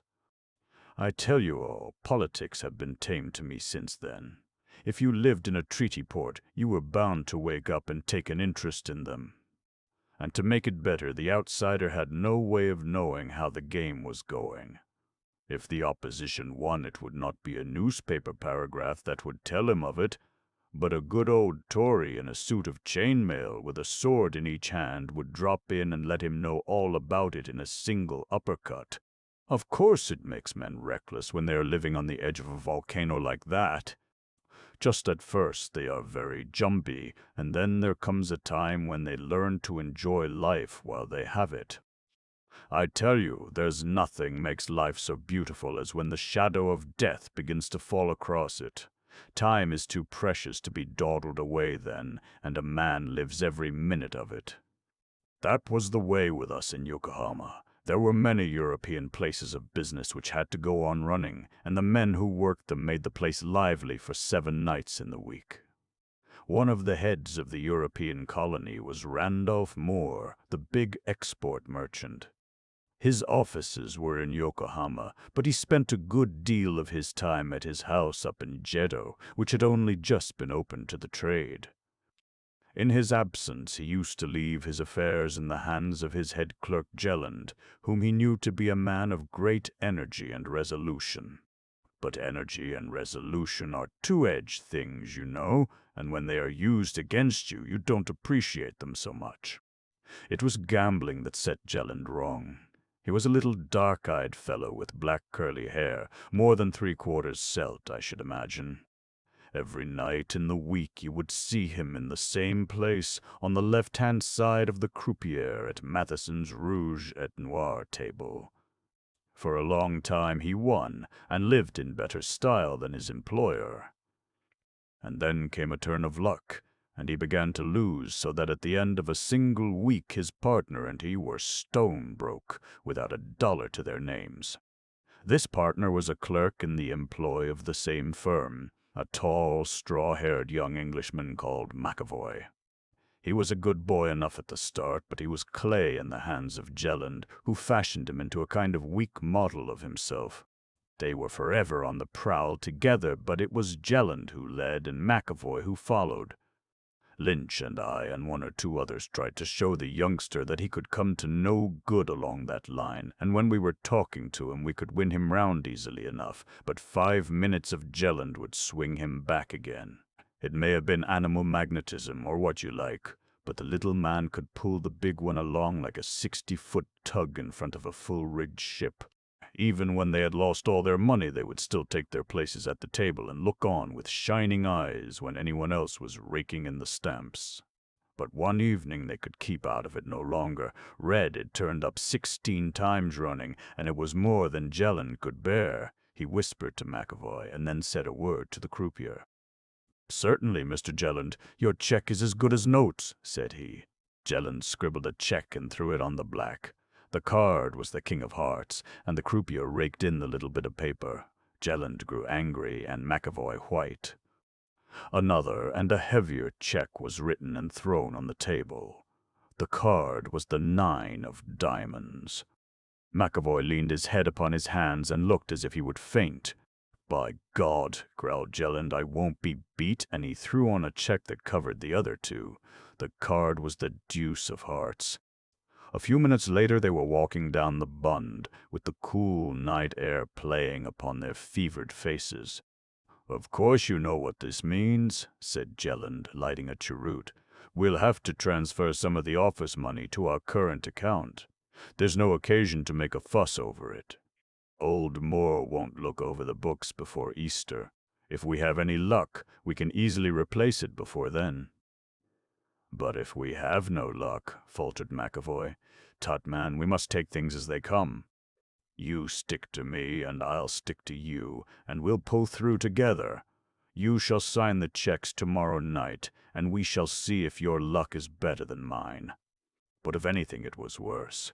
When the pair rose from the table on the following evening, they had spent over 5,000 of their employer's money, but the resolute Jelland was as sanguine as ever. "We have a good 9 weeks before us before the books will be examined," said he. "We must play the game out, and it will all come straight." McAvoy returned to his rooms that night in an agony of shame and remorse. When he was with Jelland he borrowed strength from him, but alone he recognized the full danger of his position, and the vision of his old white-capped mother in England, who had been so proud when he had received his appointment, rose up before him to fill him with loathing and madness. He was still tossing upon his sleepless couch when his Japanese servant entered the bedroom. For an instant McAvoy thought that the long-expected outbreak had come, and plunged for his revolver. Then, with his heart in his mouth, he listened to the message which the servant had brought. Jelland was downstairs and wanted to see him. What on earth could he want at that hour of night? McAvoy dressed hurriedly and rushed downstairs. His companion, with a set smile upon his lips, which was belied by the ghastly pallor of his face, was sitting in the dim light of a solitary candle, with a slip of paper in his hands. "Sorry to knock you up, Willie," said he. "No eavesdroppers, I suppose?" McAvoy shook his head. He could not trust himself to speak. "Well, then, our little game is played out. This note was waiting for me at home. It is from Moore, and says that he will be down on Monday morning for an examination of the books. It leaves us in a tight place." "Monday," gasped McAvoy. "Today is Friday. Saturday, my son, and 3 a.m. We have not much time to turn round in." "We are lost," screamed McAvoy. "We soon will be if you make such an infernal row," said Jelland harshly. "Now do what I tell you, Willie, and we'll pull through yet. I will do anything. Anything." "That's better. Where's your whiskey? It's a beastly time of the day to have to get your back stiff, but there must be no softness with us, or we are gone.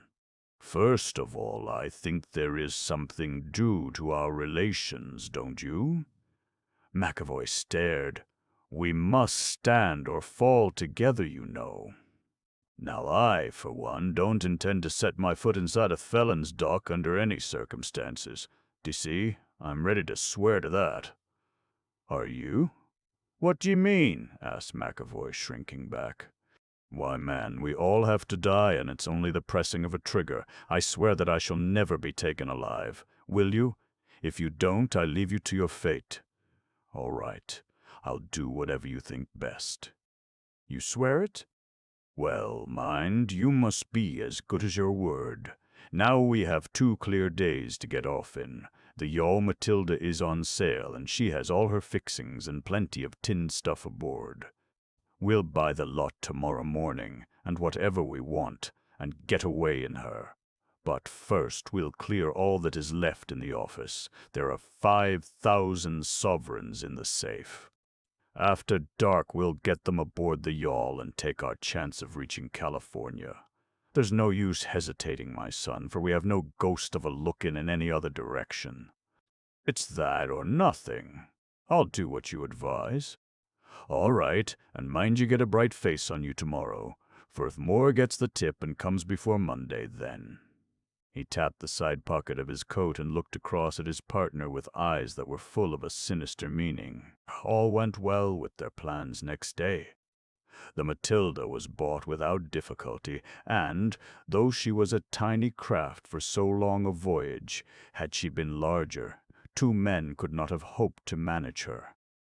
She was stocked with water during the day, and after dark the 2 clerks brought down the money from the office and stowed it in the hold. Before midnight they had collected all their own possessions without exciting suspicion, and at 2 in the morning they left their moorings and stole quietly out from among the shipping. They were seen, of course, and were set down as keen yachtsmen who were on for a good long Sunday cruise. But there was no one who dreamed that that cruise would only end either on the American coast or at the bottom of the North Pacific Ocean. Straining and hauling, they got their mainsail up and set their foresail and jib. There was a slight breeze from the southeast, and the little craft went dipping along upon her way. 7 miles from land, however, the wind fell away and they lay becalmed, rising and falling on the long swell of a glassy sea. All Sunday they did not make a mile, and in the evening Yokohama still lay along the horizon. On Monday morning down came Randolph Moore from Jeddo and made straight for the offices. He had had the tip from someone that his clerks had been spreading themselves a bit, and that had made him come down out of his usual routine, but when he reached his place and found the 3 juniors waiting in the street with their hands in their pockets, he knew that the matter was serious. "What's this?" he asked. He was a man of action, and a nasty chap to deal with when he had his topmasts lowered. "We can't get in," said the clerks. "Where is Mr. Jelland? He has not come today. And Mr. McAvoy? He has not come either." Randolph Moore looked serious. "We must have the door down," said he. "They don't build houses very solid in that land of earthquakes, and in a brace of shakes they were all in the office. Of course the thing told its own story. The safe was open, the money gone, and the Clarks fled. Their employer lost no time in talk. Where were they seen last? On Saturday they bought the Matilda and started for a cruise. Saturday!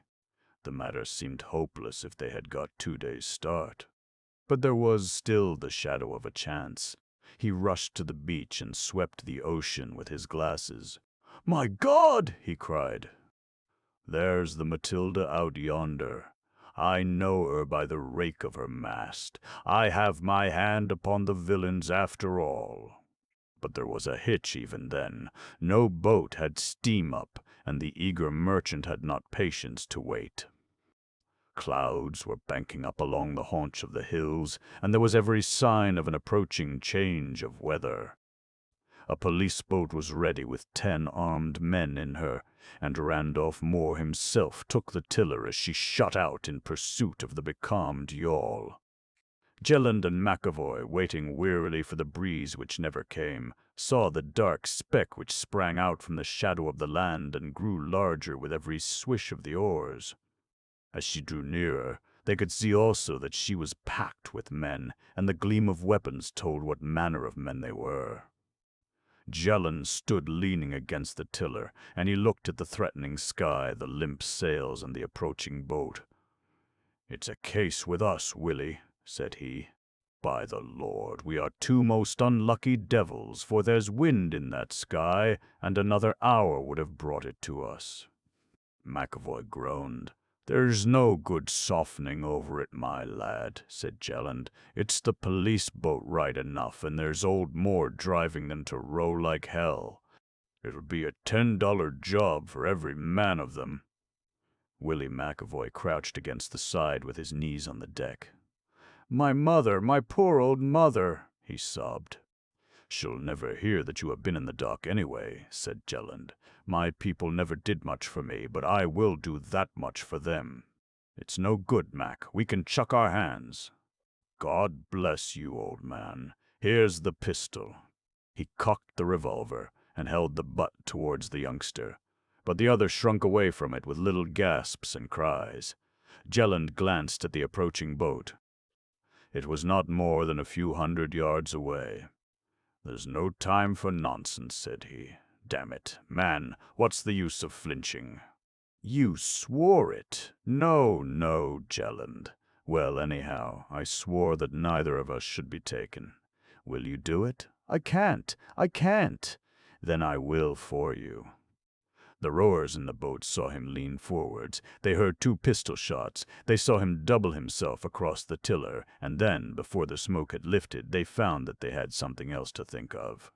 For at that instant the storm broke, one of those short, sudden squalls which are common in these seas.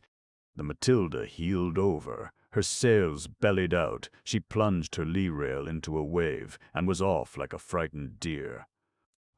Jelland's body had jammed the helm, and she kept a course right before the wind and fluttered away over the rising sea like a blown piece of paper. The rowers worked frantically, but the yawl still drew ahead, and in 5 minutes it had plunged into the storm rack, never to be seen again by mortal eye. The boat put back, and reached Yokohama with the water washing halfway up to the thwarts. And that was how it came that the yawl Matilda, with a cargo of 5,000 pounds and a crew of 2 dead young men, set sail across the Pacific Ocean.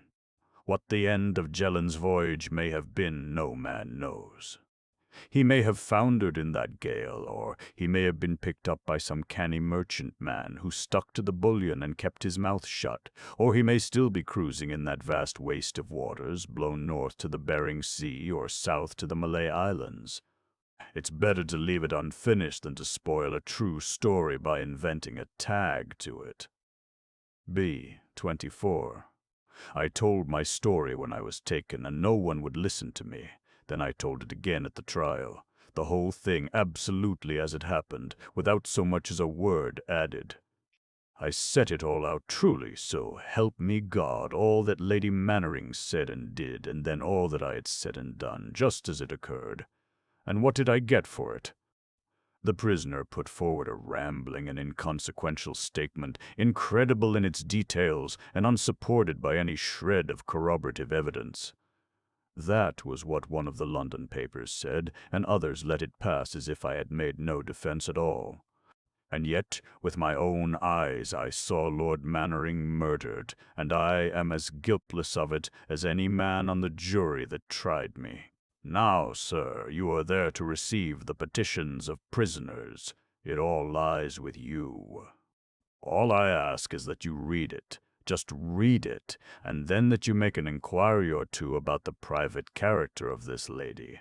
Mannering, if she still keeps the name that she had 3 years ago, when to my sorrow and ruin I came to meet her. You could use a private inquiry agent or a good lawyer, and you would soon learn enough to show you that my story is the true one. Think of the glory it would be to you to have all the papers saying that there would have been a shocking miscarriage of justice if it had not been for your perseverance and intelligence. That must be your reward, since I am a poor man and can offer you nothing. But if you don't do it, may you never lie easy in your bed again. May no night pass that you are not haunted by the thought of the man who rots in gaol because you have not done the duty which you are paid to do. But you will do it, sir, I know. Just make 1 or 2 inquiries, and you will soon find which way the wind blows. Remember also that the only person who profited by the crime was herself, since it changed her from an unhappy wife to a rich young widow.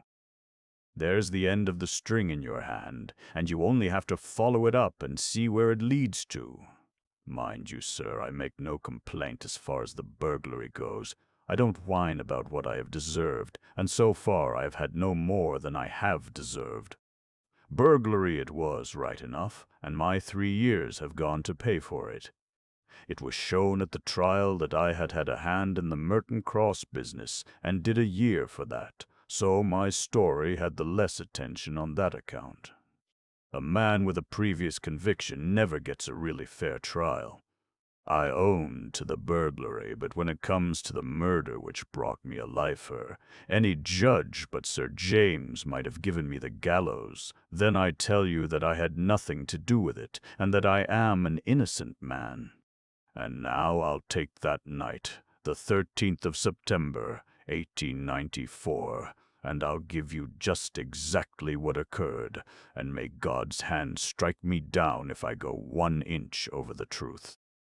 I had been at Bristol in the summer looking for work, and then I had a notion that I might get something at Portsmouth, for I was trained as a skilled mechanic, so I came tramping my way across the south of England and doing odd jobs as I went. I was trying all I knew to keep off the cross, for I had done a year in Exeter Gaol, and I had had enough of visiting Queen Victoria. But it's cruel hard to get work when once the black mark is against your name, and it was all I could do to keep soul and body together. At last, after 10 days of wood-cutting and stone-breaking on starvation pay, I found myself near Salisbury with a couple of shillings in my pocket, and my boots and my patience clean wore out. There's an alehouse called the Willing Mind, which stands on the road between Blandford and Salisbury, and it was there that night I engaged a bed. I was sitting alone in the tap-room just about closing time, when the innkeeper, Allen his name was, came beside me and began yarning about the neighbors.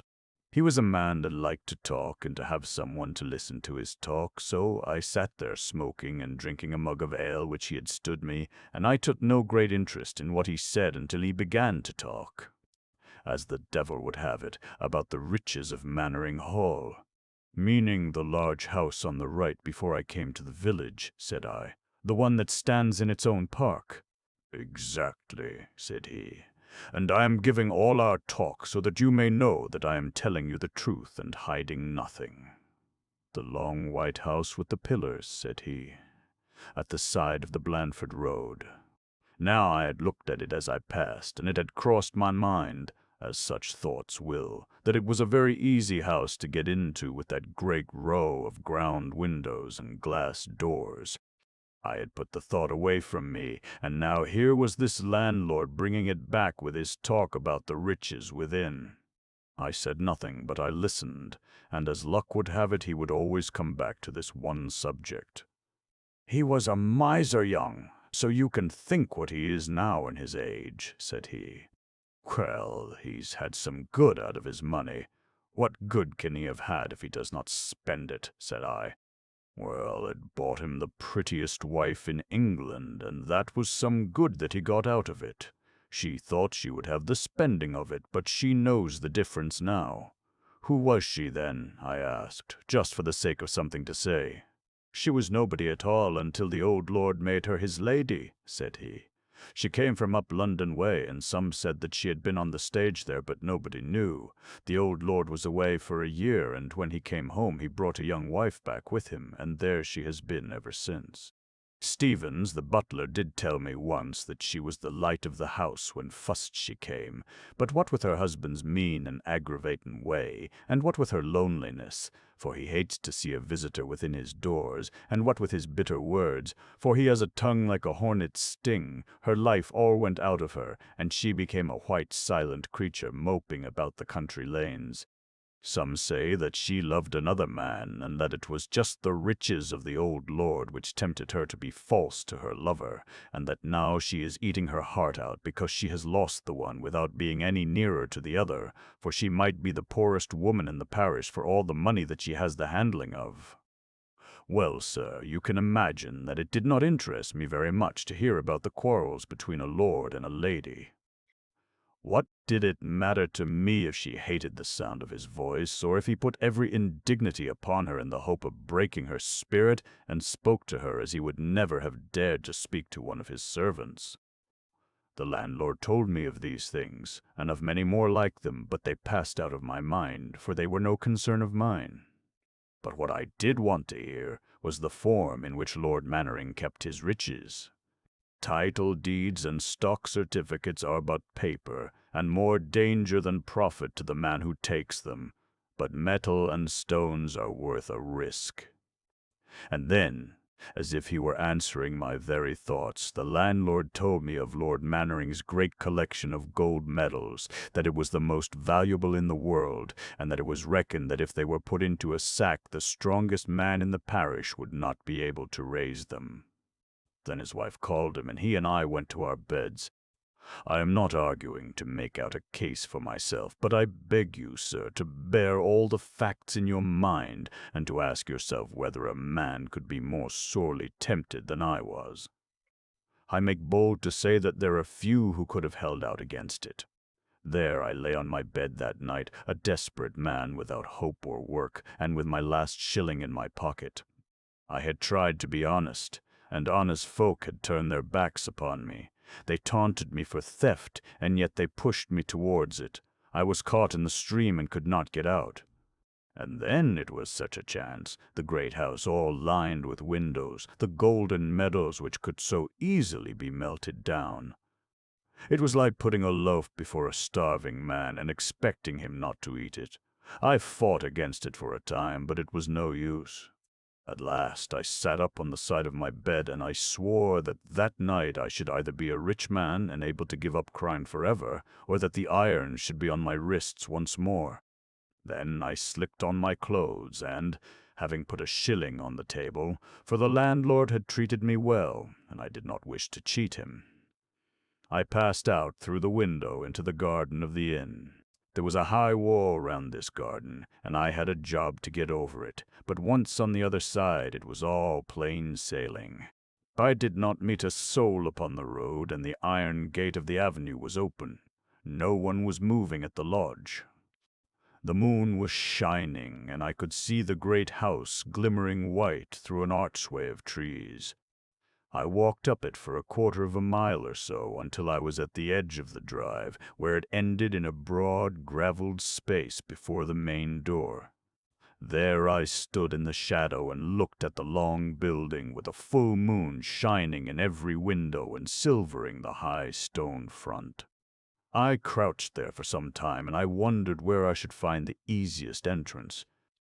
The corner window of the side seemed to be the one which was least overlooked, and a screen of ivy hung heavily over it. My best chance was evidently there.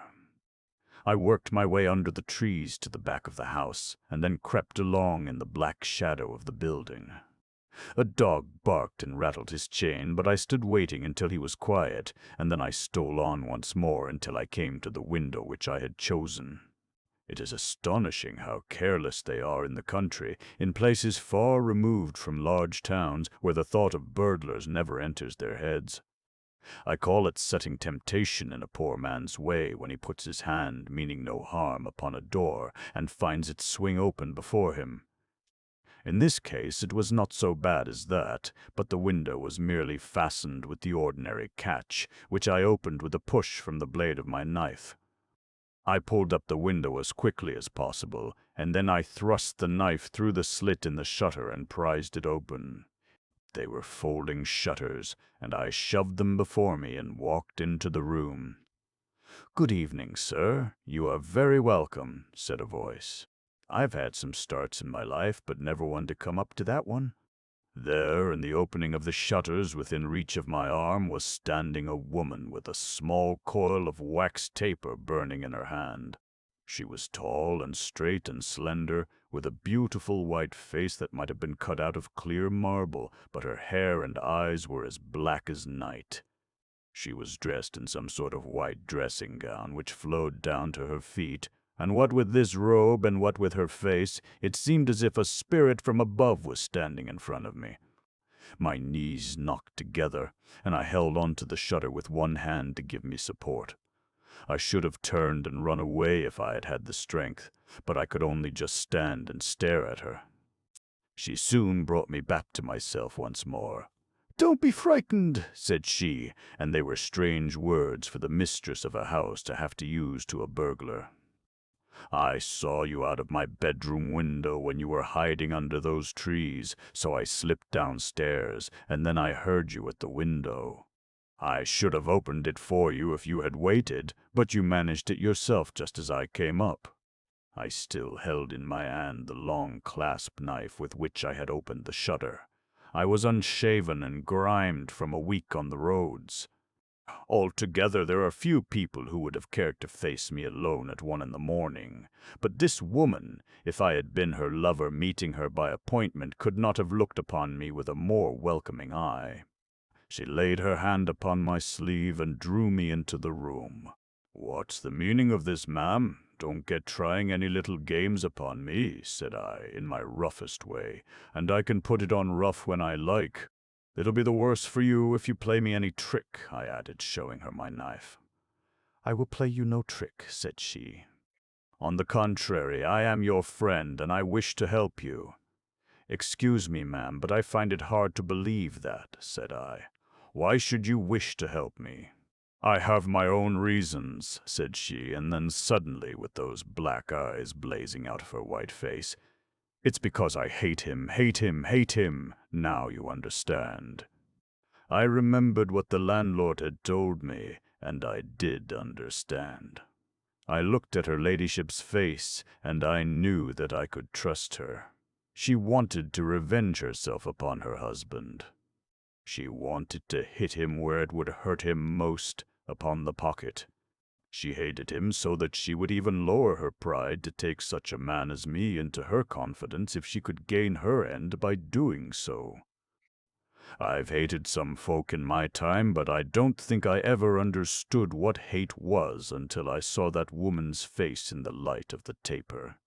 "You'll trust me now," said she, with another coaxing touch upon my sleeve. "Yes, your ladyship. You know me, then. I can guess who you are. I dare say my wrongs are the talk of the county. But what does he care for that? He only cares for one thing in the whole world, and that you can take from him this night. Have you a bag? No, your ladyship. Shut the shutter behind you. Then no one can see the light. You are quite safe. The servants all sleep in the other wing. I can show you where all the most valuable things are. You cannot carry them all, so we must pick the best." The room in which I found myself was long and low, with many rugs and skins scattered about on a polished wood floor. Small cases stood here and there, and the walls were decorated with spears and swords and paddles and other things which find their way into museums. There were some queer clothes, too, which had been brought from savage countries, and the lady took down a large leather sack-bag from among them. "This sleeping sack will do," said she. "Now come with me, and I will show you where the medals are." It was like a dream to me to think that this tall white woman was the lady of the house, and that she was lending me a hand to rob her own home. I could have burst out laughing at the thought of it, and yet there was something in that pale face of hers which stopped my laughter and turned me cold and serious. She swept on in front of me like a spirit, with the green taper in her hand, and I walked behind with my sack until we came to a door at the end of this museum. It was locked, but the key was in it, and she led me through. The room beyond was a small one, hung all round with curtains which had pictures on them. It was the hunting of a deer that was painted on it, as I remember, and in the flicker of that light you'd have sworn that the dogs and the horses were streaming round the walls. The only other thing in the room was a row of cases made of walnut with brass ornaments. They had glass tops, and beneath this glass I saw the long lines of those gold medals, some of them as big as a plate and half an inch thick, all resting upon red velvet and glowing and gleaming in the darkness.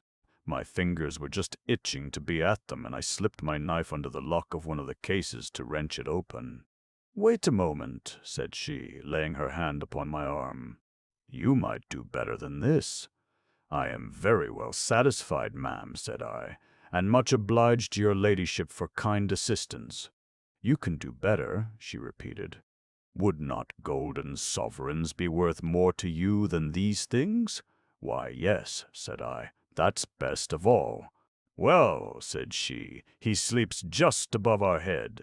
It is but one short staircase.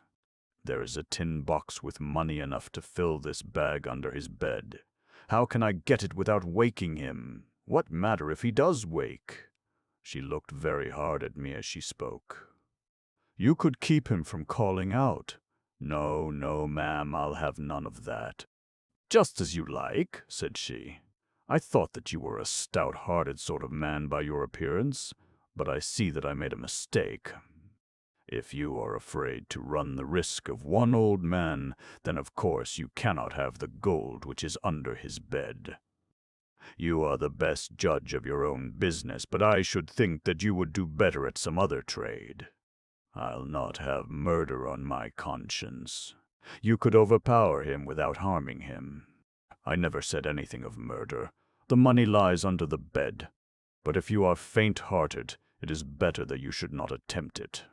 She worked upon me so, partly with her scorn and partly with this money that she held before my eyes, that I believe I should have yielded and taken my chances upstairs, had it not been that I saw her eyes following the struggle within me in such a crafty, malignant fashion, that it was evident she was bent upon making me the tool of her revenge, and that she would leave me no choice but to do the old man an injury, or to be captured by him.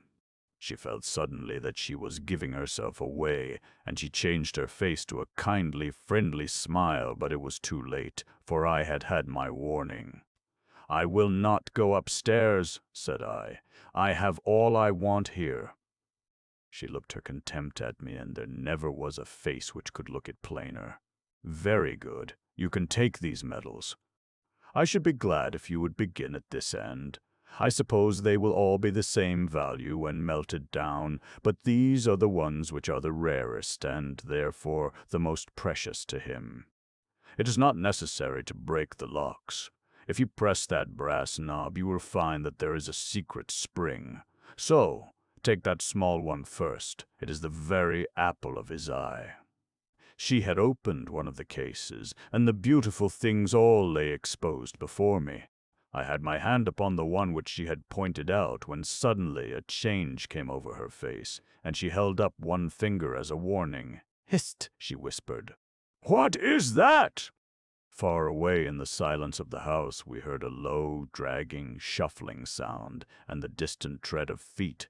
She closed and fastened the case in an instant. "It's my husband," she whispered. "All right, don't be alarmed, I'll arrange it.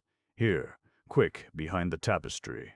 She pushed me behind the painted curtains upon the wall, my empty leather bag still in my hand.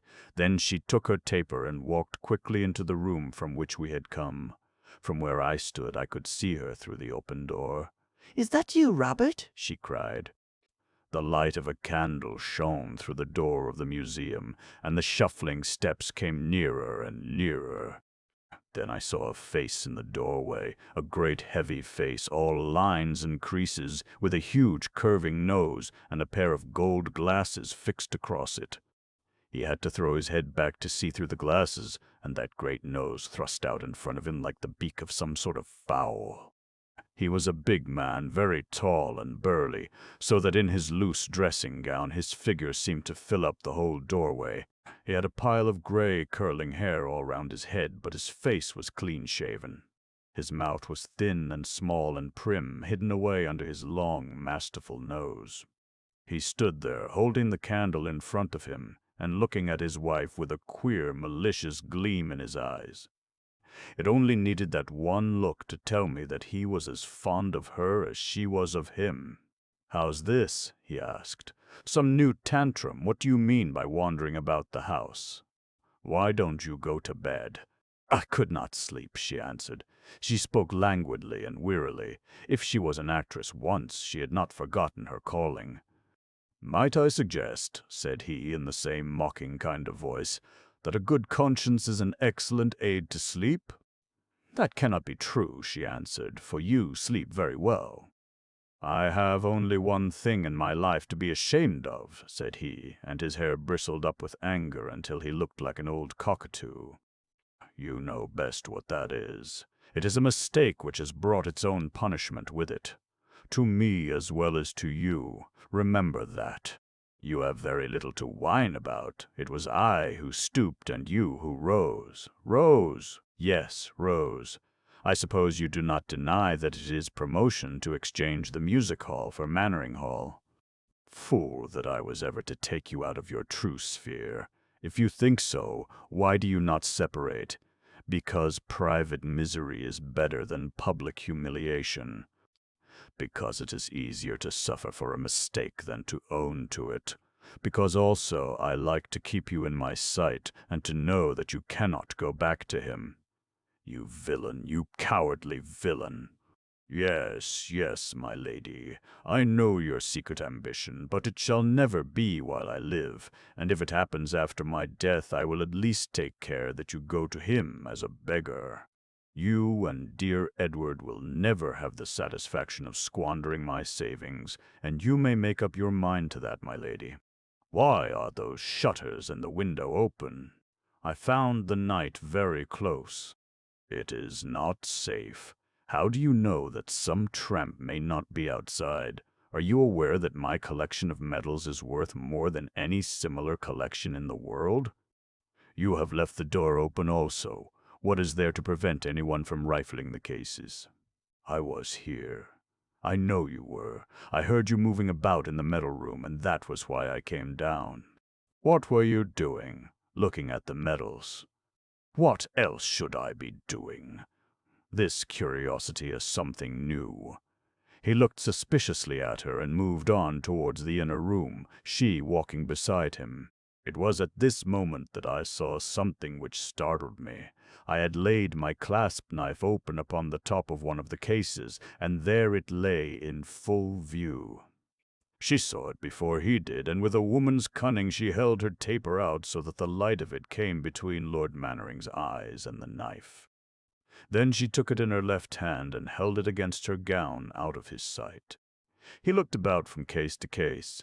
I could have put my hand at one time upon his long nose, but there was nothing to show that the medals had been tampered with, and so, still snarling and grumbling, he shuffled off into the other room once more.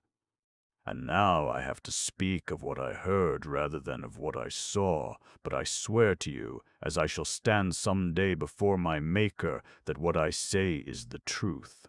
When they passed into the outer room, I saw him lay his candle upon the corner of one of the tables, and he sat himself down, but in such a position that he was just out of my sight. She moved behind him, as I could tell from the fact that the light of her taper threw his long, lumpy shadow upon the floor in front of him. Then he began talking about this man whom he called Edward, and every word that he said was like a blistering drop of vitriol. He spoke low, so that I could not hear it all, but from what I heard I should guess that she would as soon have been lashed with a whip. At first she said some hot words in reply, but then she was silent, and he went on and on in that cold, mocking voice of his, nagging and insulting and tormenting, until I wondered that she could bear to stand there in silence and listen to it. Then suddenly I heard him say in a sharp voice, "Come from behind me! Leave! Go of my collar!" "What? Would you dare to strike me?" There was a sound like a blow, just a soft sort of thud, and then I heard him cry out, "My God, it's blood!" He shuffled with his feet as if he was getting up, and then I heard another blow, and he cried out, "Oh, you she-devil!" and was quiet except for a dripping and splashing upon the floor. I ran out from behind my curtain at that, and rushed into the other rooms, shaking all over with the horror of it. The old man had slipped down in the chair, and his dressing gown had rucked up until he looked as if he had a monstrous hump to his back. His head, with the gold glasses still fixed on his nose, was lolling over upon one side, and his little mouth was open just like a dead fish. I could not see where the blood was coming from, but I could still hear it drumming upon the floor. She stood behind him with the candle shining full upon her face. Her lips were pressed together and her eyes shining, and a touch of color had come into each of her cheeks. It just wanted that to make her the most beautiful woman I had ever seen in my life. "You've done it now," said I. "Yes," said she in her quiet way, "I've done it now." "What are you going to do?" I asked. "They'll have you for murder as sure as fate.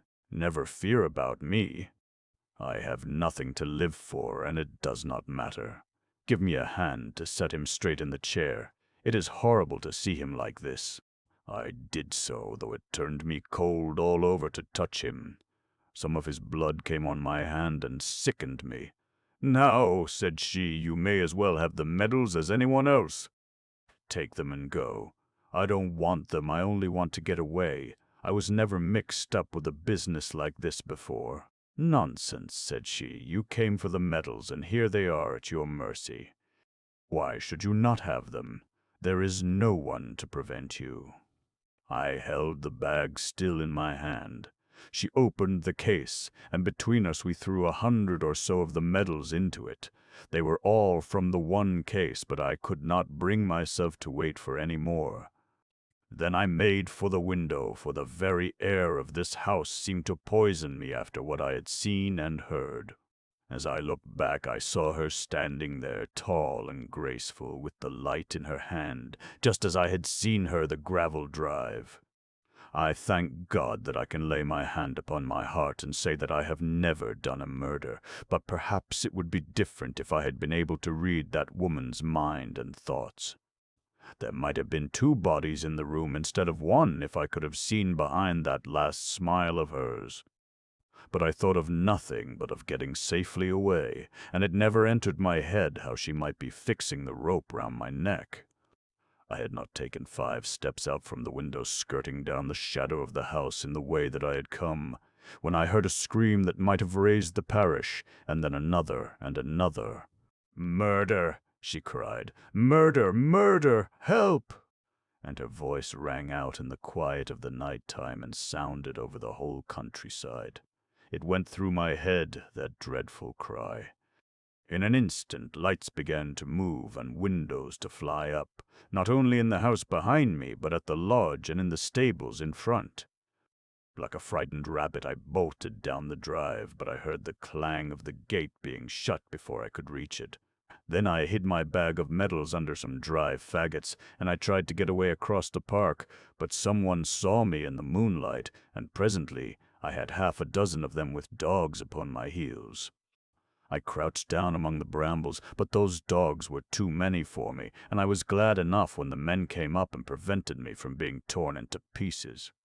They seized me and dragged me back to the room from which I had come.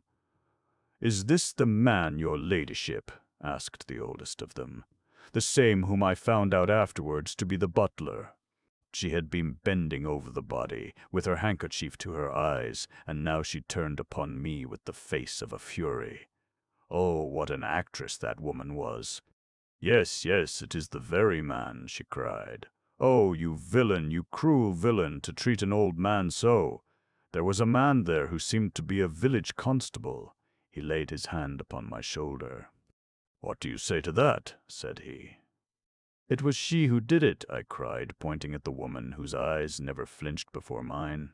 "Come, come!" "Try another," said the constable, and one of the men-servants struck at me with his fist. "I tell you that I saw her do it. She stabbed him twice with a knife. She first helped me to rob him, and then she murdered him." The footman tried to strike me again, but she held up her hand. "Do not hurt him," said she. "I think that his punishment may safely be left to the law." "I'll see to that, your ladyship," said the constable. "Your ladyship actually saw the crime committed, did you not?" "Yes, yes, I saw it with my own eyes. It was horrible. We heard the noise and we came down. My poor husband was in front." The man had one of the cases open and was filling a black leather bag which he held in his hand. He rushed past us, and my husband seized him. There was a struggle, and he stabbed him twice. There you can see the blood upon his hands. If I am not mistaken, his knife is still in Lord Mannering's body. "Look at the blood upon her hands," I cried. "She has been holding up his lordship's head, you lying rascal," said the butler. "And here's the very sack her ladyship spoke of," said the constable, as a groom came in with the one which I had dropped in my flight. "And here are the medals inside it. That's good enough for me. We will keep him safe here tonight, and tomorrow the inspector and I can take him into Salisbury." "Poor creature," said the woman. "For my own part, I forgive him any injury which he has done me. Who knows what temptation may have driven him to crime? His conscience and the law will give him punishment enough without any reproach of mine rendering it more bitter." I could not answer. I tell you, sir, I could not answer, so taken aback was I by the assurance of the woman, and so, seeming by my silence to agree to all that she had said, I was dragged away by the butler and the constable into the cellar in which they locked me for the night. There, sir, I have told you the whole story of the events which led up to the murder of Lord Mannering by his wife upon the night of September the 14th in the year 1894. Perhaps you will put my statement on one side as the constable did at Mannering Towers, or the judge afterwards at the county assizes. Or perhaps you will see that there is the ring of truth in what I say, and you will follow it up and so make your name forever as a man who does not grudge personal trouble where justice is to be done. I have only you to look to, sir, and if you will clear my name of this false accusation, then I will worship you as one man never yet worshipped another. But if you fail me, then I give you my solemn promise that I will rope myself up this day month to the bar of my window, and from that time on I will come to plague you in your dreams if ever yet one man was able to come back and to haunt another. What I ask you to do is very simple. Make inquiries about this woman, watch her, learn her past history, find out what use she is making of the money which has come to her, and whether there is not a man Edward, as I have stated. If from all this you learn anything which shows you her real character, or which seems to you to corroborate the story which I have told you, then I am sure that I can rely upon your goodness of heart to come to the rescue of an innocent man. The End. Sira Conan Doyle's Works, Sire Nigel, with illustrations by Arthur Twidle. Third impression, Crown 8 Vo, 6, Sort, The Tragedy of the Corusco. New edition with 40 full-page illustrations. Crown 8 Vo, 3s, 6d. UN Burnack, A Memory of the Empire, with 12 full-page illustrations. Third and cheaper edition, Crown 8 Vo, 3s, 6D.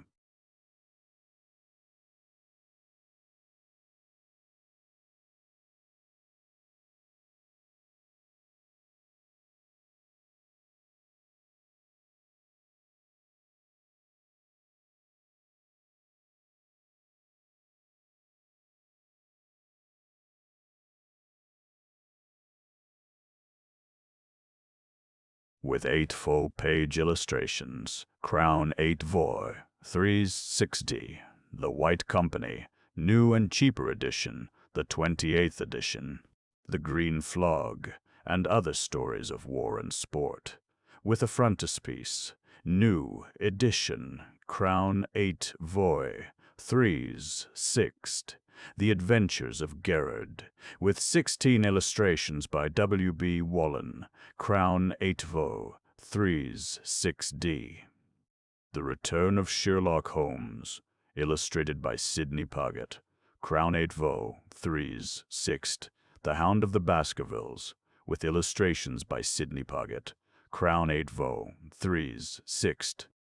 The Adventures of Sherlock Holmes, with 25 illustrations by Sidney Paget, Crown 8 Vo, 3s, 6d. The Exploits of Brigadier Gerard, with 24 illustrations by W.B. Wallen, Crown 8 Vo, 3s, 6d.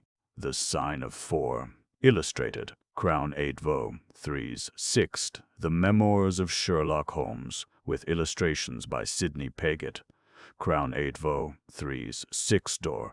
Through the Magic Door, illustrated, Crown 8 Vo, 5s.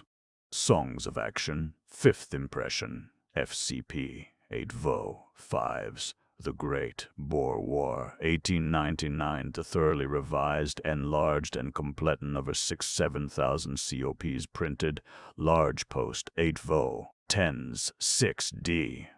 The War in South Africa, Its Cause and Conduct, Demay 8 Vo, 6d. Also, the collected edition of Sir A. Conan Doyle's novels in 12 volumes, with an introductory preface and 2 photogravure illustrations to each volume, large, Crown 8 Vo, 6 each net. Tika. This edition of Sir A. Conan Doyle's novels is limited to 1,000 sets, the first volume of each set being signed and numbered, and the volumes are not sold separately. The author's future work will, in due course, be added to the edition. Contents of the volumes: 1. The White Company. 2. Micah Clark. 3. The Refugees. 4. Rodney Stone. 5. The Adventures of Sherlock Holmes. 6. Memoirs of Sherlock Holmes. 7. A Study in Scarlet, The Sign of Four. 8. The Great Shadow, Uncle Bernac. 9. A Duet. 10. The Tragedy of the Carrasco, The Green Flog, and Other Tales of War and Sport. 11. The Stark Munro Letters, Round the Red Lamp, The Exploits of Brigadier Gerard, The Great Shadow, Uncle Bernac. 9. A Duet. 10. Bullen FRGs, Our Heritage the Sea, with a frontispiece by Arthur. Daily Telegraph. The first step to winning the people to the reading a good book is to produce the good book for them to read, and that Mr. Bullen has done. Back to Sunny Seas.s, with 8 full-page illustrations in color by A. S. Forrest, R.I., Crown 8 Vo, 6s. Daily Telegraph, a bright, interesting, and chatty record of a pleasant cruise to the West Indies. C. Rack, 2nd impression, with 8 illustrations by Arthur Tweidle, Crown 8 Vo, 6s. Spectator, characteristic of Mr. Bullen's best work. Vanity Fair, a delightful volume. The Seafaring Man is an open book to Mr. Bullen. Deep Sea Plunderings, 3rd impression, with 8 full-page Spectator. There is something in the book to please almost every taste.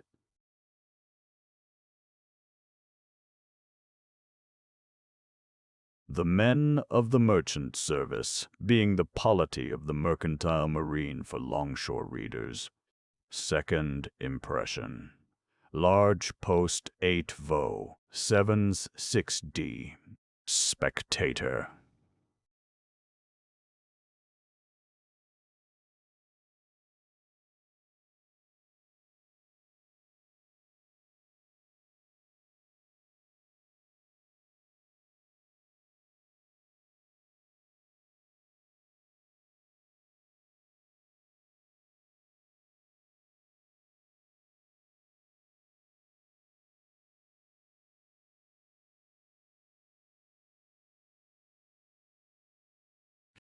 But it is of importance, secondly and chiefly, as Mr. Bullen's appeal to the political sense of his country.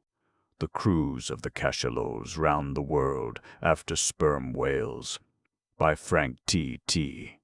Bullen, first mate. The volume includes a letter to the author from Rudyard Kipling.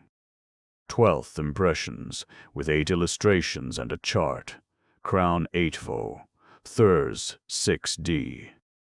The Reverend Dr. Horton, in his sermon on behalf of the British and Foreign Bible Society, referred to Mr. Bullen's Cruise of the Cachalot in the following terms: "It is a very remarkable book in every way. It seems to me worthy to rank with some of the writings of Defoe. It has absolutely taken the shine out of some of the romantic literature of such writers as even Stevenson and Rudyard Kipling. By the strange law that truth is more wonderful than fiction, this book is more wonderful than the wildest dreams of the creator of imagination. The log of a sea waif, being the recollections of first 4 years of my sea life. 5th Impression, with 8 full-page illustrations specially drawn by Arthur Twydell. Crown 8 vo, 3s 6d. World. We have read many stories of sea life, but do not remember to have been so fascinated and enthralled by any of them as by this masterly presentation of the humors, hardships, and minor tragedies of life in the forecastle. The way they have in the Navy, being a day-to-day record of a cruise in HMC Battleship Mars during the maneuvers of 1899, 6d. Spectator. We recommend it most heartily and without any misgiving. Works by W. H. Fitchett, B.A., LL.D. Wesley and His Century, a study in spiritual forces. Not, with a photogravure frontispiece from the portrait of John Wesley by G. E. Orge Romney and 4 facsimiles of letters and C. Second Impression, 6s, net, Bookman. A deeply interesting volume. The story is good as biography and rich in material. The Commander of the Hirondelle, with 16 full-page illustrations. Crown 8 vo, 6, Athen. An admirable sea story. It is good literature, too, and written with historical and technical knowledge. Nelson and his captains, sketches of famous seamen. True, with 11 portraits and a facsimile letter. Third Impression, Crown 8 vo, 6, ses. Punch. My baronight, having read all Dr. Fitchett's tales of battles on land, thinks his best piece is his sea piece. Saxon and Celt reading the glowing narrative will feel proud to know it's all true.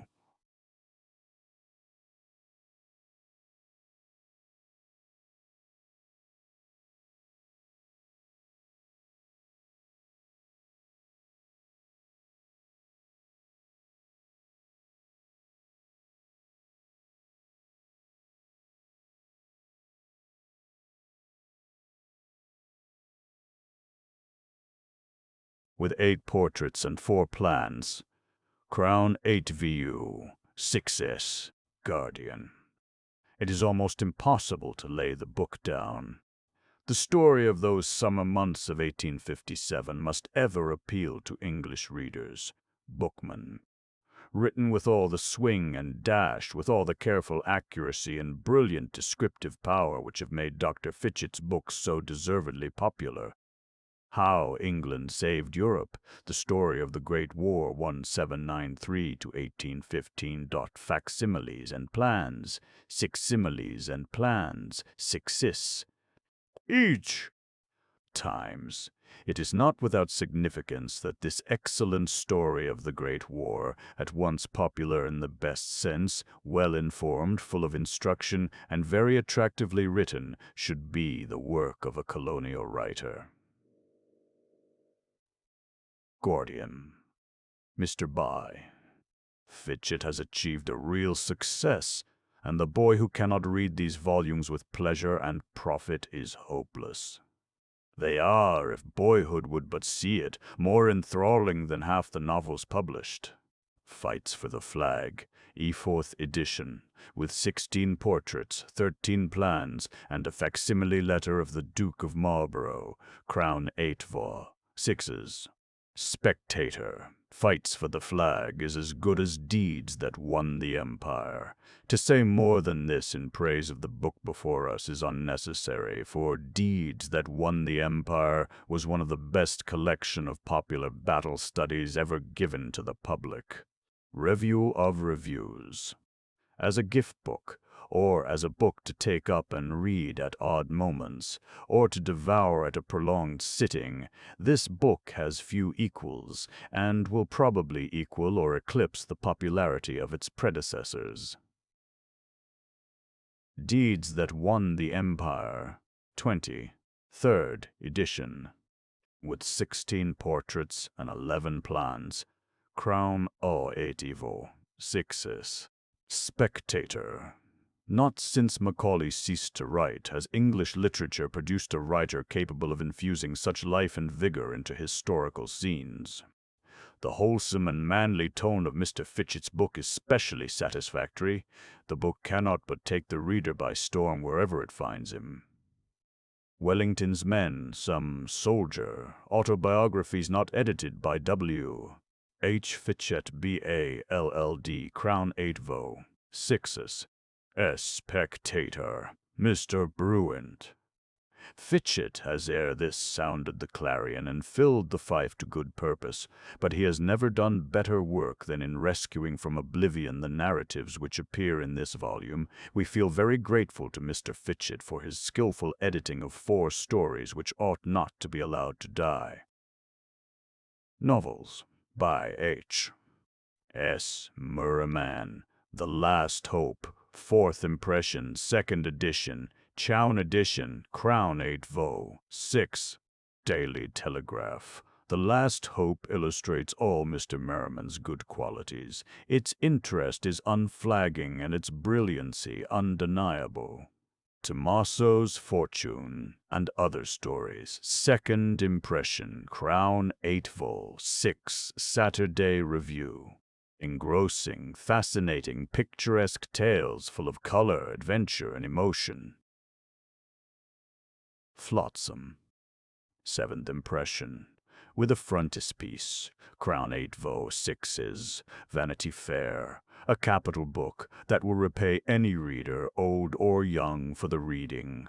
Barlash of the Guard. 8th impression, 2nd edition, Crown 8 vol. 6, World. Without doubt, the finest thing of its kind that Mr. Merriman has yet accomplished in fiction. Barlash is a masterpiece. The Vultures. 7th impression, Crown 8 vol. 6s. Daily News. It is a notable book, stirring, fresh, and of a high interest. It fascinates and holds us to the end. A fine book, a worthy successor of The Sowers.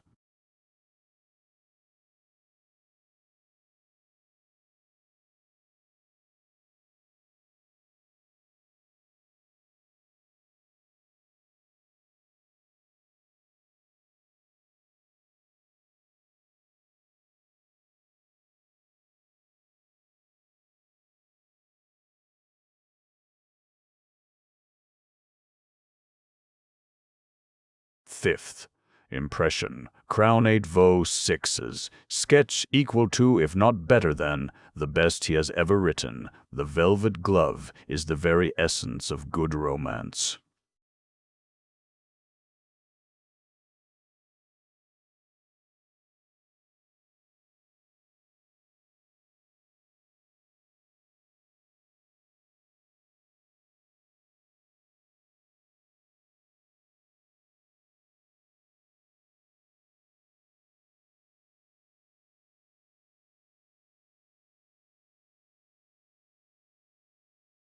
with illustrations. Crown 8 vo, 6 z times. Capital reading, absorbing reading, the. An exciting story with thrills at every third page. Rodin's Corner, 5th edition. Crown 8 vo, 6. Truth. A novel I defy you to lay down when once you have got well into it. In Kedar's Tents, 10th edition. Crown 8 vo, 6. Pall Mall Gazette. After the few first pages one ceases to criticize, one can only enjoy. In a word, the use of which, unqualified, is such a rare and delicious luxury, the book is good. The Sours. 20. EIGH. Edition. Crown 8 vo, 6s. Graphic. His absorbingly interesting story will be found very difficult indeed to lay down until its last page has been turned. WH Tools. Crown 8 vo, 6s, and fuck-up. 8 vo boards, pictorial cover, 2s, or limp red cloth, 2s, 6d. Westminster Gazette. Admirably conceived as a whole and most skillful in its details. The story never flags or loiters. From one generation to another, Crown 8 vo, 6s, and Fac 8 vo boards, pictorial cover 2s, or limp red cloth 2s, 6d. Illustrated London News. The book is a good book. The characters of Michael Seymour and of James Agar are admirably contrasted. The Slave of the Lamp, Crown 8 vo, 6s, and Facap 8 vo boards, pictorial cover 2s, or limp red cloth 2s, 6d. Manchester Guardian. A masterly story so like real life, and so entirely unconventional.